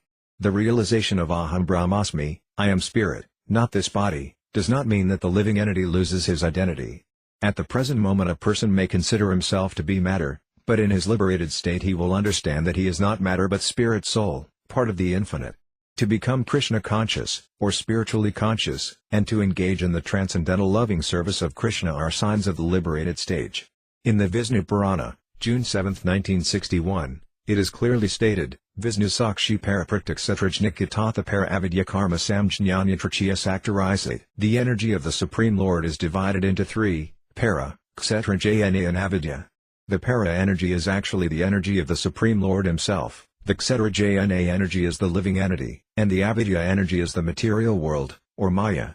It is called Avidya, or ignorance, because under the spell of this material energy one forgets his actual position and his relationship with the Supreme Lord. The conclusion is that the living entities represent one of the energies of the Supreme Lord. As infinitesimal parts and parcels of the Supreme, they are called jivas. If the jivas are artificially placed on the same level with the infinite Supreme because both of them are Brahman, or spirit, then bewilderment will certainly be the result. Generally Mayavadi philosophers are perplexed before learned Vaishnava because the Mayavadis cannot explain the cause of bondage of the living entities. They simply say, it is due to ignorance, but they cannot explain how the living entities can be covered by ignorance if they are supreme. The actual reason is that the living entities, although qualitatively one with the Supreme, are infinitesimal, not infinite. Had they been infinite, there would have been no possibility of their being covered by ignorance. Because the living entity is infinitesimal, he can be covered by an inferior energy. The foolishness and ignorance of the Mayavadis are revealed when they try to explain how the infinite can be covered by ignorance. It is offensive to attempt to qualify the infinite by arguing that he is subject to the spell of ignorance. Although Sankara attempted to cover the Supreme Lord by his Mayavada philosophy, he was simply following the order of the Supreme Lord. It should be understood that his teachings were a timely necessity but not a permanent fact. In the Vedanta Sutra the distinction between the energy and the energetic is accepted from the very beginning. The second aphorism of the Vedanta Sutra, Janmadhyasya Yata, clearly states that the Supreme Absolute Truth is the source of all emanations. Thus the emanations are the energy of the Supreme, whereas the Supreme himself is the energetic. Sankara has falsely argued that if the transformation of energy is accepted, the Supreme Absolute Truth cannot remain immutable. But this is not true. Despite the fact that unlimited energies are always being generated, the Supreme Absolute Truth remains always the same. He is not affected by the emanation of unlimited energies. Sankaracharya has therefore incorrectly established his theory of illusion. Ramanujacharya has discussed this point very nicely. One may argue, since there was only one absolute truth before the creation of this material world, how is it possible that the living entities emanated from him? If he were alone, how could he have produced or generated the infinitesimal living entities? In answer to this question, the Vedas state that everything is generated from the absolute truth, everything is maintained by the absolute truth and, after annihilation, Everything enters into the absolute truth. This statement from the Upanishads makes it clear that when the living entities are liberated they enter into the supreme existence without changing their original constitutional position. We must always remember that the Supreme Lord has his creative function and that the infinitesimal living entities have their creative functions also. It is not that their creative function is lost when they are liberated and enter into the Supreme after the dissolution of the material body. On the contrary, the creative function of the living entity is properly manifested in the liberated state. If the living entity's activities are manifest even when he is materially conditioned, then how is it possible for his activities to stop when he attains liberation? The living entities entering the state of liberation may be compared to a bird entering a tree, or an animal entering the forest, or a plane entering the sky. In no case are activities stopped. When explaining the second aphorism of the Vedanta Sutra, Sankara has most unceremoniously tried to explain that Brahman, or the Supreme Absolute Truth, is impersonal. He has also cunningly tried to switch the doctrine of byproducts into the doctrine of change. For the Supreme Absolute Truth, there is no change. It is simply that a byproduct results from his inconceivable powers of action. In other words, a relative truth, a byproduct, is produced out of the Supreme Truth. For example, when a chair is produced out of crude wood, it is said that a byproduct is produced. The Supreme Absolute Truth, Brahman, is immutable, and when we find a byproduct, the living entity or this cosmic manifestation, it is a transformation of the Supreme's energies, or a byproduct of the Supreme. It is like milk being transformed into yogurt. In this way, if we study the living entities in the cosmic manifestation, it will appear that they are not different from the original Absolute Truth, but from the Vedic literature we understand that the Absolute Truth has varieties of energy and that the living entities in the cosmic manifestation are but a demonstration of his energies. The energies are not separate from the energetic, therefore the living entity and cosmic manifestation are inseparable truths, part of the Absolute Truth. Such a conclusion regarding the Absolute Truth and the relative truth should be acceptable to any sane man. The Supreme Absolute Truth has his inconceivable potency, out of which this cosmic manifestation has been produced. In other words, the Supreme Absolute Truth supplies the ingredients, and the living entity and cosmic manifestation are the byproducts. In the Taittiriya Upanishad it is clearly stated, Yado Vimani Bhutani Jayant, the Absolute Truth is the original reservoir of all ingredients, and this material world and its living entities are produced from those ingredients. Less intelligent persons who cannot understand this doctrine of byproducts cannot grasp how the cosmic manifestation and the living entity are simultaneously one with and different from the Absolute Truth. Not understanding this, one concludes that the doctrine of byproducts implies that the Absolute Truth itself is transformed. Unnecessarily fearing this, one then concludes that this cosmic manifestation and the living entity are false. Sankaracharya gives the example of a rope being mistaken for a snake, and sometimes the example of mistaking an oyster shell for gold is cited, but surely such arguments are ways of cheating. As mentioned in the Mandukya Upanishad, the examples of mistaking a rope for a snake and an oyster shell for gold have their proper applications and can be understood as follows. The living entity in his original constitutional position is pure spirit. When a human being identifies himself with the material body, his misidentification is like mistaking a rope for a snake, or an oyster shell for gold. The doctrine of illusory transformation of state is accepted when one thing is mistaken for another. Actually the body is not the living entity, but according to the doctrine of illusory transformation of state one accepts the body as the living entity. Every conditioned soul is undoubtedly contaminated by this doctrine of illusory transformation of state. The conditioned state of the living entity is his diseased condition. Originally the living entity and the original cause of this cosmic manifestation exist outside the state of transformation. But mistaken thoughts and arguments can overcome a person when he forgets the inconceivable energies of the Supreme Lord.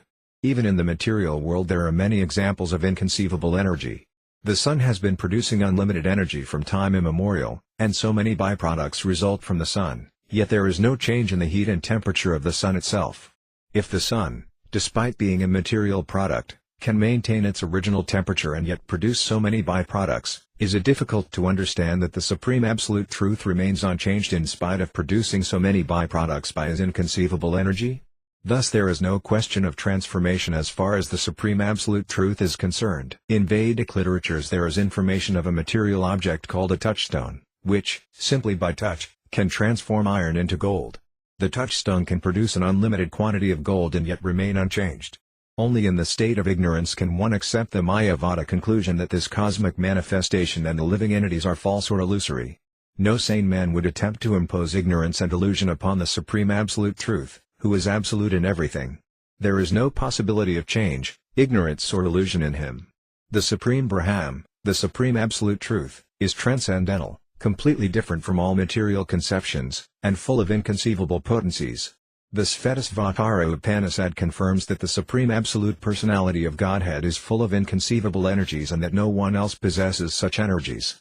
It is only by misunderstanding the inconceivable energies of the Supreme that one may conclude that the Supreme Absolute Truth is impersonal.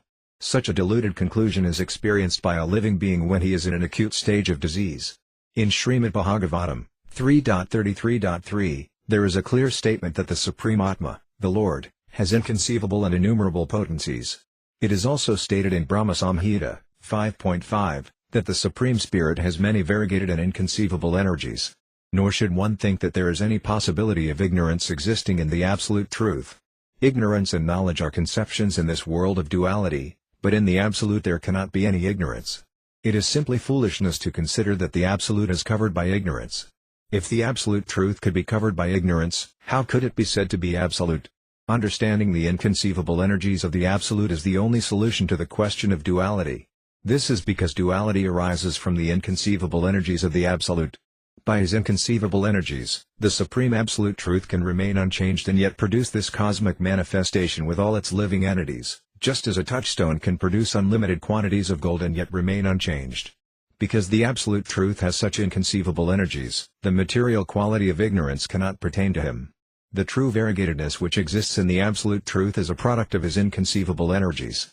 Indeed, it can be safely concluded that this cosmic manifestation is but a byproduct of his inconceivable energies. Once we accept the inconceivable energies of the Supreme Lord, we will find that there is no duality at all. The expansion of the energies of the Supreme Lord is as true as the Supreme Lord himself. But despite all the variegated manifestations of the Supreme Lord's energies, there is no question of transformation for the Supreme Lord himself. Once again the example of the touchstone can be cited. In spite of producing unlimited quantities of gold, the touchstone remains the same. We therefore hear some sages say that the Supreme is the ingredient cause of this cosmic manifestation. Also, the example of the rope and the snake is not irregular. When we accept a rope to be a snake, it is to be understood that we have experienced a snake previously. Otherwise, how can the rope be mistaken for a snake? Thus the conception of a snake is not untrue or unreal in itself. It is the false identification that is untrue or unreal. When, by mistake, we consider the rope to be a snake, that is our ignorance. But the very idea of a snake is not in itself ignorance. Similarly, when we accept a mirage in the desert to be water, there is no question of water being a false concept.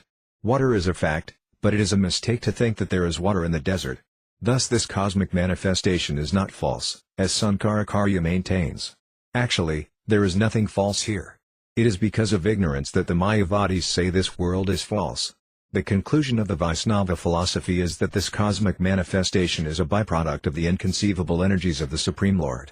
The principal word in the Vedas, pranava, or omkara, is the sound representation of the Supreme Lord. Therefore omkara should be considered the supreme sound. But Sankaracharya has falsely preached that the phrase Tattvamasi is the supreme vibration. Omkara is the reservoir of all the energies of the Supreme Lord. Sankara is wrong in maintaining that Tattvamasi is the supreme vibration of the Vedas, for Tattvamasi is only a secondary vibration. Tattvamasi suggests only a partial representation of the Vedas. In several verses of the Bhagavad Gita, 8.13, 9.17, 17.24, the Lord has given importance to Omkara. Similarly, Omkara is given importance in the Atharva Veda and the Mandukya Upanishad. In his Bhagavat Sundarbha, Srila Jiva Goswami has given great importance to Omkara. Omkara is the most confidential sound representation of the Supreme Lord. The sound representation or name of the Supreme Lord is as good as the Supreme Lord himself. By vibrating such sounds as Omkara or Hare Krishna, Krishna Krishna, Hare Rama, Rama Rama, Hare, one can be delivered from the contamination of this material world. Because such vibrations of transcendental sound can deliver a conditioned soul, they are known as Taraka mantras. That the sound vibration of the Supreme Lord is identical with the Supreme Lord is confirmed in the Narada Pankaratara, Vyaktam Hi Bhagavani Saksan Narayanas Vyomestaksara Svarupina Muksu Parivarte. When the transcendental sound is vibrated by a conditioned soul, the Supreme Lord is present on his tongue. In the Mandukya Upanishad it is said that when Omkara is chanted, one attains perfect spiritual vision. In other words, in spiritual vision, or the spiritual world, there is nothing but Omkara. Unfortunately, Sankara has abandoned this chief word, Omkara, and has whimsically accepted Tattvamasi as the supreme vibration of the Vedas. By accepting such a secondary vibration and leaving aside the principal vibration, he has given up the direct interpretation of the scripture in favor of his own indirect interpretation. Sripada Sankarakarya has unceremoniously obscured the Krishna consciousness described in the Purusa Vedanta Sutra by manufacturing an indirect interpretation and abandoning the direct interpretation. Unless we take all the statements of the Vedanta Sutra as self-evident, there is no point in studying the Vedanta Sutra.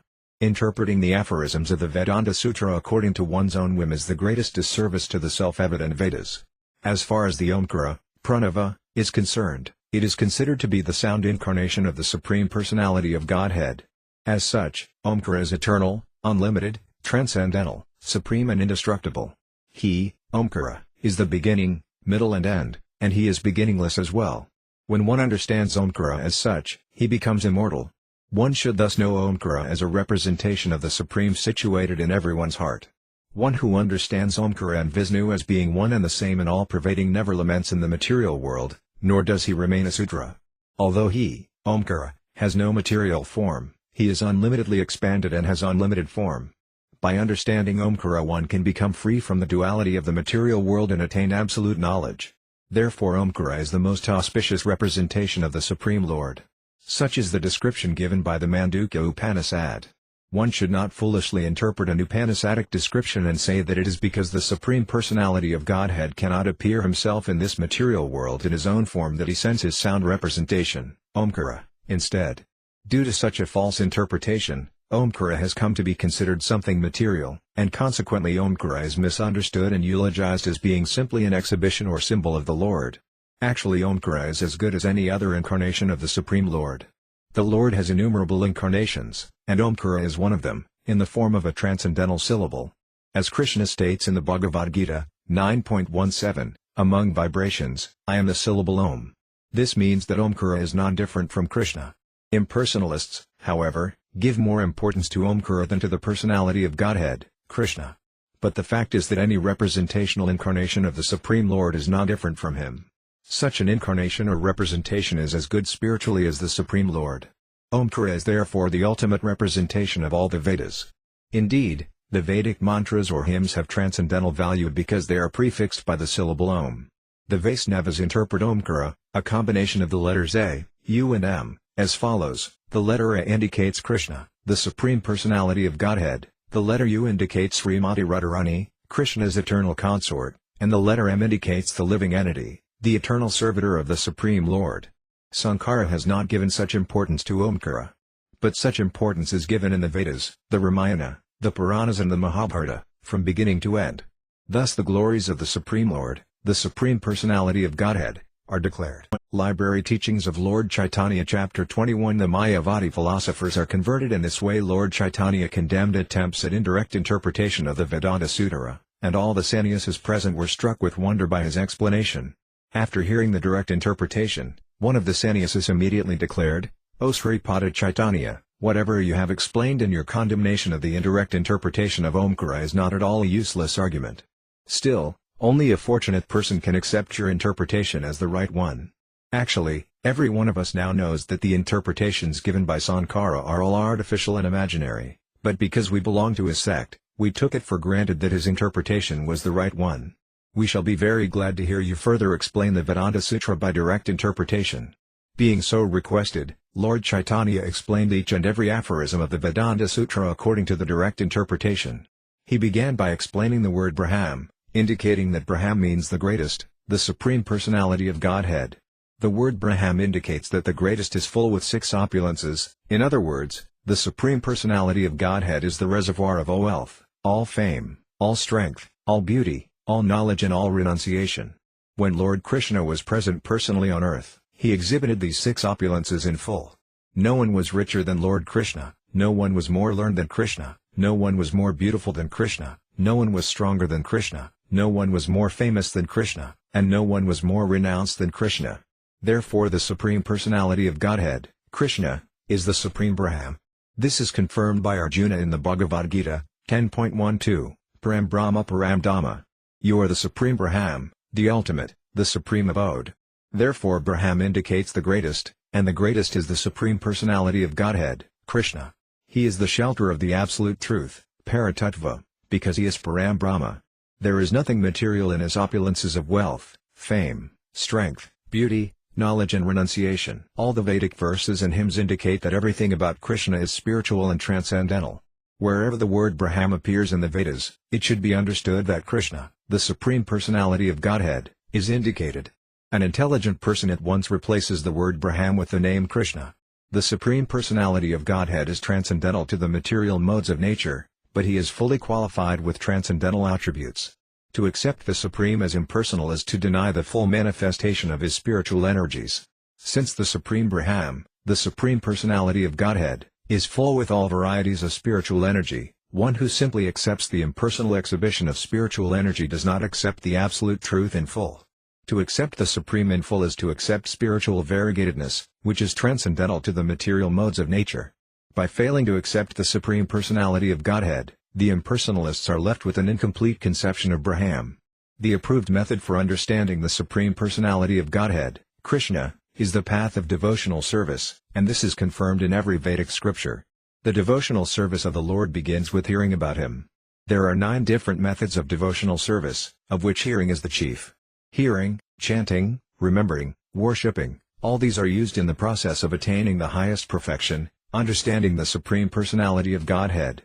This process by which the Supreme Personality of Godhead is understood is known as abhyaya, practice of devotional service within conditioned life. In practice it is experienced that one who takes to Krishna consciousness does not like to deviate to any other consciousness. Krishna consciousness is the development of love for Krishna, the Supreme Personality of Godhead, and this is the fifth and highest interest of the human being. When one takes to this process of transcendental devotional service leading to love of Godhead, he relishes his relationship with Krishna directly, and from this reciprocation of relishing transcendental dealings with Krishna, Krishna gradually becomes a personal associate of the devotee. Then the devotee eternally enjoys blissful life. Therefore the purpose of the Vedanta Sutra is to re-establish the living entity's lost relationship with the Supreme Lord Krishna, to describe the execution of devotional service, and to enable one to ultimately achieve the highest goal of life, love of Godhead. The Vedanta Sutra describes these 3 principles of transcendental life and nothing more. After Lord Caitanya explained the Vedanta Sutra by directly interpreting the aphorisms, the chief disciple of Prakasananda Sarasvati stood up in the assembly and began to praise Lord Caitanya as the Supreme Personality of Godhead, Narayana.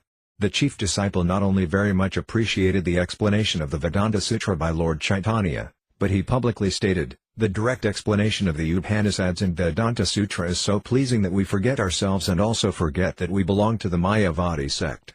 We must admit that Sankaracharya's explanations of the Upanishads in Vedanta Sutra are all imaginary. We may sometimes accept such imaginary explanations for the sake of sectarian feuds, but actually such explanations do not satisfy us. It is not that one becomes free from material entanglements simply by accepting the order of sannyasa.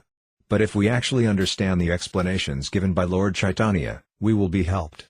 Indeed, Sri Krishna Chaitanya's explanation of the verse beginning Haranama Haranama Eva Kevalam is pleasing to all of us. There is no alternative to devotional service for one who wants to attain liberation from the material clutches. Especially in this age, one can achieve the highest liberation simply by chanting Hare Krishna, Krishna Krishna, Hare Rama, Rama Rama, Hare. In Srimad Bhagavatam, 10.14.4, it is stated that when a person abandons the path of devotional service and simply labors for knowledge, his only profit is the trouble he takes to understand the difference between matter and spirit. His efforts are like the useless labor one undergoes trying to get grains from empty husks. Similarly, Srimad Bhagavatam October 2, 1932 states that a person who gives up the transcendental loving service of the Supreme Lord and superficially considers himself liberated never attains actual liberation. Although with great labor, austerity and penance he may be elevated to the liberated platform, for want of shelter at the lotus feet of the Supreme Lord he falls down again into material contamination. The Supreme Braham cannot be accepted as impersonal, for if it is, then the 6 opulences belonging to the Supreme Personality of Godhead cannot be attributed to Braham. All the Vedas and Puranas affirm that the Supreme Personality of Godhead is full of spiritual energies, but foolish people do not accept this, and therefore they deride his activities. They misinterpret the transcendental body of Krishna to be a creation of material nature, and this is considered to be the greatest offense and greatest sin.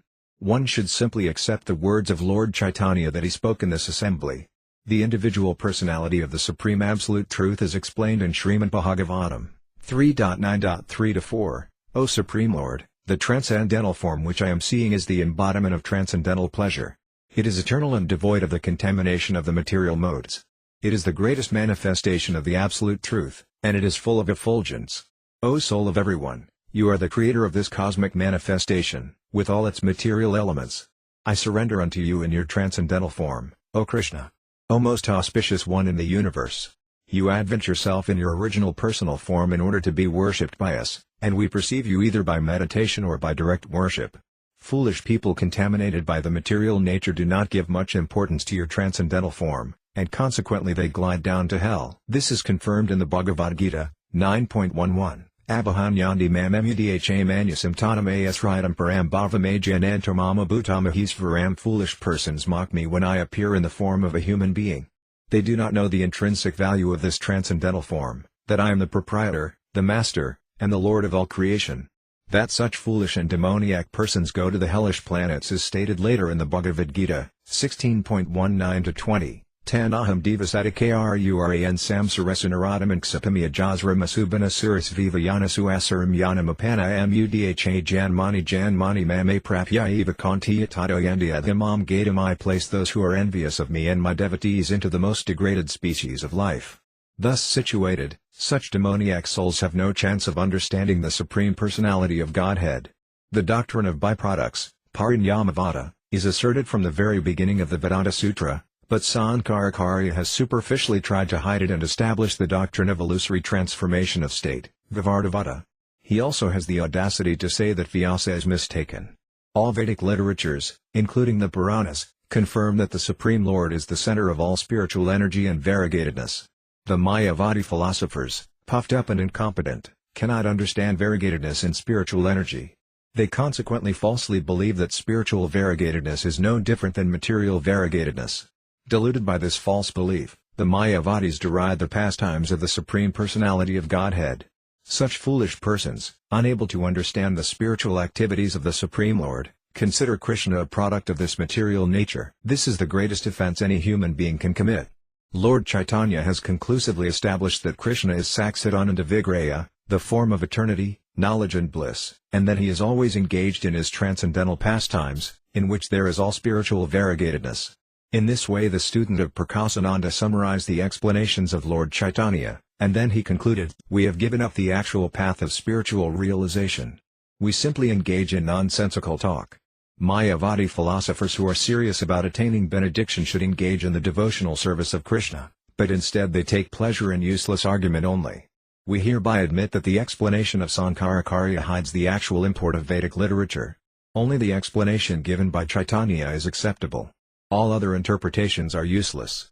After thus explaining his position, the chief student of Prakasananda Sarasvati began to chant Hare Krishna, Krishna Krishna, Hare Rama, Rama Rama, Hare. When Prakasananda Sarasvati saw this, he too admitted the fault of Sankaracharya and said, because Sankaracharya wanted to establish the doctrine of monism, he had no alternative but to interpret the Vedanta Sutra in a different way. Once one accepts the Supreme Personality of Godhead, the doctrine of monism cannot be established. Therefore by mundane scholarship Sankaracharya has tried to obscure the actual meaning of the Vedanta Sutra. Not only has Sankaracharya done this, but all authors who attempt to give their own views must misinterpret the Vedanta Sutra. Thus it is Lord Caitanya who has given the direct meaning of the Vedanta Sutra. No Vedic scripture should be used for indirect speculation. In addition to Sankaracharya, other materialistic philosophers like the atheist Kapila, Gautama, Astavakra and Patanjali have put forward philosophical speculations in various ways. Indeed, the philosopher Jaimini and his followers, who are all more or less logicians, have abandoned the real meaning of the Vedas, devotional service, and tried to establish that the absolute truth is subordinate to the material world. It is their opinion that if there is a God he will be pleased with us and give us all desired results if we simply perform our material activities nicely. Similarly, the atheist Kapila tried to establish that it is not God who created the material world but rather a combination of material elements. Gautama and Kannada have also given stress to the material elements, trying to establish that atomic energy is the origin of creation. Impersonalists and monists like Astavakra have tried to establish the impersonal effulgence, Brahmajyoti, as the supreme. And Patanjali, one of the greatest authorities on the yoga system, has tried to conceive of an imaginary form of the Supreme Lord.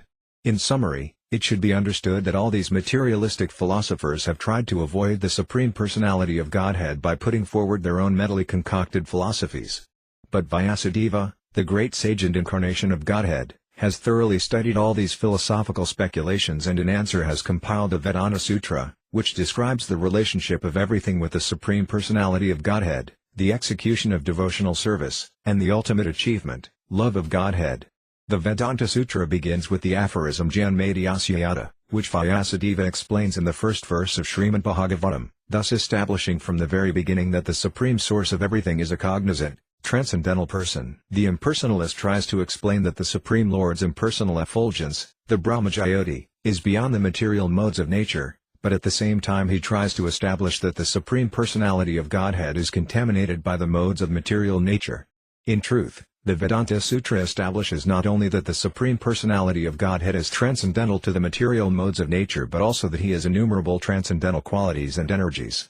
All these various speculative philosophers are one in denying the existence of the Supreme Lord Vishnu, and they are very enthusiastic to put forward their own theories and be recognized by the people. Unfortunate persons become enamored of these atheistic philosophers and thus can never understand the real nature of the absolute truth. It is far better to follow in the footsteps of great souls, or Mahayanas. According to Srimad Bhagavatam, there are 12 Mahayanas: 1.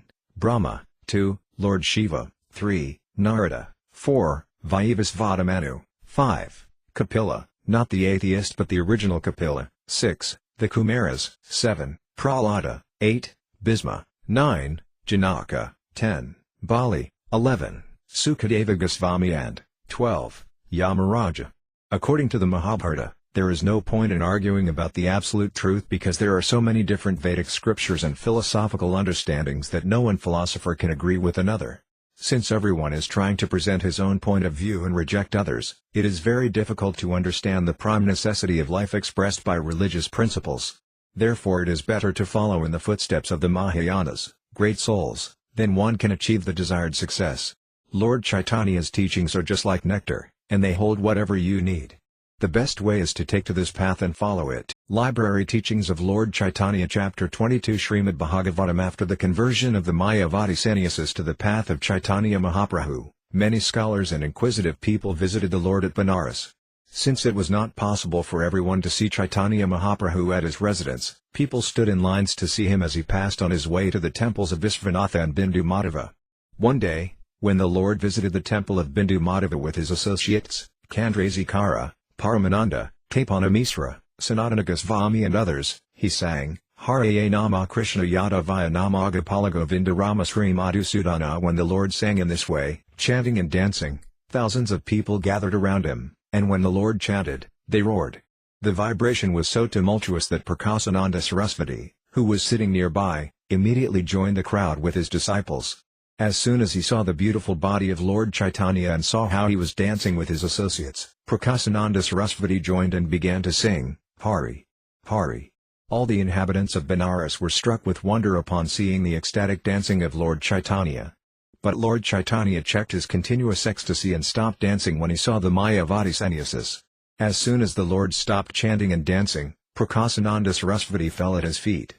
Trying to stop him, Lord Chaitanya said, "Oh, you are the spiritual master of the whole world, Jagat Guru, and I am not even equal to your disciples.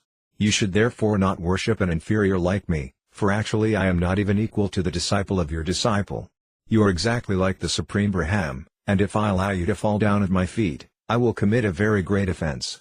Although you have no vision of duality, for the sake of teaching the people in general you should not do this." Previously I spoke ill of you many times, Prakasananda Sarasvati replied.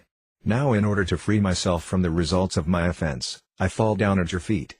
He then quoted a verse from the Vedic literature which states that even a liberated soul will again become a victim of material contamination if he commits an offense against the Supreme Lord. Prakasananda Sarasvati then quoted a verse from Srimad Bhagavatam, 10.34.9, regarding Nanda Maharaj's being attacked by a serpent who had previously been a worshipable Vidyadhara. When the serpent was touched by the lotus feet of Krishna, he regained his previous body and was freed from the reactions of his sinful activities. When Lord Caitanya thus heard himself equated with Krishna, he mildly protested. He wanted to warn people in general not to equate the Supreme Lord with any living entity.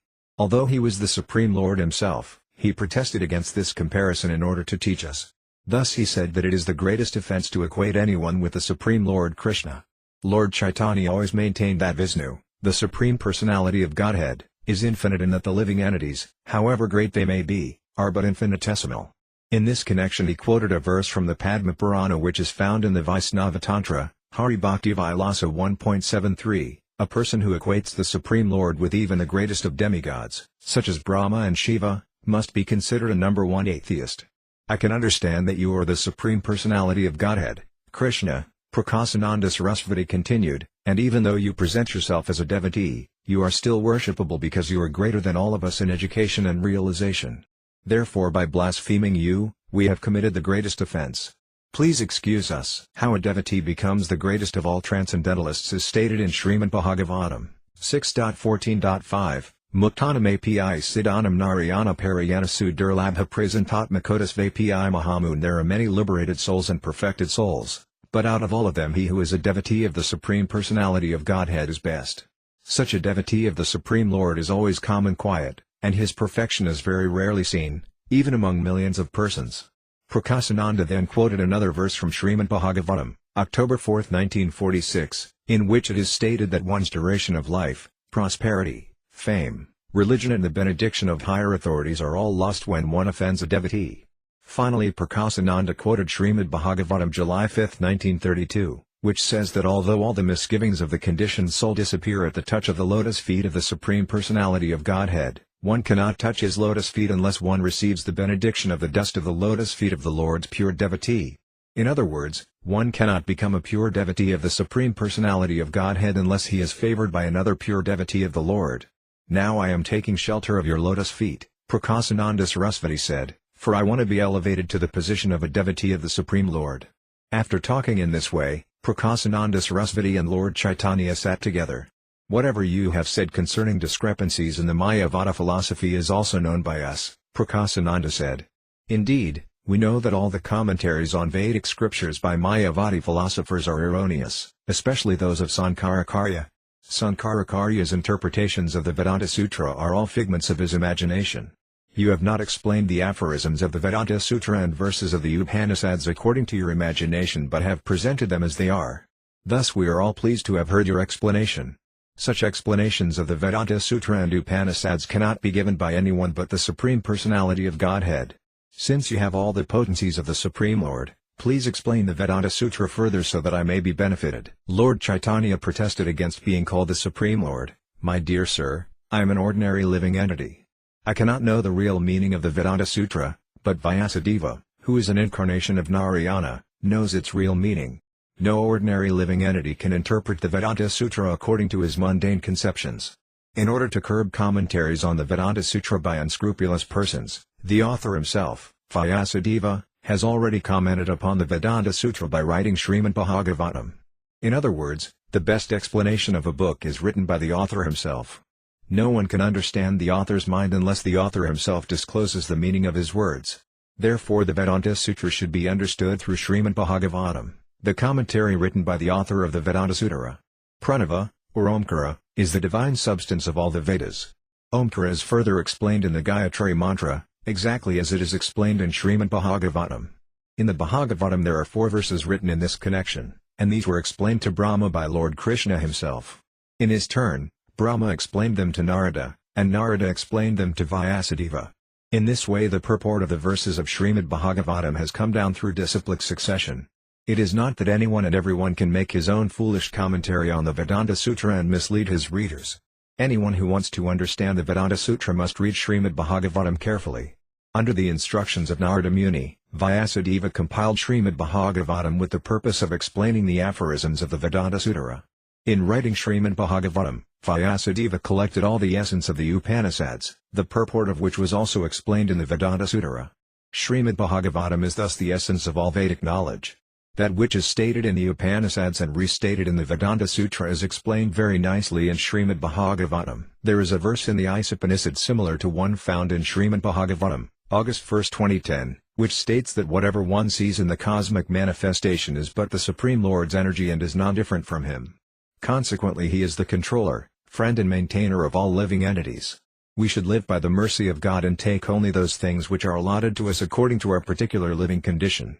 In this way, by not encroaching on another's property, one can enjoy life.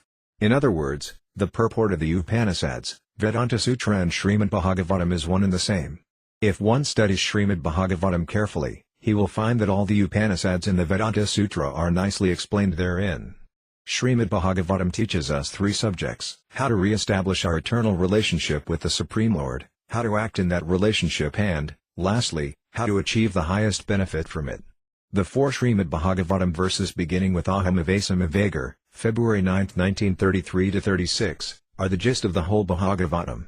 These are nicely summarized by Lord Caitanya as follows: I, Krishna, am the supreme center for the relationships of all living entities, and knowledge of me is the supreme knowledge. The process by which a living entity can attain me is called abhyaya. By it, one can attain the highest perfection of life, love of Godhead. When one attains love of Godhead, his life becomes perfect. The explanation of these four verses is given in Srimad Bhagavatam, and Lord Caitanya gave a short description of the principles of these verses. He said that by mental speculation or academic education no one can understand the constitutional position of the Supreme Lord, how he is situated, his transcendental qualities, his transcendental activities and his six opulences. These can be understood only by the mercy of the Lord. As stated in the Bhagavad Gita, one who is fortunate enough to receive the Lord's favor can understand all these explanations by the mercy of the Lord. The Lord existed before the material creation, therefore the material ingredients, nature and the living entities all emanated from him, and after dissolution they rest in him. When the creation is manifest, it is maintained by him. Indeed, whatever manifestation we see is but a transformation of his external energy. When the Supreme Lord withdraws his external energy, everything enters into him. In the first of the four verses, the word Aham is given 3 times to stress that the Supreme Personality of Godhead is full with all opulences. Aham is stated 3 times just to chastise one who cannot understand or believe in the transcendental nature and form of the Supreme Lord. The Lord possesses his internal energy, his external, marginal and relative energies, and the manifestation of the cosmic world and the living entities. The external energy is manifested by the qualitative modes, gunas, of material nature. One who can understand the nature of the living entity in the spiritual world can actually understand Vedyam, or perfect knowledge. One cannot understand the Supreme Lord simply by seeing the material energy and the conditioned soul, but when one is in perfect knowledge, he is freed from the influence of the external energy. The moon reflects the light of the sun, and without the sun the moon cannot illuminate anything. Similarly, this material cosmic manifestation is but the reflection of the spiritual world. When one is actually liberated from the spell of the external energy, he can understand the constitutional nature of the Supreme Lord. Devotional service to the Lord is the only means for attaining him, and this devotional service can be accepted by everyone and anyone in any country and under any circumstance. Devotional service is above the 4 principles of religion, culminating in liberation. Actually, even the preliminary processes of devotional service are transcendental to liberation, the highest subject of ordinary religion. Therefore, irrespective of one's caste, creed, color, country, etc., one should approach a bona fide spiritual master and hear from him everything about devotional service. The real purpose of life is to revive our dormant love of God. Indeed, that is our ultimate necessity.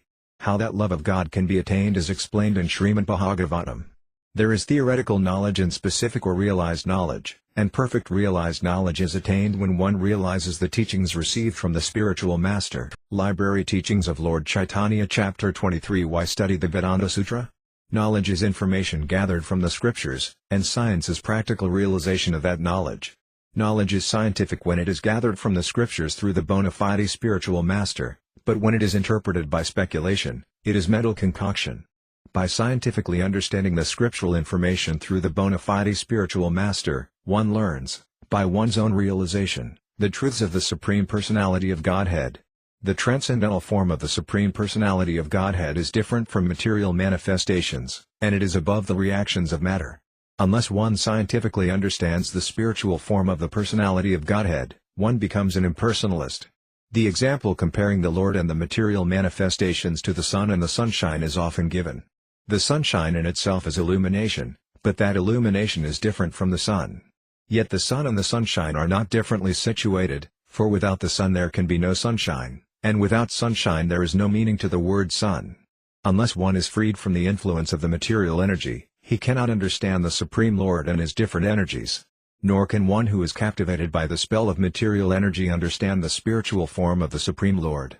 Unless there is realization of the transcendental form of the Supreme Personality of Godhead, there is no question of love of God, and without love of God there is no perfection of human life. Just as the five gross elements of nature, namely, earth, water, fire, air and ether, are both within and without all living beings in this world, the Supreme Lord is both inside and outside this existence, and those who are his devotees can realize this. Pure devotees know very well that they are meant to serve the Supreme Personality of Godhead and that all things that exist constitute the means by which they can serve the Lord. Therefore, because a pure devotee has been blessed by the Supreme Lord from within the core of his heart, wherever he looks he sees the Lord and nothing more. Srimad Bhagavatam November 2, 1955 confirms this relationship between the pure devotee and the Supreme Lord as follows. Visriyati Hridayam Nayasya Saksad Dharavashabhihito Paya Gaphana Sapranya Rasana Idratangri Padmasa Bhavati Bhagavata Pradana Yukta. If a person's heart is always tied to the lotus feet of the Supreme Lord with the rope of love, the Lord does not leave him. Indeed, even if his remembrance is not perfect, he is to be considered a first-class devotee. An example of this is described in Srimad Bhagavatam 10.30.4. When the Gopas assembled for their Rasa dance with Krishna, Krishna apparently left them. Consequently they began to chant the holy name of Krishna and, being overwhelmed with madness, inquired about Krishna from the flowers and creepers in the forest. Krishna is like the sky, he is situated everywhere. Therefore, by studying Srimad Bhagavatam we can learn about our eternal relationship with the Supreme Lord, understand the procedure for regaining him, and attain the ultimate realization, which is love of Godhead. Next Lord Caitanya explained to Prakasananda Sarasvati how one can achieve the Supreme Personality of Godhead by devotional service. First the Lord quoted a verse from Srimad Bhagavatam, November 14, 2021, in which Krishna says that he can be realized only through devotional service executed with faith and love. Indeed, it is devotional service alone which purifies the heart of the devotee and elevates him to the ultimate realization, by which he serves the Supreme Lord with faith and love. Even if one is born in a low family, like a family of Cannilas, dog-eaters, one can become filled with transcendental symptoms through realization of the supreme stage of love of Godhead. These transcendental symptoms are mentioned in Srimad Bhagavatam, November 3, 1931. Smarandas Marayantas Siamitho Ga Haram Haram Bhaktyasanyataya Bhakta Bibrati Utpilakantanam. When pure devotees discuss subjects dealing with the Supreme Lord, who can cleanse all kinds of sinful reactions from the heart of his devotee, they become overwhelmed with ecstasy and display different symptoms due to their devotional service. The Bhagavatam, November 2, 1940, also states, when pure devotees chant the Lord's holy name, due to their spontaneous attachment for the Lord they sometimes cry, sometimes laugh, sometimes dance, sometimes sing and so on, not caring for any social convention. We should understand, therefore, that Srimad Bhagavatam is the real explanation of the Brahma Sutra, for it is compiled by the same author, Vyasadeva himself. In the Garuda Purana it is said, Artho yam Brahma sutranam bharatartha vinayarnaya Gayatri Bhasya Rupo Salvedartha Parabrahmhata Grantho Statasa Sahasra. Srimad Bhagavatamya. Srimad Bhagavatam is the authorized explanation of the Brahma Sutra, and it is a further explanation of the Mahabharata. It is the explanation of the Gayatri Mantra and the essence of all Vedic knowledge. This Srimad Bhagavatam, containing 18,000 verses, is known as the explanation of all Vedic literature. In the first canto of Srimad Bhagavatam the sages of Naimisaranya asked Sudagosvami to explain the essence of Vedic literature. In answer, Sudagosvami presented Srimad Bhagavatam as the essence of all the Vedas, histories and other Vedic literatures. Elsewhere in Srimad Bhagavatam, December 13, 2015, it is clearly stated that Srimad Bhagavatam is the essence of all Vedanta knowledge and that one who relishes the knowledge of Srimad Bhagavatam has no taste for studying any other literature. In the very beginning of Srimad Bhagavatam, the purport of the Gayatri Mantra is described, I offer my obeisances unto the Supreme Truth. Thus from the first verse Srimad Bhagavatam deals with the Supreme Truth, which is described in the Bhagavatam as the source of the creation, maintenance and destruction of the cosmic manifestation. Obeisances unto the personality of Godhead, Vasudeva, Om Namo Bhagavate Vasudevaya, directly indicate Lord Sri Krishna, who is the divine son of Vasudeva and Devaki. That Krishna is the Supreme Personality of Godhead is more explicitly presented later in Srimad Bhagavatam, January 3, 2028, where Vyasadeva asserts that Sri Krishna is the original personality of Godhead and that all others are either his direct or indirect plenary portions or portions of those portions. Srila Jiva Goswami has still more explicitly developed this subject in his Krishna Sundarbha, and Brahma, the original living being, has substantially explained the subject of Sri Krishna in his treatise Brahma Samhita. The Samaveda also verifies the fact that Lord Sri Krishna is the divine son of Devaki. In his prayer, Srimad Bhagavatam 1.1.1, the author of Srimad Bhagavatam first proposes that Lord Sri Krishna is the primeval Lord, and if any transcendental nomenclature for the absolute personality of Godhead is to be accepted, it should be the name Krishna, meaning all attractive. In the Bhagavad Gita the Lord has affirmed in many passages that he is the original personality of Godhead, and this was confirmed by Arjuna, who cited great sages like Narada, Vyasa and many others. Also, in the Padma Purana it is stated that of the innumerable names of the Lord, the name Krishna is the principal one.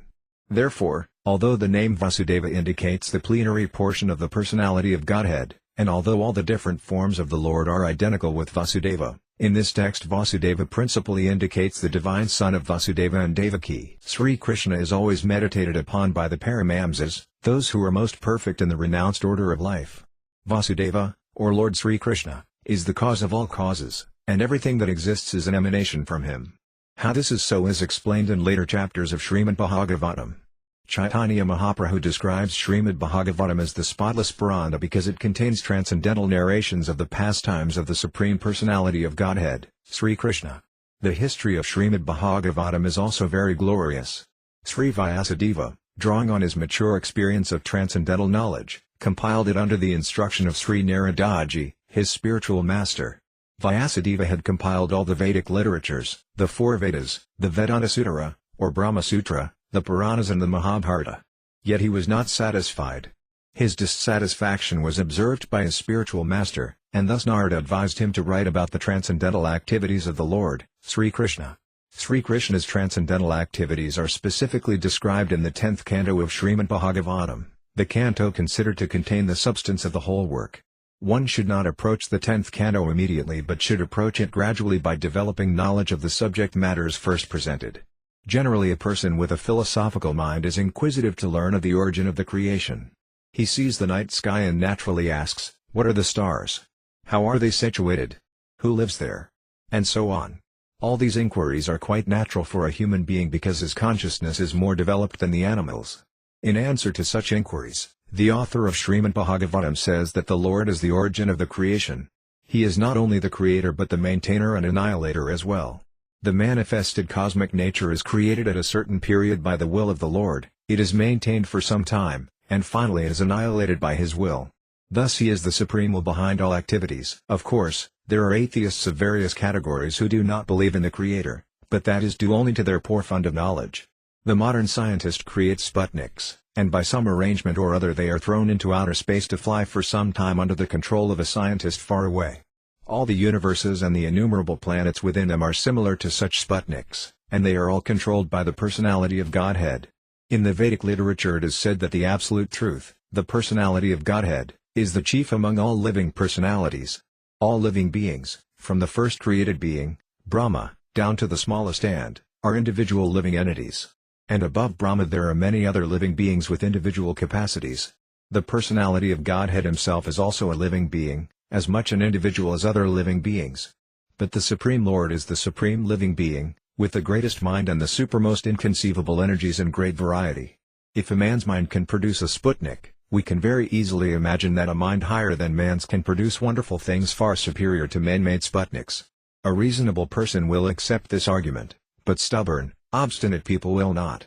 Srila Vyasadeva at once accepts the Supreme Mind as the Paramasvara, the Supreme Controller, and offers his respectful obeisances to him. As stated in the Bhagavad Gita and all other scriptures written by Srila Vyasadeva, the Paramasvara is Sri Krishna himself. This is specifically stated in Srimad Bhagavatam. In the Bhagavad Gita the Lord himself says that there is no Paratattva, Samam Bonam, other than him. Therefore the author at once worships the Paratattva, Sri Krishna, whose transcendental activities are described in the 10th canto. Unscrupulous persons go at once to the 10th canto, especially to the 5 chapters in which Srila Vyasadeva has kindly described the Lord's Rasa dance. However, this portion of Srimad Bhagavatam is the most confidential part of that great literature. Unless one is thoroughly accomplished in the transcendental knowledge of the Lord, one is sure to misunderstand the Lord's worshipable transcendental pastimes in the Rasa dance and his loving dealings with the Gopas. This subject matter is highly spiritual and technical, and only liberated personalities who have gradually attained the stage of Paramhamsa can transcendentally relish the worshipable Rasa dance. Therefore Srila Vyasadeva gives the reader a chance to gradually develop in spiritual realization before actually relishing the essence of the pastimes of the Lord. Thus at the beginning Vyasadeva purposefully invokes the Gayatri mantra with the word Namahi. The Gayatri mantra is especially meant for spiritually advanced people. When one attains success in chanting the Gayatri mantra, he can enter into the transcendental position of the Lord. But in order to chant the Gayatri mantra successfully, one must first acquire the Brahminical qualities and become perfectly situated in the mode of goodness. From that point one can begin to transcendentally realize the Lord, His name, His fame, His qualities, etc. Srimad Bhagavatam is a narration dealing with the Svarupa, form, of the Lord, which is manifested by His internal potency. This potency is distinguished from the external potency, which has manifested the cosmic world within our experience. Srila Vyasadeva makes a clear distinction between the internal and external potencies in the very first verse of the first chapter of Srimad Bhagavatam. In that verse he says that the internal potency is factual reality whereas the external manifested energy in the form of material existence is temporary and illusory, no more real than a mirage in the desert. Water may appear present in a mirage, but real water is somewhere else. Similarly, the manifested cosmic creation appears to be reality, but it is simply a reflection of the true reality, which exists in the spiritual world. In the spiritual world there are no mirages. Absolute truth is there, it is not here in the material world. Here everything is relative truth, with one apparent truth depending upon another. This cosmic creation results from an interaction of the 3 modes of material nature. The temporary manifestations are so created as to present an illusion of reality to the bewildered mind of the conditioned soul, who appears in so many species of life, including higher demigods like Brahma, Indra, Kandra, and so on. In fact there is no reality in the manifested world, but there appears to be reality because of the true reality in the spiritual world, where the personality of Godhead eternally resides with His transcendental paraphernalia. The chief engineer of a complicated construction does not personally take part in the construction itself, but it is he only who knows every nook and corner of the construction because everything is carried out under his direction only. In other words, he knows everything about the construction, directly and indirectly. Similarly, the personality of Godhead, who is the supreme engineer of this cosmic creation, knows very well what is happening in every nook and corner of the cosmic creation, although activities appear to be performed by someone else. In actuality, from Brahma down to the insignificant ant, no one is independent in the material creation, the hand of the Supreme Lord is everywhere. All material elements, as well as all spiritual sparks, are but emanations from Him only. Whatever is created in this material world is a result of the interaction of these 2 energies, material and spiritual, which emanate from the Absolute Truth, the personality of Godhead, Sri Krishna, Vasudeva. A living entity known as a chemist can manufacture water in the laboratory by mixing hydrogen and oxygen. But in reality the living entity works under the direction of the Supreme Lord, and all the materials he uses are supplied by the Lord. Thus the Lord knows everything directly and indirectly, in minute detail, and He is fully independent as well. He can be compared to a gold mine, and the objects within the cosmic creation can be compared to ornaments made from that gold, such as gold rings, gold necklaces, and so on. The gold ring and necklace are qualitatively one with the gold in the mine, but quantitatively the gold in the mine and the gold in the ring or necklace are different. The complete philosophy of the Absolute Truth, therefore, centers about the fact that the Absolute Truth is simultaneously one with and different from His creation. Nothing is absolutely equal to the Absolute Truth, but at the same time nothing is independent of the Absolute Truth. Conditioned souls, from Brahma, the engineer of this particular universe, down to an insignificant ant, are all creating something, but none of them are independent of the Supreme Lord. The materialist strongly thinks that there is no creator but his own good self, and this misconception is called Maya, or illusion. Due to his poor fund of knowledge, the materialist cannot see beyond the purview of his imperfect senses, thus he thinks that matter automatically takes its own shape independent of a conscious background. This is refuted by Srila Vyasadeva in the first verse of Srimad Bhagavatam. As stated before, Vyasadeva is a liberated soul, and he compiled this book of authority after attaining spiritual perfection. Since the complete whole, or the absolute truth, is the source of everything, nothing is independent of him. In one sense, everything that exists is the body of the absolute truth. Any action or reaction of a part of a body becomes a cognizable fact to the embodied soul. Similarly, since the creation is the body of the absolute truth, then everything in the creation is known to the absolute, both directly and indirectly. In the Shruti mantra it is stated that the absolute whole, or Brahman, is the ultimate source of everything. Everything emanates from him, everything is maintained by him, and at the end everything enters into him again. That is the law of nature. This is confirmed in the Samadhi mantra. There it is said that at the beginning of Brahma's millennium the source from which everything emanates is the absolute truth, or Brahman, and that at the end of that millennium the reservoir into which everything enters is that same absolute truth. Material scientists haphazardly take it for granted that the ultimate source of this planetary system is the sun, but they are unable to explain the source of the sun.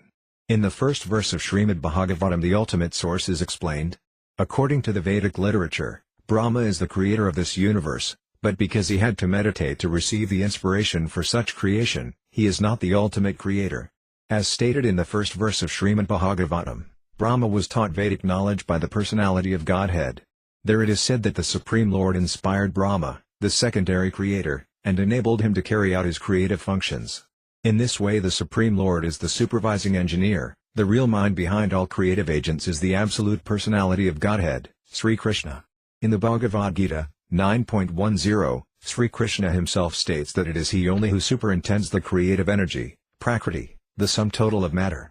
Thus Sri Vyasadeva worships neither Brahma nor the sun but the Supreme Lord, who guides both Brahma and the sun in their creative activities. The Sanskrit words Abhina and Svarat, appearing in the first verse of Srimad Bhagavatam, are significant. These two words distinguish the Lord from all other living entities. No living entity other than the Supreme Being, the absolute personality of Godhead, is either Abhina or Svarat, that is, none of them are either fully cognizant or fully independent. Everyone has to receive knowledge from his superior, even Brahma, who is the first living being within this material world, has to meditate upon the Supreme Lord and take help from him in order to create. If neither Brahma nor the sun can create anything without acquiring knowledge from a superior, then what to speak of the material scientists, who are fully dependent on so many things. Modern scientists like Jagadish Chandra Bose, Isaac Newton, Albert Einstein, etc., may boast of their respective creative energies, but all were dependent on the Supreme Lord for so many things. After all, the highly intelligent brains of these gentlemen were certainly not products of any human being. The brains were created by another agent. If brains like those of Einstein or Newton could have been manufactured by a human being, then mankind would produce many such brains instead of eulogizing these scientists. If such scientists cannot even manufacture such brains, what to speak of foolish atheists who defy the authority of the Lord? Even the Mayavadi impersonalists, who flatter themselves that they have become the Lord, are not Abhina or Svarat, fully cognizant or fully independent. The Mayavadi monists undergo a severe process of austerity and penance to acquire the knowledge needed for becoming one with the Lord, but ultimately they become dependent on some rich follower, who supplies them with requisite paraphernalia to construct great monasteries and temples. Atheists like Ravana and Hiranyakasipu had to undergo severe austerities before they could flout the authority of the Lord, but ultimately they were so helpless that they could not save themselves when the Lord appeared before them as cruel death. This is also applicable to the modern atheists who dare flout the authority of the Lord. Such atheists will be dealt the same awards as were given in the past to great atheists like Ravana and Hiranyakasipu. History repeats itself, and what occurred in the past will recur again and again when there is necessity. Whenever the authority of the Lord is neglected, the penalties dealt by the laws of nature are always there. That the Supreme Lord, the personality of Godhead, is all-perfect is confirmed in all Shruti mantras. It is said in the Shruti mantras that the all-perfect Lord glanced over matter and thus created all living beings. The living beings are parts and parcels of the Lord, and he impregnates the vast material nature with the seeds of the spiritual sparks. Thus the creative energies are set in motion for so many wonderful creations. When one atheist argued that God is no more expert than the manufacturer of a subtle watch that has so many delicate parts, we had to reply that God is a greater mechanic than the watchmaker because he creates one machine in male and female forms that go on producing innumerable similar machines without the further attention of God. If a man could manufacture a set of machines capable of producing other machines without the man giving the matter any further attention, then that man could be said to equal the intelligence of God. But that is not possible. Each and every one of man's imperfect machines has to be handled individually by a mechanic. Because no one can be equal to God in intelligence, another name for God is asamariva, which indicates that no one is equal to or greater than him.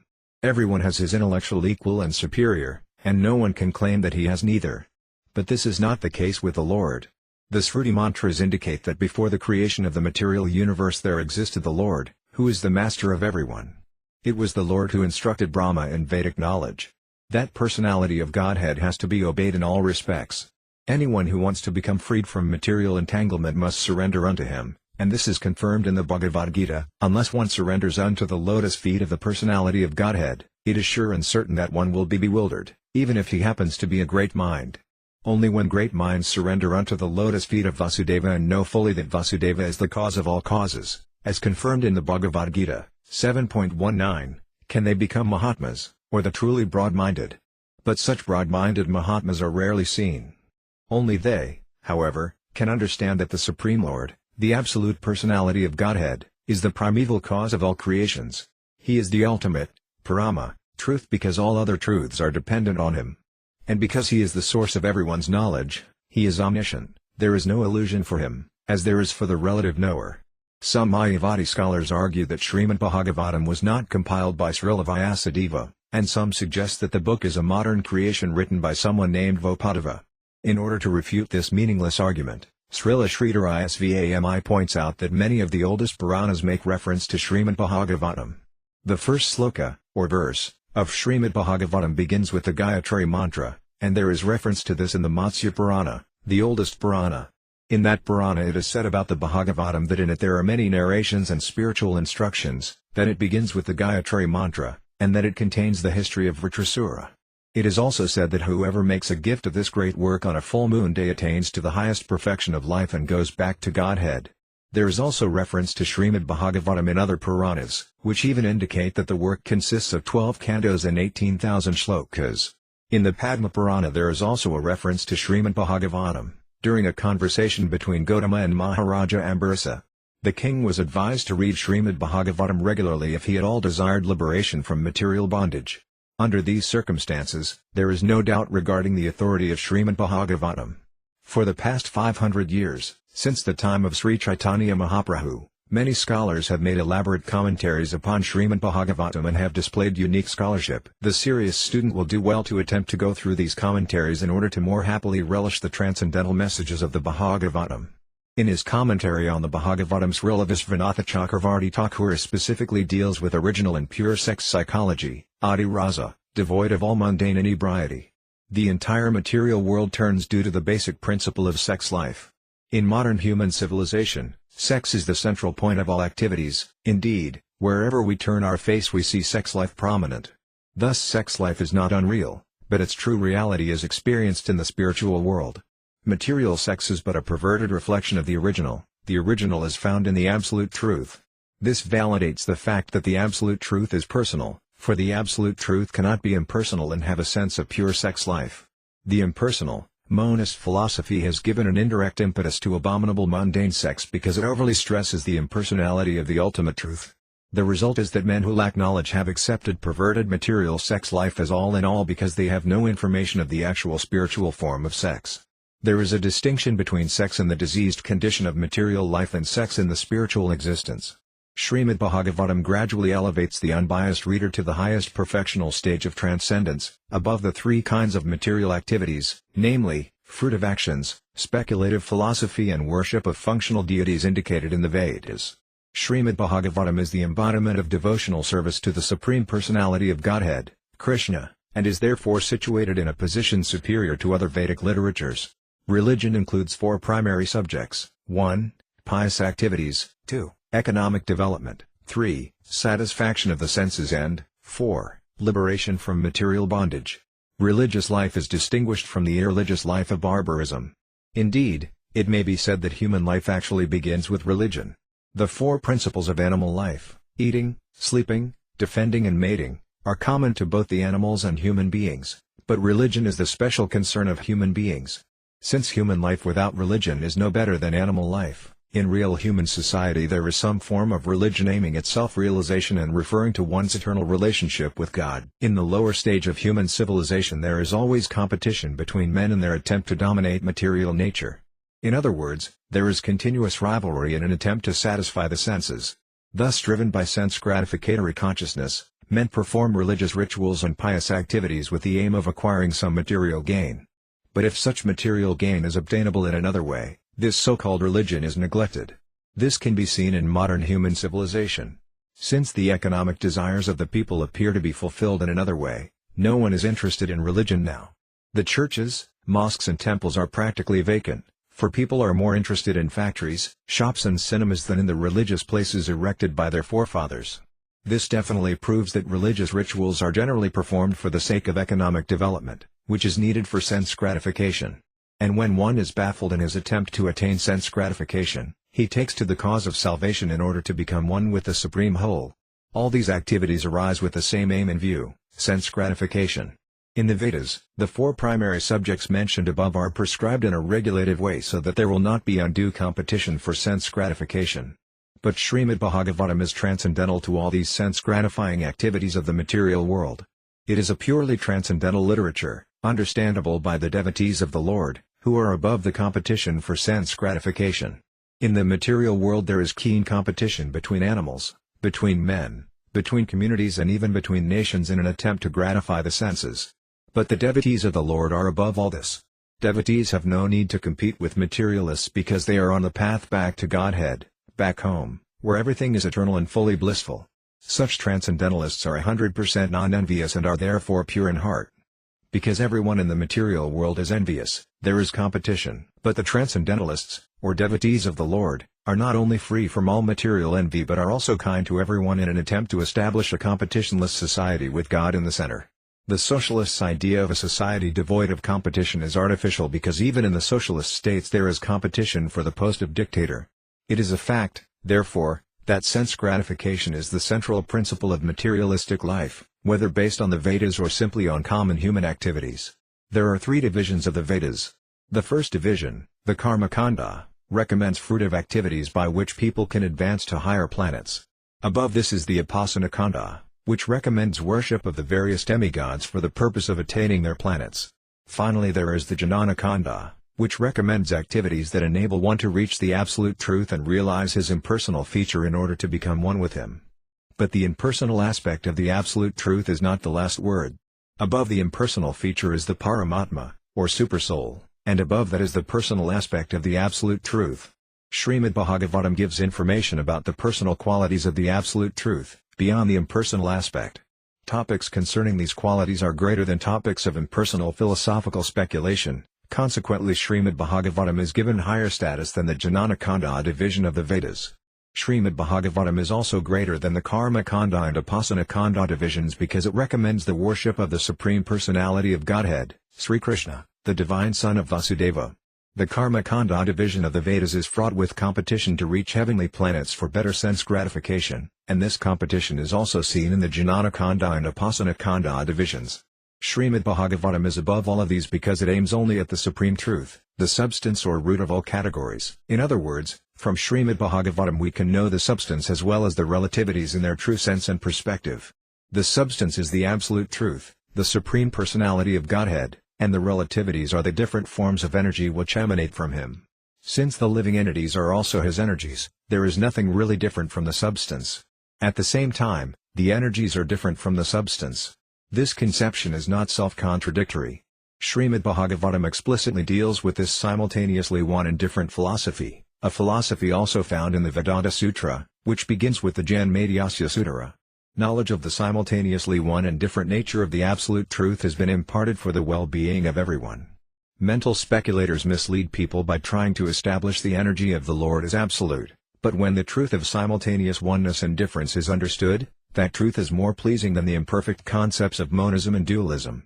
By understanding the Lord's simultaneous oneness with and difference from his creation, one can immediately attain freedom from the threefold miseries inflicted by the body and mind, by other living entities, and by acts of nature, over which we have no control.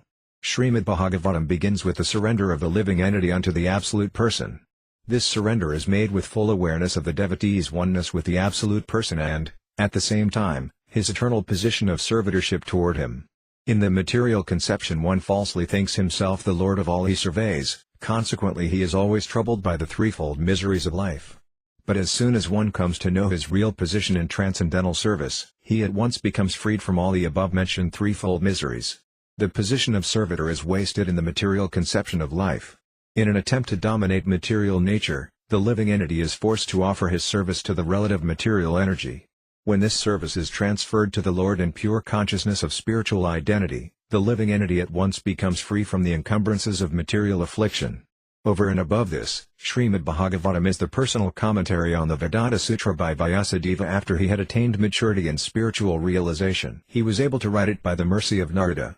Srila Vyasadeva is an incarnation of Narayana, the personality of Godhead, therefore there is no question about his authority. Although he is the author of all Vedic literature, he specifically recommends the study of Srimad Bhagavatam above all other books. In other Puranas various methods for worshipping demigods are mentioned, but in Srimad Bhagavatam only worship of the Supreme Personality of Godhead is mentioned. The Supreme Lord is the whole body, and the demigods are different parts of that body. Thus one who worships the Supreme Lord need not worship the demigods, for the Supreme Lord is at once fixed in one's heart. Lord Caitanya Mahaprabhu distinguished Srimad Bhagavatam from all other Puranas by recommending it as the spotless Purana. The transcendental message is received through the ears, by the method of submissive hearing. A challenging attitude cannot help one receive or realize the transcendental message, therefore in the second verse of Srimad Bhagavatam the word susrusu is used. This word indicates that one should be eager to hear the transcendental message. The desire to hear with interest is the primary qualification for assimilating transcendental knowledge. Unfortunately, few people are interested in patiently hearing the message of Srimad Bhagavatam. The process is simple, but the application is difficult. Those who are unfortunate will find time to hear ordinary social and political topics and all sorts of idle talks, but when they are invited to join an assembly of devotees to hear Srimad Bhagavatam, they are reluctant to attend. Or they will indulge in hearing portions of Srimad Bhagavatam they are unfit to hear. Professional reciters of the Bhagavatam indulge in reciting the portions dealing with the confidential pastimes of the Supreme Lord. These portions appear to be sex literature.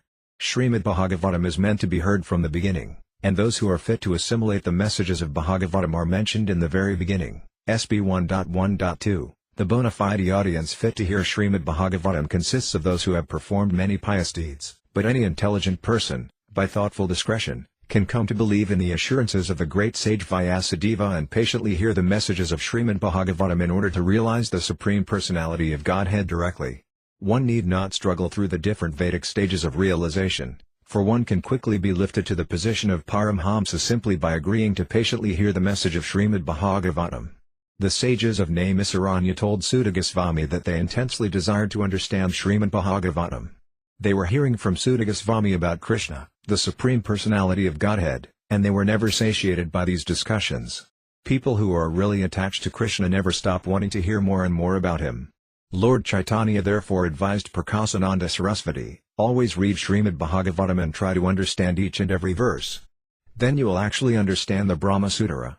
You say that you are very eager to study the Vedanta Sutra, but you cannot understand the Vedanta Sutra without understanding Srimad Bhagavatam. He also advised Prakasananda Sarasvati to always chant Hare Krishna, Krishna Krishna, Hare Rama, Rama Rama, Hare. By doing this you will very easily be liberated. After liberation you will be eligible to achieve the highest goal of life, love of Godhead. The Lord then recited many verses from authoritative scriptures like Srimad Bhagavatam, the Bhagavad Gita and the Nrsimha Upanishad. First he quoted this verse from the Bhagavad Gita, 18.54, Brahmabhuta prasanatmanasakati nakanksati sama sarvasu bhutsumad bhaktim labhate param. When one actually becomes self-realized, knowing that he is Braham, he becomes happy and joyful, and he no longer feels any lamentation or hankering. Such a person sees all living entities on an equal level, and he becomes a pure devotee of the Supreme Personality of Godhead. Next he quoted a statement from Sankaracharya's commentary on the Nrsimha Upanishad, February 5, 2016. This statement says that when a person is actually liberated he can understand the transcendental pastimes of the Supreme Lord and thus engage in his devotional service. Lord Caitanya also quoted a verse from the second canto of Srimad Bhagavatam, 2.1.9, in which Sukadeva Goswami states that although he was elevated to the liberated stage and free from the clutches of Maya, he was still attracted by the transcendental pastimes of Krishna. Consequently he studied Srimad Bhagavatam from his great father, Vyasadeva. Next Lord Chaitanya quoted another sloka from Srimad Bhagavatam, March 15, 1943, which deals with the Kumaras. When the Kumaras entered the temple of the Lord, they were attracted by the aroma of the flowers and tulasi leaves offered to the lotus feet of the Lord with pulp of sandalwood.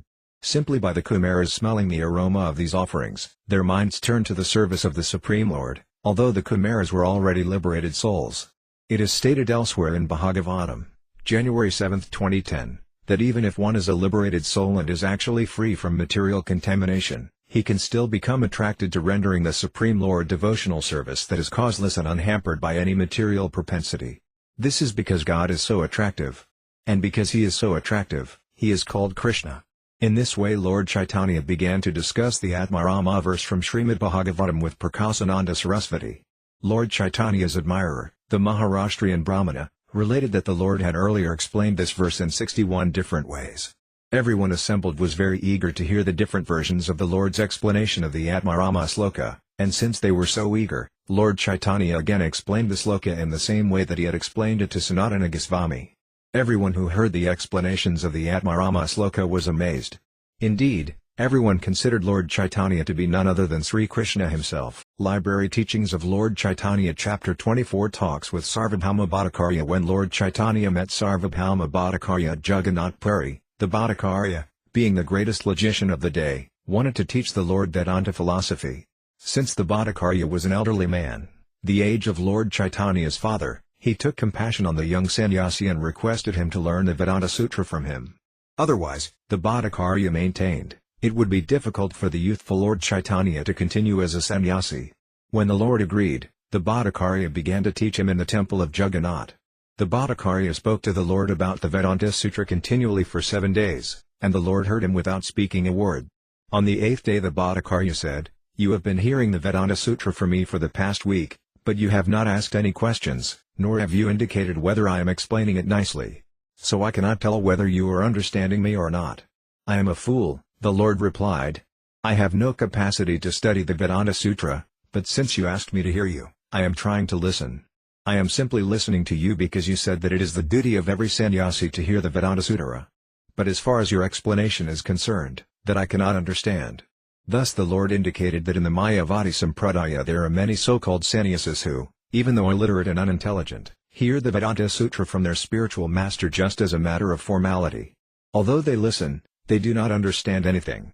As far as Lord Chaitanya was concerned, the reason he said he did not understand the explanation of the Bhattacharya was not because it was too difficult for him to understand but because he did not approve of the Mayavadi interpretation. When the Lord said that he was an uneducated fool and could not follow the expositions, the Bhattacharya replied, "If you do not follow what I am saying, why don't you inquire? Why do you simply sit silently? It appears that you do have something to say about my explanations."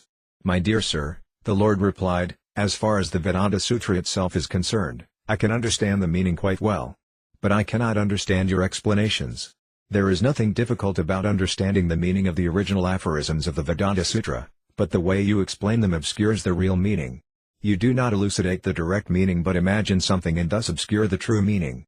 I think that you have a particular doctrine you are trying to expound through the aphorisms of the Vedanta Sutra. According to the Muktaka Upanishad, there are 108 Upanishads.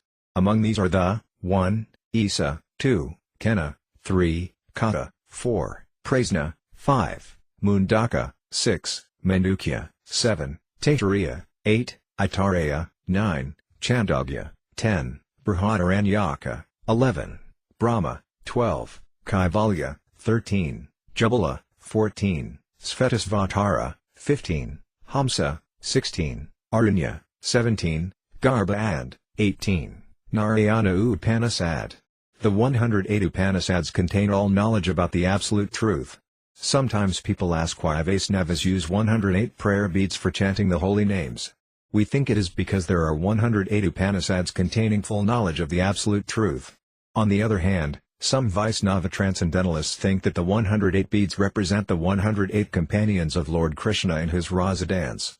Lord Chaitanya protested against misinterpretations of the Upanishads, rejecting any explanation which did not give their direct meaning.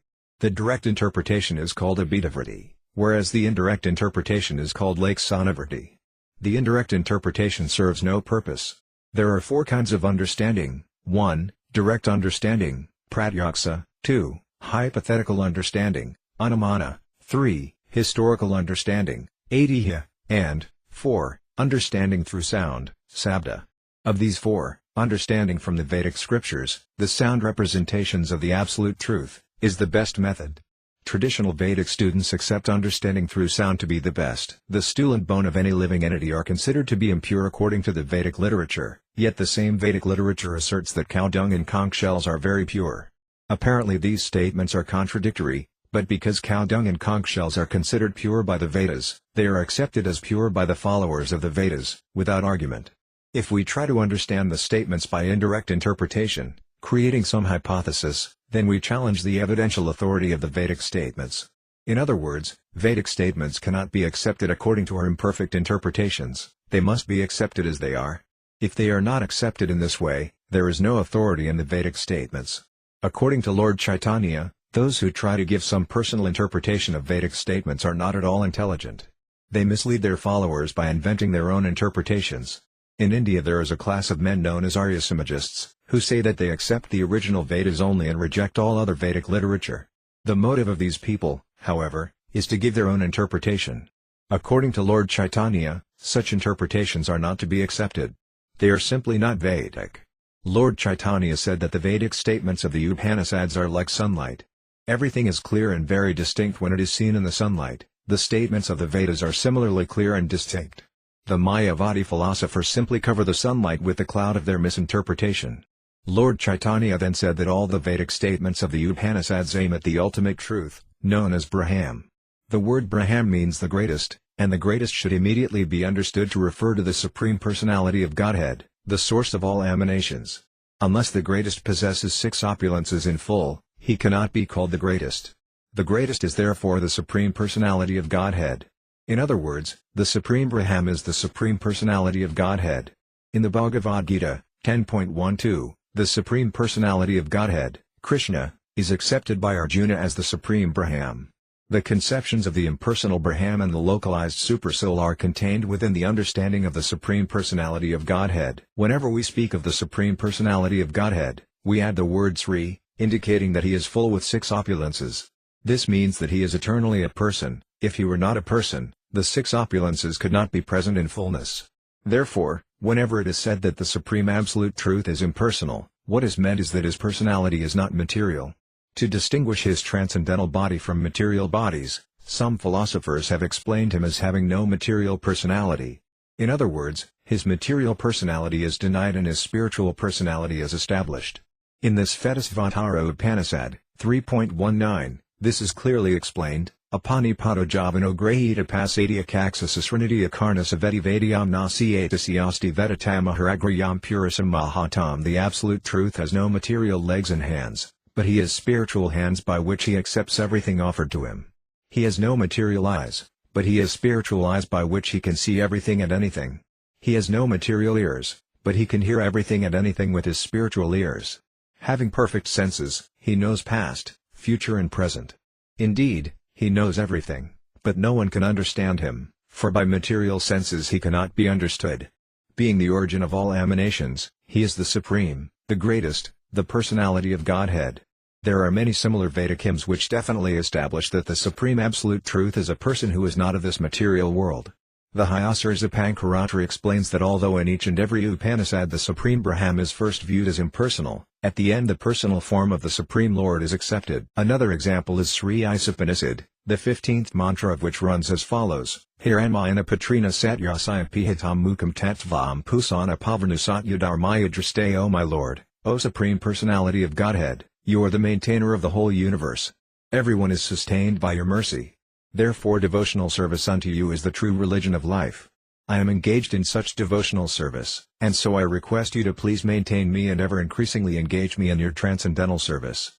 You are the eternal form of Saksidananda, and your effulgence is spread all over the creation, just like the sunshine.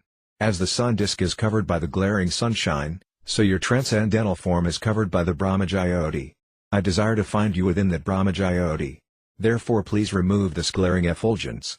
In this verse it is clearly stated that the eternal, blissful, cognizant form of the Supreme Lord is to be found within the glaring effulgence of the Brahmajyoti, which emanates from the body of the Supreme Lord.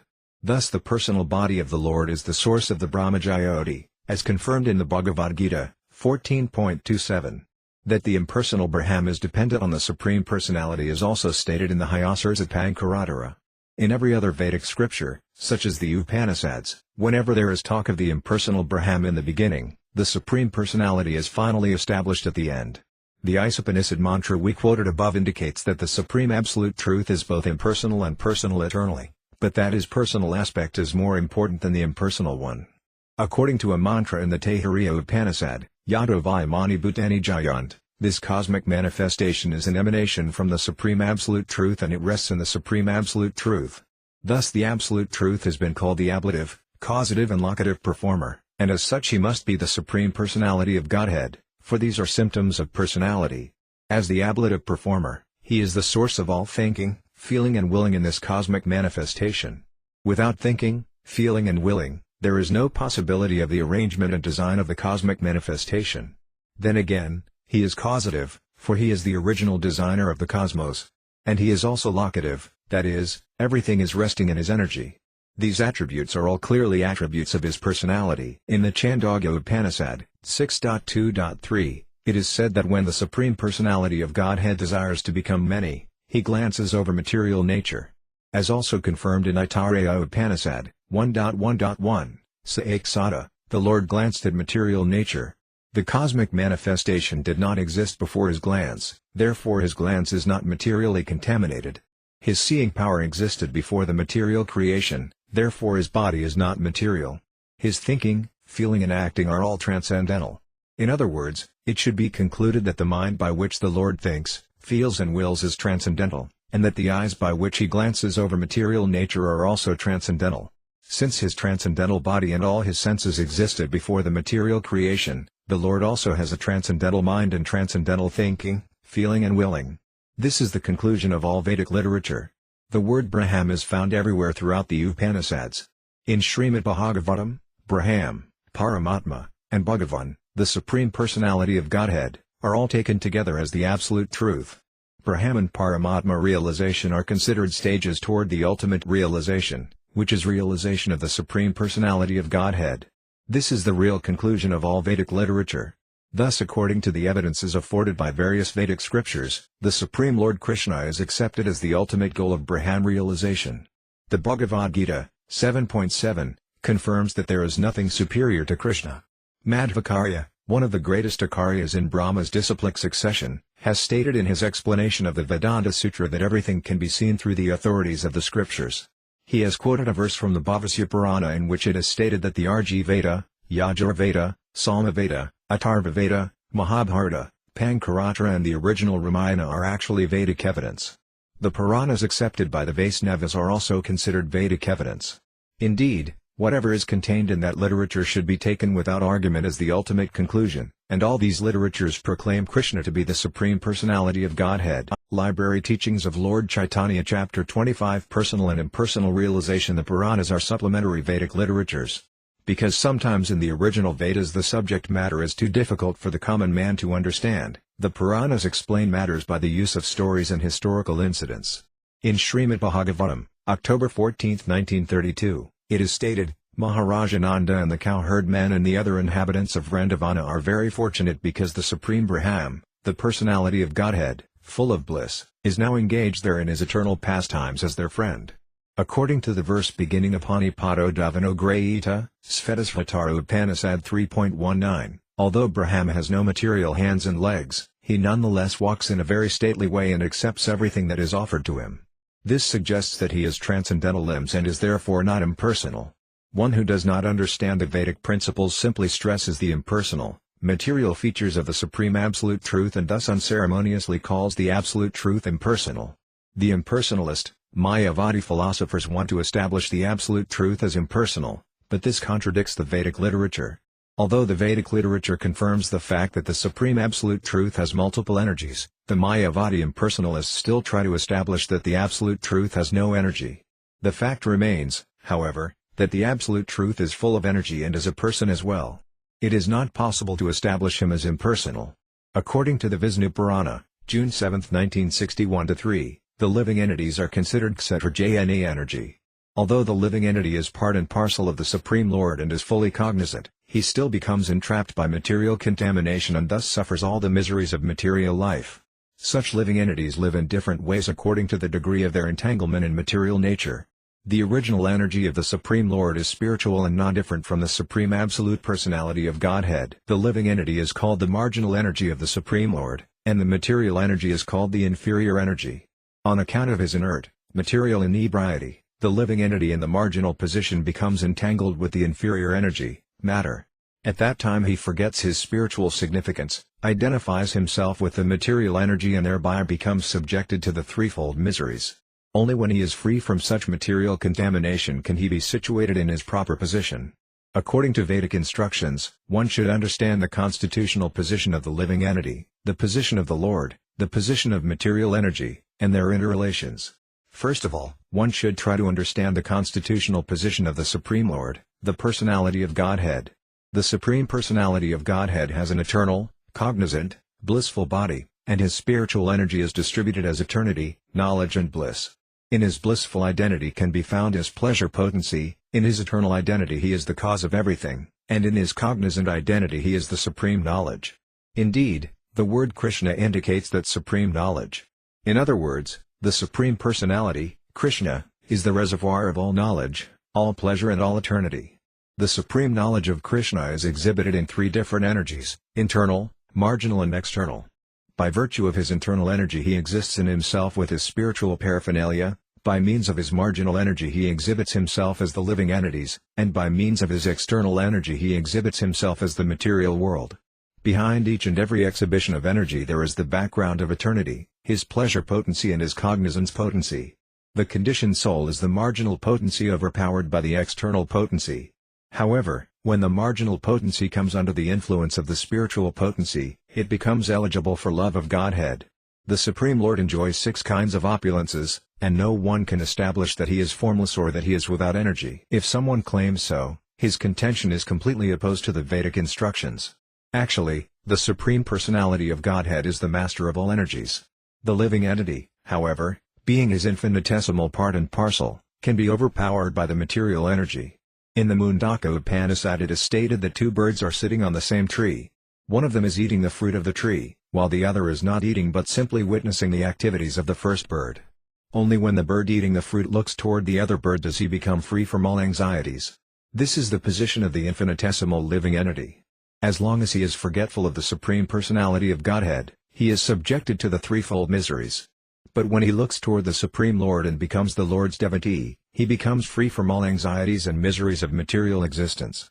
The living entity is eternally subordinate to the Supreme Lord. The Supreme Lord is always the master of all energies, whereas the living entity is always under the control of the Lord's energies. Being qualitatively one with the Supreme Lord, the living entity has the tendency to try to lord it over the material nature. However, being infinitesimal, he is then controlled by the material nature. Thus the living entity is called the marginal potency of the Lord. Because the living entity can be controlled by the material nature, he cannot at any stage become one with the Supreme Lord. If the living entity were equal to the Supreme Lord, there would be no possibility of his being controlled by the material energy. In the Bhagavad Gita, 7.5, the living entity is described as one of the energies of the Supreme Lord. Although inseparable from the energetic, energy is still energy, and it cannot be equal with the energetic. In other words, the living entity is simultaneously one with and different from the Supreme Lord. The Bhagavad Gita, 7.4-5, clearly states that earth, water, fire, air, ether, mind, intelligence and false ego are the 8 elementary energies of the Supreme Lord and are of inferior quality, whereas the living entity is an energy of superior quality. The Vedic instructions confirm that the transcendental form of the Supreme Lord is eternal, blissful and full of knowledge. The impersonalists' conception of the Lord's form, however, is just the opposite, for they say that it is a transformation of the material modes of nature. Actually, the form of the Supreme Lord is beyond the modes of material nature and thus is not like the forms of this material world. His form is fully spiritual and cannot be compared with any material form. Anyone who does not accept the spiritual form of the Supreme Lord is counted among the atheists. Because Lord Buddha did not accept these Vedic principles, the Vedic teachers consider him an atheist. Although Mayavadi philosophers pretend to accept the Vedic principles, because they do not accept the Supreme Personality of Godhead, they indirectly preach Buddhist philosophy, or atheistic philosophy. Mayavadi philosophy is inferior to Buddhist philosophy, which directly denies Vedic authority. Because Mayavada philosophy is disguised as Vedanta philosophy, it is more dangerous than Buddhism or atheism. The only reason Vyasadeva compiled the Vedanta Sutra was so that all living entities could benefit from it by understanding the philosophy of Bhakti Yoga. Unfortunately, the Mayavadi commentary, the Sariraka Bhashya, has practically defeated the purpose of the Vedanta Sutra. In the Mayavadi commentary, the spiritual, transcendental form of the Supreme Personality of Godhead has been denied, and the Supreme Brahman has been dragged down to the level of the individual Brahman, the living entity. Both the Supreme Brahman and the individual Brahman have been denied spiritual form and individuality, although it is clearly stated that the Supreme Lord is the one supreme living entity and the other living entities are the many subordinate living entities. Thus, reading the Mayavadi commentaries on the Vedanta Sutra is always dangerous. The danger is that through these commentaries one may come to falsely equate the living entity with the Supreme Lord. In this way, a conditioned living entity can be falsely directed, and then he can never come to his actual position of eternal activity in Bhakti Yoga. In other words, the Mayavadi philosophers have rendered the greatest disservice to humanity by promoting the impersonal view of the Supreme Lord and thus depriving human society of the real message of the Vedanta Sutra. From the very beginning of the Vedanta Sutra, it is accepted that the cosmic manifestation is a display of the Supreme Lord's energies. The aphorism Janmadhyasya Yada, Vedanta Sutra 1.1.2, describes the Supreme Brahman as he from whom everything emanates, he by whom everything is maintained, and he into whom everything is dissolved. Thus the absolute truth is the cause of creation, maintenance and dissolution. The cause of a fruit is the tree, but when a tree produces a fruit, one cannot say that the tree is impersonal or that it vanishes. The tree may produce hundreds and thousands of fruits, but it remains as it is. The fruit is produced, and then it develops, stays for some time, dwindles and finally vanishes. This does not mean that the tree also vanishes. Thus from the very beginning the Vedanta Sutra explains the doctrine of byproducts. The activities of production, maintenance and dissolution are carried out by the inconceivable energy of the Supreme Lord. Thus the cosmic manifestation is a transformation of the energy of the Supreme Lord, although the energy of the Supreme Lord and the Supreme Lord himself are non-different and inseparable. A touchstone may produce great quantities of gold in contact with iron, but still the touchstone remains as it is. Similarly, the Supreme Lord, despite his producing the huge material cosmic manifestation, always remains in his transcendental form.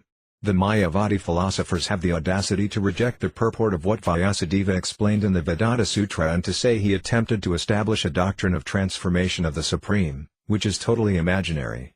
According to the Mayavada philosophy, the cosmic manifestation is an illusory transformation of the absolute truth, which has no separate existence outside the cosmic manifestation. This is not the message of the Vedanta Sutra.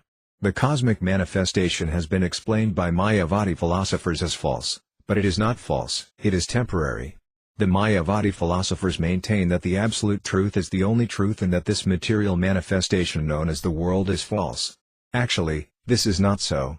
The material manifestation is not false, it is truth, but because it is relative truth it is temporary. Pranava, or Omkara, is the chief sound vibration found in the Vedic hymns, and it is considered to be the sound form of the Supreme Lord. From Omkara all Vedic hymns have emanated, and the world itself has also emanated from this Omkara sound. The vibration Tattvamasi, also found in the Vedic hymns, is not the chief vibration but is an explanation of the constitutional position of the living entity. Tattvamasi means that the living entity is a spiritual particle of the Supreme Spirit, but this is not the chief motif of the Vedanta Sutra or the Vedic literature. The chief sound representation of the Supreme is Omkara. All these faulty explanations of the Vedanta Sutra are considered atheistic. Because the Mayavadi philosophers do not accept the eternal transcendental form of the Supreme Lord, they are unable to engage in real devotional service. Thus the Mayavadi philosopher is forever bereft of Krishna consciousness and Krishna's devotional service. The pure devotee of the personality of Godhead never accepts the Mayavada philosophy as an actual path to transcendental realization. The Mayavadi philosophers hover in the moral and immoral material atmosphere of the cosmic world and are thus always engaged in rejecting and accepting material enjoyment. They have falsely accepted the non-spiritual as the spiritual, and as a result they have forgotten the eternal spiritual form of the Supreme Personality of Godhead, as well as His name, qualities and entourage. They consider the transcendental pastimes, name, form and qualities of the Supreme to be products of material nature. Because of their acceptance and rejection of material pleasure and misery, the Mayavadi philosophers are eternally subjected to material misery. The actual devotees of the Lord are always in disagreement with the Mayavadi philosophers. Impersonalism cannot possibly represent eternity, bliss and knowledge. Being situated in imperfect knowledge of liberation, the Mayavadis decry the eternity, knowledge and bliss of the devotees as materialism. Because they reject devotional service, they are unintelligent and unable to understand the effects of devotional service. The word jugglery they use in an attempt to amalgamate knowledge, the knowable and the knower simply proves that they are unintelligent. The doctrine of byproducts is the real purport of the beginning of the Vedanta Sutara. The Lord possesses innumerable unlimited energies, and He displays the byproducts of these energies in different ways. Everything is under His control.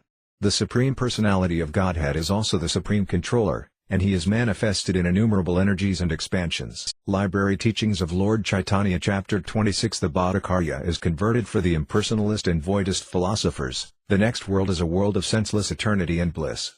The voidist philosophers want to establish that ultimately everything is senseless, and the impersonalists want to establish that in the next world there is simply knowledge without any activities. Thus less intelligent salvationists try to carry imperfect knowledge into the sphere of perfect spiritual activity. Because the impersonalist experiences material activity as miserable, he wants to establish spiritual life without activity. He cannot understand the activities of devotional service. Indeed, spiritual activity and devotional service is unintelligible to the voidist philosophers and impersonalists.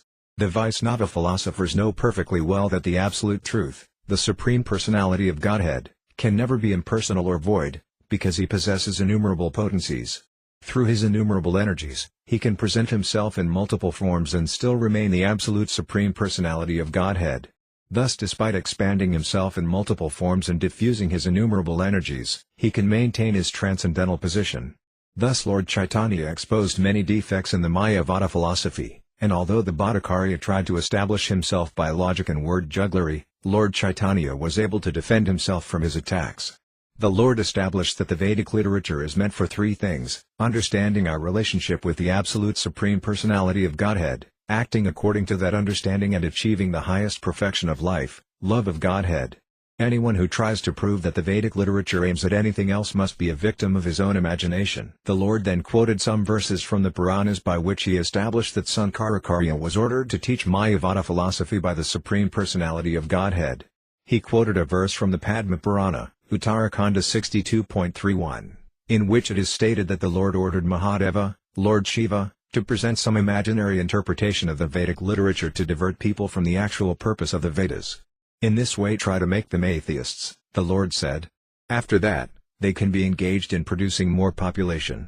It is also stated in the Padma Purana, Uttarakhanda 25.7, that Lord Shiva explained to his wife Parvati that in the age of Kali he would come in the form of a Brahmana to preach an imperfect interpretation of the Vedas known as Mayavada, which in actuality is but a second edition of atheistic Buddhist philosophy.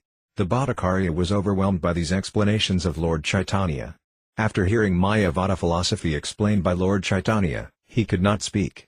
After he had remained silent for some time, Lord Caitanya said to him, "My dear Bhattacharya, don't be astonished by this explanation.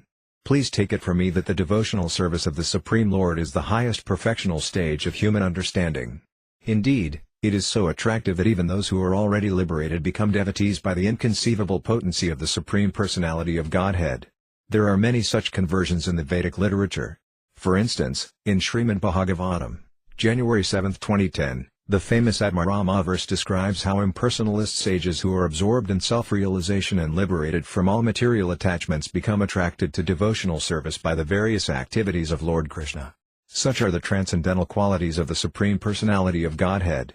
Actually, in pure consciousness the living entity understands himself as the eternal servant of the Supreme Lord. Under the spell of illusion, a person accepts the gross and subtle bodies as his self. Such a conception is the basis of the doctrine of transference from spirit to matter. But the part and parcel of the Supreme is not eternally subjected to gross and subtle bodily life. The gross and subtle coverings do not comprise the living entity's eternal form, they can be changed, or the living entity can be freed entirely from material existence.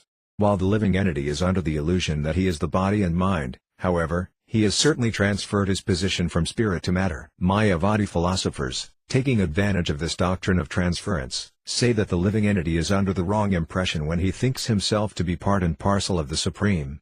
They maintain that the living entity is the Supreme himself. This doctrine cannot be tenable. The Bhattacharya then asked Lord Caitanya to explain the famous Atmarama verse, for he desired to hear it from the Lord himself. Lord Caitanya replied that first of all the Bhattacharya should explain the verse according to his own understanding, and then Lord Caitanya would explain it. The Bhattacharya then began to explain the Atmarama sloka, using his methods of logic and grammar. Thus he explained the Atmarama sloka in 9 different ways. The Lord appreciated his erudite scholarship in explaining the verse and said, "My dear Bhattacharya, I know that you are a personal manifestation of the learned scholar Brihaspati and can explain any portion of the sastras nicely. Yet your explanation is more or less based on academic education only.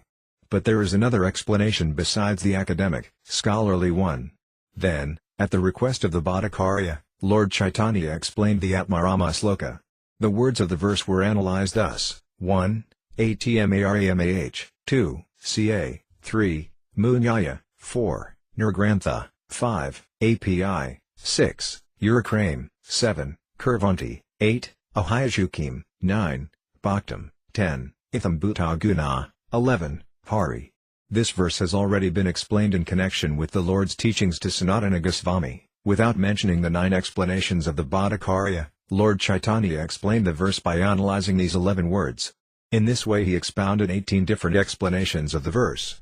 In summary, he said that the Supreme Personality of Godhead is full of innumerable potencies. No one can estimate how many transcendental qualities he possesses. His qualities are always inconceivable, and all processes of self-realization inquire in a general way into the potencies and qualities of the Supreme Personality of Godhead. But the devotees of the Lord immediately accept the inconceivable position of the Lord.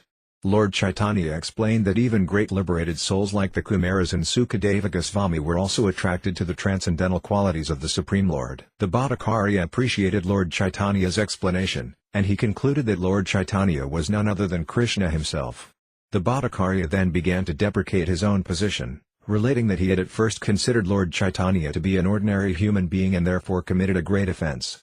He then fell down at the lotus feet of Lord Caitanya, deprecating himself, and requested the Lord to show his causeless mercy to him. Lord Caitanya appreciated the humility of this great scholar and therefore exhibited his own form, first with 4 hands, and then with 6 hands, Sadbhuja. Sarvabhauma Bhattacharya then repeatedly fell down at the Lord's lotus feet and composed various prayers to him.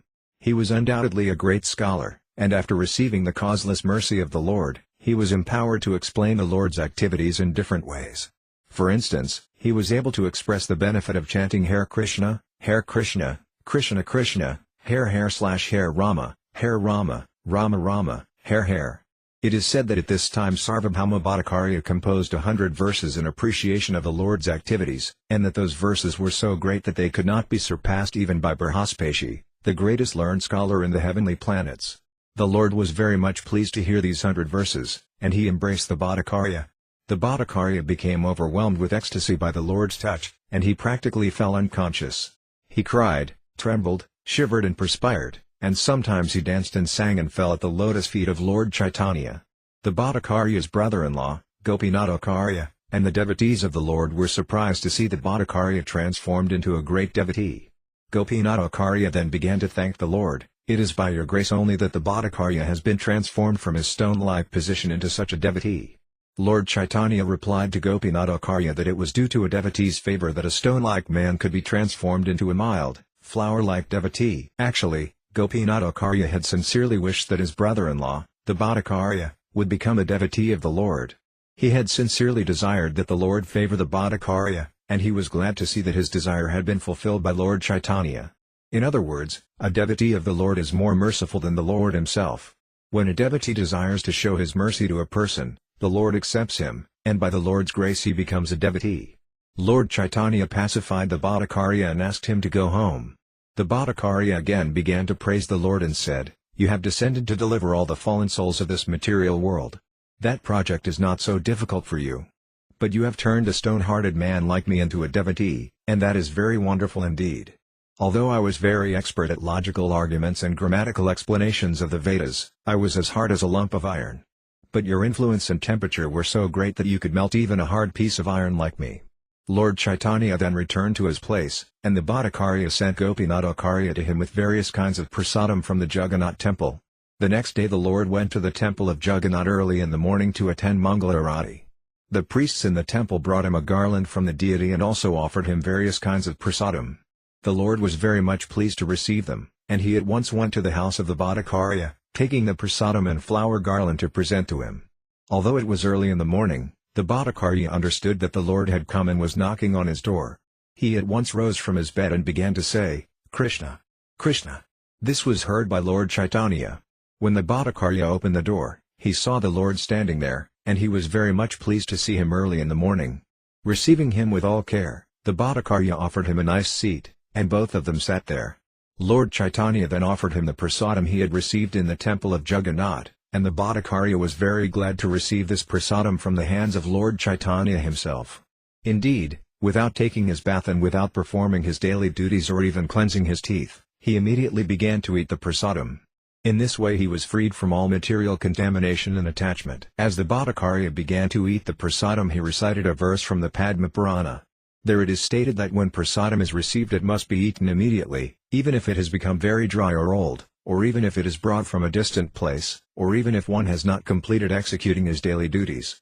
Since it is enjoined in the sastras that prasadam should immediately be taken, there is no restriction of time, place or atmosphere. The order of the Supreme Personality of Godhead must be followed.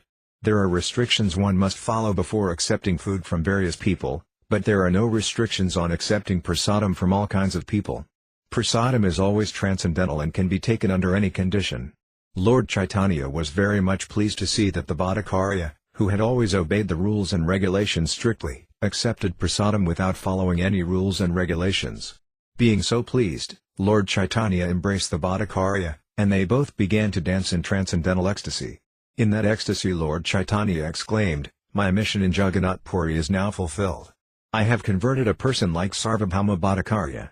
I shall now be able to attain Vaikuntha without fail." The missionary goal of a devotee is to convert simply one person into a pure devotee. Then the devotee's admission to the spiritual kingdom is guaranteed. The Lord was so much pleased with the Bhattacharya that he began to bless him repeatedly. "Dear Bhattacharya, now you are a completely pure devotee of Lord Krishna, and Krishna is now very much pleased with you. From today you are free from the contamination of this material body and the entanglement under the spell of the material energy.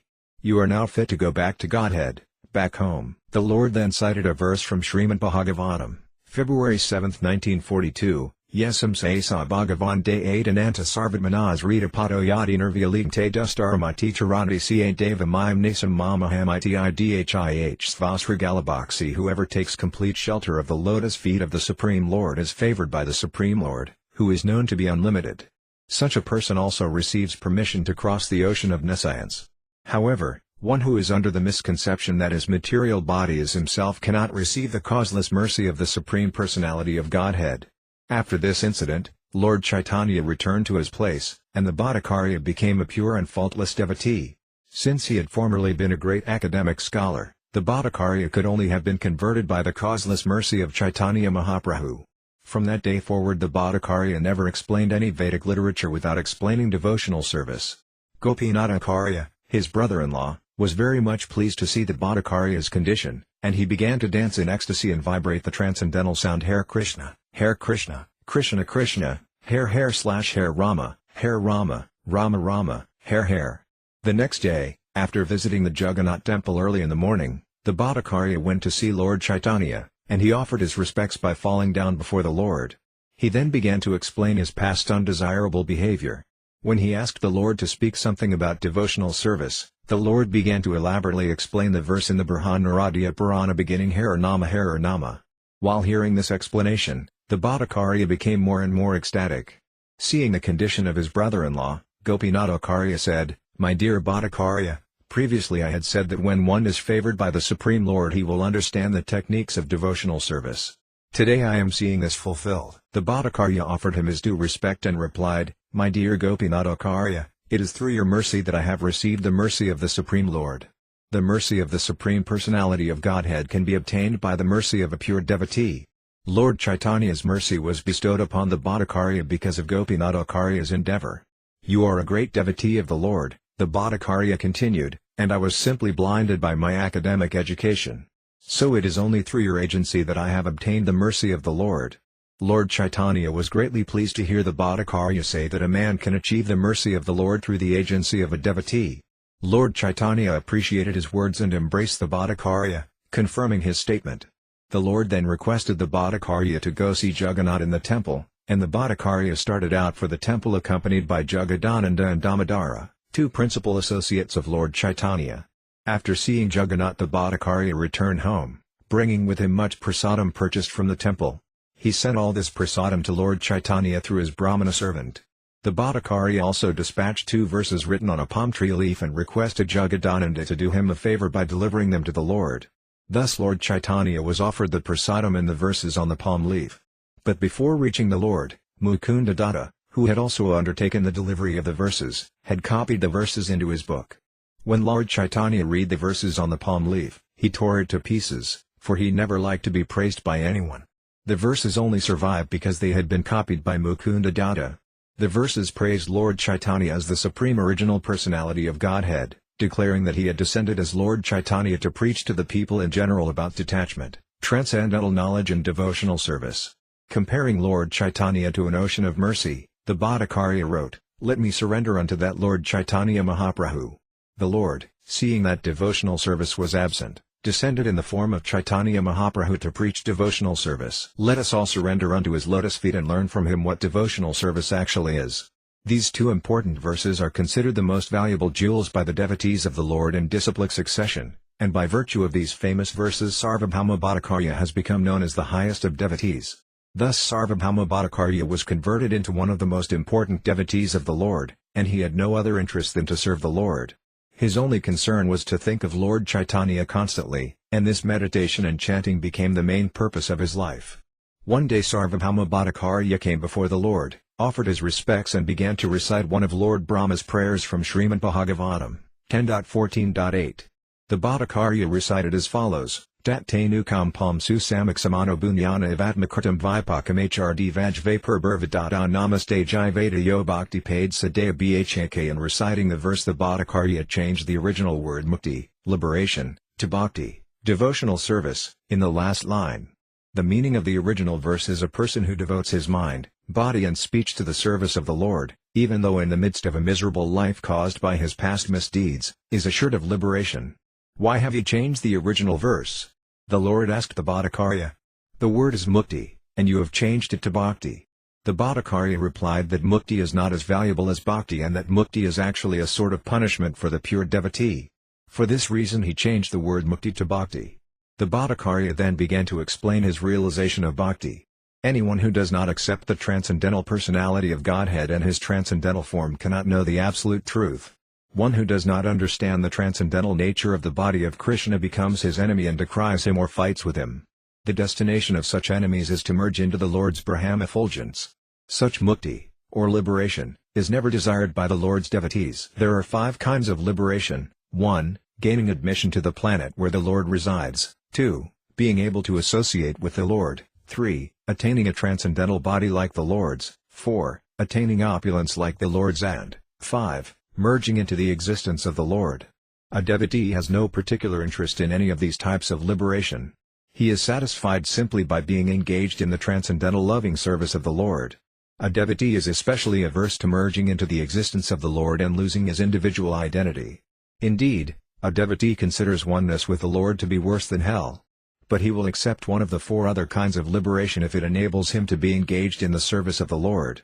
Out of the 2 possibilities of merging in transcendence, namely, becoming one with the impersonal Brahma effulgence and becoming one with the personality of Godhead, the latter is more abominable to the devotee. The devotee has no aspiration other than engaging in the transcendental loving service of the Lord. On hearing this, Lord Chaitanya informed the Bhattacharya that there is another meaning to the word mukti paid. The word mukti paid directly indicates the personality of Godhead. The personality of Godhead has innumerable liberated souls engaged in his transcendental loving service, and he is the ultimate resort of liberation. In either case, Krishna is the ultimate shelter. Despite this reading, Sarvabhauma Bhattacharya replied, I prefer bhakti paid to mukti paid. Although according to you there are two meanings to the word mukti paid, still, because this word is ambiguous, I prefer bhakti paid to mukti paid because when one hears the word mukti he immediately thinks of becoming one with the Supreme.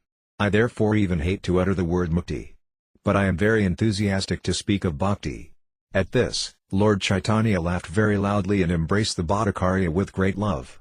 Thus the Bhattacharya, who had taken pleasure in explaining Mayavada philosophy, became such a staunch devotee that he hated even to utter the word mukti. This is possible only by the causeless mercy of Lord Sri Chaitanya. The Lord is like a touchstone, for by his grace he can turn iron into gold. After the Bhattacharya's conversion, everyone marked a great change in him, and they concluded that this change was made possible only by the inconceivable power of Lord Chaitanya.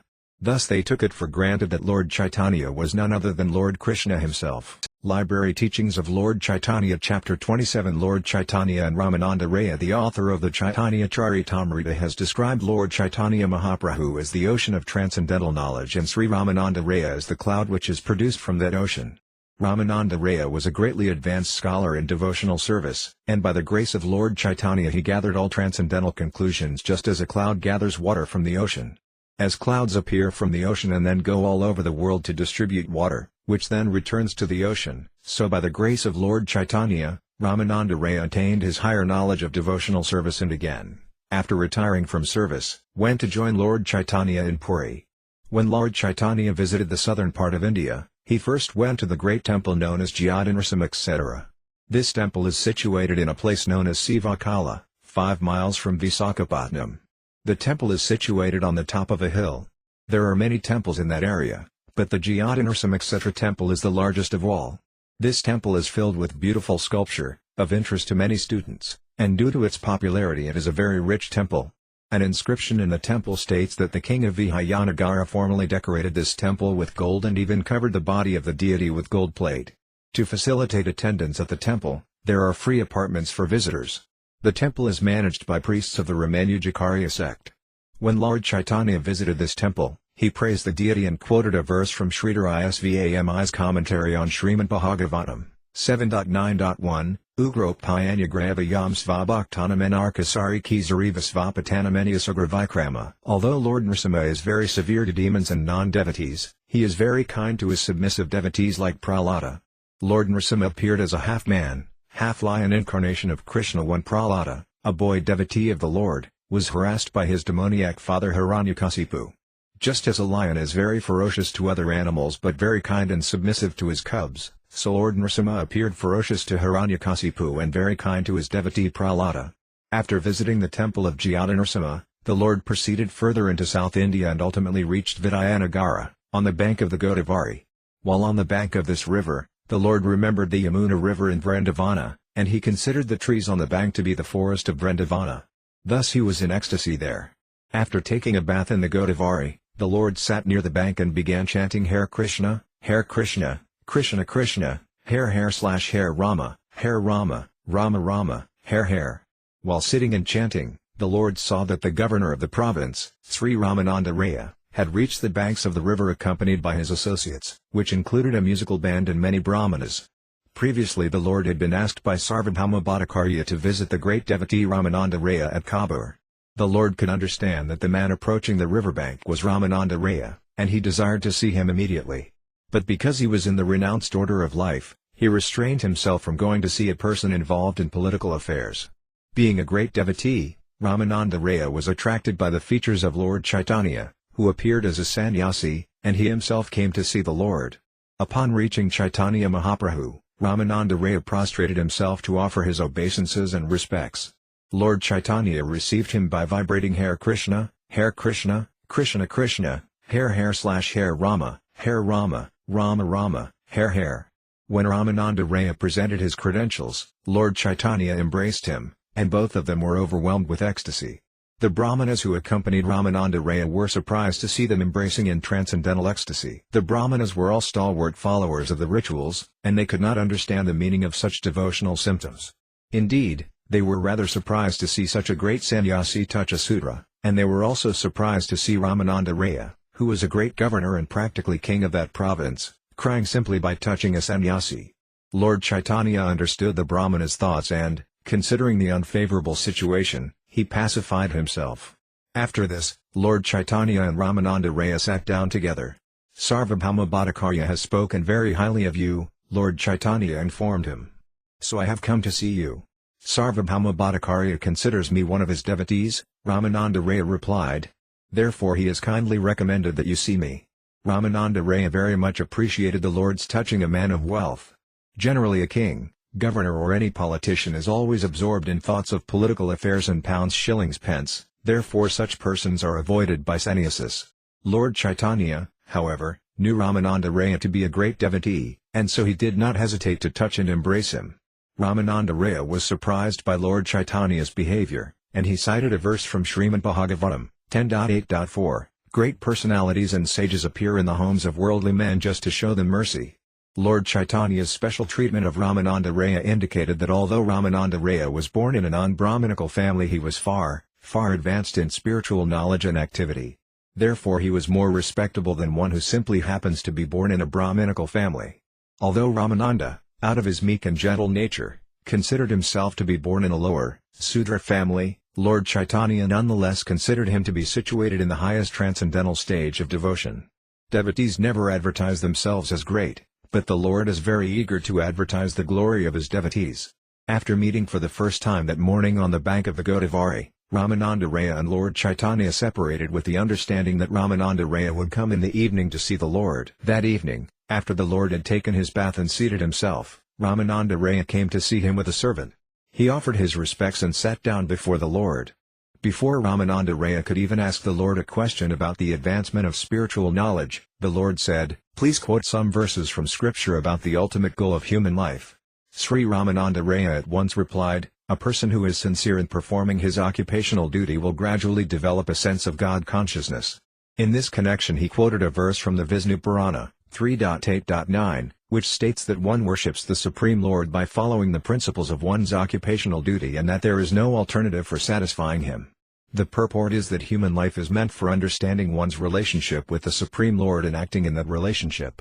Any human being can do this by dovetailing himself in the service of the Lord while discharging his prescribed duties.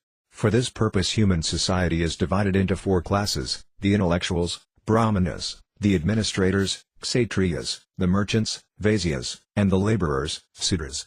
For each class there are prescribed rules and regulations, as well as occupational functions. The prescribed duties and qualities of the four classes are described in the Bhagavad Gita, 18.41-44. A civilized society should be organized so that people follow the prescribed rules and regulations for their particular class. At the same time, for spiritual advancement they should follow the four stages of asrama, namely, student life, brahmacharya, householder life, gaza, retired life, vanaprastha, and renounced life, sannyasa. Ramananda Raya stated that those who strictly follow the rules and regulations of these 8 social divisions can actually satisfy the Supreme Lord, and one who does not follow them certainly spoils his human form of life and glides down toward hell. One can peacefully achieve the goal of human life simply by following the rules and regulations which apply to oneself. The character of a particular person develops when he follows the regulative principles in accordance with his birth, association and education. The divisions of society are so designed that many people with different characteristics can be regulated under those divisions for the peaceful administration of society and for spiritual advancement as well. The social classes can be further characterized as follows: 1. One whose aim is to understand the Supreme Lord, the personality of Godhead, and who has thus devoted himself to learning the Vedas and similar literatures is called a Brahmana. 2. A person whose occupation involves displaying force and administering the government is called a Kshatriya. 3. One who is engaged in agriculture, herding cows and doing business is called a Vaisya. 4. One who has no special knowledge but is satisfied by serving the other 3 classes is called a Sudra. If one faithfully discharges his prescribed duties, he is sure to advance toward perfection. Thus regulated life is the source of perfection for everyone. One who leads a regulated life centered around devotional service to the Lord attains perfection. Otherwise such a regulated life is simply a useless waste of time. After hearing Ramananda Raya expound upon the proper execution of a regulated life, Lord Chaitanya said that such a life is simply external. Indirectly he asked Ramananda to describe something superior to such an external exhibition. Formal execution of rituals and religion is useless unless aimed at attaining the perfection of devotional service. Lord Vishnu is not satisfied simply by a ritualistic adherence to Vedic instructions, he is actually pleased when one attains the stage of devotional service. According to the verse cited by Ramananda Raya, one can rise to the point of devotional service by ritualistic performance. In the Bhagavad Gita, 18.45-46, Sri Krishna, who appeared in order to deliver all classes of people, states, Svesve karmaniyam dharata samsiddhim labhate narasva karmanarata yada vindati takrunuyada pravahar bhutanam yena sarvamidam tatum svakarmana tamabhyarsaya siddhim vindati manava. A human being can attain the highest perfectional stage of life by worshipping the Supreme Lord, from whom everything has emanated, through his occupational duties. This perfectional process was followed by great devotees like Bodhayana, Tonka, Dramita, Ghadava, Kaparti, and Brusi. All these great personalities followed this particular path of perfection. The Vedic injunctions also aim in this direction. Ramananda Raya wanted to present these facts before the Lord, but apparently mere discharge of ritualistic duties is not perfection. Therefore Lord Chaitanya said that it was external, indicating that if a man has a material conception of life he cannot attain the highest perfection, even if he follows all the ritualistic regulations. Library Teachings of Lord Chaitanya Chapter 28 Relationship with the Supreme Lord Chaitanya rejected the statements cited by Ramananda Raya from the Vishnu Purana because the Lord wished to reject a class of philosophers known as Mimamsakas. The followers of Karma Mimamsa philosophy teach that God is subject to one's work.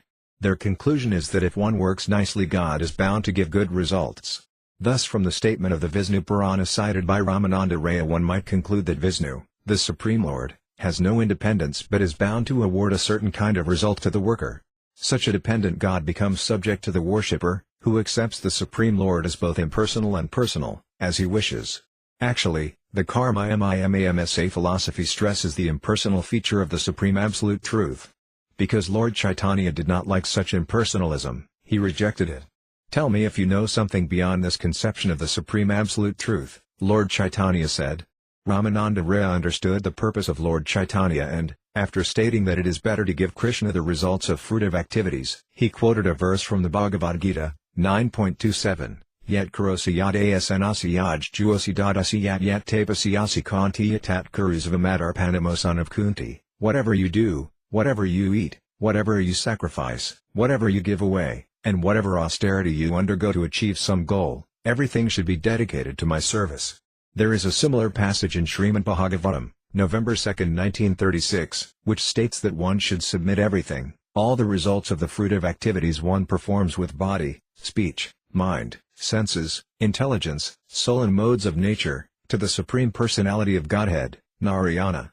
Lord Chaitanya, however, also rejected this second statement, saying, if you know of something higher, state it. Offering everything to the Supreme Personality of Godhead, as enjoined by the Bhagavad Gita and Srimad Bhagavatam, is better than impersonally making the Supreme Lord subject to our work, but it is still short of surrendering to the Supreme Lord. A worker's identification with material existence cannot be changed without proper guidance. Such fruitive activity will continue one's material existence. A worker is simply instructed here to offer the results of his work to the Supreme Lord, but there is no information given to enable one to get out of the material entanglement. Therefore Lord Chaitanya rejected his proposal. After having his suggestions rejected twice, Ramananda proposed that one should forsake his occupational activities altogether and by such detachment rise to the transcendental plane. In other words, he recommended complete renunciation of worldly life. To support this proposal he cited evidence from Srimad Bhagavatam, November 11, 1932, wherein the Lord says, in the scriptures I have described the ritualistic principles and the way one can become situated in devotional service by giving them up. That is the highest perfection of religion.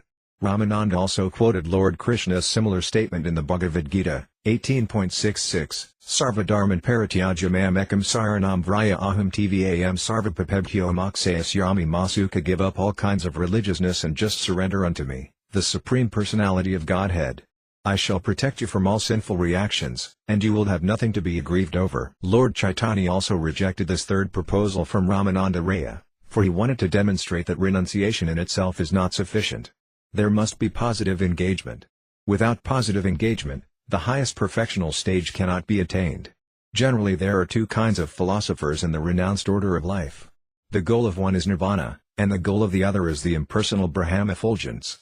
Such philosophers cannot imagine that they can reach beyond nirvana and the Brahma effulgence to the Vaikunta planets of the spiritual sky. Because in simple renunciation there is no conception of spiritual planets and spiritual activities, Lord Chaitanya rejected this third proposal. Ramananda Raya then cited more evidence from the Bhagavad Gita, 18.54, Brahmabhuta prasanatmanasakati nakanksati sama sarvasubhutsumad bhaktim labhate param. When by cultivation of knowledge a person realizes himself to be non-different from the Supreme Absolute Truth, he becomes joyful and is freed from all kinds of lamentation and material desires. At that time he perfects his Brahman realization by seeing everyone on the same spiritual level. Such Brahman realization can elevate one to the transcendental stage of devotional service. Ramananda Raya first suggested devotional service with renunciation of the fruits of one's work, but here he suggests that devotional service with full knowledge and spiritual realization is superior. Lord Chaitanya, however, also rejected this proposal because simply by renouncing material results in Brahman realization one does not realize the spiritual world and spiritual activities. Although there is no material contamination when one attains the stage of Brahman realization, in that stage one is still not perfectly pure because there is no positive engagement in spiritual activity. Because it is still on the mental plane, it is external. The pure living entity is not liberated unless he is completely engaged in spiritual activity. As long as one is absorbed in impersonal thoughts or in thoughts of the void, one's entrance into an eternal, blissful life of knowledge is not complete. When spiritual knowledge is not complete, one will be hindered in his attempt to cleanse the mind of all material variegatedness. Thus impersonalists are frustrated in their attempts to make the mind void by artificial meditation. It is very difficult to void the mind of all material conceptions. In the Bhagavad Gita, 12.5, it is stated that those who indulge in such impersonal meditation find it very difficult to make spiritual advancement. In addition, whatever state they do attain is not complete liberation. Therefore Lord Chaitanya rejected it. After his fourth proposal was rejected, Ramananda Raya said that devotional service rendered without any attempt at mental speculation or cultivation of knowledge is the highest stage of perfection. To support this view he gave evidence from Srimad Bhagavatam, 10.14.3, wherein Lord Brahma tells the Supreme Personality of Godhead, Jnane prasamudapizyanamanda eva jivanti sanmukaridam bhavadiya vartam sthane sitasruti gatam tanu vanmanabaryi parayaso jita hito payasitayas trilokya. My dear Lord, one should give up monistic speculation and the cultivation of knowledge altogether. He should begin his spiritual life in devotional service by receiving information of your activities from a realized devotee of the Lord. If one cultivates his spiritual life by adhering to these principles and keeping himself on the honest path in life, then although your lordship is never conquered, you become conquered by the devotee following such a process. When Ramananda Raya presented this proposal, Lord Chaitanya at once said, "Yes, this is right." In other words, Lord Chaitanya agreed that this process conforms to his mission. In this age there is no possibility of acquiring spiritual knowledge by discharging one's duties in the Varnasrama Dharma system, by devotional service mixed with fruitive activity, by renunciation or by devotional service mixed with the culture of knowledge. Because most people are fallen and because there is no time to elevate them by a gradual process, the best course, according to Lord Chaitanya, is to let them remain in whatever condition they are in but to engage them in hearing of the activities of the Supreme Lord as those activities are explained in the Bhagavad Gita and Srimad Bhagavatam. The transcendental messages of the scriptures should be heard from the lips of realized souls. In this way a person may continue to live in whatever condition he is in and still make spiritual progress. Thus one can surely advance and fully realize the Supreme Personality of Godhead. Although Lord Chaitanya accepted these principles, he still requested Ramananda Raya to further explain advanced devotional service. Thus Lord Chaitanya gave Ramananda Raya a chance to discuss gradual advancement from the principles of Varnasrama Dharma, the four castes and the four orders of spiritual life, through the offering of the results of fruitive activity, and through the speculative discussion of spiritual knowledge. Lord Chaitanya rejected all these because in the field of executing pure devotional service there is very little use for such principles. Without self-realization, such artificial methods of devotional service cannot be accepted as pure devotional service. Self-realized, pure devotional service is completely different from all other kinds of transcendental activity. The highest stage of transcendental activity is always free from all material desires, fruitive efforts and speculative attempts at knowledge. In the highest stage one concentrates on the simple, favorable execution of pure devotional service. Ramananda Raya could understand the motive of Lord Chaitanya, and therefore he stated that attainment of pure love of Godhead is the highest perfectional stage. In the Padyavali there is a very nice verse which is said to be composed by Ramananda Raya himself. The meaning of the verse is, as long as there is hunger in the belly and one feels like eating and drinking, one can become happy by taking various eatables. Similarly, there may be much paraphernalia for worshipping the Supreme Lord, but only when that worship is mixed with pure love of Godhead does it become an actual source of transcendental happiness. Another verse composed by Ramananda Raya states, even after millions and millions of births of pious activities, one cannot achieve a sense of devotional service, but if somehow or other one desires to attain devotional service, the association of a pure devotee will make it possible. Thus from any available source one should try to acquire a strong desire to engage in devotional service. In these two verses, Ramananda Raya has described the regulative principles and developed love of Godhead, respectively. Lord Caitanya wanted to bring him to the stage of developed love of Godhead, and he wanted him to speak from that platform. Thus the discussion between Ramananda Raya and Lord Caitanya will now proceed on the basis of love of Godhead. If love of Godhead is elevated to personal affinity, it is called Prema Bhakti. In the beginning of Prema Bhakti a particular relationship between the Supreme Lord and the devotee is not established, but when Prema Bhakti develops, a relationship with the Supreme Lord is manifested in different transcendental flavors. The first stage is servitude, wherein the Supreme Lord is accepted as the master and the devotee as his eternal servitor. When Lord Caitanya accepted this process, Ramananda Raya described the relationship between the servitor and the master. He cited a verse from Srimad Bhagavatam, September 5, 2016, spoken by Durvasa Muni, a great mystic yogi who considered himself very elevated and envied Maharaja Ambarasa, who was known as the greatest devotee of the time. In an attempt to harass Maharaja Ambarasa, Durvasa Muni had met with a great catastrophe and been defeated by the Sudarsana Chakra of the Lord. Durvasa Muni admitted his fault and said, for pure devotees who are always engaged in the transcendental loving service of the Lord, whose very name is sufficient for liberation, nothing is considered impossible.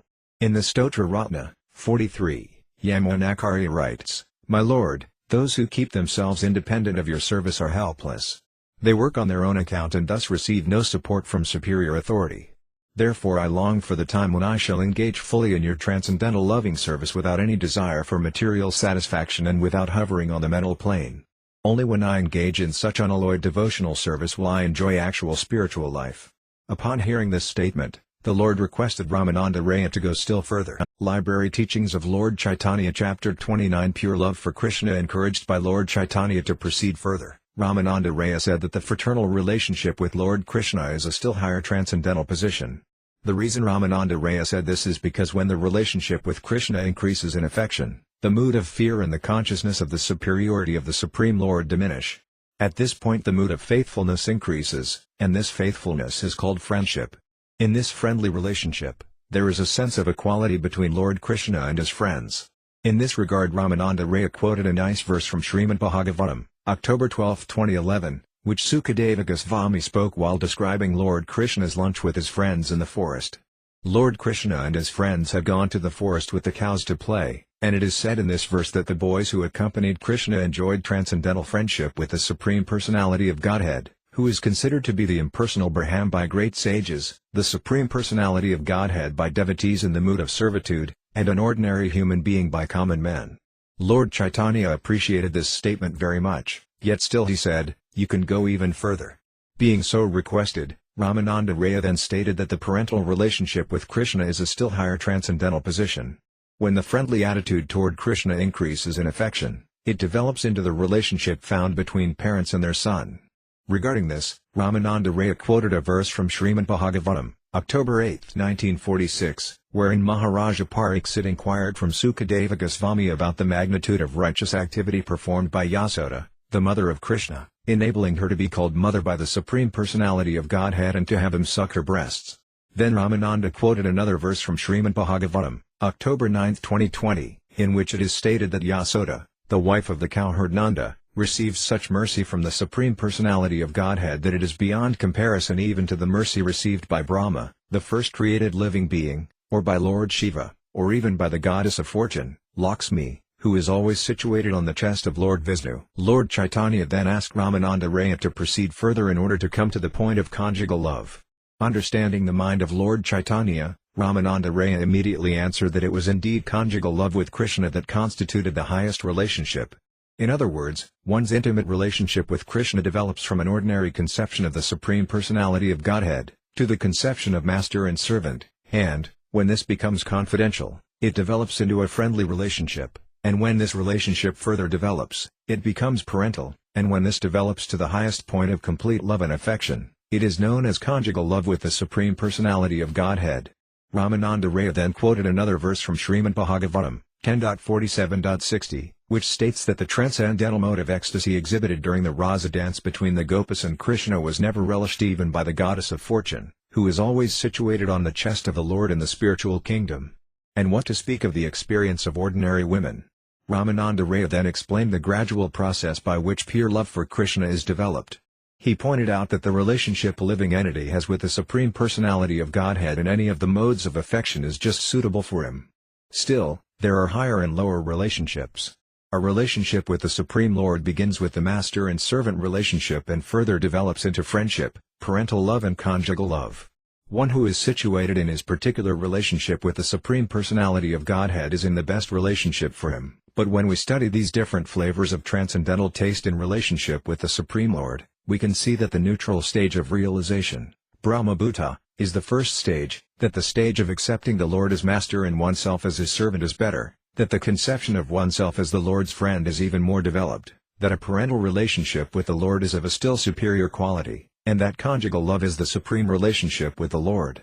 In other words, self-realization with a sense of servitude for the Lord is certainly transcendental, but when a sense of fraternity is added the relationship develops, and as affection increases, this relationship develops into parenthood and conjugal love. Ramananda Raya then quoted a verse from the Bhakti Rasamrita Sindhu, February 5, 1938, stating that spiritual affection for the Supreme Lord is transcendental in all cases, but that the individual devotee has a specific aptitude for a particular relationship, and that relationship is more relishable for him than the others. Such transcendental relationships with the Supreme Lord cannot be manufactured by the mental concoctions of pseudo-devotees. In this connection, Rupa Goswami has stated in his Bhakti Rasamrita Sindhu, 1.2.101, that devotional service which makes no reference to the Vedic scriptures and which does not follow the principles set forth therein can never be approved. Srila Bhakti Siddhanta Sarasvati Goswami Maharaja has also remarked that professional spiritual masters, professional Bhagavatam reciters, professional Kirtana performers and those engaged in devotional service according to their own mental concoctions cannot be accepted. In India there are various professional communities known as Aula, Bala, Kartabhaja, Nada, Darvesa, Sani, Atavadi, Cudadhari and Garanganagari. A member of the Vendor Goswami Society, or the caste called Goswami, cannot be accepted as a descendant of the 6 original Goswamis. Nor can so-called devotees who manufacture songs about Lord Chaitanya, nor those who are professional priests or paid reciters, be accepted. One who does not follow the principles of the Pancharatara, or one who is an impersonalist or addicted to sex life, cannot be compared with those who have dedicated their lives to the service of Krishna. A pure devotee who is always engaged in Krishna consciousness can sacrifice everything for the service of the Lord. Whether following the principles of householder life or those of the renounced life in the line of Caitanya Mahaprabhu, such a pure devotee who has dedicated his life to the service of Lord Chaitanya, Krishna and the spiritual master cannot be compared with professional men. When one is freed from all material contaminations, any one of the relationships with Krishna is transcendentally relishable. Unfortunately, those who are inexperienced in the transcendental science cannot appreciate the different relationships with the Supreme Lord. They think that all such relationships arise from Maya. The author of the Caitanya Charitamrita has given a nice example concerning these relationships. He points out that earth, water, fire, air and ether, the 5 gross elements, develop from subtle forms to grosser forms. For example, sound is found in ether, but in air there is both sound and touch. In fire there is sound, touch and form as well, and in water there is sound, touch, form and taste. Finally, in earth there is sound, touch, form, taste and smell. Just as the various characteristics increase in the progression from ether to earth, so the 5 characteristics of devotion increase with each relationship, until all 5 are found in the relationship of conjugal love.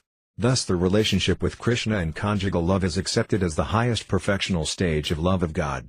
In this connection, Lord Krishna says to the damsels of Raya in Srimad Bhagavatam, 10.82.44, devotional service to me is the life of every living entity. Indeed, your love for me is the only cause of achieving my association. It is said that Lord Krishna, in his relationship with his devotees, accepts all kinds of devotional service and then reciprocates according to the devotee's attitude. If one wants a relationship with Krishna as master and servant, Krishna plays the part of the perfect master. For one who wants Krishna as a son in the parental relationship, Krishna plays the part of a perfect son. Similarly, if a devotee wants to worship Krishna in conjugal love, Krishna perfectly plays the part of a husband or paramour. However, Krishna has admitted that his loving relationship with the damsels of Raya in conjugal love is the highest perfectional stage. In Srimad Bhagavatam 10.32.22, Krishna told the Gopas, Naparaham niravadya samyujam svasadu krityam vibhudaya sapi vyama bhajan durjaya gayasrankola samarsaya tadva pradhyata sadhuna. My dear Gopas, your relationship with me is completely transcendental, and it is not possible for me to offer anything in exchange for your love, even after many births. You have given up all attachment for material enjoyment, and you have searched after me. Since I am unable to repay your love, kindly be pleased with your own activities. Srila Bhakti-Siddhanta Sarasvati Goswami Maharaja has remarked that there is a class of common men who claim that anyone and everyone can worship the Supreme Lord according to his own invented mode of worship and still attain the Supreme Personality of Godhead. They claim that one can approach the Supreme Lord either through fruitive activities, speculative knowledge, meditation or austerity, and that any one of these methods will enable one to reach the perfectional stage. They generally give the example that just as a place may be reached by one of many different paths, so the Supreme Absolute Truth may be worshipped either as Goddess Kali, or Goddess Durga, or Lord Shiva, Ganesha, Rama, Hari or Brahma. In short, they maintain that it does not matter how the Absolute Truth is addressed, for all names are one and the same. They give the example of a man with many names. If he is called by any of those names, he will answer. Such mentally concocted views may be very pleasing to an ordinary person, but they are full of misconceptions concerning transcendental life. One who worships the demigods out of material lust cannot attain the Supreme Personality of Godhead, although the external energy of the Lord may award such a worshipper some material results. Krishna discourages demigod worship in the Bhagavad Gita, 7.23, and Tavatu phalam tesam tad bhavati alpamedasam devan deva yajoyandi mad bhakti yandi mam api. Men of small intelligence worship the demigods, and their fruits are limited and temporary. Those who worship the demigods go to the planets of the demigods, but my devotees ultimately reach my supreme planet. Thus the Supreme Lord awards the benediction of his association only to those who worship him, and not to those who worship the demigods. It is not a fact that everyone and anyone can reach the Supreme Personality of Godhead by worshipping material demigods. It is therefore surprising that a man can imagine that he will become perfect by worshipping the demigods. The results of devotional service rendered in full Krishna consciousness cannot be compared to the results of demigod worship, fruitive activity or mental speculation. The result of fruitive activity is that one can go to the heavenly planets or one can go to hell. Chapter 30 The Transcendental Pastimes of Radha and Krishna. The difference between ordinary religious activities and devotional service is very great. By executing religious rituals one can achieve economic development, sense gratification or liberation, merging into the existence of the Supreme, but the results of transcendental devotional service are completely different from such temporary benefits. Devotional service of the Lord is evergreen, and it is increasingly transcendentally pleasing. Thus there is a gulf of difference between the results derived from devotional service and those derived from religious rituals. The great divine energy known as Jadadhistatri, or Mahamaya, the superintendent of the material world, and the material departmental directors, the demigods, as well as the products of the external energy of the Supreme Lord, are but perverted reflections of the opulence of the Supreme Lord. The demigods are actually order carriers of the Supreme Lord, and they help manage the material creation. In the Brahma Samhita, 5.44, 52, 49, it is stated that the workings of the supremely powerful superintendent, Durga, are but shadows of the workings of the Supreme Lord, that the sun works just like the eye of the Supreme Lord, and that Brahma works just like a jewel reflecting the light of the Supreme Lord. Thus in the material world all the demigods, as well as the external energy herself, Durga Devi, and all the different departmental directors are but servants of the Supreme Lord. In the spiritual world there is another energy, the superior, spiritual energy, or internal energy, known as Yogamaya. She also works under the Lord's direction, but in the spiritual world. When the living entity puts himself under the direction of Yogamaya instead of Mahamaya, he gradually becomes a devotee of Krishna. On the other hand, those who are after material opulence and material happiness place themselves under the care of the material energy, Mahamaya, or under the care of material demigods like Lord Shiva. In Srimad Bhagavatam it is found that when the Gopas of Vrindavana desired Krishna as their husband, they prayed to the spiritual energy, Yogamaya, for the fulfillment of their desire. In the Saptasati it is found that King Sarathanda, a merchant named Samadhi, being under the modes of material nature, worshipped Mahamaya for material opulence. Thus one should not mistakenly equate Yogamaya with Mahamaya. Because the Lord is on the absolute platform, there is no difference between the holy name of the Lord and the Supreme Lord himself. There are many different names for the Supreme Lord, such as Paramatma, the Supersoul, Braham, the Supreme Absolute, Srishtikarta, the Creator, Narayana, the Transcendental Lord, Rukmini Ramana, the husband of Rukmini, Gopinatha, the enjoyer of the Gopas, and Krishna. In this way the Lord is different names, and these names indicate different functions. The aspect of the Supreme Lord as the Creator is different from his aspect as Narayana. Some of the names of the Lord as the Creator are conceived by materialistic men. One cannot fully realize the essence of the Supreme Personality of Godhead by understanding his name as the Creator because this material creation is a function of the external energy of the Supreme Lord. Thus the conception of God as the Creator includes only the external feature. Similarly, when we call the Supreme Lord Braham, we cannot have any understanding of his 6 opulences. In Braham realization, the 6 opulences are not realized in full, nor is there recognition of eternity, bliss and knowledge. Therefore Braham realization is also not a complete understanding of the Supreme Lord. Nor is Paramatma realization of the Supersoul, full realization of the Supreme Personality of Godhead, for the all-pervading nature of the Supreme Lord is but a partial representation of his opulence. Even the transcendental relationship experienced by a devotee of Narayana in Vaikuntha is incomplete because devotees in that relationship cannot realize the relationship between Krishna and his devotees in Goloka Vrindavana. The devotees of Krishna do not relish devotional service to Narayana because devotional service to Krishna is so attractive that Krishna's devotees do not desire to worship any other form. Thus the Gopas of Vrindavana do not like to see Krishna as Rukmini Ramana, the husband of Rukmini, nor do they address him by that name. In Vrindavana Krishna is addressed as Radha Krishna, Krishna, the property of Radharani. Although the names Rukmini Ramana and Radha Krishna are on the same level in the ordinary sense, still, in the spiritual world these names indicate different understandings of various aspects of Krishna's transcendental personality. If one equates the names Radha Ramana or Radha Krishna with Rukmini Ramana, Narayana or any other name of the Supreme Lord, he commits the fault of overlapping tastes, which is technically called rasabhasa. Those who are expert, discriminating devotees do not accept such amalgamations, which are against the conclusions of pure devotional service. Less intelligent men think such discrimination is bigotry. Although Sri Krishna, the Supreme Personality of Godhead, embodies all super-excellence and beauty, when he is among the damsels of Raya, where he is known as Gopiyana Vallabha, devotees feel that his super-excellence and beauty have reached the highest perfectional stage. The devotees cannot relish the beauty of the Supreme Lord more than this. In Srimad Bhagavatam 10.33.6, it is confirmed that although Krishna, the son of Devaki, is the last word in super-excellence and beauty, when he is among the Gopas he appears even more beautiful, like a sublime jewel set among divine golden craftsmanship. Although Lord Caitanya accepted this as the highest realization of the Supreme Lord as conjugal lover, he nonetheless requested Ramananda Raya to proceed further. Upon hearing this request, Ramananda Raya remarked that this was the first time he had been asked to go further than the Gopas' relationship with Krishna in the matter of understanding Krishna. Ramananda went on to say that although there is certainly transcendental intimacy between the damsels of Raya and Krishna, out of all the relationships, the relationship between Radharani and Krishna in conjugal love is the most perfect. No common man can understand the transcendental flavor of the transcendental love between Krishna and the Gopas, what to speak of the ecstasy of transcendental love between Krishna and Radharani. But if one tries to follow in the footsteps of the Gopas, he may become situated in the highest stage of transcendental love. Thus one who wants to be elevated to this transcendental stage of perfection should follow in the footsteps of the damsels of Raya as an assistant maidservant of the Gopas. Lord Caitanya exhibited the mood of Srimati Radharani when she contacted Krishna at Kurukshetra after he had come from Dwarka.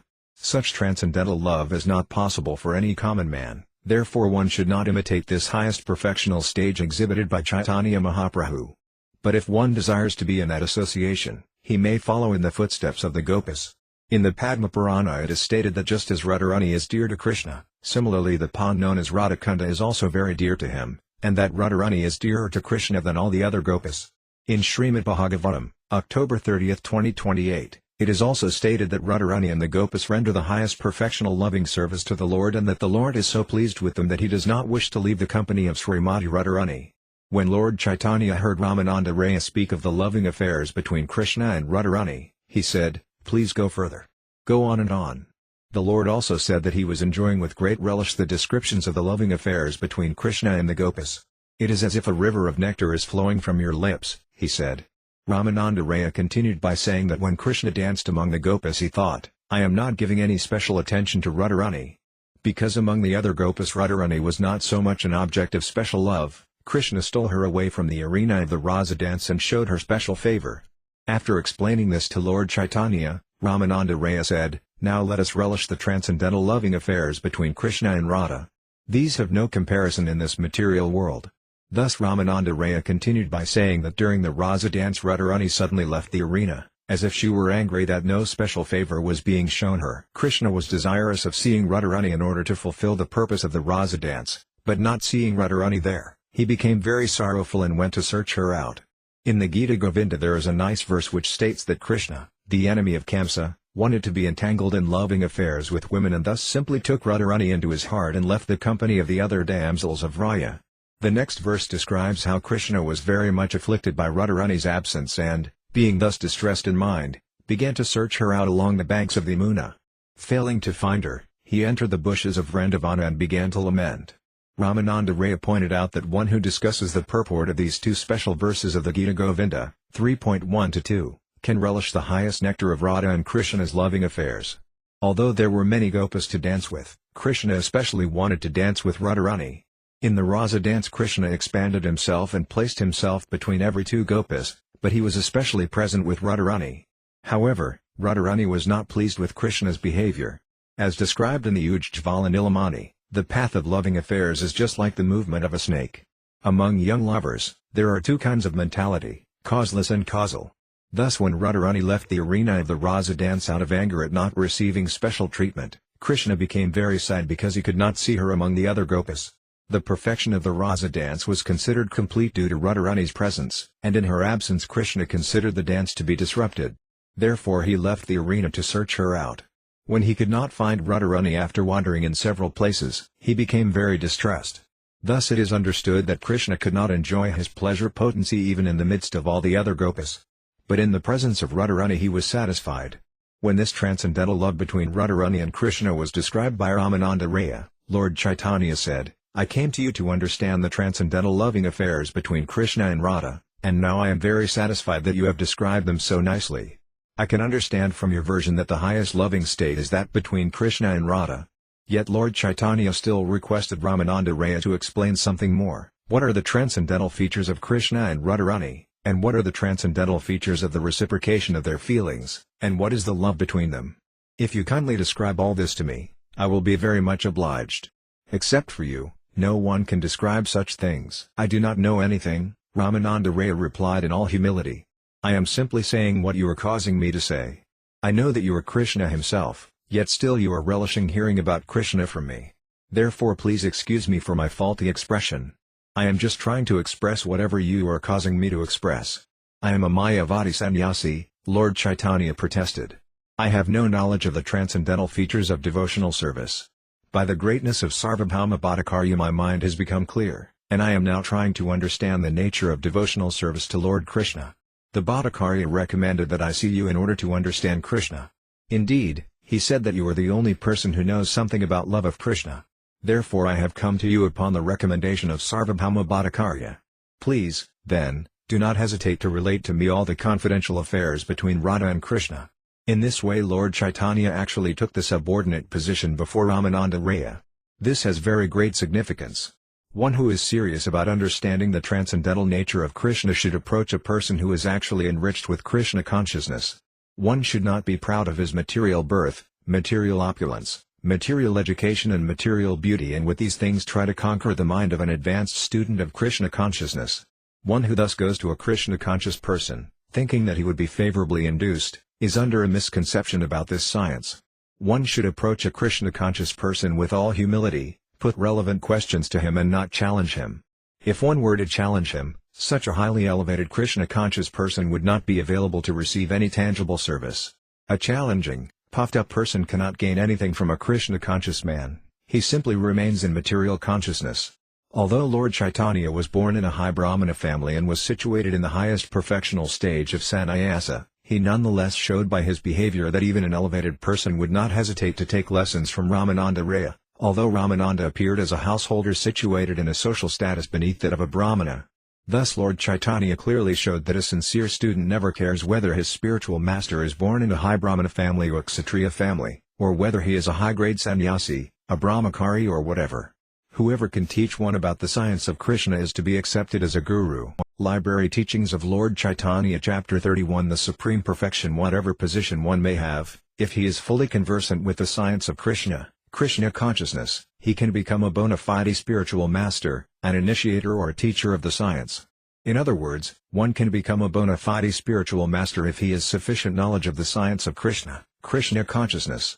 Becoming such a spiritual master does not depend on a particular position in society or on birth. This is the conclusion of Lord Caitanya Mahaprabhu, and it is in accordance with the Vedic injunctions. On the strength of this conclusion, Lord Caitanya, previously known as Visvambara, accepted a spiritual master, Isvarapuri, who was a sannyasi. Similarly, Lord Nityananda Prabhu and Sri Advaita Acharya also accepted a sannyasi as their spiritual master, namely, Madhavendra Puri, who was a disciple of Lakshmipati Tirtha.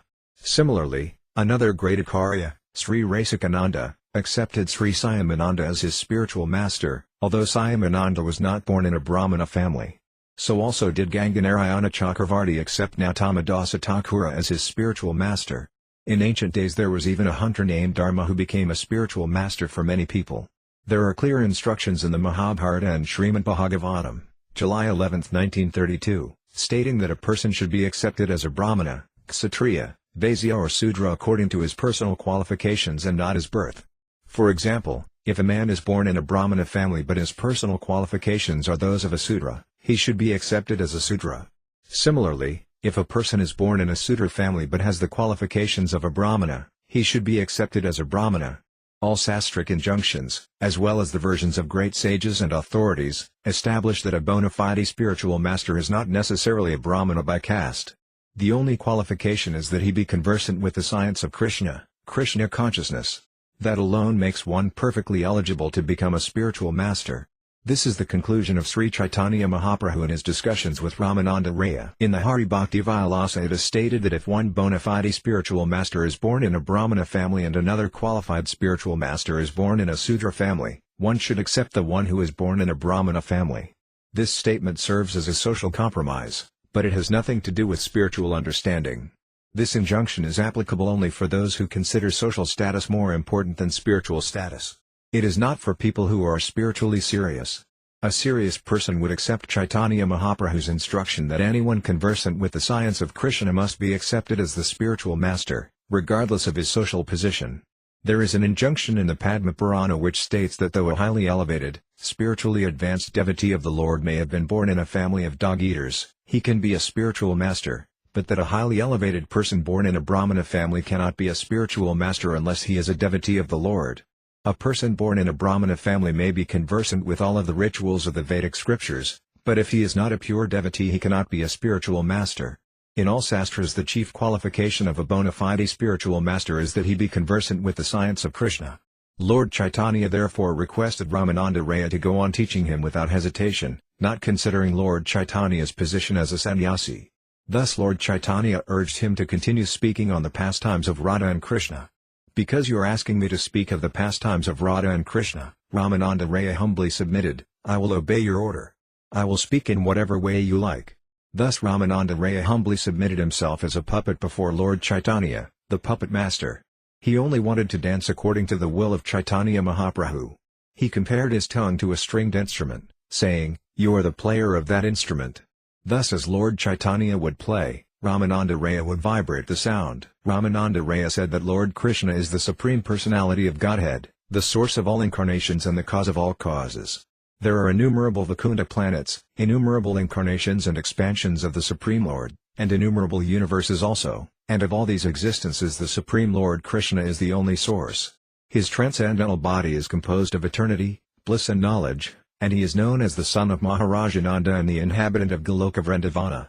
He is full with six opulences, all wealth, strength, fame, beauty, knowledge and renunciation.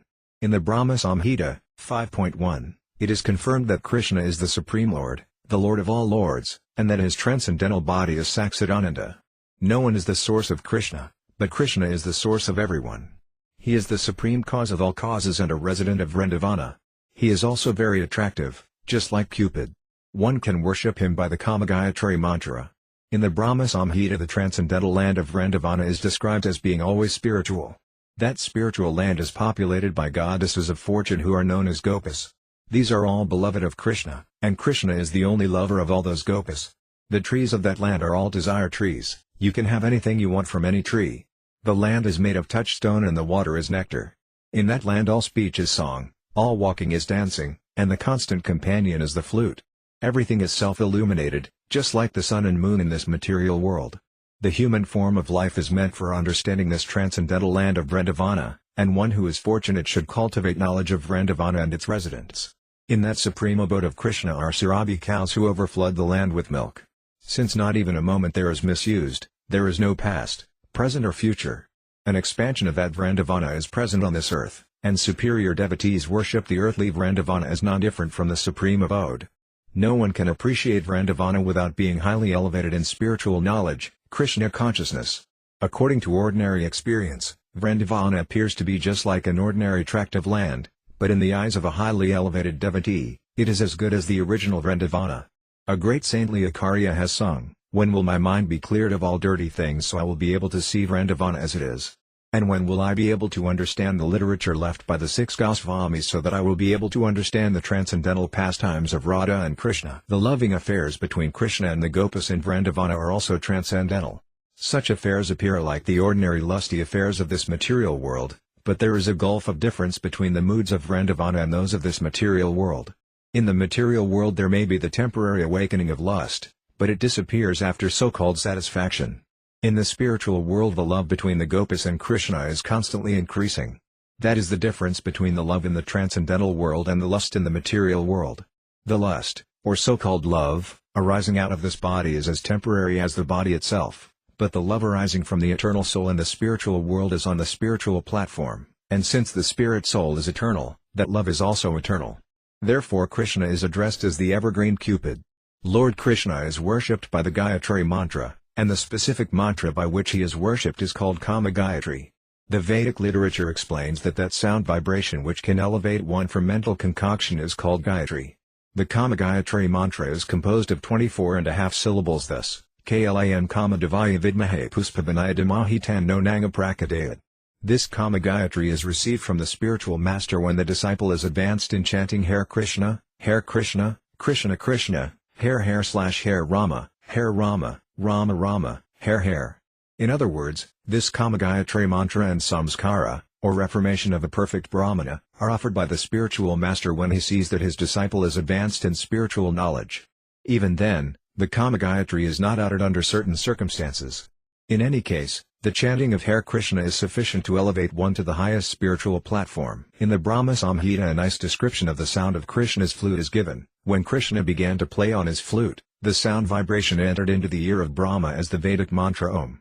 This Om is composed of 3 letters, A, U and M, and it describes our relationship with the Supreme Lord, our activities by which we can achieve the highest perfection of love and the actual position of love on the spiritual platform. When the sound vibration of Krishna's flute is expressed through the mouth of Brahma, it becomes Gayatri. Thus by being influenced by the sound vibration of Krishna's flute, Brahma, the supreme creature and first living entity of this material world, was initiated as a Brahmana. That Brahma was initiated as a Brahmana by the flute of Krishna is confirmed by Srila Yuga Goswami. When Brahma was enlightened by the Gayatri mantra through Krishna's flute, he attained all Vedic knowledge. Acknowledging the benediction offered to him by Krishna, he became the original spiritual master of all living entities. The word Klam added to the Gayatri mantra is explained in the Brahma Samhita as the transcendental seat of love of Godhead, or the seat of the Kama Gayatri. The object is Krishna, who is the evergreen Cupid, and by utterance of Klam Krishna is worshipped. It is also stated in the Gopalatapanni Upanishad that when Krishna is spoken of as Cupid one should not think of him as the Cupid of this material world. As already explained, Vrindavana is the spiritual abode of Krishna, and thus the word Cupid is also spiritual and transcendental when applied to Krishna. One should not take the material Cupid and Krishna to be on the same level. The material Cupid increases the attraction of the external flesh and body, but the spiritual Cupid increases the attraction the supersoul exerts upon the individual soul. Actually, lust and the sex urge are there in spiritual life, but when the spirit soul is embodied in material elements, that spiritual urge is expressed through the material body and is therefore pervertedly reflected. One who actually becomes conversant with the science of Krishna consciousness can understand that his material desire for sex is abominable, whereas spiritual sex is desirable. Spiritual sex is of two kinds, one in accordance with the constitutional position of the self, and the other in accordance with the object. When one understands the truth about this life but is not completely cleansed of material contamination, he is not factually situated in the transcendental abode, Vrindavana, although he may understand spiritual life. In this stage he can utter the Kama Gayatri with the Kamabhya. When, however, he becomes free from all bodily sex urges, he can actually attain the supreme abode of Vrindavana. Ramananda Raya then explained that Krishna is attractive for both men and women, for the moving and the non-moving, indeed, for all living entities. For this reason he is called the Transcendental Cupid. Ramananda Raya then quoted a verse from Srimad Bhagavatam, 10.32.2, stating that when the Lord appeared before the damsels of Raya smiling and playing on his flute, he appeared just like Cupid. The different kinds of devotees of the Supreme Lord have different aptitudes and relationships with him. Any relationship with the Lord is as good as any other because the central point is Krishna.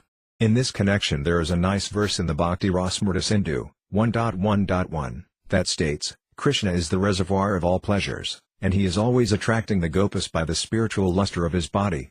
He especially attracts Taraka, Pali, Syama, and Lalita. Krishna is very dear to Radharani, the foremost gopi. Like Krishna, the gopas are glorified by Krishna's pastimes.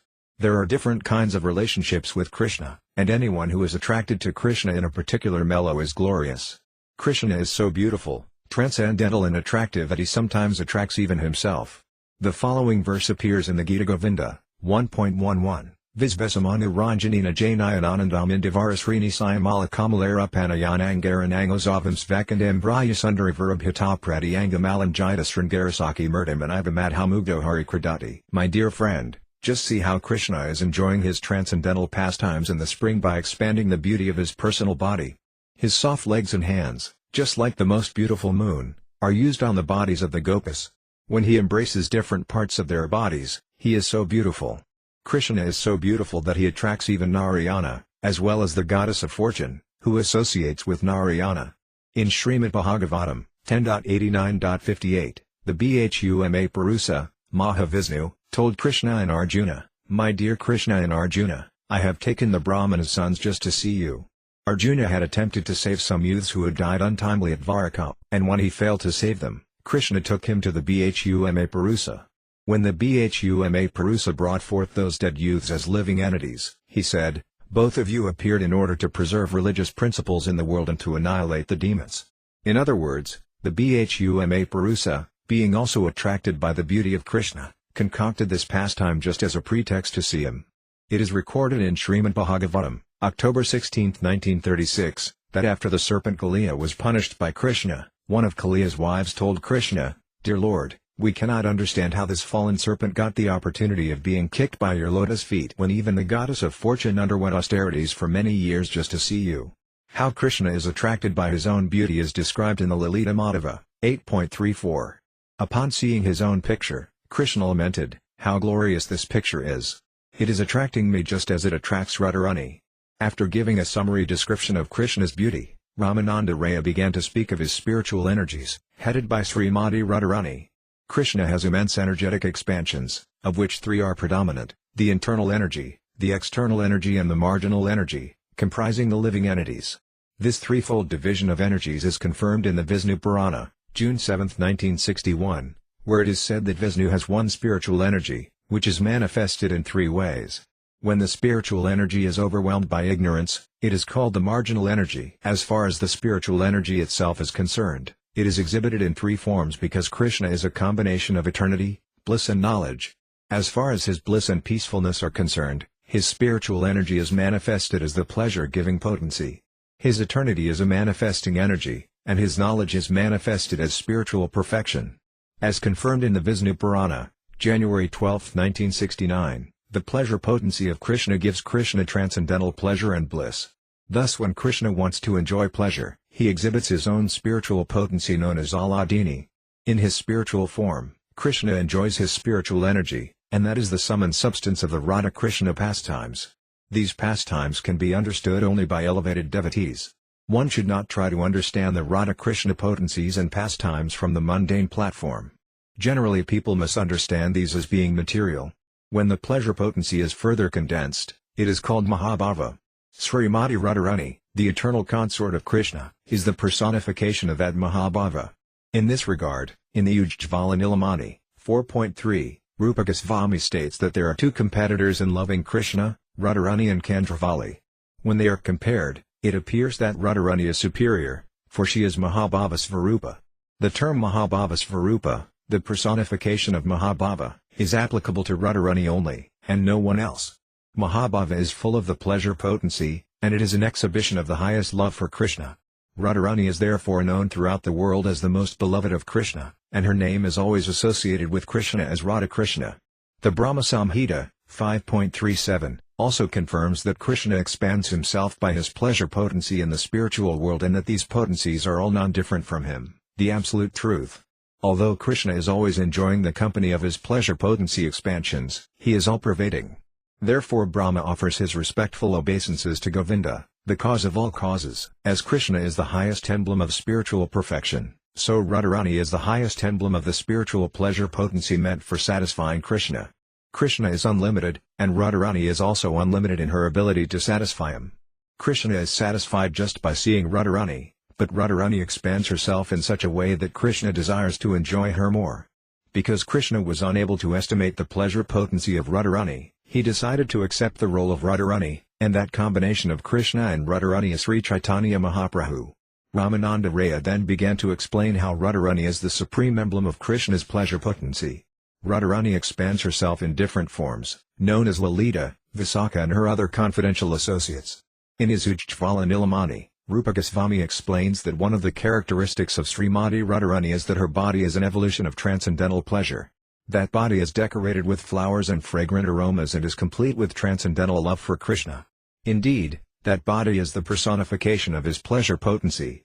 Radharani bathes her transcendental body 3 times, first in the water of mercy, second in the water of youthful beauty, and third in the water of youthful luster. After she bathes 3 times in that way, her body is covered with shining garments and decorated with her personal beauty, which is compared to cosmetics. Thus her beauty constitutes the highest artistry. Her body is also decorated with the ornaments of spiritual ecstasy, trembling, shedding of tears, perspiring, choking of the voice, cessation of all bodily functions due to transcendental pleasure, standing up of the bodily hairs, changing of bodily color, and madness. The decorative transcendental pleasure potency manifests 9 symptoms. 5 of these are manifested by the expansion of Radharani's personal beauty, which is adorned with garlands of flowers. Her patient calmness is compared to a covering of cloths which have been cleansed by camphor. Her confidential agony for Krishna is the knot in her hair, and the mark of tilaka on her forehead is her good fortune. Radharani's sense of hearing is eternally fixed on Krishna's name and fame. Chewing betel nuts makes one's lips reddish. Similarly, Radharani's complete attachment to Krishna has blackened the borders of her eyes. This darkness might be compared to ointment produced by Radha's joking with Krishna. Radharani's smile is just like the taste of camphor. The garland of separation moves on her body when she lies down on the bed of pride within the room of aroma. Her breasts are covered by the blouse of anger born of her ecstatic affection for Krishna. Her reputation as the best of all Krishna's girlfriends is the stringed instrument she plays. When Krishna stands in his youthful posture, she puts her hand on his shoulder. Although she possesses so many transcendental qualities, she is still always engaged in the service of Krishna. Srimati Radharani is decorated with Sudipta Satvika emotions, which sometimes include jubilation and sometimes pacification. All the transcendental ecstasies are manifested in the body of Srimati Radharani. Sudipta Satvika emotions are manifest when a lover is overwhelmed with certain feelings which he or she cannot check.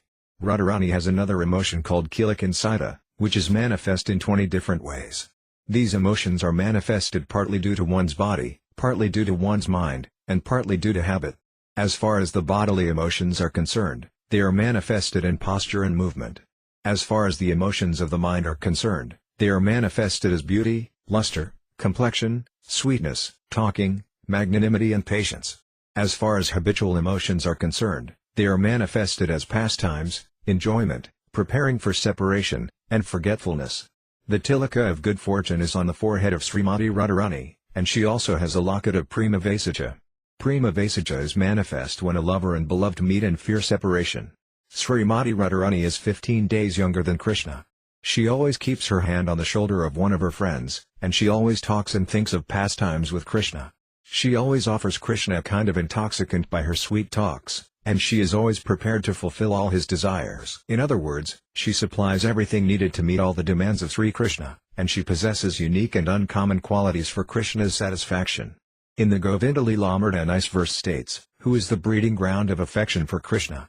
The answer is that it is only Srimati Radhika. Who is Krishna's dear most lovable object? The answer is that it is only Srimati Radhika and no one else. Sheen in the hair, moisture in the eyes, firmness in the breasts, all these qualities are present in Srimati Radhika.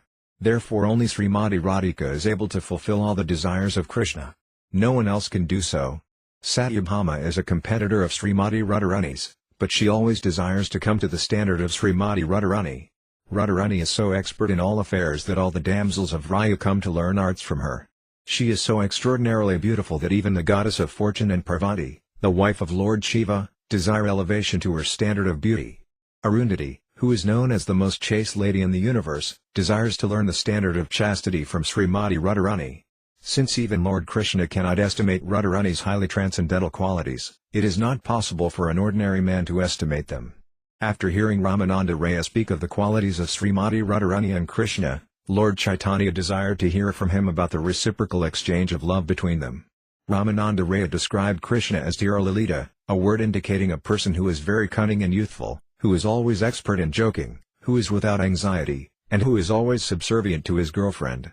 Krishna is always engaged in loving affairs with Radharani, and he takes to the bushes of Vrindavana to enjoy his lusty activities with her. Thus he successfully carries out his lusty instincts. In the Bhakti Rasamrita Sindhu it is stated, by his impudent and daring talks about sex indulgence, Krishna obliged Srimati Radharani to close her eyes, and taking advantage of this, Krishna painted many pictures on her breasts. These pictures served as subject matter for Radharani's friends to joke about. Krishna was always engaged in such lusty activities, and thus he made his youthful life successful. Upon hearing of these transcendental activities, Lord Chaitanya said, "My dear Ramananda, what you have explained regarding the transcendental pastimes of Sri Radha and Krishna is perfectly correct, yet there is something more I would like to hear from you." "It is very difficult for me to express anything beyond this," Ramananda Raya replied. "I can only say that there is an emotional activity called Prema Vilasa Vivarta, which I may try to explain. But I do not know whether you will be happy to hear of it. In Prema Vilasa there are two kinds of emotional activities, meeting and separation. This transcendental separation is so acute that it is actually more ecstatic than meeting." Ramananda Raya was expert in understanding these highly elevated dealings between Radha and Krishna, and in this regard he had composed a nice song, which he narrated to the Lord. The purport of the song is that the lover and the beloved, before meeting, generate a kind of emotion by the exchange of their transcendental activities. That emotion is called raga, or attraction. Srimati Radharani noted that this attraction and affection between us has risen to the highest extent, but the cause of this attraction is Radharani herself. Whatever the cause may be, Radharani said, that affection between you and me is mixedness and oneness. Now that it is the time of separation, I cannot see the history of the evolution of this love. There was no cause or mediator in our love save our meeting itself and the exchange of feelings through our glances. This exchange of feelings between Krishna and Radharani is very difficult to understand unless one is elevated to the platform of pure goodness. Such transcendental reciprocation is not possible to understand even from the platform of material goodness. One has to transcend even material goodness in order to understand. This is because the exchange of feelings between Radha and Krishna is not a subject matter of this material world. Even the greatest mental speculators cannot understand this, directly or indirectly. Material activities are manifested for either the gross body or the subtle mind, but this exchange of feelings between Radha and Krishna is beyond such manifestations and beyond intellectual mental speculation. It can be understood only with purified senses freed from all the designations of the material world. Those who have purified senses can understand these transcendental features and exchanges, but those who are impersonalists and who have no knowledge of spiritual senses can only discriminate within the scope of the material senses and thus cannot understand spiritual exchanges or spiritual sensual activities. Those who are elevated by virtue of experimental knowledge can only satisfy their blunt material senses, either by gross bodily activities or by mental speculation. Everything generated from the body or the mind is always imperfect and perishable, but transcendental spiritual activities are always bright and wonderful. Pure love on the transcendental platform is the paragon of purity because it is devoid of material affection and is completely spiritual. Affection for matter is perishable, as indicated by the inebriety of sex in the material world. But there is no such inebriety in the spiritual world. Hindrances on the path of sense satisfaction cause material distress, but one cannot compare that with the spiritual distress of separation from Krishna.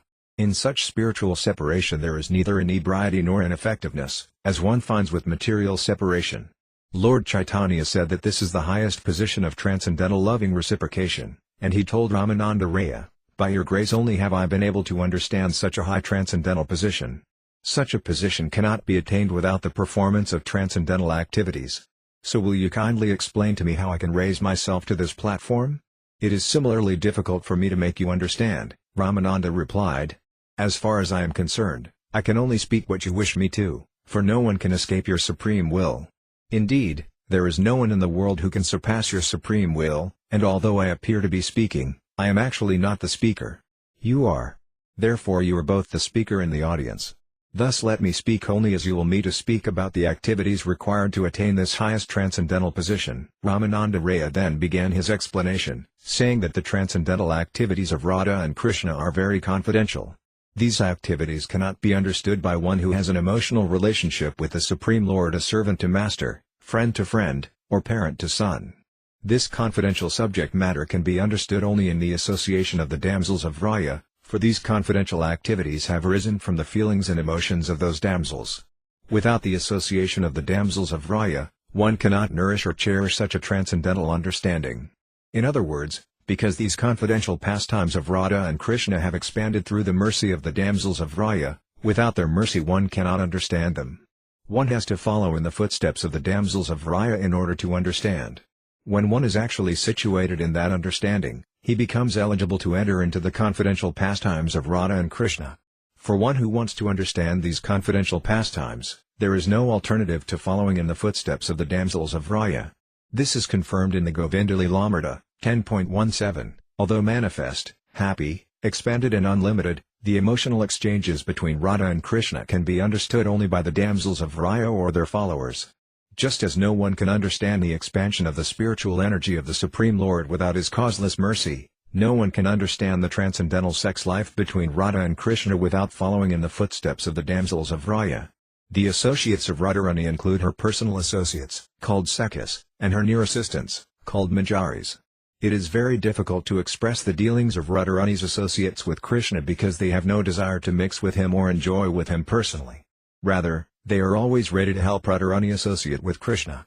Their affection for Krishna and Radharani is so pure that they are simply satisfied when Radha and Krishna are together. Indeed, their transcendental pleasure is in seeing Radha and Krishna united. The actual form of Radharani is just like a creeper embracing the tree of Krishna, and the damsels of Raya, the associates of Radharani, are just like the leaves and flowers of that creeper. When a creeper embraces a tree, the leaves and flowers of the creeper automatically embrace it. The Govinda Lilamrita, 10.16, describes the pleasure of Radharani's associates as follows: Radharani, the expansion of the pleasure potency of Krishna, is compared to a creeper, and her associates, the damsels of Raya, are compared to the flowers and leaves of that creeper. When Radharani and Krishna enjoy themselves, the damsels of Raya relish the pleasure more than Radharani herself. Although the associates of Radharani do not expect any personal attention from Krishna, Radharani is so pleased with them that she arranges individual meetings between Krishna and the damsels of Raya. Indeed, Radharani tries to unite her associates with Krishna by many transcendental maneuvers, and she takes more pleasure in these meetings than in her own meetings with them. When Krishna sees that both Radharani and her associates are pleased by his association, he becomes more satisfied. Such loving reciprocation has nothing to do with material lust, although it resembles the material union between man and woman.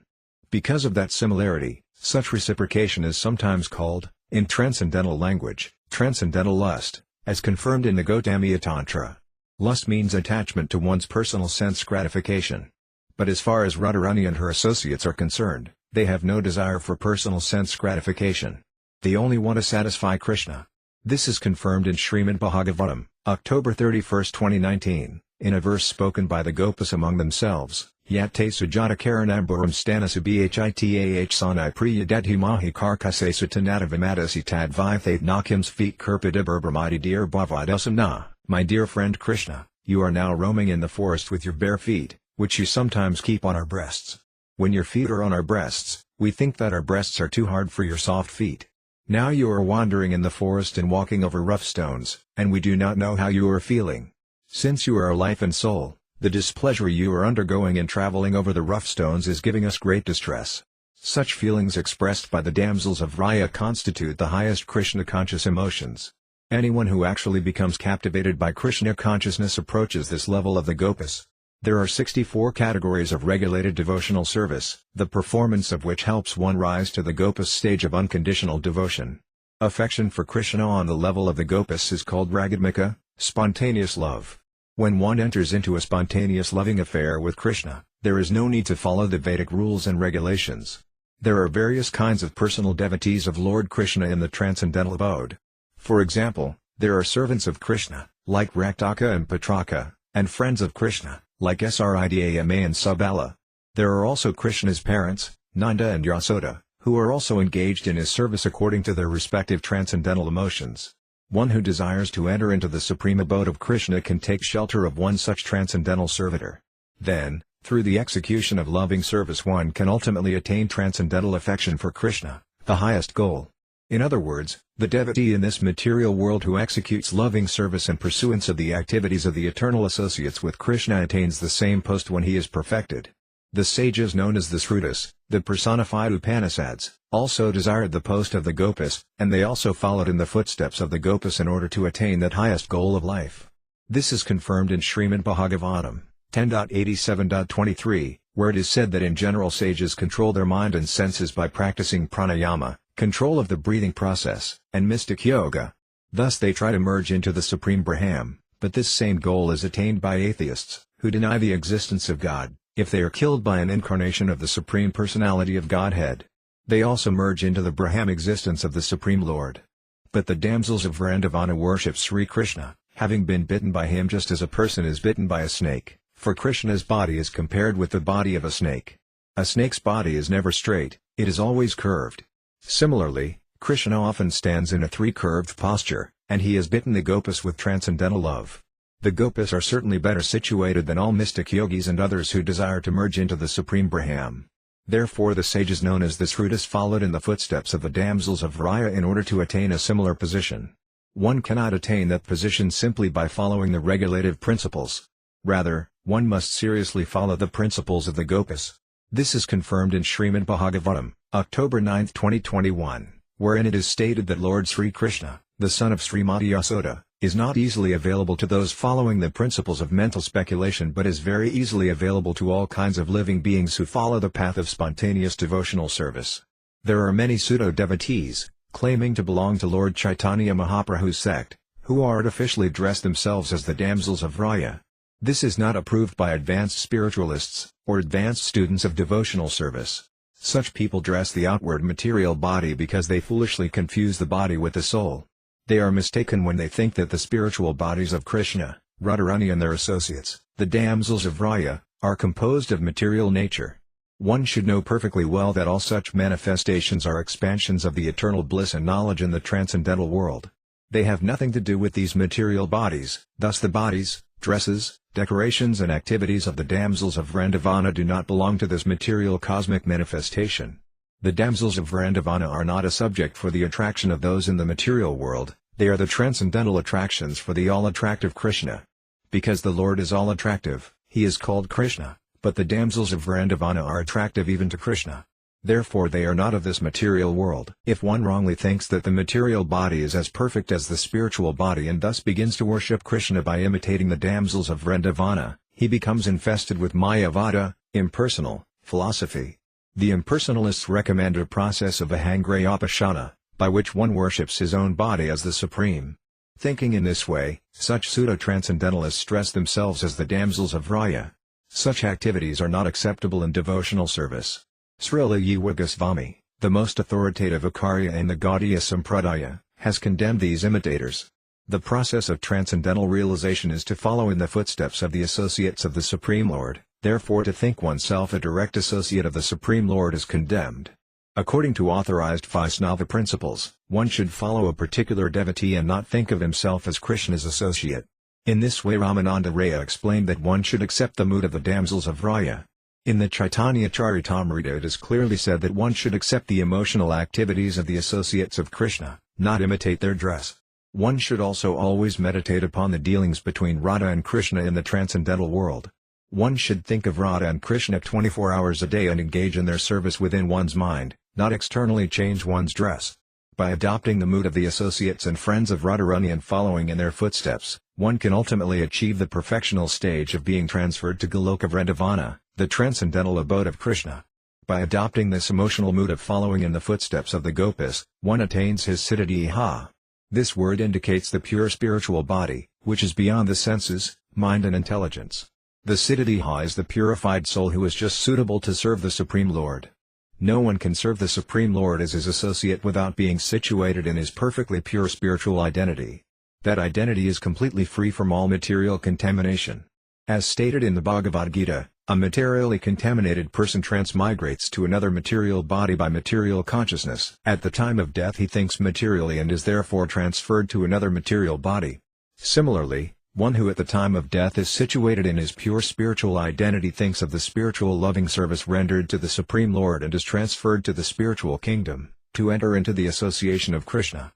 In other words, the qualification for being transferred to the spiritual kingdom at the time of death is to think, in one's spiritual identity, of Krishna and his associates. No one can contemplate the activities of the spiritual kingdom without being situated in his pure, spiritual identity, siddhi. Thus Ramananda Raya said that without attaining one's siddhi one can neither become an associate of the damsels of Raya nor render service directly to the personality of Godhead, Krishna, and his eternal consort, Radharani. In this regard, Ramananda quoted a nice verse from Srimad Bhagavatam, 10.47.60, Nayam Sriyanga Unitanda Rate Prasadasvaryosaitam Nalina Ganda Rukam Kudo Nyarasat Save Sayabujadanda Grahita Kantol Abdasasam Yudagant Vraya Valabhinam. Neither the goddess of fortune, Lakshmi, nor the damsels of the heavenly kingdom can attain the facilities of the damsels of Rajabhumi, and what to speak of others. Lord Caitanya was very satisfied to hear these statements from Ramananda Raya, and he embraced him. Then both of them began to cry in the ecstasy of transcendental realization. Thus the Lord and Ramananda Raya discussed the transcendental pastimes of Radha and Krishna throughout the night, and in the morning they separated. Ramananda left to go to his place, and the Lord went to take his bath. At the time of separation, Ramananda fell at the feet of Lord Caitanya and prayed, "My dear Lord, you have come just to deliver me from this mire of nescience. Therefore I request that you remain here for at least 10 days to purify my mind of material contamination. There is no one else who can deliver such transcendental love of God." The Lord replied, "I have come to you to purify myself by hearing from you the transcendental pastimes of Radha and Krishna. I am so fortunate, for you are the only teacher of such transcendental pastimes. I can find no one else in the world who has realized the transcendental loving reciprocation between Radha and Krishna. You are asking me to stay here for 10 days, but I wish to remain with you for the rest of my life. Please come to Jagannath Puri, my headquarters, and we will remain together for the rest of our lives. Thus I can pass my remaining days in understanding Krishna and Radha by your association." Library Teachings of Lord Caitanya Chapter 32 Conclusion. The next day Sriman Ramananda Raya again came to see the Lord in the evening, and there were further discourses on transcendental subject matter. What is the highest standard of education? Lord Caitanya began his inquiry, and Ramananda Raya immediately replied that the highest standard of education is knowledge of the science of Krishna. The standard of material education is sense gratification, but the highest standard of spiritual education is knowledge of the science of Krishna. Srimad Bhagavatam, April 29, 1949, states, that work which pleases the Supreme Personality of Godhead is the highest work, and that science or knowledge which places one in full Krishna consciousness is the highest knowledge. Similarly, Prahlada Maharaja, while instructing his childhood friends at school, stated that hearing of the Lord, chanting about him, remembering him, worshipping him, praying to him, serving him, making friends with him and offering everything to him constitute the highest spiritual knowledge. Then Lord Caitanya asked Ramananda Raya, "What is the greatest reputation one can have?" Ramananda immediately replied that a person reputed to be Krishna conscious should be considered the most famous man in the world. One who is famous as a Krishna conscious man has eternal fame. In the material world, Everyone is striving for three things: he wants his name to be perpetuated, he wants his fame to be broadcast all over the world, and he wants some profit from his material activities. But no one knows that all this material name, fame and profit belong to the temporary material body, and that as soon as the body is finished, all name, fame and profit are finished also. It is only due to ignorance that everyone is striving after the name, fame and profit connected with the body. But actually it is deplorable to become famous on the basis of the body, or to become known as a man of spiritually developed consciousness without knowing the Supreme Spirit, Vishnu. Real fame belongs to one who attains Krishna consciousness in this very life. According to Srimad Bhagavatam, June 3, 2020-21, there are 12 authorities, and they are all famous because they were all great devotees of the Lord. These authorities are Brahma, Narada, Lord Shiva, Manu, Kapila, Prahlada, Janaka, Bhisma, Sukadeva Goswami, Bali, Yamaraja and the Kumaras. These personalities are still remembered because they were all great stalwart devotees of the Lord. In the Garuda Purana it is said that in the age of Kali it is very rare to find a famous devotee of the Supreme Lord, a position better than that of such demigods as Brahma or Lord Shiva. Concerning talks between Narada and Pundarika, Yudhishthira said, "He is most famous and can deliver all others who, after many, many births, comes to understand that he is the servant of Vasudeva." Similarly, in the Bhagavad Gita, 7.19, Krishna tells Arjuna, "Bahunam janmanamanti jnanavanmaya prapadyate Vasudeva sarvamiti isa mahatmasu durlabha." After many births and deaths, he who is actually in knowledge surrenders unto me, knowing me to be the cause of all causes and all that is. Such a great soul is very rare. In the Adi Purana it is said that liberation and transcendental life follow all the devotees of God. In the Brihadaradiya Purana it is stated that even personalities like Brahma and the other demigods do not know the value of a devotee of the Supreme Personality of Godhead. The Garuda Purana points out that out of many thousands of Brahmanas the one who is expert in performing sacrifices is famous, out of thousands of such expert Brahmanas the one who is expert in the knowledge of the Vedanta Sutra is more famous, and out of many, many thousands of such Vedantists the one who is a devotee of Lord Vishnu is most famous. There are many devotees of Vishnu, and out of them, he who is unflinching in his devotion is most famous and is eligible to enter into the kingdom of God. In Srimad Bhagavatam, 3.13.4, it is also stated that there are many famous students of the Vedas, but that one who is always thinking of the Supreme Personality of Godhead within his heart is the best student of all. In the Narayana Vyuhastava prayers it is said that if the great Brahma is not a devotee of the Lord he is most insignificant, whereas if a microbe is a devotee of the Lord he is most famous. Lord Caitanya next asked Ramananda Raya, "Who possesses the most valuable thing in the world?" Ramananda Raya replied that he who is love for Radha Krishna possesses the most valuable jewel and the greatest riches. One who is addicted to material sense gratification or material wealth is not really wealthy. When one comes to the spiritual platform of Krishna consciousness, he can understand that there are no riches more valuable than love of Radha Krishna. It is recorded in Srimad Bhagavatam that Maharaja Dhruva sought out the Supreme Lord because he wanted to get some land, but that when he finally saw Krishna he said, "I am so pleased, I don't want anything." In the Bhagavad Gita it is also stated that if one takes shelter of the Supreme Personality of Godhead, or in other words is elevated to the supreme state of love of Godhead, he has nothing more to aspire to. Although such devotees can attain whatever they desire from the Lord, they do not ask anything from him. When Lord Chaitanya asked Ramananda Raya what is the most painful experience in human society, Ramananda Raya replied that separation from the pure devotee is the most painful experience. In other words, when there is no devotee of the Lord present, there is great suffering in society, and association with other people becomes painful. In Srimad Bhagavatam, 3.30.6-7, it is stated that if one who is bereft of the association of a pure devotee tries to become happy through society, friendship and love devoid of Krishna consciousness, he is to be considered in the most distressed condition. In the Brihad Bhagavatamrita, January 5, 1954, it is stated that the association of a pure devotee is more desirable than life itself and that in separation from him one cannot pass even a second happily. Lord Chaitanya then asked Ramananda Raya, out of many so-called liberated souls, who is actually liberated? Ramananda replied that one who is completely saturated with devotional love for Radha and Krishna is to be considered the best of all liberated persons.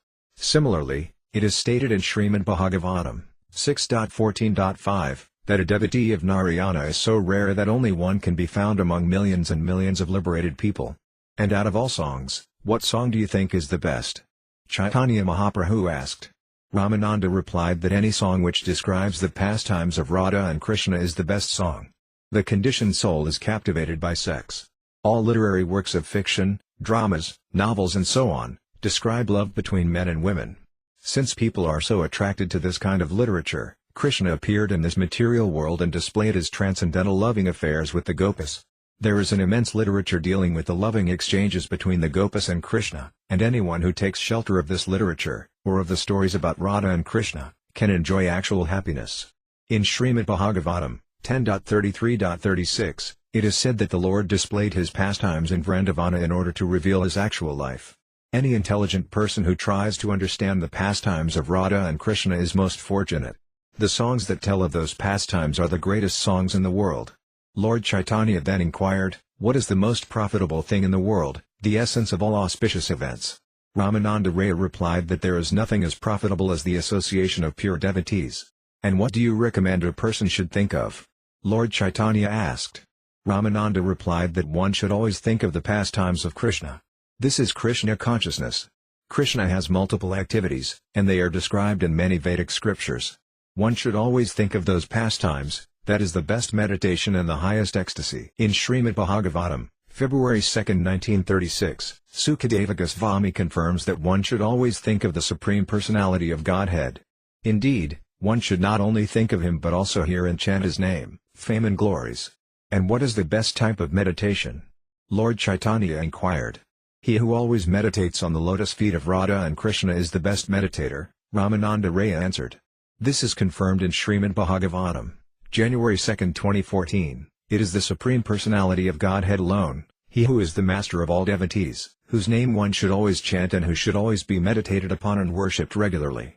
Where should a person live, giving up all other places? Lord Caitanya next inquired. Ramananda replied that one should give up all other places and live in Vrindavana, where Lord Krishna had so many pastimes. In Srimad Bhagavatam 10.47.61, Uddhava says that it is best to live in Vrindavana, even as a plant or creeper. It was in Vrindavana that the Supreme Lord lived, and it was there that the Gopas worshipped him, the ultimate goal of all Vedic knowledge. And what is the best subject to hear of? Caitanya Mahaprabhu next asked. The pastimes of Radha and Krishna, Ramananda replied. Actually, when the pastimes of Radha and Krishna are heard from the right source, one at once attains liberation. Unfortunately, sometimes people are misguided because they do not hear these pastimes from a realized soul. It is stated in Srimad Bhagavatam 10.33.39, that one who hears the pastimes of Krishna with the Gopas will attain the highest platform of devotional service and be freed from material lust, which overwhelms everyone's heart in the material world. In other words, the actual result of hearing the pastimes of Radha and Krishna is to get rid of all material lust. One who does not become freed from material lust in this way should not indulge in hearing of the pastimes of Radha and Krishna. Unless we hear from the right source, we will misinterpret the pastimes of Radha and Krishna and think they are ordinary affairs between a man and a woman. In this way we shall be misguided. Who is the most worshipable deity? Caitanya Mahaprabhu next inquired. Ramananda Raya immediately replied that the transcendental couple, Sri Radha and Krishna, is the ultimate object of worship. There are many worshipable objects. For example, the impersonalists worship the Brahmajyoti, but by such worship one becomes bereft of life's symptoms and becomes just like a tree or other non-moving living entity. Those who worship the so-called void also attain such results. Those who are after material enjoyment, Bhukshi, worship the demigods and achieve their planets and thus enjoy material happiness. Lord Caitanya next inquired about those who are after material happiness and those who are after liberation from material bondage. Where do they ultimately go? He asked. Ramananda Raya replied that those who aspire for liberation ultimately turn into trees, and that the others attain the heavenly planets, where they enjoy material happiness. Ramananda Raya went on to say that those who have no taste for Krishna consciousness or spiritual life are just like crows who take pleasure in eating the bitter nimba fruit. It is the poetic cuckoo that eats the buds of the mango tree. The unfortunate transcendentalists simply speculate on dry philosophy, whereas the transcendentalists who are in love with Radha and Krishna are just like cuckoos enjoying the buds of the mango tree of love of Godhead. Thus those who are devotees of Radha and Krishna are most fortunate. The bitter nimba fruit is not at all eatable, it is simply full of dry speculation and is fit only for crow-like philosophers. Mango buds, however, are very relishable, and those in the devotional service of Radha and Krishna enjoy them. Thus Ramananda Raya and Caitanya Mahaprabhu talked for the entire night. They sometimes danced, sometimes sang and sometimes cried. After they had passed the night in this way, At dawn Ramananda Raya returned to his place. The next evening he returned to see Caitanya Mahaprabhu. After discussing Krishna for some time, Ramananda Raya fell at the feet of the Lord and said, "My dear Lord, you are so kind to me that you have taught me about the science of Krishna, the science of Radharani, the science of their loving affairs, the science of their rasa dance and the science of their pastimes. I never thought that I should be able to speak on these subject matters.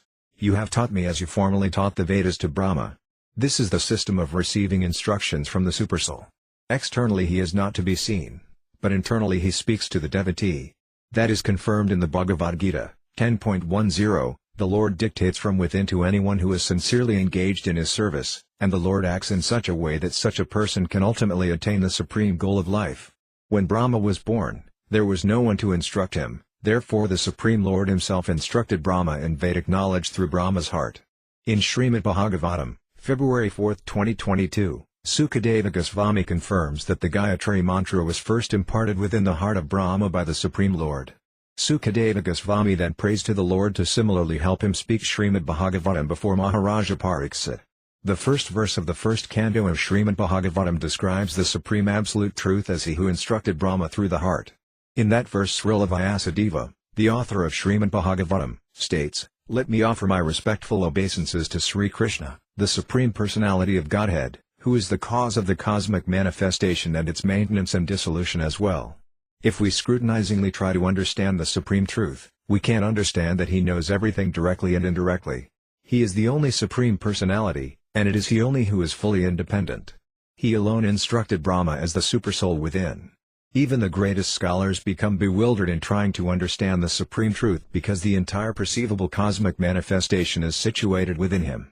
This material manifestation, a byproduct of fire, water, air and earth, only appears to be factual. It is in Him alone that the spiritual and material manifestations, as well as the living entities, rest. Therefore He is the Supreme Truth. Ramananda Raya continued speaking to Lord Caitanya, "First I saw you as a sannyasi, and then I saw you as a cowherd boy. Now I see before you a golden doll, and due to its presence your complexion has become golden. Yet I also see you as a dark-complexioned cowherd boy. Will you kindly explain why I am seeing you in this way? Please tell me without reservation." It is the nature of highly elevated devotees to see Krishna in everything, Lord Caitanya replied. Whenever they see anything, they do not see the form of that particular thing. They see Krishna. This is confirmed in Srimad Bhagavatam, November 2, 1945, Sarvabhutsuya Pasid Bhagavad Bhavamatmanabhutani Bhagavati Atmani Asa Bhagavatatama. One who is highly elevated in devotional service sees the Supersoul, Krishna, who is the soul of all individual souls. A similar passage is found in the 10th canto, 10.35.9, where it is stated that when Krishna came before the creepers, plants and trees of Vrindavana, which were laden with flowers and fruits, because he was the soul of their soul, they all bent down in the ecstasy of love for him and became thorny.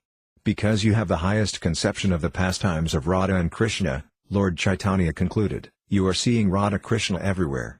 Ramananda Raya replied, "Sir, I request that you not try to hide yourself. I understand that you have accepted the complexion and mode of thinking of Srimati Radharani and that you are trying to understand yourself from her viewpoint. You have advented yourself to take this point of view. Although you have incarnated mainly to understand your own self, you are at the same time distributing love of Krishna to the world. Now you have personally come here to deliver me. I request you not to try to deceive me. It is not good for you." Being very satisfied, Lord Caitanya smiled and showed Ramananda Raya his real form as the combination of Sri Radha and Krishna, a form he had never before shown anyone else. Thus Lord Caitanya was Sri Krishna himself with the external features of Srimati Radharani. His transcendental ability to become two and then to become one again was revealed to Ramananda Raya. Those who are fortunate enough to understand Lord Caitanya as well as the pastimes of Radha and Krishna in Vrindavana are able, by the mercy of Sri Rupa Goswami, to know the real identity of Sri Krishna Chaitanya Mahaprabhu. Upon seeing this unique feature of Lord Caitanya, Ramananda Raya fainted and fell to the floor. Lord Caitanya then touched him, and he came to his senses. Ramananda Raya was surprised to see Lord Caitanya in his mendicant dress again. Lord Caitanya embraced him and pacified him and said that Ramananda was the only one to have seen this form. Because you have understood the purpose of my incarnation, you are privileged to have seen this particular feature of my personality, the Lord said. My dear Ramananda, I am not a different person with a fair complexion, a Gaura Purusa. I am the self-same Krishna, the son of Maharaja Nanda, and due to contact with the body of Srimati Radharani I have now assumed this form. Srimati Radharani does not touch anyone but Krishna, therefore she has influenced me with her complexion, mind and words. In this way I am just trying to understand the transcendental flavor of her relationship with Krishna. The fact is that both Krishna and Lord Chaitanya are the original personality of Godhead. Therefore no one should try to separate Lord Chaitanya from Sri Krishna. In his form of Sri Krishna, he is the supreme enjoyer, and in his form of Lord Chaitanya, he is the supreme enjoyed. No one can be more super excellently attractive than Sri Krishna, and no one but Sri Krishna can enjoy the supreme form of devotion, Srimati Radharani. All Vishnu forms but Sri Krishna lack this ability. In Caitanya Charitamrita, Adi Lila 4.82, it is said that Srimati Radharani is the only personality who can infuse Govinda with transcendental pleasure.